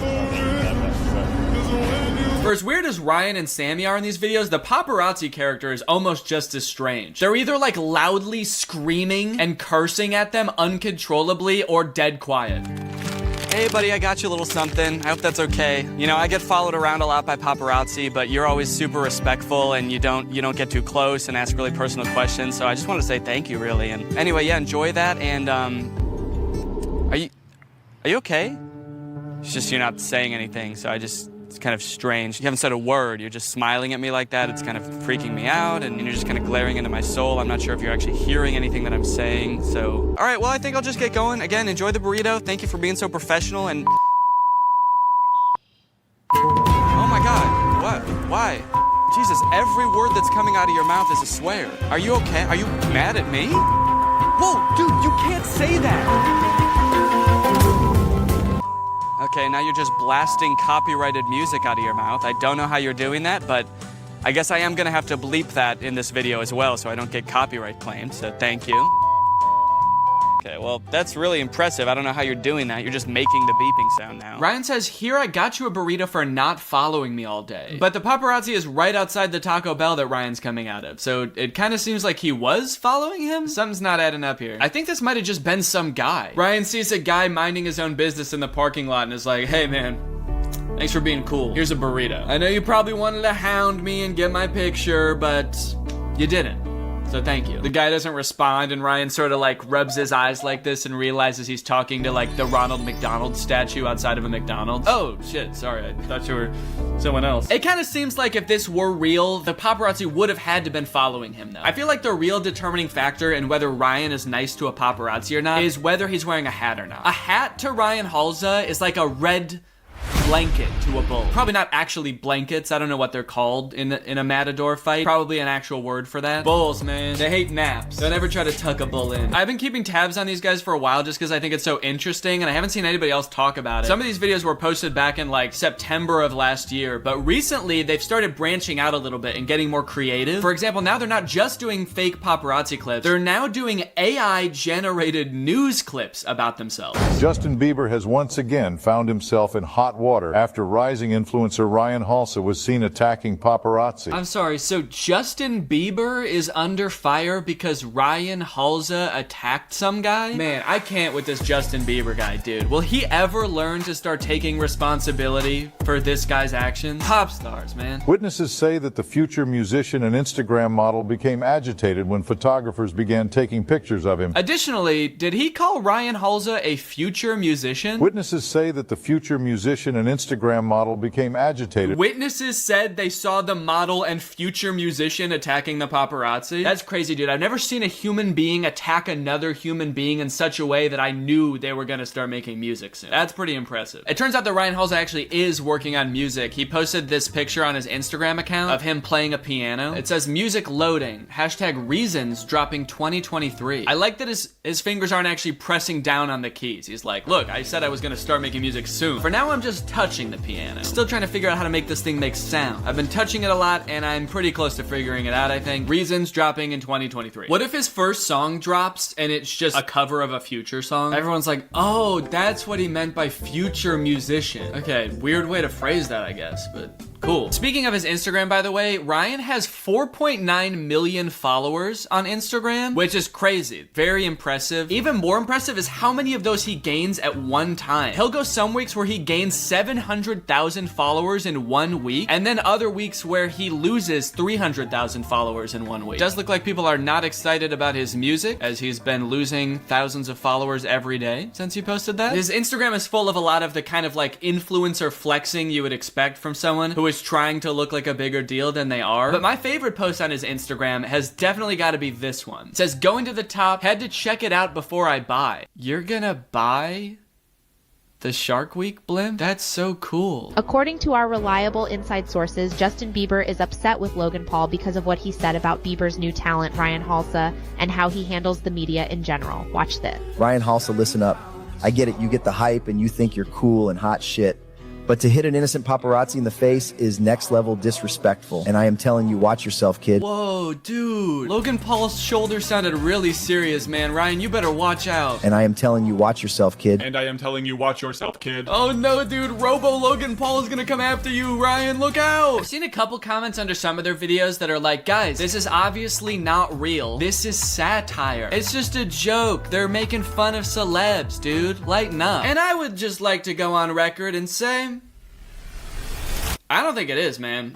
I think these dudes are just trying to look famous. They have been posting on this Hollywood paparazzi account for like a year, at least. I can't even scroll to the bottom of it. I'm trying to scroll right now and it's taking forever. I just feel like if it was a joke, their posts would probably be a little bit funnier and they'd be leaning into like the goofiness a little bit more. And they probably also wouldn't be spending so much money buying Instagram followers like it seems like they are, allegedly, in my opinion. And they also probably wouldn't have paid to have an article written about them by a knockoff New York Times, in my opinion. So this article is from September of last year. It's called Ryan and Sammy Halsey, America's Internet Idols and Beloved Hollywood Celebrities. This article is a really interesting read. You get a little bit of their background. You get to hear what they think about being so famous. There's also a bunch of weird phrases in here that make it sound like it was written by AI. Internet sensations, online fame, global stardom. The two brothers have seriously gained attraction and desire from fans all over the globe, racking millions of followers, watching the two skyrocket into their stardom careers. Damn, dude, I can't wait until I skyrocket into my stardom career. That's actually the career I pursued in college. I was looking for a career in stardom. Ryan is best known for his comedy skits and lip-syncing videos on camera on Instagram. On camera?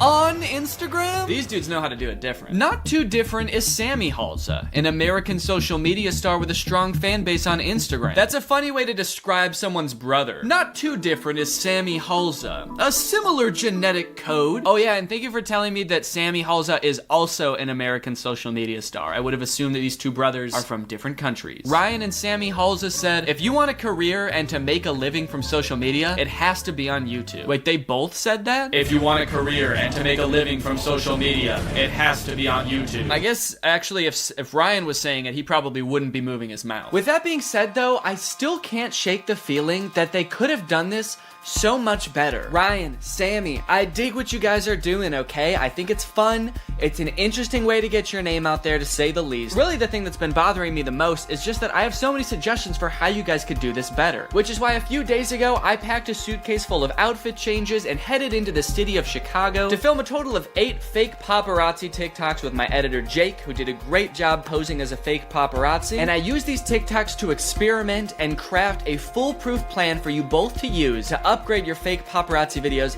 and get you guys the exposure you deserve. I want to show you all of the TikToks I created and the results that I got from them, but first, I want to talk about our sponsor. Hey, Danny, the people want to know if you have any fun projects in the works. Oh, yeah. I'm saying thank you to today's sponsor, SoFi. What? And you're going to want to stick around to find out how you can have a chance to win $10,000. Okay. If you don't know, SoFi is the all-in-one finance app helping you bank, borrow, and invest so you can get your money right. My wife Laura and I are expecting our first child this October, so it's super important to us that we have all of our finances in order before that happens. Which is why I love SoFi checking and savings. I can earn up to 4.2% APY on my savings, which is 10 times the national savings rate average. If you're new to high yield savings accounts, it's basically an account that makes your money work harder for you by giving you something back in interest. Your typical savings account at your local bank earns you an average of around 0.39% in interest, which is not good. With my SoFi high yield savings accounts, my savings earn me more in just 5 weeks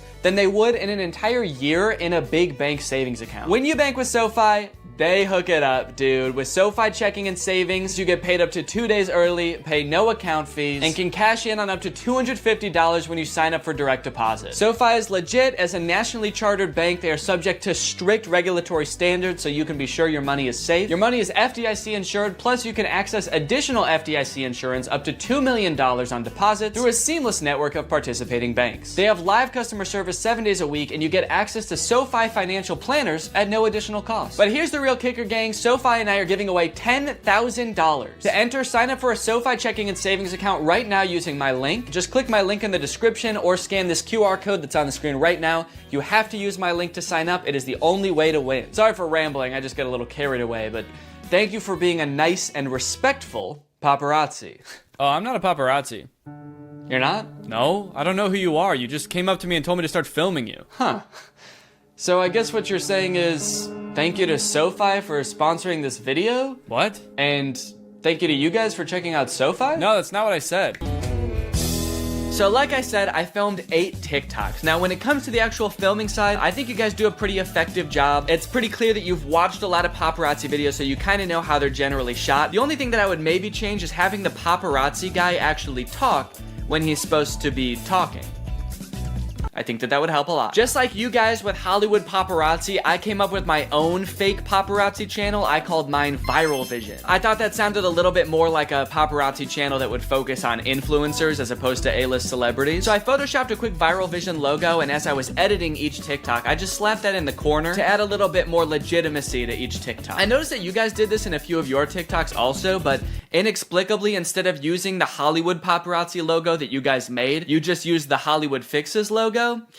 Don't do that. That's too confusing. So with all the TikToks filmed and edited, it was now time to create an account. One of the biggest cracks in this whole facade that you guys have created is that this TikTok account that is somehow the self-proclaimed #1 TikTok paparazzi account only posts about you guys. That doesn't make any sense. That's so suspicious. And look, I get it. You guys are trying to portray yourselves as the biggest TikTokers in the world. But surely even you guys would have to admit that there are other TikTokers, right?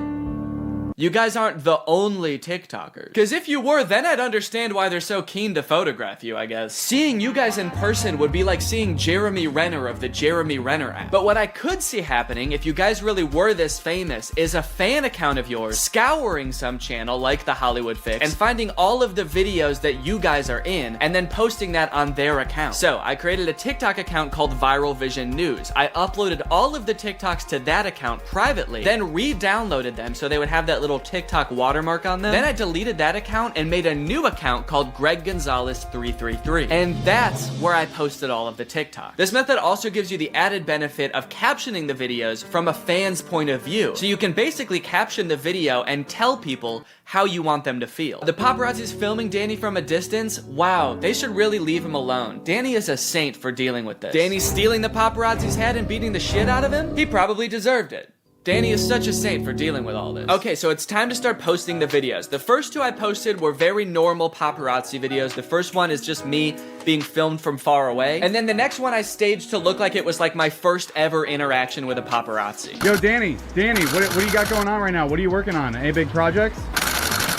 What? You got any big projects right now? What is this? Is this paparazzi? Yeah, I just have YouTube videos. Is this real? Okay, it's just YouTube videos.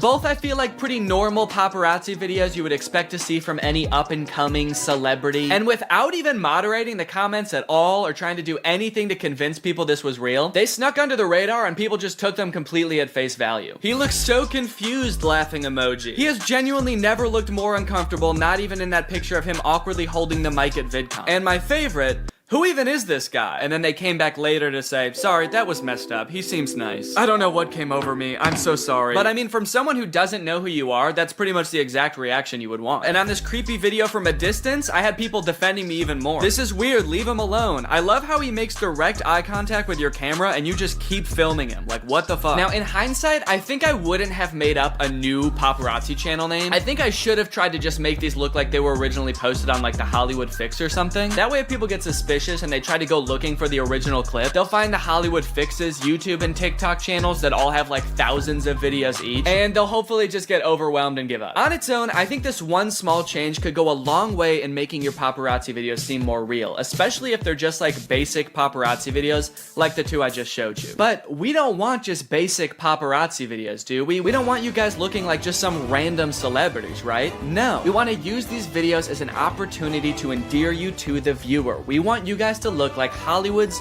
newest darling, the sweethearts of showbiz. So the next day, I upped the ante a little bit and I posted a video of me gifting the paparazzi a bean burrito from Taco Bell. I got you a little something. I just wanted to say thank you for being so nice and respectful all the time. I know it's a weird job, but you're one of the good ones and you're always respectful, so thank you. Thanks, man. I would recommend you space your videos out more. Multiple paparazzi clips of one celebrity being posted every day would be a lot for even like Selena Gomez. I was just trying to get this video done in a timely fashion. Sweetie Angel. Bro is a better person than me. I would look them straight in the eyes while eating it. Don't know him at all, but I'll respect him for that. Now, Ryan, Sammy. Now seems like a good time to tell you guys that we are actually more similar than you probably think. You see, amongst my viewers, I too have a reputation for trying to pull little tricks. That's right, there's no judgment here. I am a little trickster too. I have posted several videos on my YouTube channel of me trying to trick my audience, and mine also never worked. So when the algorithm started picking these videos up and feeding them to my audience, I started getting a lot of comments from people skeptical about if these videos were real or not. But that is where my next trick comes in, guys. Comment moderation. The amount of comments you guys get that are like, who are these guys? And these videos are clearly staged are definitely not helping you guys look like A-listers. But let me put you onto this TikTok feature called Filter All Comments. All you have to do is just turn this sucker on, and now every single comment left on your videos has to be approved by you before they can show up in your comment section. So now all you have to do is every once in a while just open up your TikTok app, scroll through the comments, approve the ones that make you look good, and delete the ones that think that they're fake. Why the fuck is this on my For You page? TikTok really thinks I give a fuck. I'm gonna delete that one. That one is very mean. Danny, have you lost your mind? Delete. Oh my god, he's so nice. Approve. So now, even though this video's been shown to 800,000 people, most of whom think this video's fake, the comment section still looks like this. I love him. Danny making it big time with paparazzi on him. What a real and genuine guy. So now people who think that the TikToks are real in the first place won't be swayed when they see comments saying that it's fake. And if someone does think that they're fake, when they go into the comment section to have their opinion validated, it won't be. The day after I posted that burrito TikTok is when I really let loose. I posted a bunch of TikToks and I got a little wilder with them. I was kind of inspired by all the lore in your guys' videos, and I wanted to see how far I could push this. So you guys inspired these very heavily, so I hope you like them. Let me know what you guys think.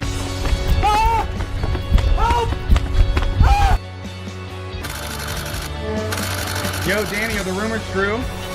Cease these games, photo boy. I tire of your questions.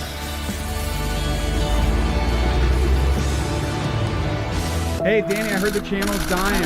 What do you have to say about that? Stop, dude. You don't have any comment about the channel? Are you just gonna follow me all day? Bro, I'm just trying to get a comment. I'm asking you politely to stop. Do you want here? How about this? Whoa. How about this? You like that? Now I took your What hat. in tarnation? You get back here. No. You get back here, young man. You get my hat back. No. YouTuber and future missing person Danny Gonzalez is under fire after video surfaces of an alleged altercation between him and a paparazzi. Leave me the fuck alone. Fans are divided, some saying this is probably what the guy deserved, while others like Logan Paul were a bit more critical. Danny, I'm gonna find you and I'm gonna go Logan Paul mode on you. Now, let us enjoy the fruits of our labor. This video of me stealing the paparazzi's cowboy hat has 1.5 million views. And let's look at the comments. Very sad. Appropriate reaction, to be honest. He looks so good in that hat. This is Danny's turf now. Yeehaw! So look at that, guys. Just a few quick changes you can make to your approach, and I think you'll be seeing dividends immediately. I do have to say, though, my biggest advice for you guys to make these seem real is to actually be famous. I do kind of have this suspicion that if you guys just used like half the time you spent making these fake paparazzi videos and just followed TikTok trends, that you would already have like 5 million followers on TikTok, and then who knows, you might not even need to fake the paparazzi videos. They might just come flocking. So yeah, good luck, heed my advice. Also, can I please be in one of your paparazzi videos? I can give you a good line for a video if you want. Here, like something like, Ryan and Sammy Halza, you guys need to stop acting like you're better than all of us other YouTubers. Just because you have more followers than us and are making more money than us doesn't make you better. So yeah, if you want to stick that in a video, I look forward to seeing it. And for everyone else watching this, I hope you guys enjoyed this video. If you're new here and you're not subscribed yet, make sure you subscribe and turn on my notifications to join Greg. On a more serious note, thank you guys for all the love on my most recent Instagram post. If you didn't see, Laura and I are expecting our first child in October. We're both so excited, and it's been really fun sharing that with you guys. So thank you for all the love. I will see you guys next time with a really interesting video. Bye-bye.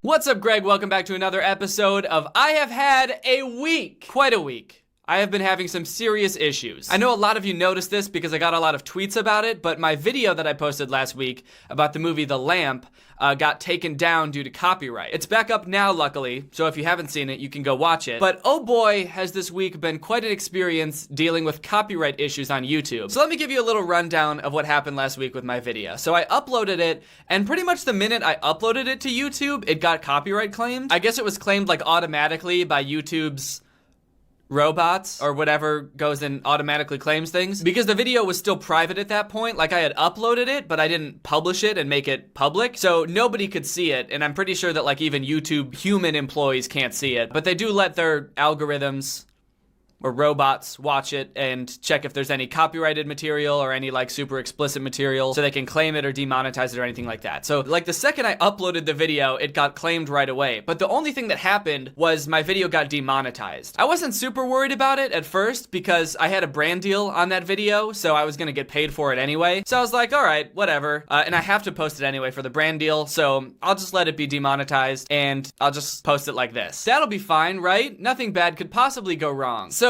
the video performed really well. I guess a lot of people liked it, and I think it was like my #1 video in like the first 24 hours of any video I've ever posted, which made me feel pretty good. But that pretty good feeling was short-lived because the next morning when I woke up, I found out that my video had been blocked in several countries. 2 countries to be exact. The US and Canada, which according to YouTube is like 68% of my audience. So after I'd gotten that initial like 24 hours of views or whatever, 68% of the people who would ever watch that video again would not be able to see it. So that's cool. Now I know what you're thinking. Well, what happened? I thought the video was just demonetized. Why did it all of a sudden get blocked in 2 countries? I don't really know. I didn't even get a notification that it did get blocked, which is the weird thing. Like, YouTube didn't even tell me. I searched through all of my emails and I looked on the like dashboard in the creator studio and there's nothing. The only way that I even knew to check is because Laura texted me that she couldn't find my video that morning, and a bunch of people tweeted me as well. And the weird thing was, since it was only blocked in the US and Canada, I was still getting like some views and I could see the views coming in on the app. And so I was like, wait, is this video blocked or isn't it? So I think what happened is, even though like the robots found the video and they made it demonetized, the day that I posted it, someone from the movie studio or someone that works there must have seen it, and they were like, uh-oh, this don't make our movie look too good. And then they put a manual claim on it and set it to block in the US and Canada. Anyway, I'm sure a lot of you have heard about creators complaining about things like this before. I made a video complaining about something like this before with the Billion Surprise Toys thing. In both that case and this case, my video falls under fair use, which YouTube supposedly protects. Basically, if your video is transformative in nature and like doesn't use all of the content and or is educational or parody, I don't know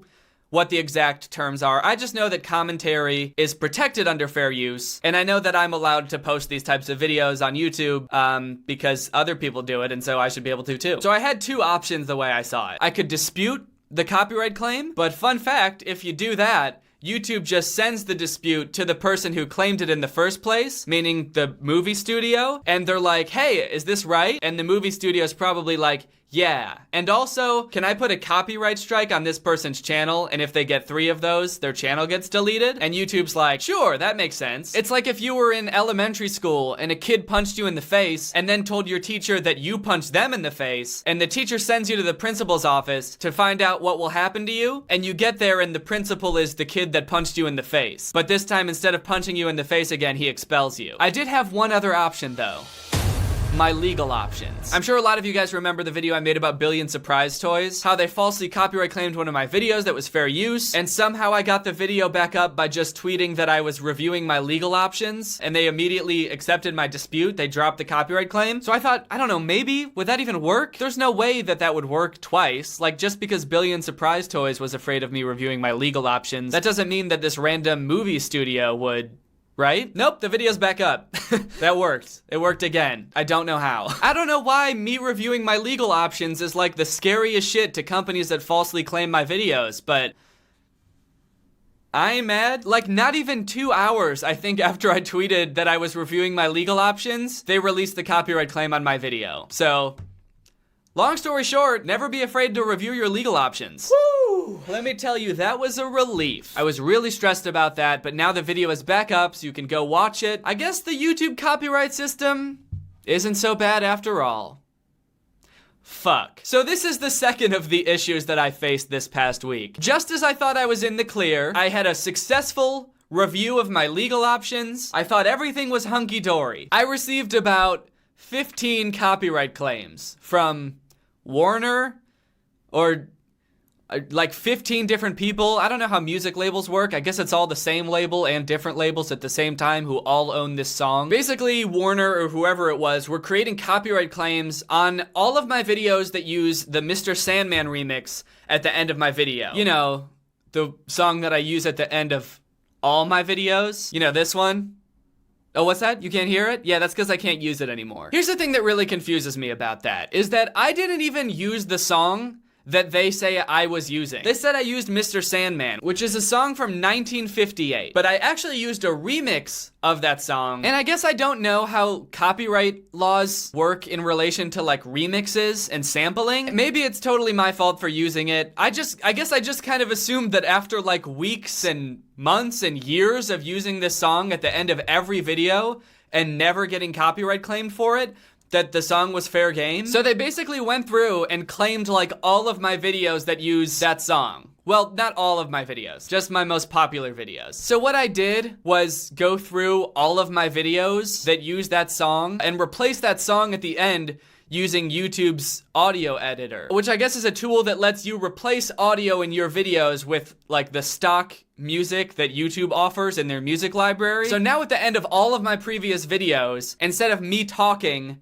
with the Mr. Sandman music in the background, it's just going to be stock music from YouTube with me talking totally muted. So that's great. But luckily the YouTube audio editor that they make you use is ridiculously difficult to operate, so it only took like 2 full days. So in future videos going forward, I will have a new song at the end of all my videos. It's a song that I made because apparently the only person that doesn't want to copyright claim all of my videos is me. So all of these issues have really got me thinking a lot about the YouTube copyright system and like the entertainment industry's mindset towards copyright in the first place. And one thing I realized is that the YouTube copyright system seems to only ever fuck over creators and never like the companies. It seems like YouTube always gives the big movie studio or the big music label the benefit of the doubt with these copyright claims. Like the second one of them files a copyright report, it takes down your video immediately, or it demonetizes your video immediately. It doesn't check to make sure. It doesn't like send a message to you being like, hey, is this true? It just does it immediately. The only time I've ever seen it not do that is months ago when I made a video about Rebecca Zamolo. When I made that video, I got an email from YouTube that said something along the lines of, hey, Rebecca Zamolo filed a copyright claim on your video because you used clips from her video in yours. But we're pretty sure that it's fair use, so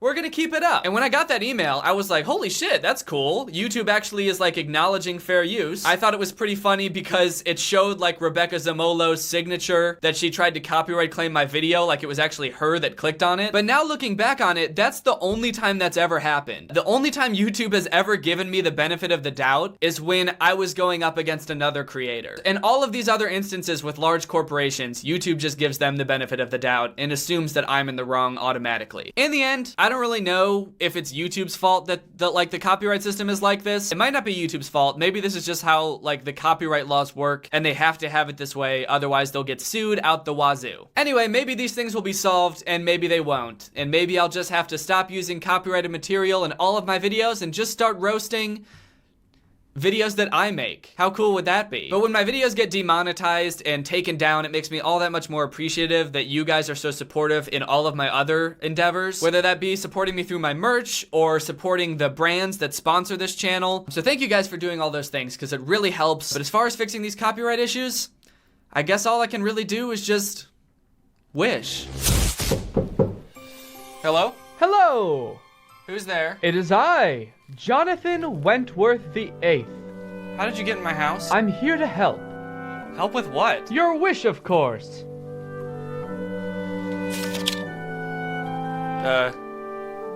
Okay.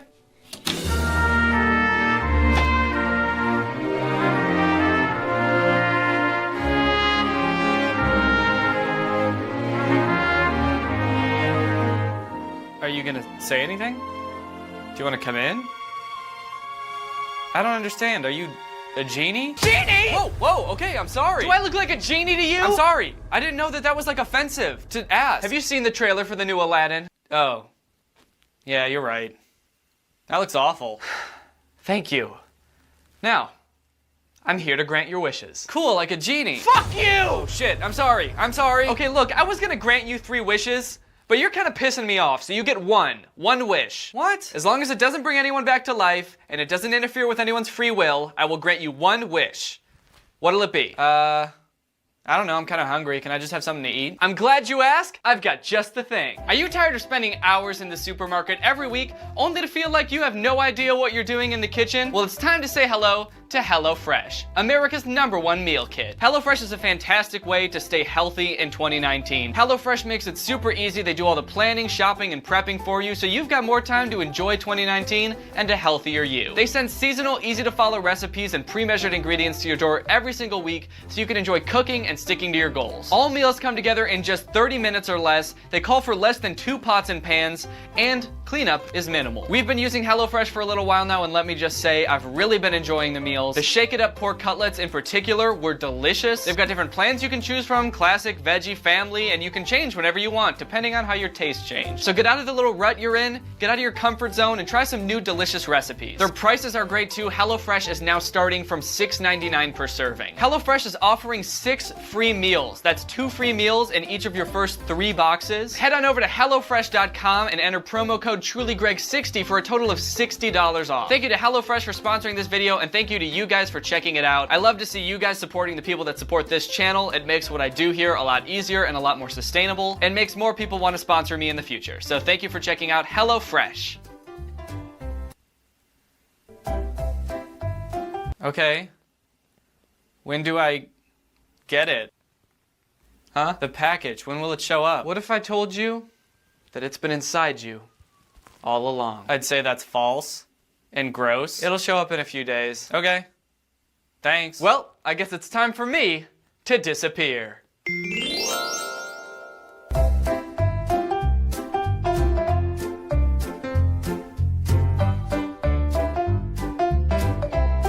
Alright guys, well I hope you enjoyed this video. If you're new here, make sure you subscribe and turn on my notifications to join Greg. Greg is my fan base here on YouTube, but we're more than just a fan base. We're a family and an army. We are a clan of warriors ready to attack at a moment's notice. And we're the fastest growing army on the internet. Bet you want to look that up, don't you? Well, guess what?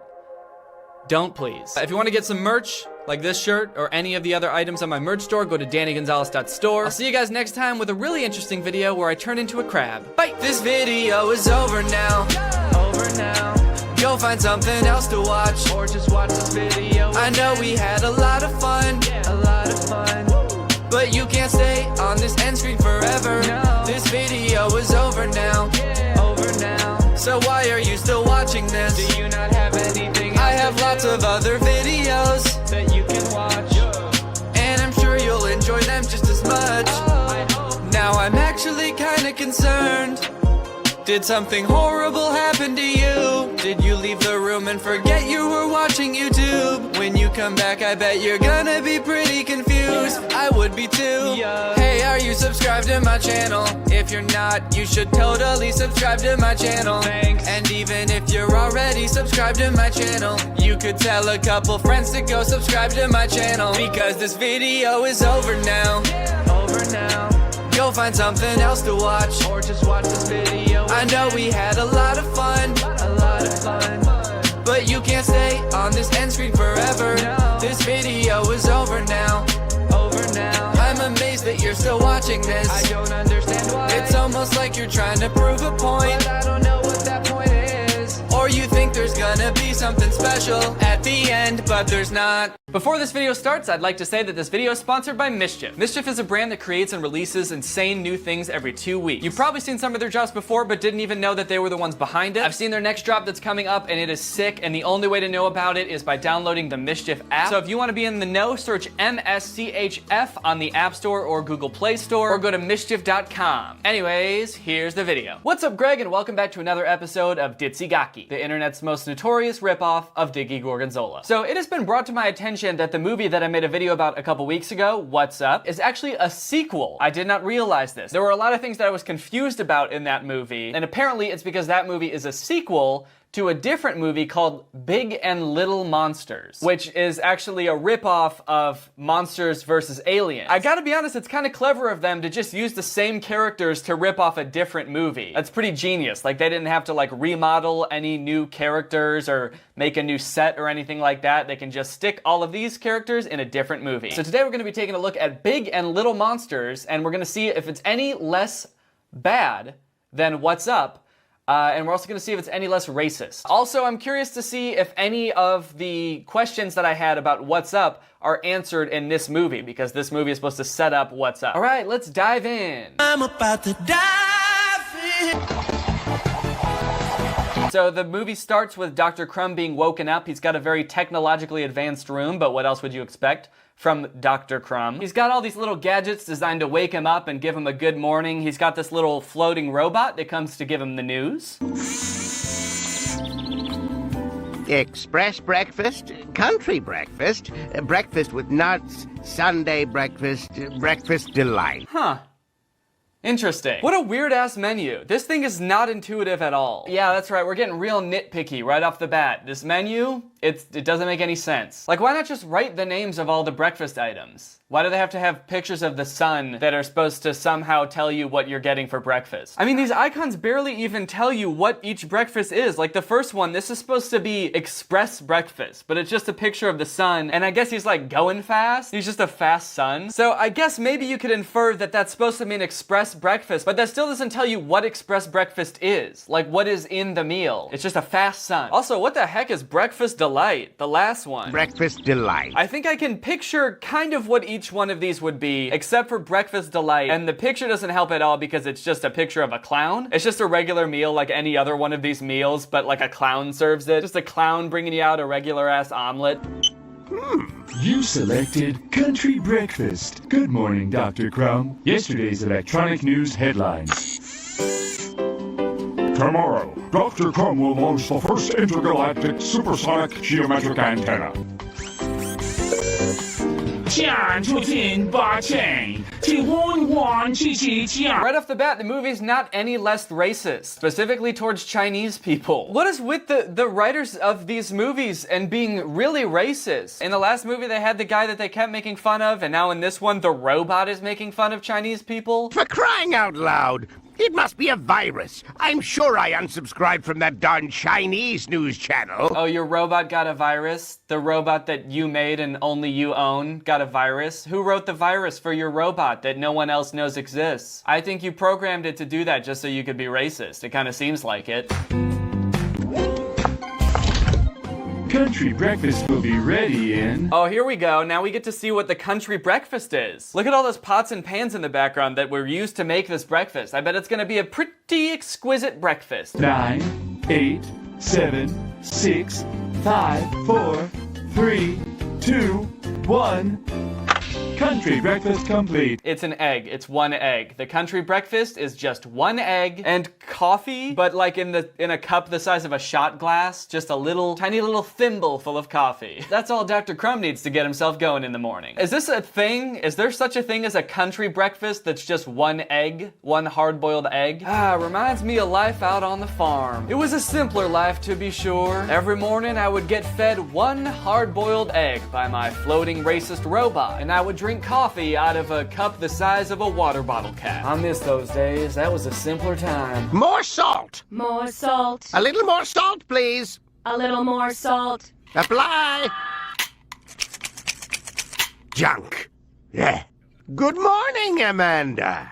Oh, this junky concentrated salt laser still isn't working right. It needs to be fixed right away. Who can eat breakfast like this? So one thing I noticed right at the beginning of this movie is that Dr. Crumb seems a little bit different. He seems a little more cranky and jaded, especially towards technology. Like right here, he gets pretty pissed about his salt laser not working. I don't know why he needs a laser to put salt on his egg. I feel like a salt shaker would be just as convenient, if not more, because you don't have to like change the batteries or invent it. So So over breakfast, Amanda, Dr. Crumb, and Gunto are all talking about their big day today because this like intergalactic antenna that Dr. Crumb and Dr. Zooks have been working on for a really long time is about to be operational. This antenna is apparently supposed to help them contact extraterrestrials, get messages from aliens, all that good shit. So they're all really, really excited. Oh boy, the antenna! We're officially late! We've got to get out of here! Gunto, what on earth are you doing? Gunto, give me that! I have no idea what you're doing, but this isn't one of your silly toys, you hear me? So in addition to being pretty cranky in this movie, Dr. Crumb also hates Gunto. I don't know what happened between this movie and the next one that made him like Gunto, but in this movie, he fucking hates his own nephew. It's really weird, which was pretty shocking and devastating to me, because I happen to be a pretty big Gunto stan. In a few moments, we'll be able to communicate with any intelligent being in the vastness of outer space! Dr. Crumb, please! Dr. Zooks, just one more question! What about our security? We're still pretty traumatized by the images of that film showing how you fought off those terrible aliens during the infamous invasion of 54. One thing that they keep bringing up at the beginning that's going to be important later is this alien invasion of 1954. So apparently there was this alien invasion back in the 50s that Dr. Crumb and Dr. Zoops helped stop. They got rid of all the aliens, fought them all, sent them back to space. Not really clear what they did, but that's the reason that they're such famous scientists now is because of that alien invasion back in the 50s. Remember that for later. Just tuck it back into the depths of your mind.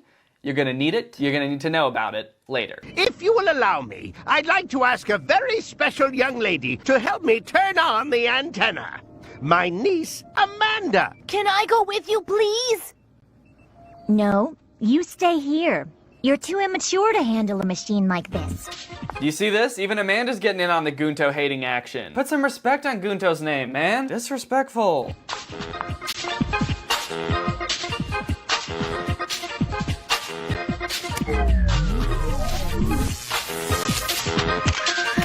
Wow, yeah, looks like it really took a lot of maturity to turn that machine on. Way to go, Amanda, you're so smart and mature. If only Gunto could have flipped that switch. Why they gotta do my boy Gunto like this? After this press conference, Gunto's walking around all sad because nobody let him turn on the machine. And while he's walking around, this meteorite comes from outer space and crashes like right at his feet. Just a quick side note, I feel like if something of that size really came that fast and crashed into Earth, it would probably have killed Gunto. I'm glad it didn't. I'm just saying, like, physics-wise, I'm pretty sure it would have rocked his shit. If there's any scientists watching this and want to confirm that, let me know. But it was literally burning up on its way to Earth, so I'm pretty sure that Gunto should be dead. Wow, this is so beautiful! Oh yeah, shit. Look at that green ball. So beautiful. Green ball. Flat green ball that is somehow not affected by light. There's no shading on this ball. It's so beautiful. Uncle, there's something I've been meaning to ask you. Is it possible for the antenna to receive alien messages through a baseball? No, Gunto. You already saw. So you might have thought that the animation in What's Up was bad, but get ready because it seems like there are a lot of issues that they had worked out in What's Up that they were still having in this movie. For example, in this movie, there's a lot of scenes where certain characters' hair and clothes will just start vibrating for no reason. Like in this scene, Dr. Crumb's hair is just going brrrr. Why is it doing that? What's up with that? You know, maybe it's because he's so goddamn smart. Ever think of that? His brain is doing fucking front flips in his head. He's so smart that his brain just gets bored sometimes with regular life, and it's just gotta do extreme sports in his head, and it's making his hair go. It's time to go to sleep. Still plenty of awkward pauses in this movie, though. There was no effort to change that. I mean, I guess this movie came before that, so it makes sense that there would still be so many awkward pauses. Starting to think that this was more of an artistic choice than a mistake. That moment when you're putting your brother to sleep and you've already tucked him in. It's time for bed. New message. It's a message! It's a message! Oh shit! The intergalactic antenna is getting a message. Our boys Dr. Zooks and Dr. Crumb are over the moon. They're getting their first message from aliens, so let's check it out and see what it says. Salt, sugar, mutation, danger, salty junk food, hurry, salt, repeat, no sugar. Is there a defect? What a strange message! I can't stand machines! I hate them! What a bunch of hunks of junk! If only one of them would work right! Yo, holy shit, dude, calm down. So mad immediately about a machine not working. What a bunch of hunks of junk! One that you built, by the way. So if it's not working, it's probably your fault, right? Because you didn't build it right? I gotta be honest, guys. Dr. Crumb, he's different in this movie. Dr. Crumb hits different in this movie, dude. He's a little bit wild. He's kind of off his rocker. He's a cranky little man. Imagine getting your first message from outer space. You get a message from aliens on an antenna that you built, and it doesn't make sense at first, and your first reaction is just like, what the fuck, I hate science! I hate machines! Fuck technology! I hate electricity! I'm going to go live in the woods! I'm gonna live with the squirrels forever! I swear, dude, Dr. Crumb is like one tiny little glitch away from going Amish. He's gonna go full Amish. And what do we have here?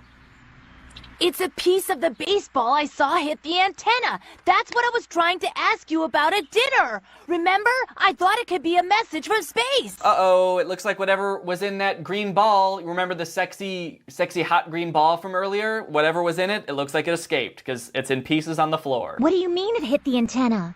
But when? Yeah, look at that. Look at her hair. It's doing that thing that Dr. Crumb's hair was doing. Just, what's going on there? She looks like she's gonna fly away. What was that? A weird sound? I gotta go! Oh my goodness, that can't be what I think it is. We have to tell Uncle Crumb. Tell me what? What was that noise? This scene's weird because they're looking at whatever is outside. It's whatever came out of the green ball. They're like watching it and saying shit about it, but they're not showing it, which I guess could be like an artistic choice. Some movies do that where they're like, oh my god, look at that. And then it cuts to the next scene and you're like left in suspense. But because this movie is so lazily animated, all I can think is that they just did this to get out of animating the monster for one scene. They really got too lazy to animate like the main antagonist of the movie. He's destroying everything! Aren't those the same aliens you fought and defeated in 54? It's time for you to save the world again! Sometimes Amanda moves like she's a character in a horror movie. Like she's the girl from The Grudge or The Ring or something. It's like she like speeds up and slows down at weird speeds and her hair is going bop, bop, bop, bop. It's time for you to save the world again! I'm worried about Amanda in this movie, dude. First her vibrating hair and now she's moving like some kind of ghostly apparition. Can't say I like that. I think they came from inside Gudo's bag. There's definitely 3 monsters, and I think they came from the ball that hit the antenna. Let me have a look. Very interesting. This sound.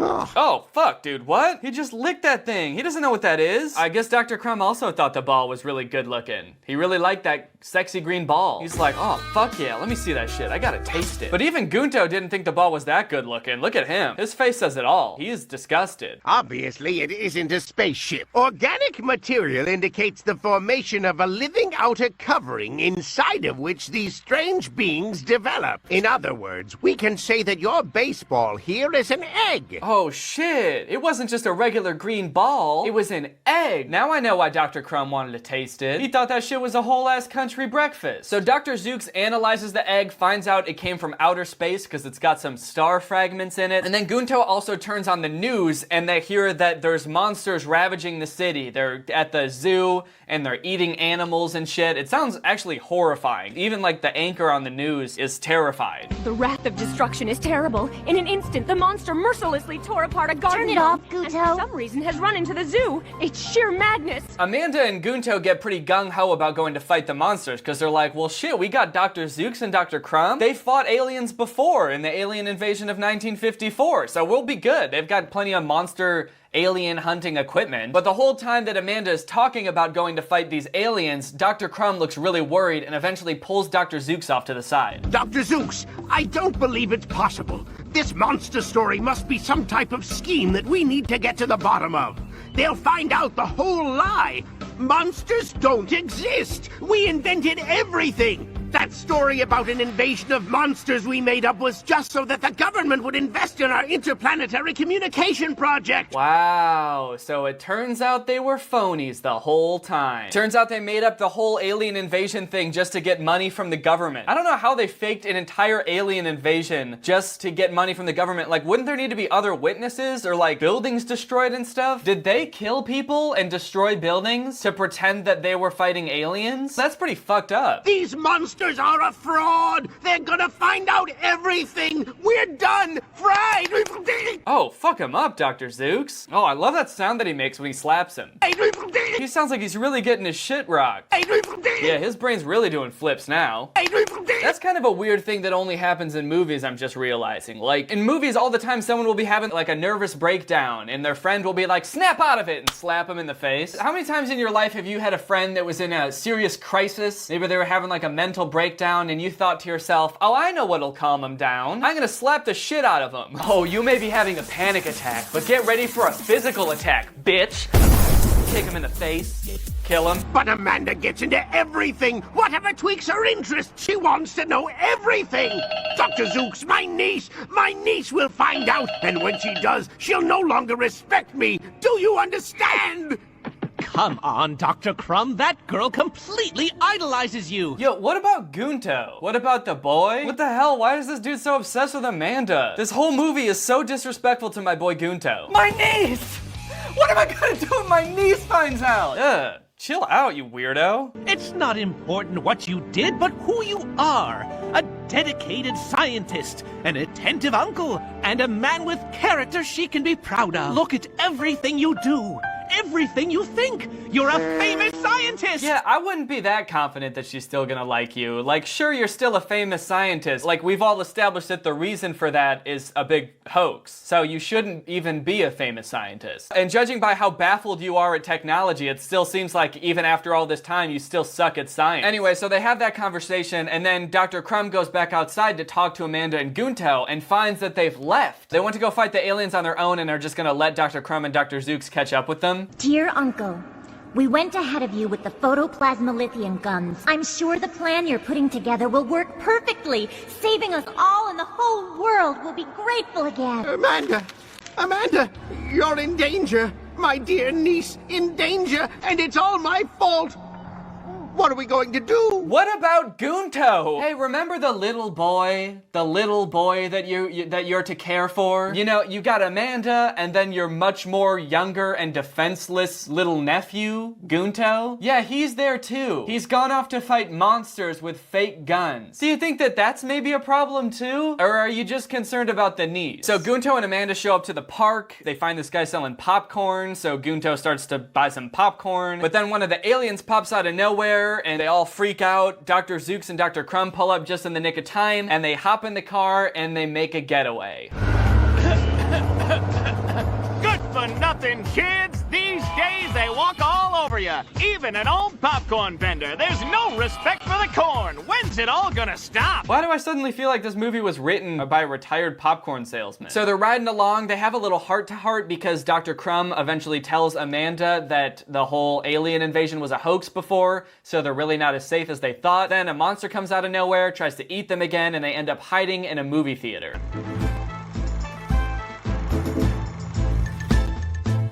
Do you think those monsters are gone? Would you mind keeping it down?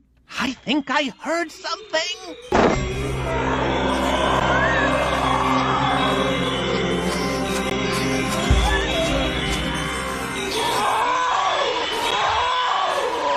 How did that work? I guess the salt shrank the monster. But like, how did the salt come out of the salt shaker like that? Like, Gunto shook it up and popped it open and the salt just came shooting out. Hey, animators, you know that salt isn't soda, right? You know that that's not how salt works? You can't just shake up a thing of salt and let it spray like that. That's not how it works. Also, Loki kind of disturbed about how pained the monster sounded as it was being salted. Like, that is some seriously haunting shit. It really seems like it's experiencing the most pain it's ever felt.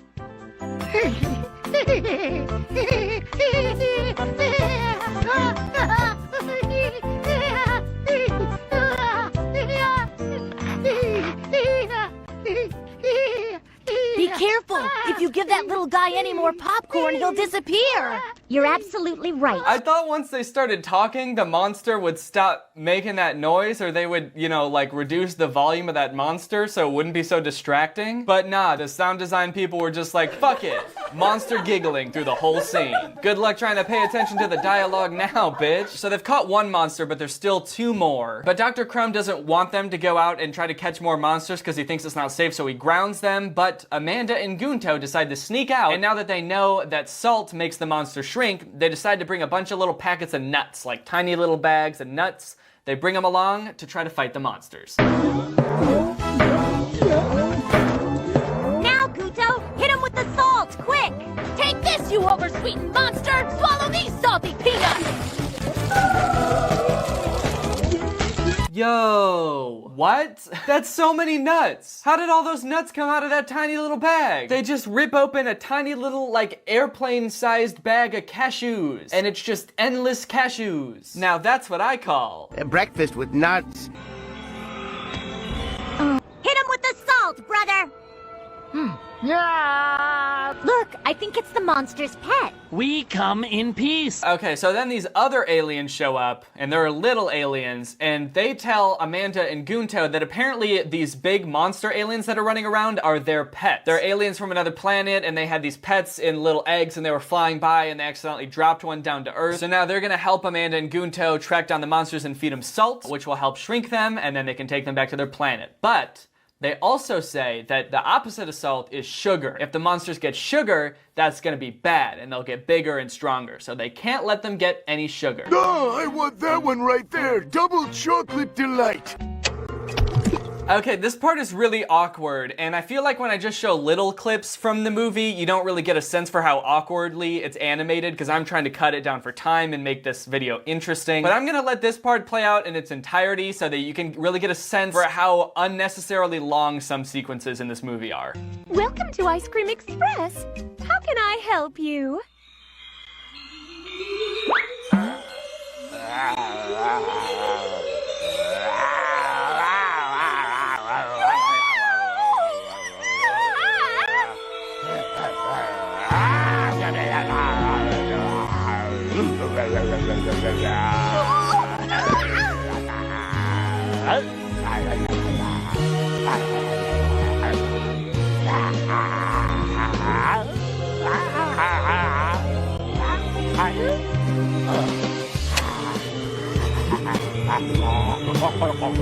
Oh no, he got the ice cream. He got sweets. That's bad. Also, did they run out of time to model background characters? Because this person in the background is clearly Gunto, but just in the shadows so you can't see him. That's very clearly the silhouette of Gunto. But they really thought we wouldn't notice, huh? Actually, honestly, maybe it is Gunto. Everyone's disrespecting him so much in this movie, I wouldn't be surprised if he was just like, you know what, I'm gonna fuck off and just go eat ice cream by myself. At this point, I can believe it. I think Gunto needs a break from his really mean family.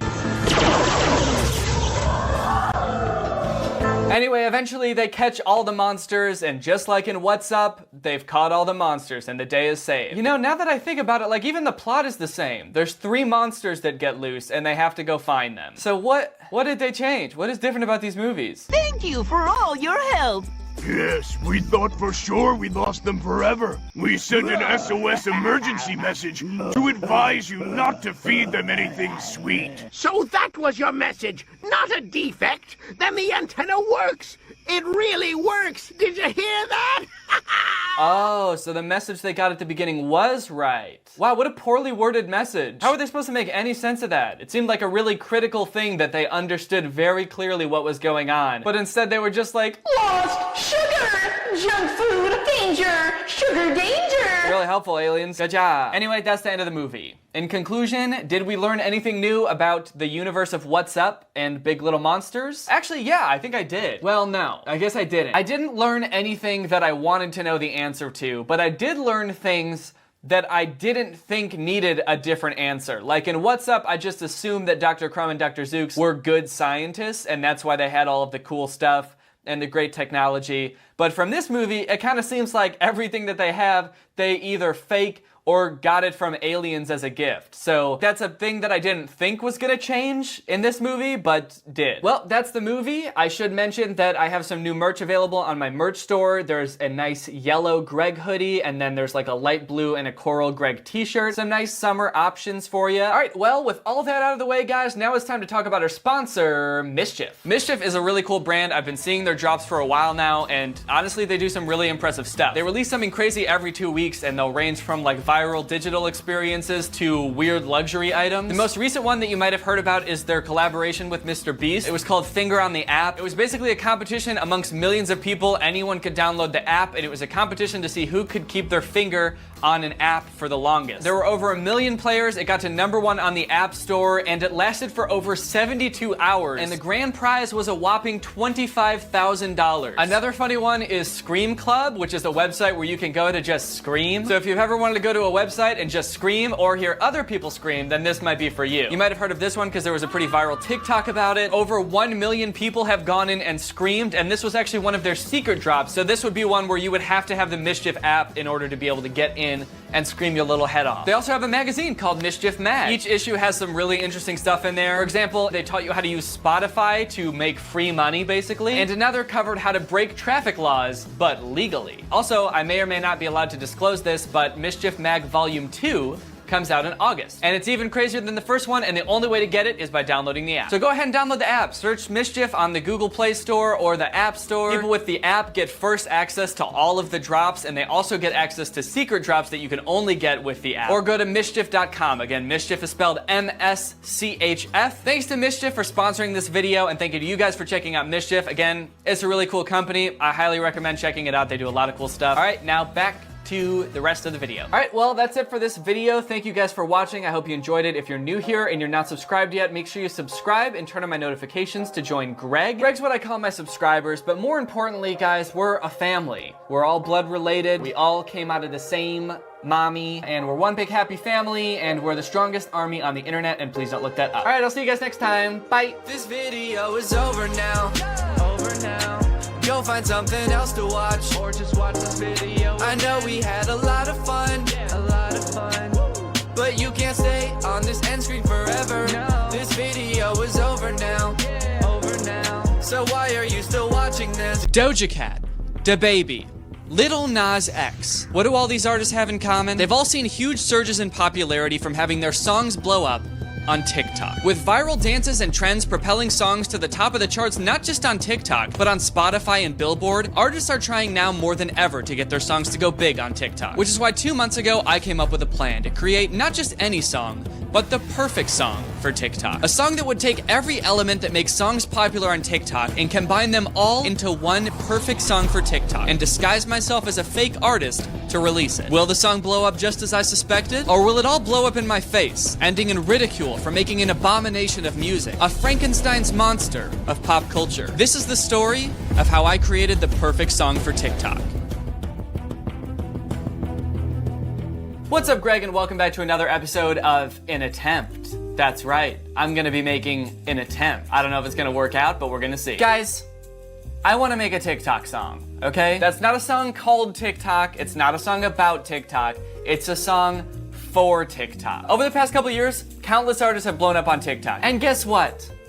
Daddy wants some of that clout. But now I'm wondering, is it possible to force a song to blow up on TikTok? That is what I'm going to find out today, or however long this takes me. Probably longer than a day. Because honestly, I've noticed that a lot of popular TikTok songs have some very similar things about them that make them so good for TikTok. Things like deliberately specific dancing instructions make them perfect for people like Charli D'Amelio and Addison Rae. One line of a song that can be interpreted a million different ways, so a bunch of people can make a TikTok with the same song but have a slightly different joke to it. I'm going to create the perfect song for TikTok. A song that has no choice but to blow up. A song that the biggest TikTokers in the world will be lining up to make TikToks with. Thus making the song one of the most popular sounds on TikTok, thus making it popular on Spotify, thus giving Daddy that clout. And I am saying this very confidently, knowing damn well that I have no idea if this is gonna work. In fact, the funny thing about this is I actually tried to make this video like 6 months ago in February, and I sort of got stuck because it was too hard, and I sort of forgot about it and gave up. But I think this time I got it. All right, so how many videos would you think I would need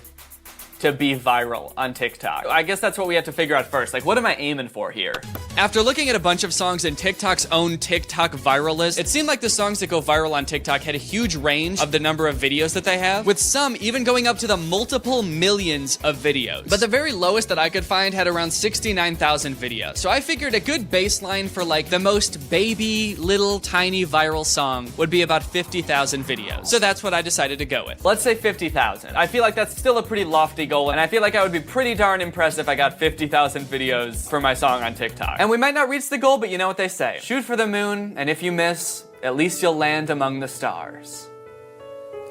Or suffocate in space, I suppose. The first thing I actually had to do was write the song. Back in February, when my sorry ass tried to make this video the first time, I reached out to a few popular TikTok creators for some advice, and to see if they thought this was even possible. The results were mixed. Do you think that that could work? Oh my god, that would work. So, you got this. I think that definitely could work. I don't know. Maybe. With your audience and following, possibly. Nevertheless, they all had some pretty valuable insight about what makes a song popular on TikTok that would be absolutely crucial going forward. You just need something that you can dance to, especially like stuff that says like, throw that ass back. Keywords, ass, butt, throw it back. You need a dance to go along with it. TikTok dances are the same dance, just in a randomized format. So maybe if I made a song that was like the lyrics are just like a string of dance moves, people would just make a dance to that. I honestly think that people would use that. It'll be like the cha-cha slide of TikTok.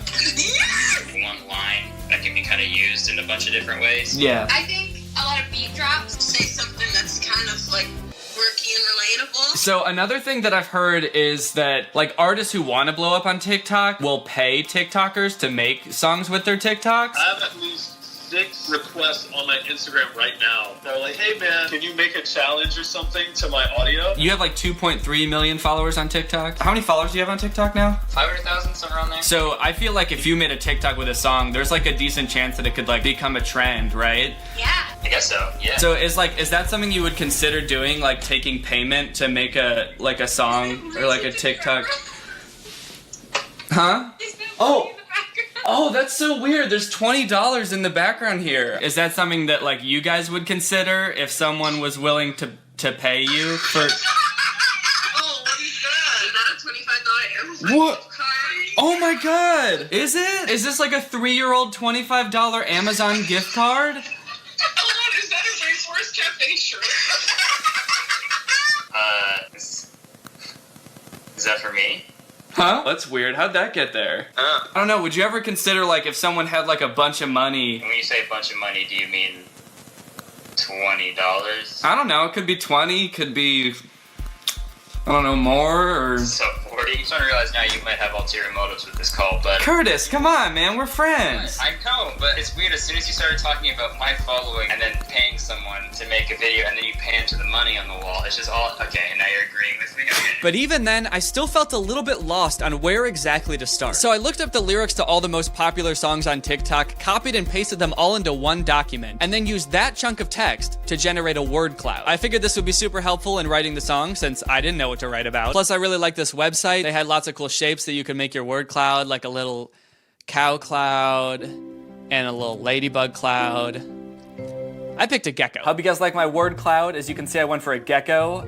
Not for any practical reason, I just think it looks cool as shit. Especially since the biggest word on the gecko is bitch. Like it's just this gecko that says bitch on it. I think that's pretty tight. So I think there's some general themes that we can extract from this data. We got girls, we got booty, we got shit. Girls, booty, shit. Now that's a winning combination. All in all, I think this gecko is gonna be really crucial in writing the song. I'll be looking to the gecko a lot. If I'm stumped while writing the song, I can just look to the gecko like, what do I wanna talk about next?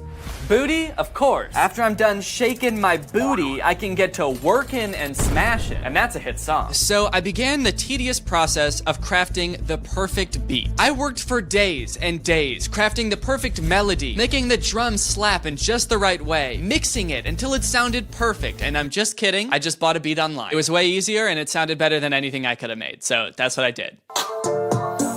Oh yeah. It was a slapper, to be sure. Then I fired up the auto-tune. and got to writing. So I suppose the first thing we should do is the chorus, because that's got to be the catchiest part.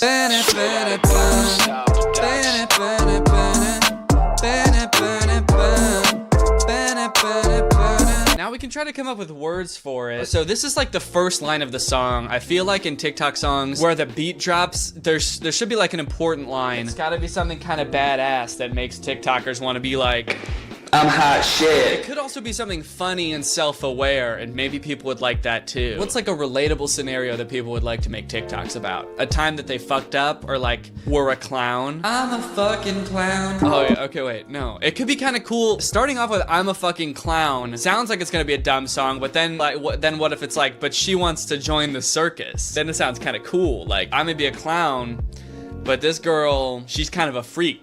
She kind of wants to join the circus. Okay, so now I need to figure out something that rhymes with circus. Epidermis. Yeah. This is that dermatologist rap. We're talking about the epidermis now, baby. Curtis. So to maximize my chances of getting this song to be popular on TikTok, I wanted to include something in the song for every type of TikToker. Just absolutely squeeze every genre of TikTok into this one song that I could. Writing the song was a challenge, to say the very least. I was totally out of my comfort zone. I kept getting writer's block.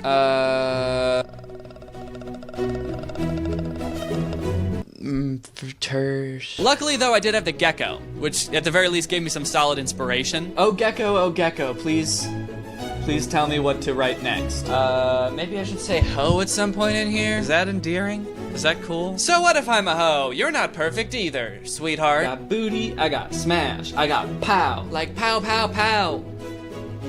I'm gonna make her butt explode, like pow pow pow. All in all, writing the song took about 2 days. And the trickiest part was making a song that had all of these elements that would make it go popular on TikTok while still making it a cohesive song that like made sense and sounded fun and is catchy, hopefully. Then I just recorded a final version of the vocals and sent it off to a mixing engineer to get the final song sounding perfect. I'm a fucking clown, and you gon' join the circus. Getting that dance that she learned on TikTok, like clap and slide, elbow shake. She ain't tryna throw hands, she just throwing that cake. If your ex try to stop me, he'll be running home to mommy. Hold up, none of this lame shit, dude. I'm trying to rap. Bring the beat back. That's a glow up. What more can I say? All right, I've done it. I've created the perfect TikTok song. A song that will appeal to every side of TikTok. You cannot convince me otherwise. This song is the most TikTokable song possible. But now it's time for me to put my money where my mouth is, because I actually have to get the song to blow up on TikTok, which, you know what? Before I thought that writing the song was the hardest part because it took so long, but now I'm starting to think that this is gonna be really hard, because what are the odds that I'm gonna get my song to blow up on TikTok? That seems almost impossible. How many songs are released every day and how many of them blow up on TikTok? Maybe one, maybe not even one, maybe a half a song. It was pretty difficult seeing any clear path from releasing my first serious attempt at making a viral song to becoming an overnight sensation. But after a lot of plotting, I came up with a few strategies that I'm going to employ that you'll see in a bit. But first, I decided for all these strategies, it would probably be best if I disguised myself. Now you might be asking, why is that necessary, Danny? And also, didn't you already do this in a different video? You disguised yourself? And didn't a bunch of your followers figure out it was you like right away? Well, yeah, all those things are true. But this time is different, and there's a few reasons I think it's important. First of all, I do not want this song on my YouTube channel. I don't want to release this as me at all, because it sounds nothing like anything I would make. I don't want to post this for my followers and be like, hey, this is the type of music I'm gonna be making now. What do you think? Do you like it? It's about being a clown and a hoe and shaking your ass, and honestly, actually, now that I think about it, it does sound like kind of a cool idea for a song. But since I didn't want to release this as me, the only other real option was releasing it anonymously, creating a fake artist identity to release it under. But also, I want this song to blow up because it's so TikTokable. Not because I made it and I already have however many followers and people just want to get in on a song that I made. So in the interest of not posting this on my own social media and making it fair,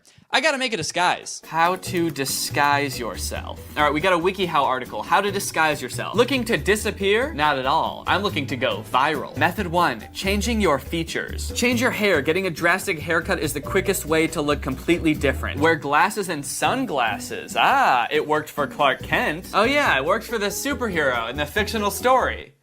Yeah, everything about that was pretty realistic. I'll do that. Lighten or darken your skin to further confuse people. Probably not gonna do that. Men should consider dressing up or down in age. If you usually dress like a 19-year-old, consider how your father dresses and start taking cues from him. Okay, interesting. Could I try to make myself look like an older gentleman? That might kind of work. Imagine if you're scrolling on TikTok and you see kind of like an older man. That's already like a little bit weird on TikTok. You're kind of taken aback because it's mostly like youth. So then imagine seeing an old man and he's like, hey guys, check out my new fucking track, and it's this absolute banger. Oh shit, how to put together a good disguise according to the CIA. All right, this is gonna have some pro tips, I can already tell. The CIA has a number of ways to change someone's appearance, including full face masks, but simpler ways to completely change the face are dental facades and plumpers, which mask your teeth and even reform the shape of your face. What's a plumper? It can reshape your face? What is a plumper? The act of falling heavily. A plumping. Did people say that? When someone falls down? Whoop, that's a plumper. An object carried in the mouth to fill out the cheeks. Oh, interesting. So it can maybe give my face like a rounder look if I get some plumpers. Can you listen to my song on TikTok? So I headed to Goodwill to pick up some new clothes and start crafting my disguise, and let me tell you what, I was dripping. All right, this is my disguise so far. Camo shorts, of course, with they're like cargo shorts too. They got the cargo shorts pocket. Then I found this shirt that says common loon, and I feel like it describes me pretty well because I am a common loon.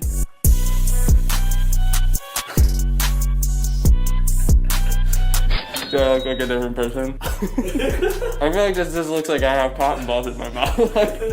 It just kind of looks like your cheeks are filled out a little bit. Okay. Now, because I'm not posting this song on my own account like I did with the Zayden thing, I wasn't super worried about people recognizing me since I'm posting this on TikTok with 0 followers. Just random people are gonna be seeing it, not exclusively my followers. And TikTok has 800 million users and I have 4 million subscribers. So I figured even if a few people recognize me, like percentage-wise, it's gonna be so little that it doesn't really matter. So I wasn't gonna get super fancy. I didn't want to deep fake myself, which would take like literal days for each video. I just got some new clothes, some cool sunglasses, and an epic fake goatee made out of real human hair. Oh yeah. Nice. I feel like I look like Waluigi. Wow, listen to my song. Okay, that looks kind of real, right? Yeah. Throw on the shades. Oh my god. I'm a different dude. The disguise definitely started to ease my hesitation about the song a little bit. I was worried the song didn't really feel like me, so the more I started to feel like someone else, the better it felt. Plus, I walked into another room and scared Laura because she thought there was a stranger walking around our house, so I felt pretty good about that. And now it's time to start strategy 1. A more recent song I saw blow up on TikTok was Curtis Waters' song Stunnin'. And the first time I ever heard the song was in a TikTok that he made where he was basically just dancing to the song and asking people to check it out. Over the course of the next couple weeks, the song went absolutely crazy. It became like a huge thing on TikTok, and that carried over to Spotify too, where his song now has over 100 million streams on Spotify. Daddy wants some of that clout. So maybe if I just asked people to listen to my song, they would. So off I went making TikToks where I basically just lip synced, danced a little bit to the song. My editor Christian filmed all of these, and in the end, I had 6 TikToks that I could release strategically throughout the next couple days. All right, so you're probably wondering why there's a baby in the back.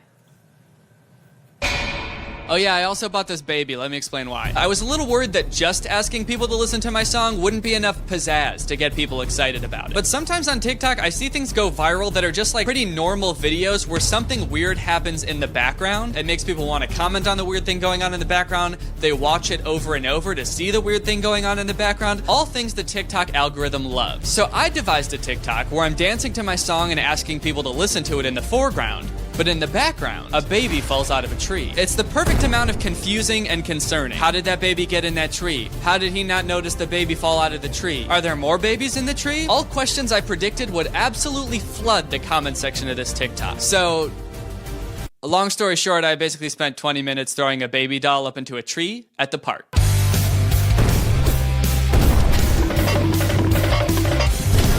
She's on X Games mode.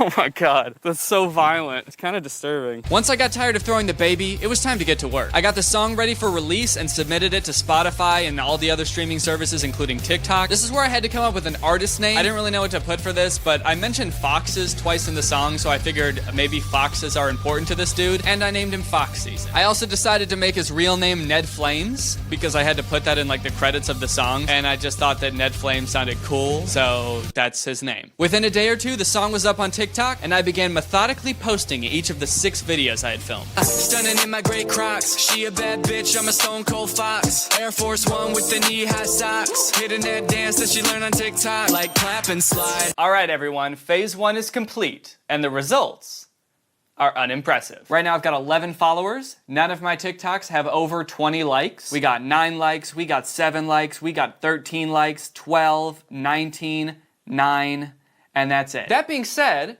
I do have a couple of fans already. This guy said, I like it. This person says, sounds pretty clean. Is it on Apple Music? I also surprisingly already had some haters, or at the very least, some very confusing interactions. One person said this better be a joke, so I commented back, what do you mean? As in, what do you mean a joke? This is my dream. My name is Ned Flames, and music is my passion. I got another comment from this dude, Giovanni, and the first comment that he left was pretty mean, and I responded to it acting like I didn't know it was supposed to be mean, and then he actually deleted that comment and then followed me, and now comments nice things on my TikToks. He commented, is it on Spotify? He left this comment, which I don't really understand. He said, once more people that like your music see your videos, you'll get more famous. Oh, maybe he meant the more people that like your music see your videos, you'll get more famous. Which is, I mean, objectively true. The more people that like my music, the more famous I will be. Now here's the big rub. This is something that I suspected might happen if my song started to get popular. I did not expect it to happen with only like 11 followers and 70 likes on my page. But a couple of people, exactly one couple of people, 2 people,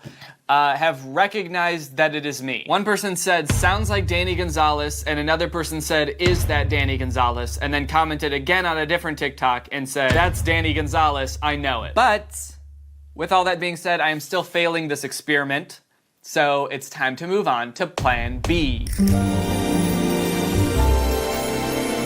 Now it was time for people to really see how good this song is for TikTok. So I'm gonna milk it for every possible TikTok I can make with it. But since I didn't want to go to the park every time I wanted to shoot TikToks, I decided to get some more clothes, go to Walmart and get some posters, and turn our guest bedroom into Ned Flames' bedroom. Okay. What would make this look more like a young single man's room? Guitar. I added chords on the floor for realism, trash on the TV stand, and boom. It was perfect. Right before my eyes, Ned Flames was starting to become a real person. A person with hobbies, guitar, passions, with dreams.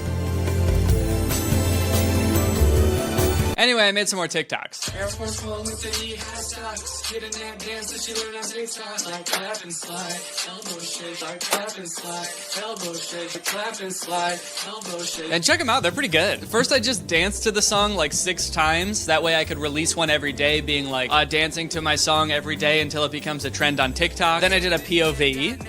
I want those Barbies that walk around like zombies. I put a ring on it, and if your ex tries to stop me, he'll be running home to mommy. I did a glow up where I took pictures of me from when I was younger and edited goatees onto them so I would look like Ned Flames, and then all of a sudden, boom. I'm hot.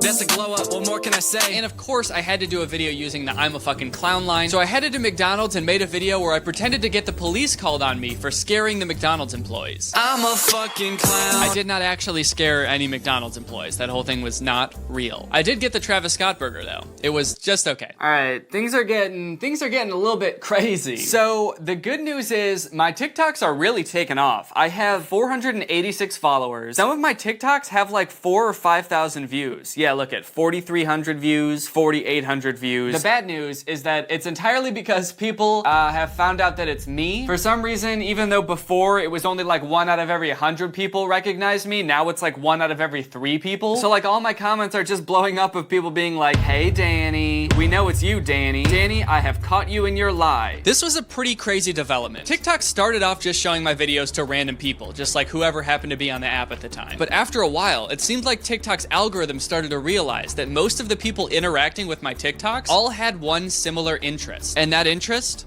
was me. My whole plan kind of assumed that the people who would be seeing these TikToks would just be random people who didn't know who I was, so they wouldn't look too much into the disguise, even if it looked a little bit fake. But at this point, TikTok, it seemed, was exclusively showing my videos to people who already followed me. It was so good at recognizing this pattern, in fact, that a few people sent me screenshots where if you go to the suggested accounts under Ned Flames, it would show my account first. For a second, I thought that my shot of becoming a viral sensation was over. But just then I realized, wait, it doesn't matter. In fact, it actually seemed to be helping a lot. Because so many people were recognizing me due to either my voice or my ill-conceived disguise, people were commenting on my videos, sharing them, tagging people, clicking on my profile to see more. Even the Chicago Bulls mascot was getting in on the action, that nasty little freak. While people were interacting with my TikToks, thinking that they were putting a stop to my unhinged delusions, they were actually fueling them, causing them to show up on more and more people's For You page. And so they did. But there was still one problem. I was having trouble converting people from commenting on my videos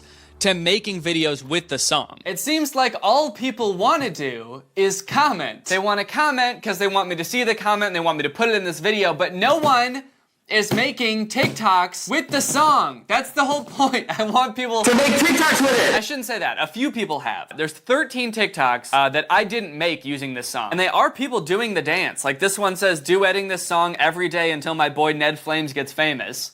So that's pretty tight. This kid has made like 3 of them, which I appreciate. I feel like people right now think that this is just a video about me trying to disguise myself on TikTok, and they want to get in the video, so they're commenting. But what they don't understand is, if they do a TikTok with the song, there's a much better chance that they'll be in the video. I think the way to do this is to get back in my disguise and start duetting people who make videos with the song. That will tell people, hey, you gotta make a TikTok. So that's my plan now. I'm just gonna start duetting people who make TikToks with the song. Hopefully that'll bump up that number from 25 to 50,000.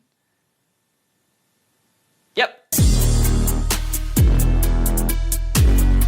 While I was cranking out these duets, I received a notification that made me stop in my tracks. It was a comment from a verified account, one with 1.9 million followers, in fact. And he said he was really glad that I wasn't Danny Gonzalez. And after I responded asking him if he liked my song, he said he was gonna duet it. This was my biggest break yet. An account with millions of followers was making a TikTok with my song. I was shaking, foaming at the mouth even, but I couldn't break character. I had to keep my cool. I responded, okay, that sounds good. And just like that, a few minutes later, he posted his duet. And sure, he did directly call me out as being Danny Gonzalez in the duet, but I had a plan for that too. I duetted his TikTok and covered up his text with some of my own. Right after that, things went crazy. TikTok's algorithm kicked it into high gear, dude, and my TikToks went from having a couple thousand views to 10,000, 100,000, 200,000, a million views. The most popular of them all became the glow-up TikTok. Since I was using pictures of myself when I was younger, I wasn't disguised at all, except for the fake goatee, and that combined with my completely undisguised voice made it painfully obvious it was me. But to be honest, that didn't really matter to me, because people were making TikToks with the song, and what more could I really ask for? And sure, a lot of them were just to get my attention or in hopes of being in this video, but some of them weren't. A lot of them were like good original TikToks that got a decent amount of likes and didn't have any reference to me at all. This one's sitting at 18K, 29K, 65,000 likes. Now, to be honest, I don't know if any of these people recognized me or knew that this song was mine and were just doing it to be in the video, or if they just thought it was a sound that they saw other people using. We may never really know, to be sure. But I would bet that a good chunk of the people who saw these TikToks have no idea who I am, and probably just saw these TikToks thinking, oh, this must just be some popular sound that people are using now. And maybe that inspired them to make videos with it. Also, my POV TikTok got removed for violating community guidelines. I guess threatening to stab your ex's boyfriend is frowned upon on TikTok. And also, no one ever really seemed to care about the baby falling out of the tree. I put a lot of effort into that, and no one ever talked about that, except this one comment that thought it was a rotisserie chicken. Anyway, the sound kept rising and rising until eventually it plateaued around 1,600 videos, which is pretty good. But it still isn't 50,000, so it's time to move on to strategy number 3. Yeah, that's right, bitch. I paid people to use my song. At this point, the algorithm had kind of stopped pushing my account, so I had to take things back into my own hands. I had my management reach out to a ton of TikTok creators saying that they're working with this new up-and-coming artist Fox season. And before I knew it, I had a handful of unassuming TikTok content creators looking for some of that sweet, sweet cash. And all they had to do was post a TikTok using my song. So, was it worth the $2,500 that I ended up spending on this? Honestly, no. All right, all the TikToks that I paid for are posted. In total, I paid for 5 TikToks from a variety of TikTok content creators. Here's a quick breakdown of how that went. There's this girl that posts dance videos in an inflatable hippo costume. She has 400,000 followers. The video that she posted only got 1,500 likes. Then there's Alley Cat, who has 6.9 million followers. She used the "I'm a clown" line in the song to make a joke about burning a pizza. Her video got 8,000 likes. Nick Norcia has 190,000 followers. He even put on clown makeup. His video got 7,000 likes. Love Brandy Marie has 200,000 followers. She did the dance. She got 1,000 likes. And then this girl, Mac, MJ Grimsley, has 1.1 million followers and came in clutch and got 90,000 likes on her TikTok. She used the "I'm a clown" portion. With that being said though, since I started paying people on TikTok to make videos with my sound, I've only seen the number of videos for this sound go up by like maybe 100. I feel like even less. It had 1,600 something before I started paying people, and now it has 1,700 something. So all in all, pretty disappointed with the results. But with all that being said, there is still one strategy that I have not taken advantage of yet. And it's something that I didn't want to do from the very beginning, unless it was like a last resort situation. But it is currently a last resort situation. The only option I had left at this point was to come clean. So I posted a TikTok basically owning up to the whole thing on my TikTok account, which has about 1.5 million followers, in hopes that at least a couple more people would make TikToks with the sound. I'm a fucking clown, and you gon' join the circus. So now here we are, at the end of this experiment. I am about to find out right now how many videos total have been made with this song. I could go on and keep trying to get the song to catch on. I could pay more people, try other options, but honestly, I've been working on this video for 2 months now. I am very ready to be done with it. And now for the moment of truth. My song on TikTok, the most TikTokable song that I think could possibly exist. A song destined to go viral and propel me to the top of the charts. Currently has 1,835 videos. And honestly, that's still kind of a lot. Like, that is almost 2,000 videos. If you just think about that without the perspective of 50,000, that's pretty impressive. Maybe I shouldn't have said 50,000 at the beginning of this video, because that makes it seem way less impressive. But picture 2,000 people. Like, that's a lot. Granted, I do think a lot of people that made videos just did it because they wanted to be in this video. So if you did, congrats. And while I didn't hit 50,000 videos, my Fox Season account did hit 94,000 followers. So Fox Season's kind of popping off. So what did we learn from this experiment? What are the takeaways? Well, I suppose at the end of the day, you can try to cram a bunch of TikTokable things into a song, spit it over a beat, but that's not gonna make it a good song, you know? And that's not gonna make it go viral. Except for sometimes when it does. If I could go back and do it again, maybe I would change things. Maybe I would just post it on my own account and not have to worry about the whole disguise thing. If anything, I think this video is a testament to how good the TikTok algorithm is at delivering the right content to the right people. It took TikTok like 2 days to figure out that I was Ned Flames. Like, before the vast majority of people did, TikTok's algorithm did and started showing all of my followers Ned Flames videos. One thing is for absolute certain though. I'm not gonna disguise myself anymore. I'm done doing that. I get caught every time. I am not good at it, and it cannot be done. My face is too distinct, my voice is too distinct. I get it, I will not disguise myself anymore. Or maybe I will, I don't know. Shit, maybe I will. Maybe I'm gonna do it again. You know what? No, fuck that. I'm gonna do it again. If I do, and when I do, it's gonna be so good that no one will recognize me. Mark my words. If I ever make a video like this again where I disguise myself, no one will recognize me. Not one person. And I will bet money on it, okay? So good luck ever trying to find out a disguise from me again, because if I do, ho ho ho ho ho. Ho ho ho ho ho.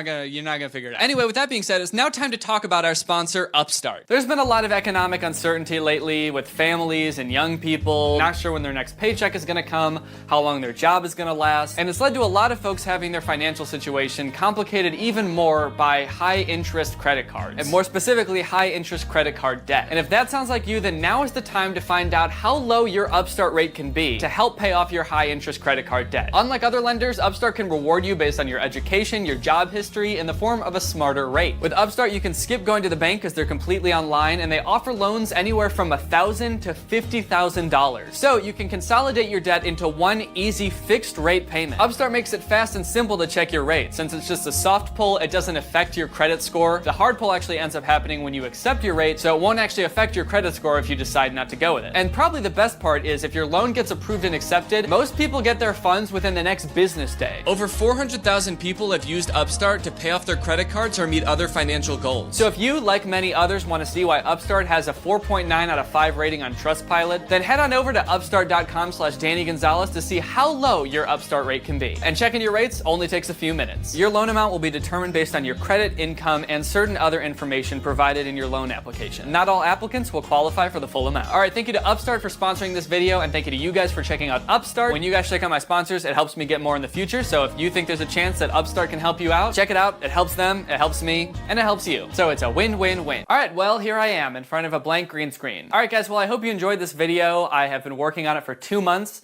so I'm definitely excited to finish it. I know I don't do videos like this too often, but I really like branching out and doing other types of stuff. So if you like this video, let me know. Thanks for all the support. You guys are the best. I hope you enjoyed this video.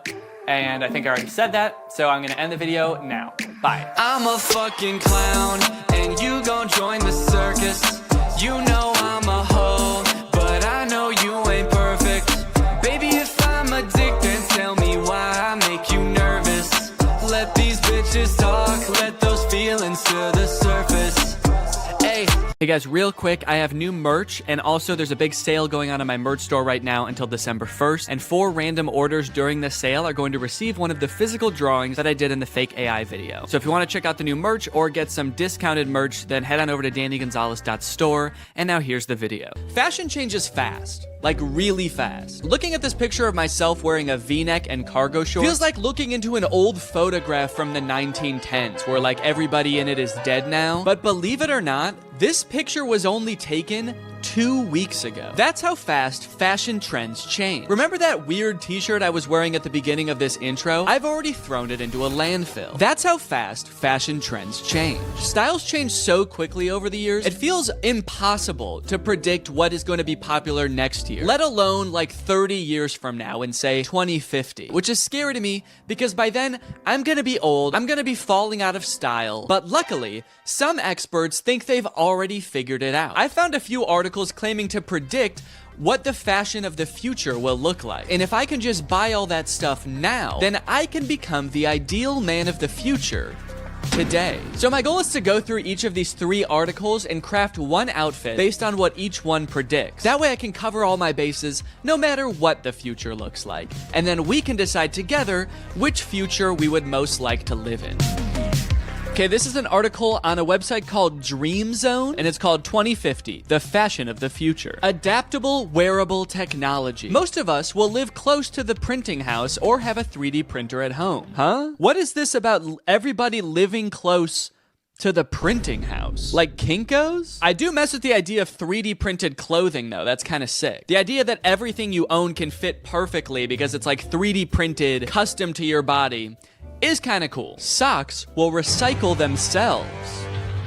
Wearing for a few days and discarding will become a thing of the past. I don't do that currently. Wearing for a few days and then discarding? We don't do that. That's something that you do. You made that up. Fashion trends will not get banned, but it will be made from paper so that everything which is old can be dropped off to domestic recycling. So what I'm getting from this article, 3D printed clothes and recyclable clothes. When I Googled 3D printed clothes, I came across this company called Zellerfield that makes 3D printed shoes specifically designed for your exact feet using scans of your dogs that you send them. They have a bunch of different models of shoe. This one's got a face on it. Actually, it's got 2 faces on it. It's got one on the front and one on the back. Voldemort-ass shoe. Incredible feel, fused 3D lattice with no stitching, glue, or weak points. That actually is kind of cool. So there's no stitching. It's just all assembled basically together. It's all one solid piece. Kind of like a crock.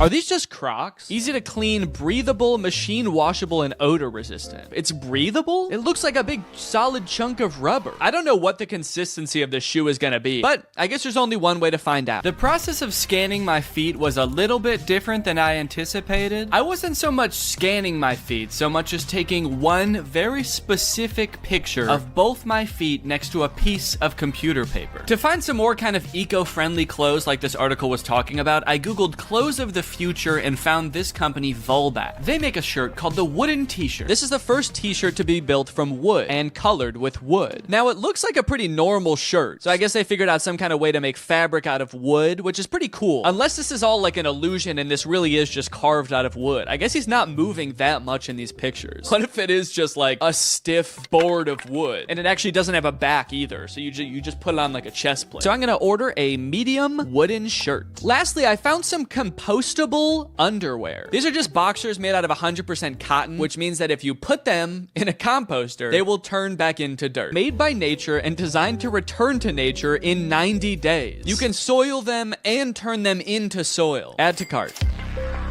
This article, What Will Fashion Be Like 20 Years From Now, is from the BBC, and it introduced me to a pretty interesting concept. The project hints at a future where we will all be able to download content to our clothing viewable through AR glasses and present ourselves differently to everyone around us. So the clothes of the future could be no clothes at all. We're all just wearing like AR glasses, and that's projecting the clothes onto us. I guess this would cut down on clothes waste. A ton of clothing every year is thrown into landfills, but if all the new stylish clothes was digital, there really wouldn't be as much waste. That is, if you don't take into account the AR glasses that we're all going to be wearing, and how a new one will probably come out like every 6 months that have electronic components in them, and then those will be the things ending up in landfills. And also, we do still have to wear some clothes.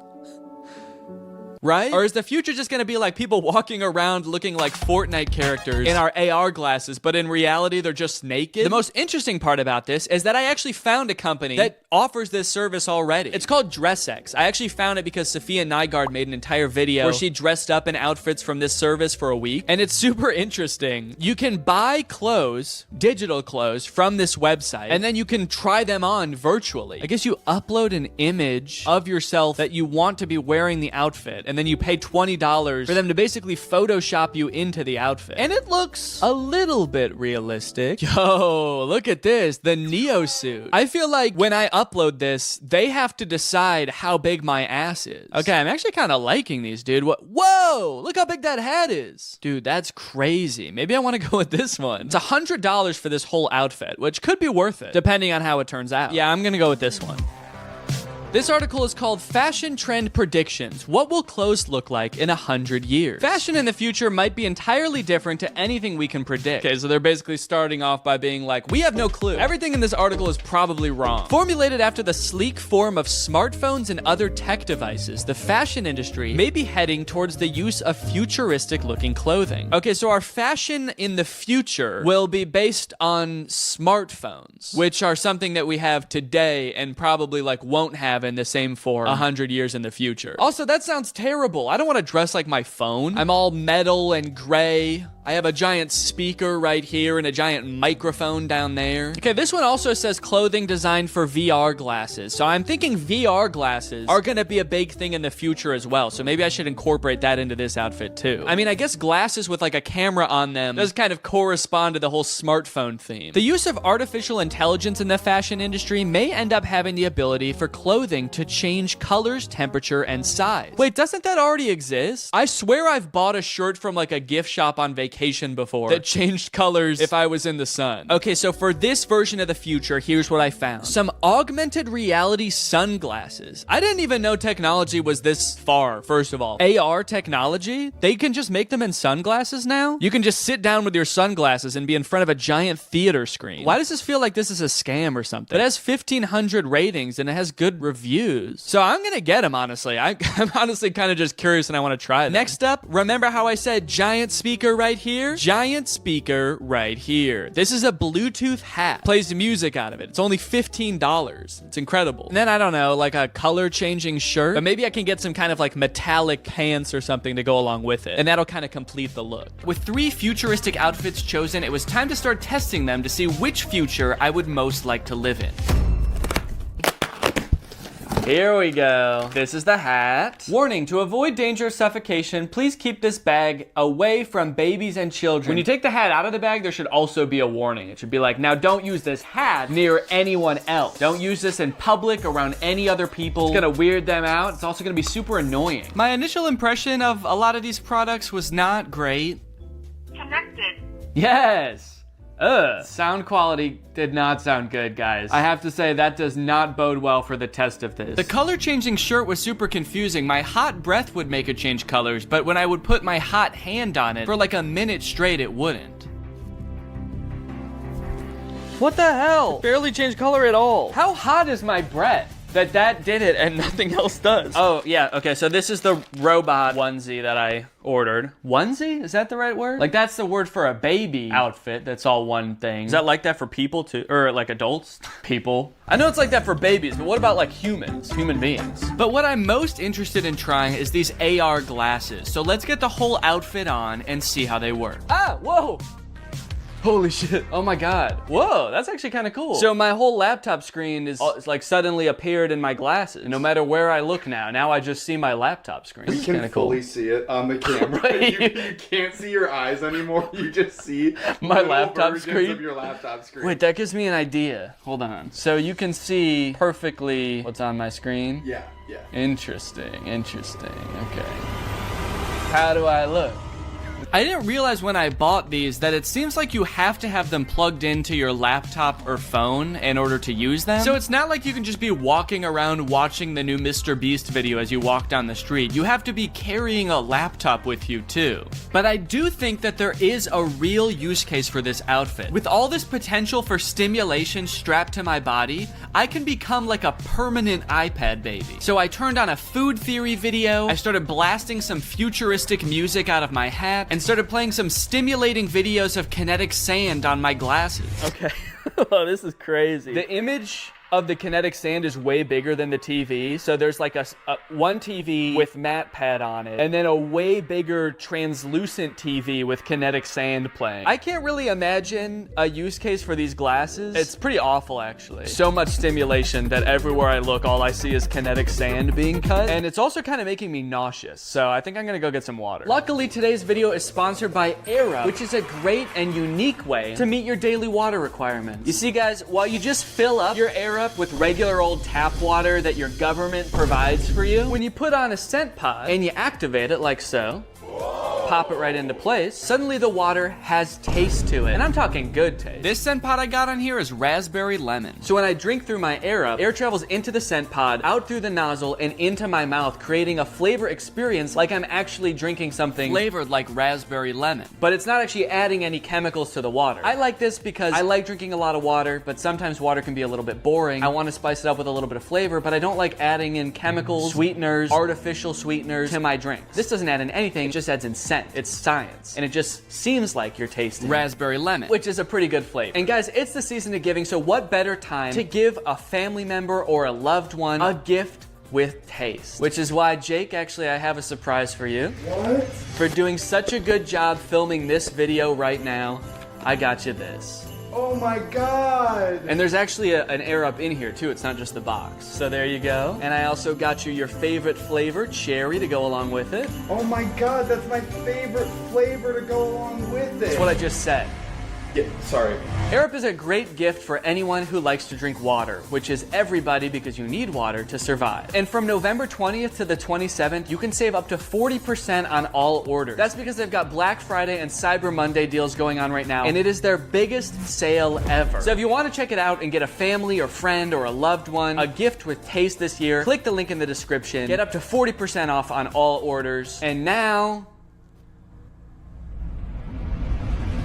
so I was just watching more videos about Air-Up on here. So cool. Thanks to Air-Up for sponsoring this video. Now back to the video.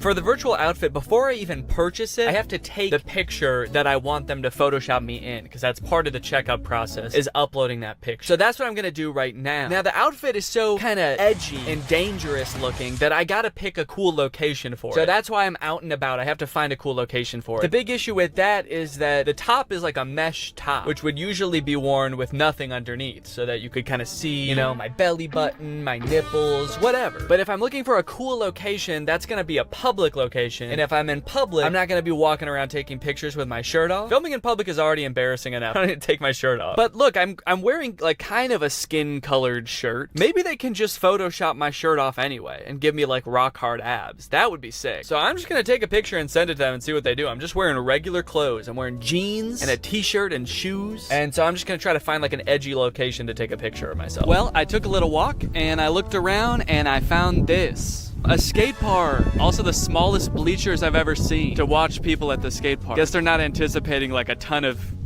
spectators at this skate park. It's actually kind of sad. Yeah, only 4 people are gonna be watching you at a time here, man. All right, don't get too excited. So I think this is about as edgy as it gets, really. I think I can kind of be leaned up against the fence here, contemplating my life. The description on the website also said that this outfit is supposed to represent like a post-apocalyptic Nordic archipelago or something. An archipelago is like a cluster of islands, and I don't know if anything quite exemplifies a dystopian archipelago quite like a skate park. So let's take this picture. There's also people on the roof behind me. I hope they're not watching me film this. Are they watching me? It took me a little bit to figure out exactly what kind of person wears this outfit, but after a few pictures, I think I figured it out. And once I got the picture I desired, I sent it to DressX, and within 2 business days, I had my finished photo. Okay, let's go ahead and see this photo. This link looks unusual. Are you sure you trust the link before you open it? What do you mean unusual? Seems like a pretty normal link to me. Do you think Google Chrome can see the photo? You're not gonna want to open this picture, dude. The picture in this link looks very unusual.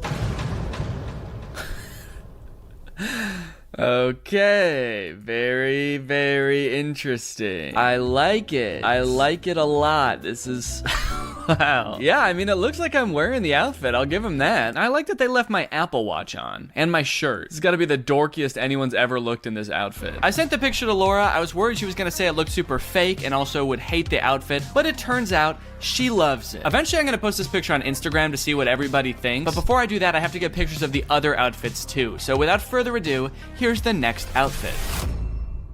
All right, well, it's been a month since the last part of the video that you just watched. Our son arrived about 2 weeks early, so I had a little bit less time to film this video than I thought. Whoops. So yeah, I'm a dad now. I've been taking the past month off of social media and just like taking a break from filming and stuff, just to hang out and get to know the little guy. He's awesome. He's very chill so far. Does a lot of sleeping, does a lot of pooping. And all in all, it's probably been the best month of my life. This has been fantastic. It's been amazing. Everybody's healthy. Everybody's doing great. The delivery went great. About as good as you could ask for, honestly. But being that I am a dad now, I do kind of have to reevaluate my content, you know? I have a son to raise. Do I really care about becoming like the trendiest man 30 years from now? My son's gonna be 30 years old in 2050. Okay? Or something like that. I don't know. Somewhere around there. Or do I really want to be worried about keeping up with the hottest trends of the future? Yes. Of course I do. Even more so now. This child is a very cool child. And you can bet he's gonna have cool friends with even cooler dads. You know they're gonna be showing up to birthday parties in the hottest 3D printed shoes and the stiffest wooden t-shirts, alright? So if I don't get ahead of the curve now, I'm gonna be a laughingstock amongst this boy's friends and their dads. Which is why I've got this one last outfit here before me, and I think this is really gonna be the one that takes the cake. So I unboxed the biodegradable boxers. Oh yeah, These will fit just fine. I unboxed the wooden t-shirt. First impressions? It does not feel like a shirt. Even my dog's natural instincts are like, ooh, that's a stick. Must fetch shirt. And I unboxed the 3D printed shoes and this hat. Whoa. Okay, they also sent me a hat. This very cool hat. Buy my shoes on Zellerfield.com. Hey, wait a minute. I didn't send them pictures of my head. How did they know how big my head is? Wow, dude. Okay, look at this. Wowee, man. These shoes impressed me from the moment I took them out of the box. They are breathable. Yeah, I can. That's actually kind of crazy. Wait, how does that work? And they fit pretty well. At first. Huh, well. My toe ends about here. So there's like this much space at the end of the shoe, but I actually think that that is kind of how you want shoes to be, because you don't want your toe rubbing up against the front of the shoe. So, okay. Why do I look like old-timey in this shoe? With this long sock and my pants ending there. I look like a pilgrim or something. For whatever reason, the left one is a little bit more uncomfortable. Let me stand up and just, yeah, I can definitely still feel that a little bit. You know what? No, I think these are too big. I actually think they are too big in the toes. I feel like I've got a lot of extra space there. But I wouldn't know the full extent of it until I put the full outfit on to test. The very first thing I noticed is that when I put this shirt on, it was like weirdly cold. Like usually when you put clothes on, it warms you up right away, but the shirt has like a weird cooling effect to it. And it's like, it just feels cold on my body. Does it feel cold to the touch to you? Yeah. Yeah, it's like frigid. Is wood supposed to be cold? I guess it does kind of feel the same temperature as this door. Take that as you will, I suppose. The shirt is very stretchy. It's this weird combination of stretchy and stiff, which doesn't sound like would be possible, those two things together, but it is kind of stiff and like starchy, I guess I would say. It's kind of just like crispy. Wait, why is it white there? Does this shirt change color too? Or did I just fuck it up somehow? The shoes, now I gotta be honest, I don't really feel like they fit that good. As I step, it kind of feels like my heel could come right out of the back of the heel a little bit. I mean, you can for sure see that there's a good amount of space there. I'm worrying a little bit more every day about what they did with those pictures of my feet, if not make shoes that fit properly. You're like, sick, something we can jerk off to when we make this guy's shoes. The boxers are pretty comfortable, I will say. I put them on and I was like, I'm gonna wear these again. Rest assured, they are on. If you were to plant me in a pot of soil for 90 days, let's just say I wouldn't be wearing underwear anymore. And I'd also be very cold and wet. I decided to do a little bit of light jogging to see how the shoes would feel in action. Oh no, these have really bad grip. Let me try on sidewalk real quick.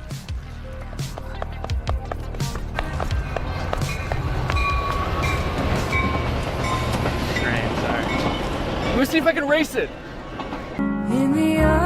There's not a lot of grip on the bottom of these shoes, so when I was running on this gravel path, I kind of felt like I was like a cartoon character that like starts running for a little bit before they actually start moving. I will say that the issues with the fit are still ringing true. These feel very loose, especially on the heel, which when you're running is not what you want. They look like clogs. They look like old wooden Dutch clogs that they would wear in the old days. It looks like someone painted them blue, honestly, and put a face on them for some reason. Shirt hasn't gotten any warmer. It is cold outside. It's only 50 degrees out right now, so, you know, I guess I didn't expect it really to warm up, but it's cold to the touch. Like every time I touch the sides of my body with my arms, I'm like, ugh. And that's no way. You shouldn't feel like that when you touch your own body. Boxers still feel good, honestly. If I shit myself right now, I'd have no problems taking them off and just planting them right there. Maybe come back in 20 years and see a beautiful oak tree in its place. That joke's only funny if you know that I eat a lot of oak seeds. Yeah, I guess that's really all there is to this outfit. So guess I'm gonna go hit the dusty trail. To get a definitive answer as to which outfit is the best futuristic outfit, I decided to post each of them on Instagram and let my audience decide. This is gonna be such a weird thing to post right now. As of right now, I haven't posted anything since our son was born, so I've just posted that we had a baby, and then the next post is like me like, ah, in the scariest outfit you've ever seen. Yeah, maybe I should just caption something really ominous, like things have changed. Rate my fits, and then maybe some kind of little fashion emoji. The hell? Why are these the emojis that come up when you search fashion? It's a scroll and 2 fountain pens. Hello? Okay, it's been about 20 hours since I posted the pictures. Let's go ahead and see what people think about the future of fashion. Hat's not wide enough. Thank you for that, Drew. Whoa, okay, I'm actually getting a decent amount of positive responses. Love the pants, so cute, yes, cool. First one goes hard. First one is so fire. It seems like most people are talking about the first outfit. Dude became the Hat Man. Whoa. Wow, I didn't even think about that. I do kind of look like the Hat Man. You guys know that mythical sleep paralysis demon, the Hat Man? Dude,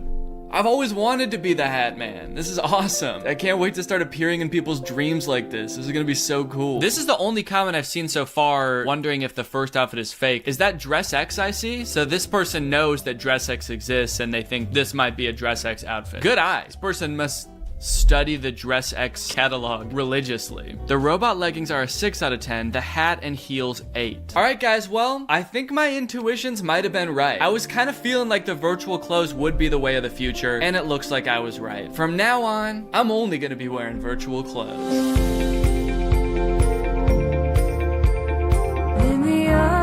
Hey Greg, a couple days ago I saw this TikTok and I knew I had to make a video about it, so go ahead and check it out. Why Sigma males are more attractive than alpha males. Stay tuned. Welcome to the Anthony Spade channel. So I saw this TikTok and I immediately knew I have to watch this video. My first thought was, oh my god, I need to watch the rest of this video. Actually, I think my first thought about it was, there's no way this is actually the real intro to a real human being's YouTube channel. I thought maybe whoever posted this TikTok added in the wolf and the tiger onto this to make it even funnier than it already was, but nope, they are in the actual video. This is part of the actual intro to this person's YouTube channel. The video is called Why Sigma Males Are More Attractive Than Alpha Males, which is really funny because if you watch the intro, you'll see that this dude calls his army, his fan base, Sigma Nation. So he considers himself like a leader of the Sigmas, and he's making a video called Why Sigma Males Are More Attractive Than Alpha Males. He might as well have just titled the video Why I'm So Goddamn Hot. Why I'm hotter than you. What's up guys, welcome back to my channel. Today we're gonna be talking about the top 10 reasons why I'm so fucking hot. Reason number 1, because I said so. Reason number 2, because I'm hot. And reason number 3, any questions? So now I am dying to figure out why exactly Sigma males are more attractive than alpha males. But first, I'm not exactly sure if I know what a Sigma male is. Don't get me wrong, I know that they're hot. Way hotter than alphas, and way cuter than betas. But I don't know if I know what they are. I know alpha males and beta males. Alpha's defining traits are being confident and calling everyone else beta, and beta males exist for the sole purpose of being called beta by alpha males. But I feel like I need a quick course on what a Sigma male is, because I feel like I've only heard about them recently, within the past like year. That must have been when the Sigma males were invented. I think that's around when everyone was lining up outside the male store for the new male. Luckily, this dude Anthony also has a video called What's a Sigma Male, so we can learn real quick, and then we can find out why they're so hot. I should mention before I get into this though, that the whole like alpha and beta male thing is based on a theory about wolves and dominance that was debunked a long time ago. So these categories aren't like scientifically backed at all, as far as I can tell. It's just a fun way for guys to label themselves. I've heard some people describe it as astrology for men. So interpret that how you will. We about to get into the Sigma Nation. So everyone sees it says Sigma Male. You got all these videos you can go watch on Sigma Male. A good one to watch is right here. The one guy no girl could resist. Okay, is that like the defining characteristic of a Sigma male, being just like the absolute hottest motherfucker around? No, it's not, because look at the other videos about Sigma males. These ones are just like 5 habits of the Sigma male, what is a Sigma male? But the one that he really wants you to watch is why girls think Sigma males are so sexy. Seems like he has a very distinct view of himself as a Sigma male. The truth about Sigma males, that's another good one. But we're gonna go down to Google, all right? And we're gonna start off with, what's a Sigma male? So now that we know Sigma male is a real thing, all right? Let's go ahead and understand that right now before everybody come up in here. Okay, I didn't say it wasn't. I don't know. I'm not sure why he's so defensive right off the bat. Now that kind of makes me feel like it's not a real thing. Dude, I'm part of Sigma Nation, dude. You don't have to tell me that they're real. We have just acknowledged Google is the smartest person in the world. Google has recognized Sigma male is a real male. Okay, weird wording. Google is the smartest person in the world. But I'm gonna give him the benefit of the doubt and assume that he doesn't think that Google is actually a person, a human being. This next video is like, what's up guys? Today we're going to be talking about why Google is actually the most attractive male on the planet. Also, I don't think you can just apply that logic to anything. That if Google has a definition of it, that means it's real. For example, I could Google who Niennub is, and Google could tell me that Niennub was a Celestin male arms dealer and smuggler who joined the Alliance to restore the Republic during the Galactic Civil War. Does that mean Niennub is real and not just a character in Star Wars? No, obviously not. Niennub only exists in Star Wars and my nightmares. Sigma male are men who are riding off into the sunset on their horses without much more than their name and a pack on their back. They don't need things from society the way other men do. Is everyone seeing that? Why do I get the feeling that the person who wrote this definition was 1, a Sigma male, and 2, thinks Sigma males are the absolute coolest people on the planet? In fact, why do I get the impression that this definition was written by this guy. Is everyone seeing that? Anyways, there you go. That's what a Sigma male is. They're kind of like alpha males, but they define themselves as being like less driven by material possessions and like success in a traditional sense. They're a lot more independent. They don't need other people's approval. They don't need to be the center of attention. So they usually don't do things like wear flashy clothing, buy really expensive cars, or I don't know, make YouTube videos trying to convince you how hot they are. And now that we know what a Sigma male is, we can find out why they're so beautiful. Welcome back to the Anthony Spade channel. Before we get started, I want you to watch the entire video. If you like the video, press the like button at the end, press the subscribe button at the end, and press the notifications button at the end. Unusually complicated instructions for the beginning of a video. Hey guys, before we go ahead and start the video, go ahead and watch the whole video. That way, once you finish the video, we can start it. Smash the like button at the end of the video, obliterate the like button midway through the video, and come back to comment on the video 3 weeks from now. Let's get into it. Today, we're going to be talking about why Sigma males are more attractive than alpha males. Now, a lot of people didn't even know that Sigma males existed until last week. A lot of guys didn't, but a lot of guys did know. That's true, I didn't. It's almost like it's just kind of like an arbitrary collection of personality traits that people made up to make themselves sound cool. So, we're having this debate in the manosphere about alphas and sigmas. He's right. We are kind of, in the manosphere, we are kind of having this debate. If you're not a man like me, or if you're not like a really manly dude, and you're not really involved in like the manosphere, you probably didn't know that, but yeah, we'll have weekly town halls, and we'll just have like a casual debate about, you know, whether or not Sigma males are in fact the hottest male. We'll talk about like, you know, if you had to make out with like a male, would it be a Sigma and why?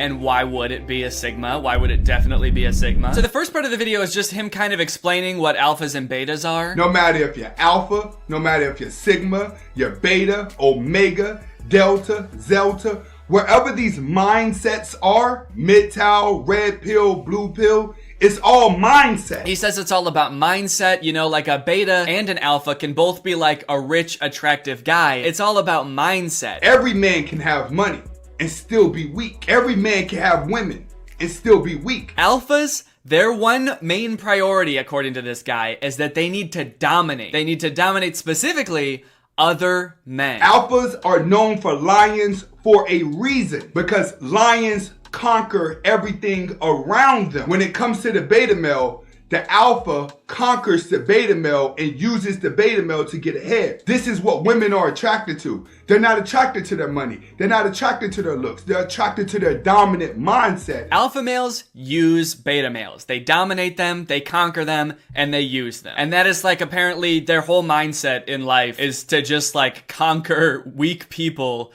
and use them. Which, to be honest, sounds exhausting and awful. I guess I don't know enough alpha males personally, but do people really think like that? Like, are there people out there that are just constantly focused on domination? There are people that are just sitting around, I gotta make sure that I'm dominating people at all times. I need to, when I go to work today, I gotta make sure I'm dominating my coworkers. And when I go to the bar later tonight, I better be dominating my friends, dude. And I always gotta be looking over my shoulder to make sure no one's coming up from behind to dominate me. Like, why not just live your life? And sure, like, don't let people take advantage of you, obviously. You know, don't allow yourself to be dominated. I can see that. But who goes around thinking like, my coworker Brian seems like a pretty beta kind of guy. I wonder how I could dominate him and use him to my advantage. Some alpha males thrive off the conquership, but then you have strong individuals, which are Sigma males. Sigma males gain their power off of loneliness. Oh my god, that sounded so sad. Are you okay, dude? I kind of see what he's saying, though. I mean, like, I'm pretty introverted and I like my alone time. Does that make me a Sigma male?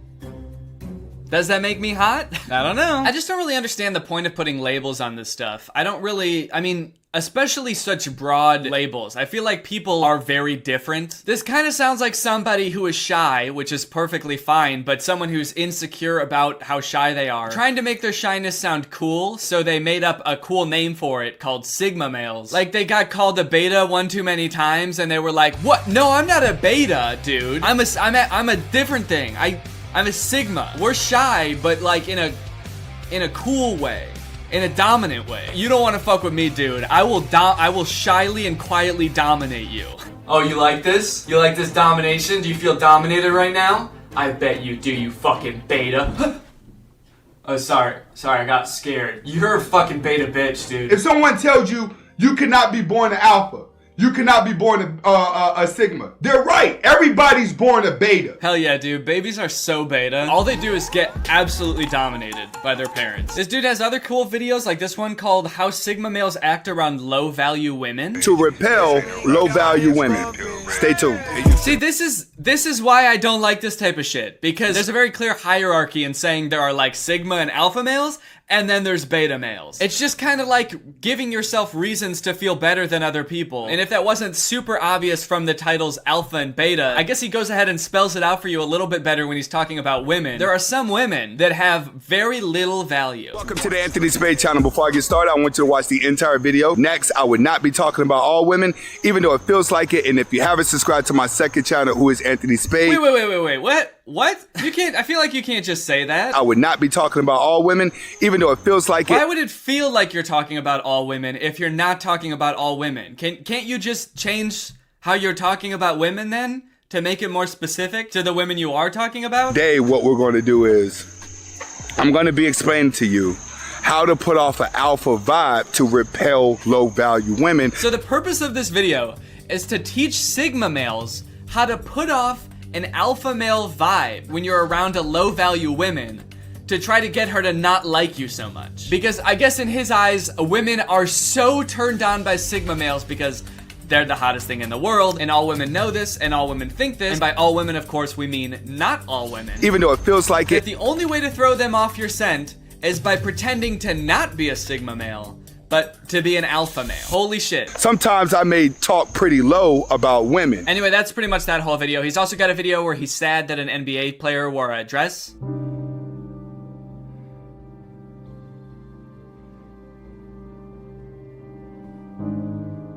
Wow, dude, that's interesting. Not very Sigma of you to be, like, so upset about what some other guy is wearing. That's kind of beta of you to let him dominate your mind like that. I mean, if you're a Sigma male, shouldn't you be, like, off in the woods?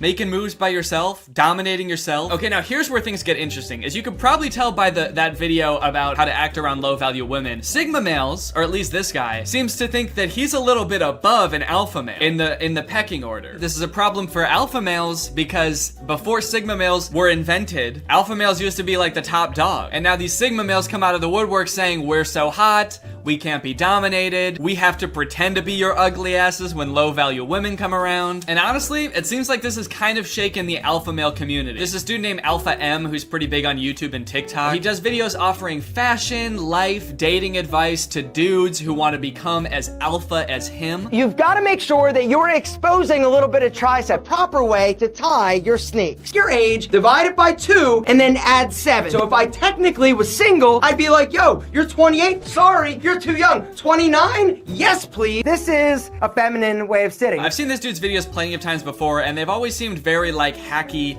and fake to me. A lot of times it seems like he's giving really simple solutions to complicated problems that take a lot of effort to overcome. If you want to be more confident, walk with a nice medium pace. Like he has a TikTok about how to make you trust people more. Psychological trick to make other people like you more. And his solution is to wear blue. Wear blue. He also has a TikTok about how to make yourself more attractive, where his solution is to wear red. Research has shown that when a man wears the color red, something crazy happens psychologically to his sex appeal. I wonder what he thinks about wearing purple. So yeah, all of his videos are basically just like hacks to make you more desirable to women. One of the things that you must be able to do as a dude is change a flat tire. You might see some spicy ass senorita stranded on the side of the road and you're like, excuse me, Mrs. Spicy Senorita, can I help you change a tire? And she's gonna be like, oh my God, thank you. When you're done, let's make out in the back of my car. It could happen, but it can't happen if you don't know what to do if you got a flat tire. Yep, that's right. If you ever want to get a girl, dude, you gotta learn how to fix a flat tire. Step 1 to fixing a flat tire? Open the hood. That's where the wheels are. Anyway, he's got a YouTube video called 15 Signs You're a Sigma Male and Is It Better Than Alpha? And I think it gives a really good glimpse into how alpha males feel about this new category of man. Sigma? Now there's a Sigma? What the is a Sigma? What's up, gentlemen? Yeah, I think it gives a pretty good glimpse about how they feel. What the fuck? I'm gonna run through these 15 traits of the Sigma male. I'll let you follow along, decide whether or not it's you, or if it's not, I don't care. But what I do care about after I'm done is telling you what you need to know and what you need to do to be alpha, sigma, or even beta. Because technically nobody wants to be a beta. I'm gonna tell you what not to do in order to not be a beta. Speak for yourself, dude. trying to get dominated. So he reads through the traits of Sigma males and seems to get confused by a few of them. They have an ambiguous morality, which I have no idea what that even means. They have rusty social skills. Also not sure. They can fit into friend groups, but don't rely on them. They tend to have small but close friend circles. Wait, I thought you did say I didn't need a friend circle! Sort of being like, what? How could this person exist? The person who doesn't need a bunch of friends? Someone who's kind of a loner? What? How does everyone not want to be the center of attention all the time? That doesn't make any sense. Apparently, Sigma males don't really care about their appearance. They don't care about brand names. They don't care about what they wear. And this is something that I have an issue with. It doesn't matter how amazing you are. If you're not taking pride in your appearance, it doesn't matter how badass Sigma you are. You are not going to have the opportunities that you need in order to be all the things that a Sigma is supposed to be. It's really weird here. It's like it doesn't compute that someone could be like a successful, driven person without being like super interested in brand names and like hyper focused on their appearance. It's almost like he wants you to think that you can only be fulfilled in life if you follow his own fashion advice. Wear blue. There's nothing, absolutely nothing wrong with wanting to look good and look sexy, right? You gotta take care of your grooming, because if you're whack and you stink, people aren't gonna wanna hang out with you. No wonder you're a lone wolf. It kind of feels like the existence of this new term Sigma males is just like crumbling his worldview in front of our eyes. Like I said, I don't really see the point in likening yourself to a wolf or a tiger or whatever you want to call it. But I also don't think that you can deny that there are like people who like to be more alone that are successful, or people that don't care about their appearance as much that are successful. I don't know, it just kind of feels like he's trying to sell you his lifestyle, and he built his whole channel around the phrase alpha male because he thought that this was like the only cool type of man, and he's now finding out that there's like a different cool type of man, and he just can't handle it. Gentlemen, people form opinions about you in the first 3 seconds upon meeting you. And if you want to have the most opportunities you possibly can, you've got to pay attention to your style. Your clothes need to be good. Your accessories need to be straight. Gentlemen, if you want to check out the baddest ass, most affordable, amazing sunglasses out there on the market. Okay, yep, well, I don't think it can get any more obvious than that. That whole video was like, I don't really know if Sigmas exist. I kind of think that alphas are the only cool type of male, and I'm an alpha male, and if you want to be an alpha male, you've got to buy my sunglasses. Need to be straight. So yeah, there you go. That's kind of the eternal battle between the Sigma and the alpha male. Let me know in the comments if you're alpha, Sigma, Ligma. And with that being said, it is now time to talk about the sponsor of today's video, which is actually not that guy's sunglass company. It's Current. This video has been sponsored by Current. Thank you to Current for sponsoring this video. Current is a great sponsor for this channel because not only do they support my channel when they sponsor me, but they also support you guys by giving you money. Current is banking entirely on your phone. They're not like older traditional financial institutions that are always trying to hide information. They've got hidden fees and confusing contracts. Current is straightforward and as modern as they could be. They're upfront with all of their fees. It's simple, it's easy to use. You can do everything from right within their sleek and modern looking app. When you sign up for Current, you get a debit card just like this one. This is my Current debit card. And with Current, it's easy to like send money to friends, request money from friends, get paid, set up direct deposit, all of that. And like I said, they want to give back to you guys. So the first 100 people to sign up for Current using my code Danny100 will get $100. That's 100 people getting $100. All you have to do is go to current.com/Danny100 and use my code Danny100 to sign up for Current. Love it when Current sponsors my videos because it means that you guys get free money. So thank you to Current for sponsoring this video. Thank you to you guys for checking out Current. Go ahead and sign up, get your coin, get your free money while it lasts. Bye. What's up, Greg? I hope you're having a great holiday season. I know I was until I watched the new Home Alone movie. And I got sick, also. I think the movie might have given it to me, honestly. You know, guys, when you think about it, I guess it makes a lot of sense that they would make a new Home Alone movie, you know? Hollywood loves their sequels. Their sequels of sequels, and they've already made like 5 Home Alone movies, so why stop there? And sure, like nobody has watched or even been interested in the last like 3, but all the more reason to make another one, you know? Sort of a comeback Home Alone movie this could be. I guess could have been, if it wasn't already out and wasn't already bad. It's a shame, man. I really liked the first 2 Home Alone movies, but then after that, nothing feels the same. And I don't know what it is about this one in particular, but watching this little kid beat the shit out of these burglars is just not as fun as it used to be. I guess I really am grown up. Oh, no, you know what it is, actually? It's not that I'm grown up. It's that instead of making the villains in this movie, like, cartoonishly evil burglars, they made them like a struggling middle-class family who are only breaking into this kid's house due to a misunderstanding. They're not evil. They're not trying to hurt anyone or kill anyone. They're just like a down-on-their-luck family.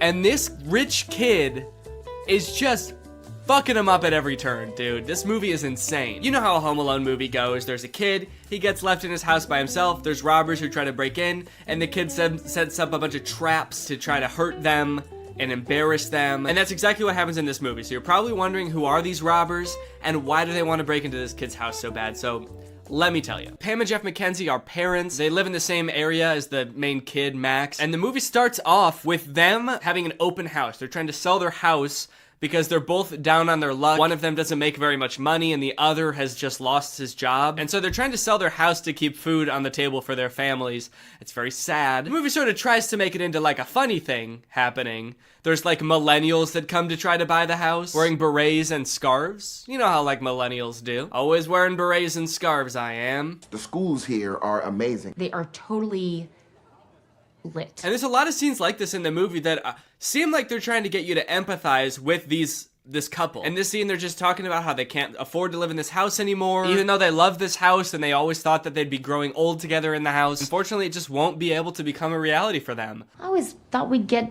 old and weird in this house, but we've done the math. We can't afford it on my salary alone. Yeah, but I mean, I crushed my interview with IBM.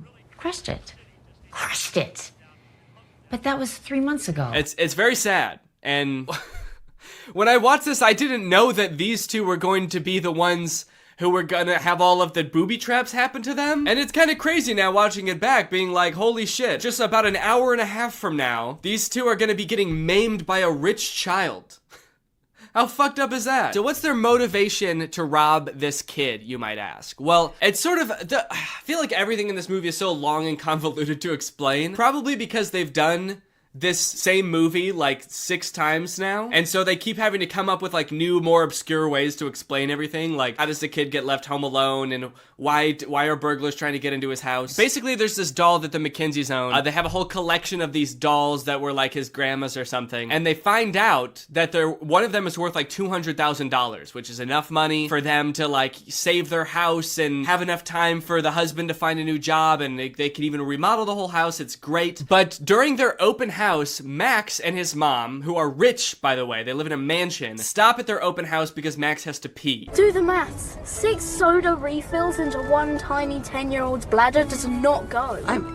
They sort of are using this less wealthy family's house as a public restroom of sorts. And the McKenzies talk to Max about this doll, and that's actually how they learn how valuable the dolls are, is because Max's mom knows this information. There was this elderly lady who bought one at a garage sale for about $10, and then it ended up going for about $5,000. And then the doll goes missing. That brat kid stole my doll. And so the McKenzies assume that Max stole the doll from them. So they are breaking into his house to try to get the doll back so that they can save their family. Which is not a decision that they take lightly, mind you. They're not like stoked to do this. They're like a normal family just like anybody else, but this is like the only thing they can do to try to keep their family afloat. They're actually like extremely nervous about doing this because they don't want to get caught and they don't want to hurt anybody. Little do they know they will get caught and they will get hurt. So yeah, in various ways, this movie goes out of its way to show you how nice of people the McKenzies are, how much they don't want to break into this house, but how they're like left no other option. It's like, it's honestly, you gotta kind of respect it in a way. They're like, look how these people, they're so nice, they're so sweet, wouldn't hurt a fly, they just really want to keep their family well-fed and in a nice house. We're gonna fuck with them. We're gonna fuck with them hard, dude. This is like an evil Mr. Beast video. So at first, only Jeff is on board, but then this scene happens, and this is what finally gets Pam on board to help out with the robbery as well. You gotta save our house. Seriously, Mom, will you just get the doll? It's just entering, Pam. We have the key. Pam, you have to call me. Huh? Come Gavin, and watch get me. No, Fräulein! No! I will, you ugly little boy. Weirdly inspirational music as this woman is having a full meltdown. She's like hallucinating. This is the moment she's realizing she has to do something that is like deeply against her morals just to put food on the table for her family. And the music is just kind of this like inspirational Christmas song. Does not seem like the right tone, but okay. So now you may be wondering, since I brought it up, how does Max... So now you may be wondering how Max gets left home alone. They've done this movie a million times. How can they possibly come up with new ways for a child to be left home alone from a family vacation? Well, the short answer is they basically just, everything is so confusing that they just leave him home. It's confusing for them and it's confusing for us as the audience. They're going on vacation to Japan with a bunch of extended families. So they've got a bunch of families staying at their house. It's very chaotic. It's very hectic. The whole beginning of the movie is just them like rapid fire introducing a bunch of characters that we literally never see again. In all this confusion, the families get split onto 2 different flights to go to Japan. You have split our family onto 2 separate flights. Can you speak up, please? It's very loud in here. And so they can't really keep track very well of who's on which flight. Now, as for how he actually gets left at home, Max is sort of a Scrooge of a child. While Max has like all of his cousins over playing, they're all running through the halls, playing video games, shooting Nerf guns at each other. Max, I guess, is like overwhelmed by all of this and goes to hide in his family's BMW.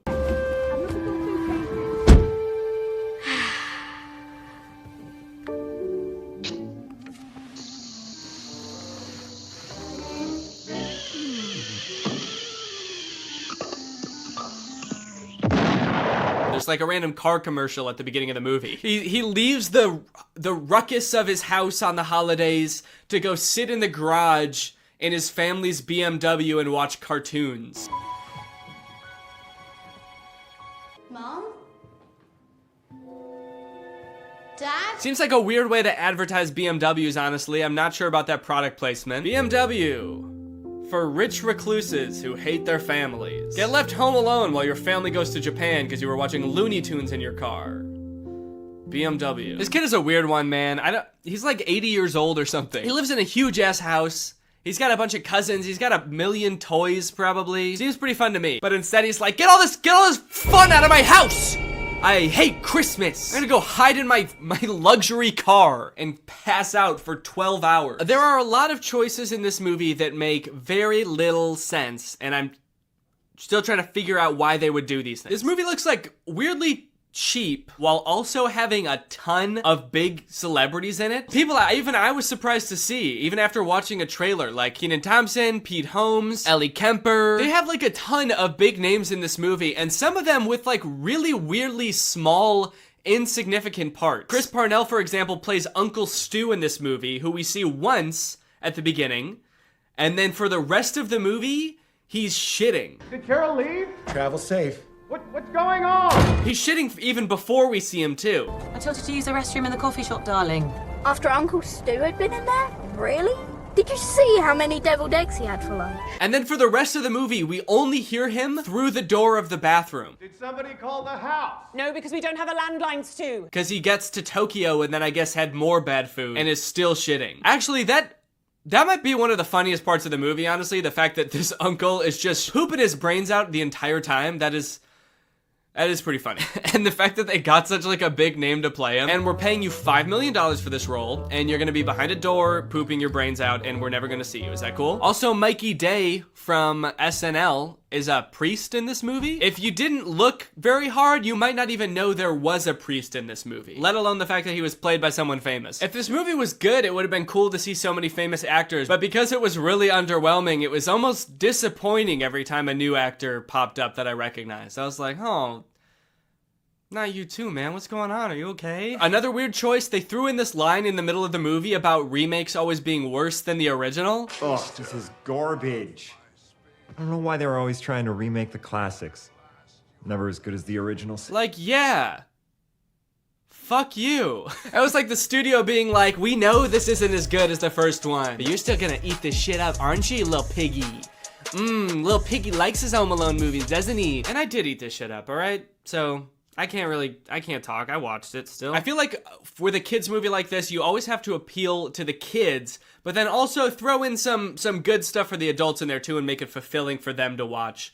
That way they'll want to, throw it on with the kids every year, right? And this movie works well, enough for kids, I think. I think kids just like to watch Max make the booby traps and think, I could do that if I was like, home alone and there are people trying to rob me. I could defend myself against 2 adults who are trying to kidnap me. It's fun to imagine yourself as a smart little 6-year-old, even if you are a dumb little 6-year-old. But this movie, while being fun for kids, I would say is deeply saddening for adults. The second half of this movie is just watching a struggling family getting their shit rocked by a rich asshole kid. Bombs away!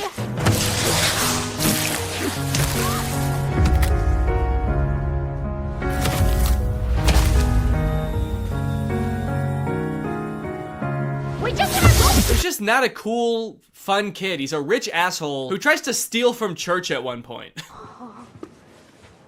I'm definitely a child in need. Neither this. Can I help you? Even if Max was a likable child, we probably wouldn't even know because we spend hardly any time getting to know him. And the time that we do spend getting to know him, he's not very likable. When he first gets left home alone, you know, in the movies, that's like their chance to do everything they've ever wanted to do in the house. But like all Max wanted to do, I guess, was like play video games and Hot Wheels and then like watch porn. Well played, Mum and Dad. Was he trying to look at porn? We will never know. But I have to assume that that's what they wanted us to think, right? Actually, after watching this movie, I wouldn't be surprised to find out it was something like super violent. Working family gets a beating compilation. No one can stop my violent urges now. Damn it. Also, during the big heist when the Mackenzies come to rob Max, he doesn't act like a kid who thinks he's going to be kidnapped should act. He acts creepy. What a kid should do, even if he set up booby traps, he should set all those up and then find a place to hide, right? Like get in a box under a box in the basement and just hide there. But not Max, dude. He is sick. Every time the mom gets like thrown across the room or a few teeth knocked out, he's always like right around the corner giggling. He's been waiting for an excuse to do this, for sure. He has been planning this for longer than it seems, I think. Speaking of which, let's talk about the traps. I think the traps in this movie might be pretty on par with the other Home Alone movies, with the exception of a few particularly grotesque ones. One, two. And also I think the makeup artist for this movie thought they were doing makeup for a horror movie. At one point, Jeff gets shot in the head with a pool ball, because Max has sort of like a gun that shoots out pool balls, which I do think would kill someone. But Jeff is just kind of walking around the rest of the scene with like a giant ass bump on his head. It is horrific. Why is he doing this to us, Pam? At one point, Pam, sweet Pam, is lit on fire. Okay. This poor mother is set ablaze. She runs to the hose to try to put out the fire and it sprays her. And then for the rest of the movie, she looks insane, dude. At one point, it shows her feet as she's stepping on Legos, her bare feet. And her feet are burnt to a crisp. And the whole time I'm trying to think, what were the writers thinking during this part? You know what, man? This is gonna be even funnier because they probably don't have health insurance. So this is probably gonna be even worse for them financially than it is physically. This couple have had the worst week of their life, man. And then they just get beaten up. There's a point where after the mom gets lit on fire, she just lays down in the snow and cries.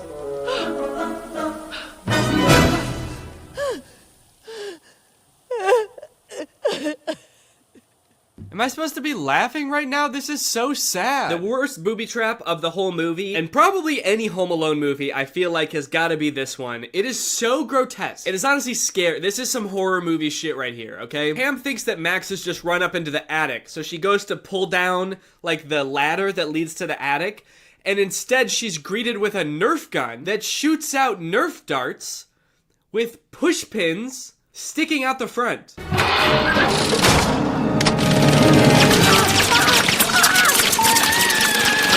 And for the rest of the entire booby trap montage, she just has these pushpin Nerf darts sticking out of her face and hands and everywhere. It is so scary. It is nasty. This movie is foul. And I gotta be honest, the whole time, I was not rooting for the kid at all. I was rooting for the couple. I'm not sure if that's how it was supposed to be, but it was not very satisfying, I will say, if it was. Maybe this was the Home Alone movie where they tried to flip it all on their head and be like, let's root for the robbers this time. But we still watched them get their asses handed to them, so I would say that it was not very fun. I especially wasn't rooting for Max the first time I watched this because we're all led to believe that he did steal their doll, their $200,000 doll. It turns out at the end of the movie that he actually didn't steal their doll, and it was all a big misunderstanding. I guess the whole thing could have been avoided if they had just kind of talked it out. But Jeff's nephew had stolen it, I guess. Kind of a weird thing to reveal at the end because it really makes you hate Max, because you're like, this kid stole from church. He also stole this extremely valuable doll from this struggling family. What the hell?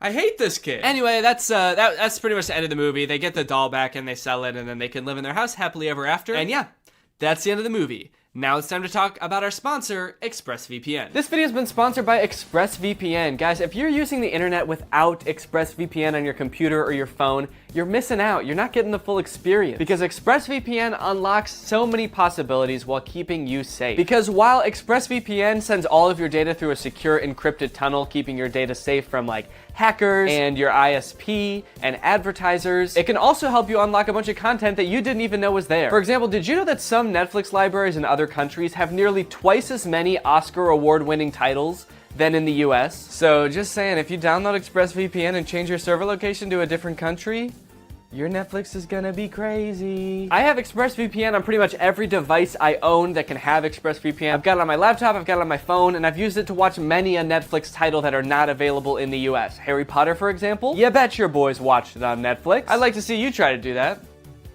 No, really, I would like to see you try to do it. I would like to see you go to expressvpn.com/Danny Gonzalez and try to do that right now. Go ahead. Like I said, ExpressVPN also protects you from your internet service provider snooping on you and basically getting to log all your data. But when you encrypt your data and reroute it through ExpressVPN servers, that makes it so they can't do that. Think about it like this. Would you rather trust ExpressVPN, a company who's explicitly trying to protect you, or would you rather just send it through the pipes? Send it through the pipes of the internet service provider that you had no choice but to sign up with because they were the only one in your neighborhood and so you just had to sign up with them? Who knows what they could be doing? You don't. They're legally allowed to sell your data to other people, so they could be doing anything with that stuff. So if you want to check out ExpressVPN and support my channel, then head on over to expressvpn.com/Danny Gonzalez to find out how you can get 3 months for free. That's expressvpn.com/Danny Gonzalez. The link will be in the description. Go ahead and click that to find out how you can get 3 months for free. Thank you to ExpressVPN for sponsoring this video, and thank you to you guys for checking out ExpressVPN. All right, thank you guys for watching this video. Sorry if it was a little short. I am ill, and I had to take breaks periodically throughout this video to have a coughing fit. So, but I'll be back. Probably won't post another video until the new year, but I'll see you guys in 2022. Thank you guys for another year of your support. I greatly appreciate it, and I want to kiss you, and bye-bye. What's up, Greg? I hope you're all having a great day. Welcome back to another episode of Desperately Trying to Relate to Children. I've been having a bit of an issue lately. I feel like more and more as I get older, it's just becoming harder and harder to relate and make content for the youth of today. I just feel like everything's moving too fast, you know? It's just like memes die so quickly. What kids think is cool and funny dies so quickly. I don't know how to keep up. Did you see that meme last week that was like, they did surgery on a grape? What was that? I still don't know what that was about. Aside from the fact that they just did surgery on a grape, but like, is that the whole thing? Where did that come from? I guess it was like a robot that did surgery on a grape. By the time I figured that out, nobody was tweeting it anymore. So I missed that whole thing. Luckily, I found something that I think can help me out a little bit. It's a bit of a new source of inspiration. It's this account called Students Life. They've got 24,000 followers. It's an account for students, by students, and I'm gonna use it to learn how to relate to kids. I mean, just look at their bio. Anyone can answer to a question in the class, but who writes an exam, he becomes a topper. So I don't know what that means, but maybe I'll figure it out if I look at some of their memes. So this account just posts like student memes. It's about the life of a student, the grind, if you will. Dealing with teachers, dealing with homework, dealing with girls, boys? Maybe. All the shit that students are talking about today is in this account. So let's just go through this account and let's just together learn about all the stuff that kids are up to these days. Teacher, why are you talking during my class? Student, why are you teaching during my conversation? Hell yes, okay? That's one thing that hasn't changed since I was a student. Teachers fucking suck.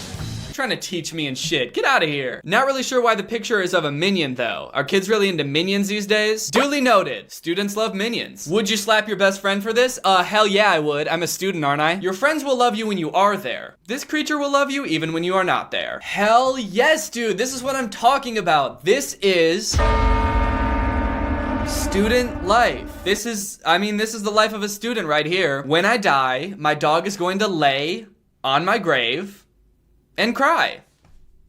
But I mean, that's just the life of a student. This account is so weird. They post literally 6 times a day. They've posted 6 times in the past 24 hours. Just straight student memes. They're not all fun and games though. Some of them have morals and are here to teach us students a lesson. Like this one. Respect your teachers.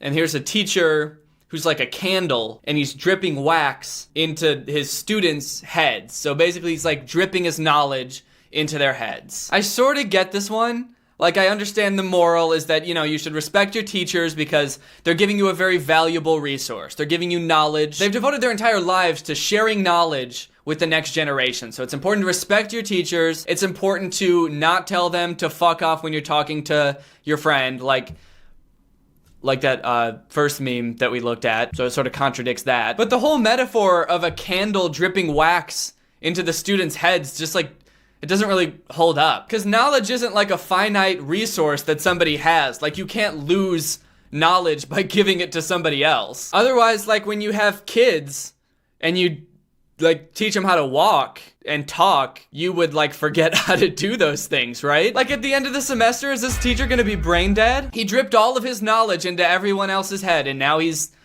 just like in a coma or something. That takes this meme from like sweet and respectful to terrifying. It's like, hey, remember to respect your teachers because they've devoted their entire lives to learning this knowledge. And now they're transferring all that knowledge to you and withering away into the husk of a person they once were. So you better enjoy all that precious knowledge. Cause your teacher's dead because of you. This man is 31 years old and he wants to finish college. Salute to this guy. A salute to this brave 31-year-old man, taking steps to better himself, even past the prime of his life. It's a nice sentiment, it is. You know, you're never too old to go back to school, always keep learning. Well, first of all, this dude looks older than 31, and second off, I want to know what they Googled to get this picture, because this picture is definitely from a porn, right? Like this jacked, muscular, bald dude and this teacher with her blouse buttoned down to here. So this whole thing must be made up, right? It seems like this would be like a clip from a news headline or like a little clipping out of a newspaper, like 31-year-old local goes back to college to get a degree and we're all proud of him. But like, this whole thing is just made up because this is just a picture from a porn. I take back my salute.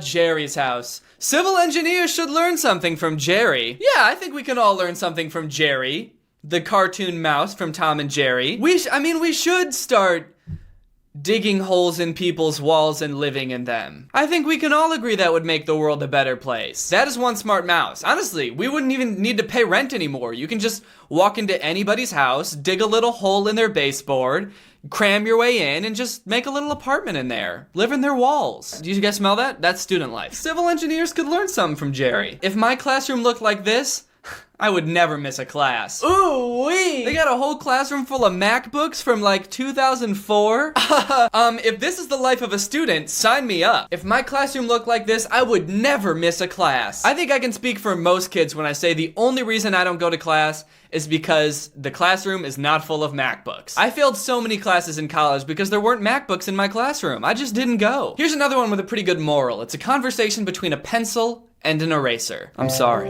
For what? You didn't do anything wrong. I'm sorry you get hurt because of me. Whenever I made a mistake, you're always there to erase it. But as you make my mistakes vanish, you lose a part of yourself and get smaller and smaller each time. That's true, but I don't mind. You see, I was made to do this. I was made to help you whenever you do something wrong. I found this conversation between the pencil and the eraser very inspirational. Parents are like eraser, whereas their children are the pencil. They're always there for their children, cleaning up their mistakes. Sometimes along the way, they get hurt and become smaller, older, and eventually pass on. Damn. Just like teachers. What? But the kid's not responsible for the parents getting older or dying. They were gonna do that anyway. They should have just said, like, maybe kids make parents weaker at times, which I'm sure they do. But they're saying that, like, people deteriorating and getting older over time and eventually dying is like, yeah, it's their kids' fault. Nobody would die if they didn't have kids. People without kids live forever. The moral of the story is if you're such a shitty kid that your parents are literally withering away and dying, it's not your fault. They're supposed to do that. Though children will eventually find someone new, a spouse, parents are still happy with what they do for their children and will always hate seeing their precious ones worrying or sad. Yeah, I'll tell you guys what, I'm super glad I found my spouse after my parents died. Now I can suck the life out of her as well. But you know what? That's just the life of a student. Life is a constant battle to be replacing the people who you've drained all the life from. Don't feel bad if someone rejects or ignores you. People usually reject or ignore expensive things because they can't afford them. Huh. It's kind of a weird flex, but that's fine. Here's some student life shit, guys. That moment when you don't understand your own answers and you just stare at your piece of paper with a really nondescript expression on your face. What emotion is he supposed to be having right now? Like, the picture doesn't add anything to this meme because I can't tell what it's supposed to be implying. In fact, if anything, it makes it more confusing because now I'm just trying to figure out how he feels about his own answers. He's not frowning, he's not like making a disappointed face. Why did they even add this picture? Was it that hard to find someone frowning and staring at a piece of paper? Because he's not frowning. In fact, it almost looks like he's cracking a little bit of a smile. He's got kind of like a smirk going on. No matter how old I am, I'll always watch cartoons, as long as that cartoon is the Minions. I will only watch Minions because I am a student and students love Minions. If you remember this pencil, your childhood was awesome! That is the only determining factor in deciding whether your childhood was the shit or lame as fuck. Oh yeah, I remember this pencil alright, because my childhood was the shit, dude. I had one of these in the 4th grade, actually. Man, that was the same year as the accident. My whole family was just gone. Like that. I'm the only one that survived. It's kind of funny, I've forgotten so many things between now and then, but I'll never forget the last thing they said to me. They all looked me right in the eye and said, "That's a dope fucking pencil." My childhood was awesome. Salute to all those girls who stay single just because for their parents' words. Another salute to the brave women of this country who don't date anybody because their parents said so. Girls who stay single are perhaps the greatest heroes of this country. What's up with this account and saluting people? Anybody that's doing anything that can even be considered remotely noble gets a salute from these guys. Is that a thing that students do these days? You just like salute anybody anytime they're doing something that you like? Yo, what's up, Colby? You going to the game tomorrow? Hell yeah, I am, Trent. I'll see you there.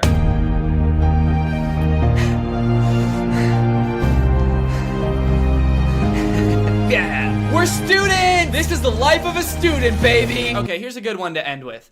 The only day that everyone loves you. And then it's a picture of your grave. Jesus, that's fucking dark. And mean. It's trying to make this like societal claim like, oh, people only love you when you're gone. But it could also be taken as an insult. Like yeah, the only time anyone's ever gonna respect you is on the day that you're dead, bitch. But I mean, hey. That's just the life of a student. Alright guys, well that's it for today's video. If you're new here and you enjoyed this video, make sure you subscribe and turn on my notifications to join Greg. If you want to get some of my new merch, whether it be the Truly Greg t-shirt, the Greg hoodie, the Team Greg jersey, the fastest growing army t-shirt, or a new edition, new merch alert, there's a little Nutcracker Guy Christmas sweater. So if you want to get any of those things, go to DannyGonzalez.store or check out the link in my description. Thank you Skylar Emerson for turning on my notifications. You are truly Greg. I'll see you guys next time with a really interesting video where I murder Santa so I can become Santa. Bye. Hey, who here watches our YouTube videos? If you have seen our YouTube videos, then you know that we're not afraid to roast some internet stars from time to time when they're doing something. Oh, thank you. When they're doing something they shouldn't be doing, like exploiting their children for money so they don't have to get a real job. Or pretending they'll go to jail if you don't buy their merch. Yeah. Or performing a cringy live show just for a quick cash grab. Stuff like that. Yeah, stuff like that. So we thought, hey, if we're gonna do a live show, why not take all these flaming hot roasts to the stage? Oh yeah!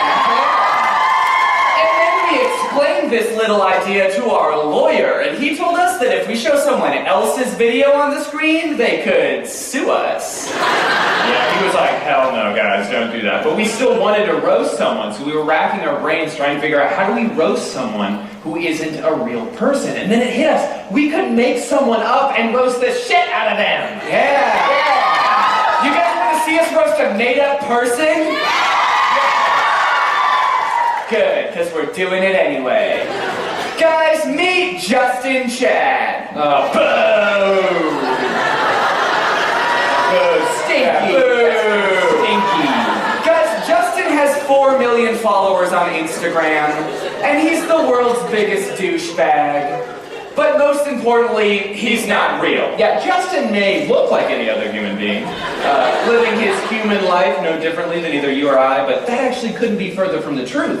And that's because he's just a bunch of facial features and body parts that we found on Google Images and photoshopped together to make it look like one person. But just because Justin Chad isn't a real person, doesn't mean he doesn't do some really messed up things. Oh, and it definitely doesn't mean that we can't rip him to shreds. That's right. Fact number 1, Justin's favorite activity is punching dogs. Of course it is. Boo!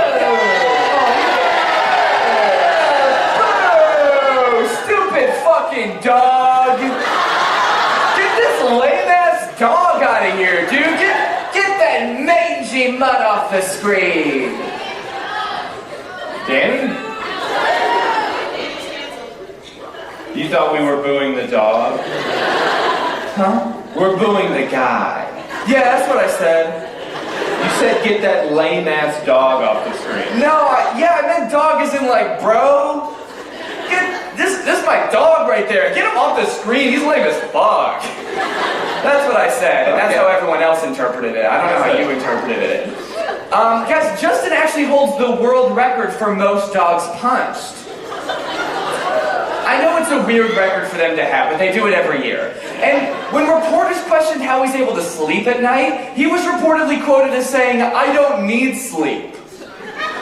Because I'm not a real person." Oh my god. Fact number 2, Justin once started a GoFundMe campaign to raise money for his sister's hospital bills and raised over $30,000. Sounds nice, right? Yeah. Don't boo yet. This is not the bad part. I appreciate your enthusiasm though. You're wrong, because Justin doesn't have a sister. How could he? He's not real. And he used all the money he raised to buy cigarettes that he then gave to a bunch of little kids. There's the appropriately timed booze. Thank you. Can you believe that? Well, again, you shouldn't, because he's not real. And we gave those cigarettes to those little kids. Yeah, and I gotta say, they didn't even like them. No, they were super ungrateful. One of them kept going like, it's like, dude, shut the fuck up. Yeah, he was trying to speak some weird kid language to us. It's like, we don't speak nerd. Yeah. Totally ruined Christmas for us. Fact number 3. Yeah. Justin may have single-handedly caused World War I. Yeah, that's right. Justin is responsible for one of the most devastating events in human history. Total fuckboy move, if you ask me. You'd think the United Nations would be able to track him down and hold him accountable for his crimes against humanity, but for some reason, they haven't been able to yet. Which, now that I think about it, must be because he's a fictional character that we both made up. Yeah, and that's all bad enough. It really is. But we haven't gotten to the worst part yet. Justin's content. The thing that made him famous in the first place. And it's disgusting. It's awful. And of course, it's not real. So we hired a team of the world's best and most expensive visual effects artists to bring our vision of his content to life, and we're all going to watch that right now.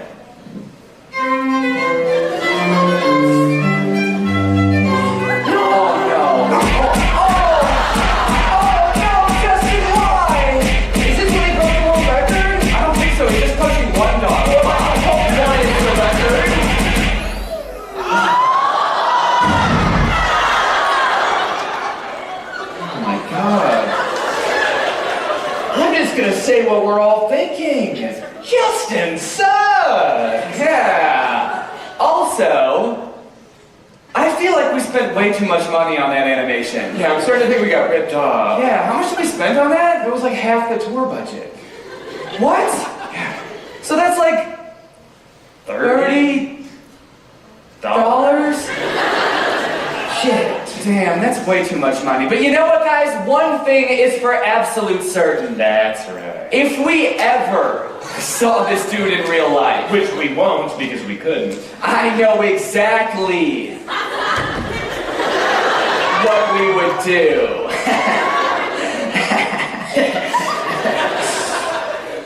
Apologize for roasting him in our show. Have you been targeted by deeply disturbing ads on Facebook, Instagram, or YouTube? Ever seen a movie that's so bad it's actually good? Well, you're not the only one. It happens to me, constantly. Please make it stop. On my channel, I make jokes about it. It's goofy, it's funny, but most importantly, it's silly. Please subscribe to my channel.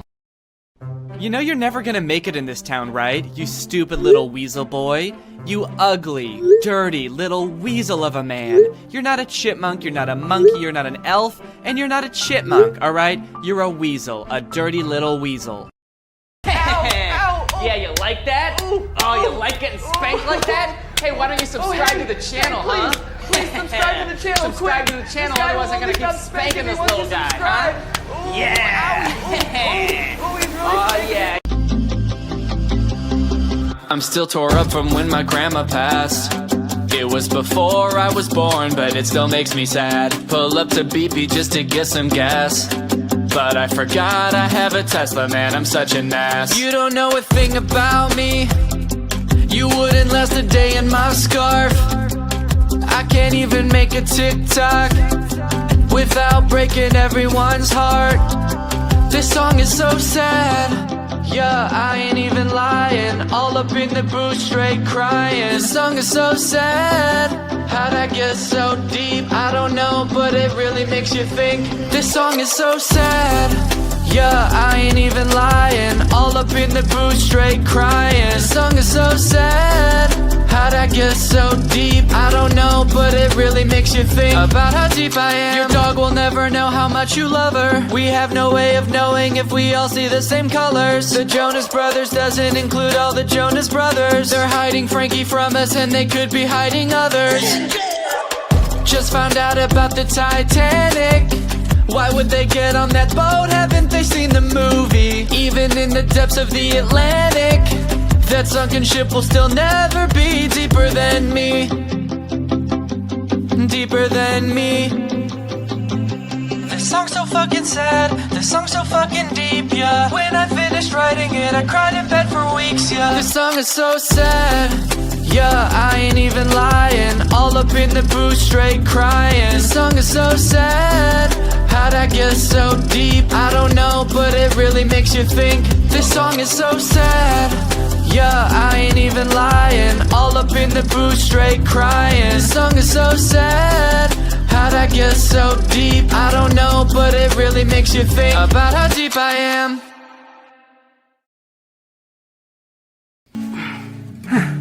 You're under arrest. You're under arrest. You're under arrest. You're under arrest. You're under arrest. You're under arrest. You're under arrest. You're under arrest. You're under arrest. Dad?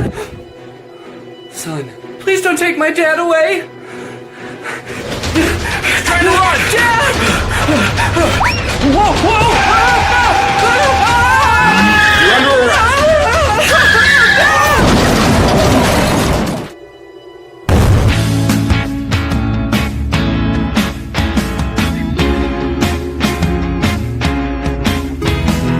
Have you been targeted by deeply disturbing ads on Facebook, Instagram, or YouTube? Ever seen a movie that's so bad it's actually good? Well, you're not the only one. It happens to me, constantly. Please make it stop. On my channel, I make jokes about it. It's goofy, it's funny, but most importantly, it's silly. Please subscribe to my channel.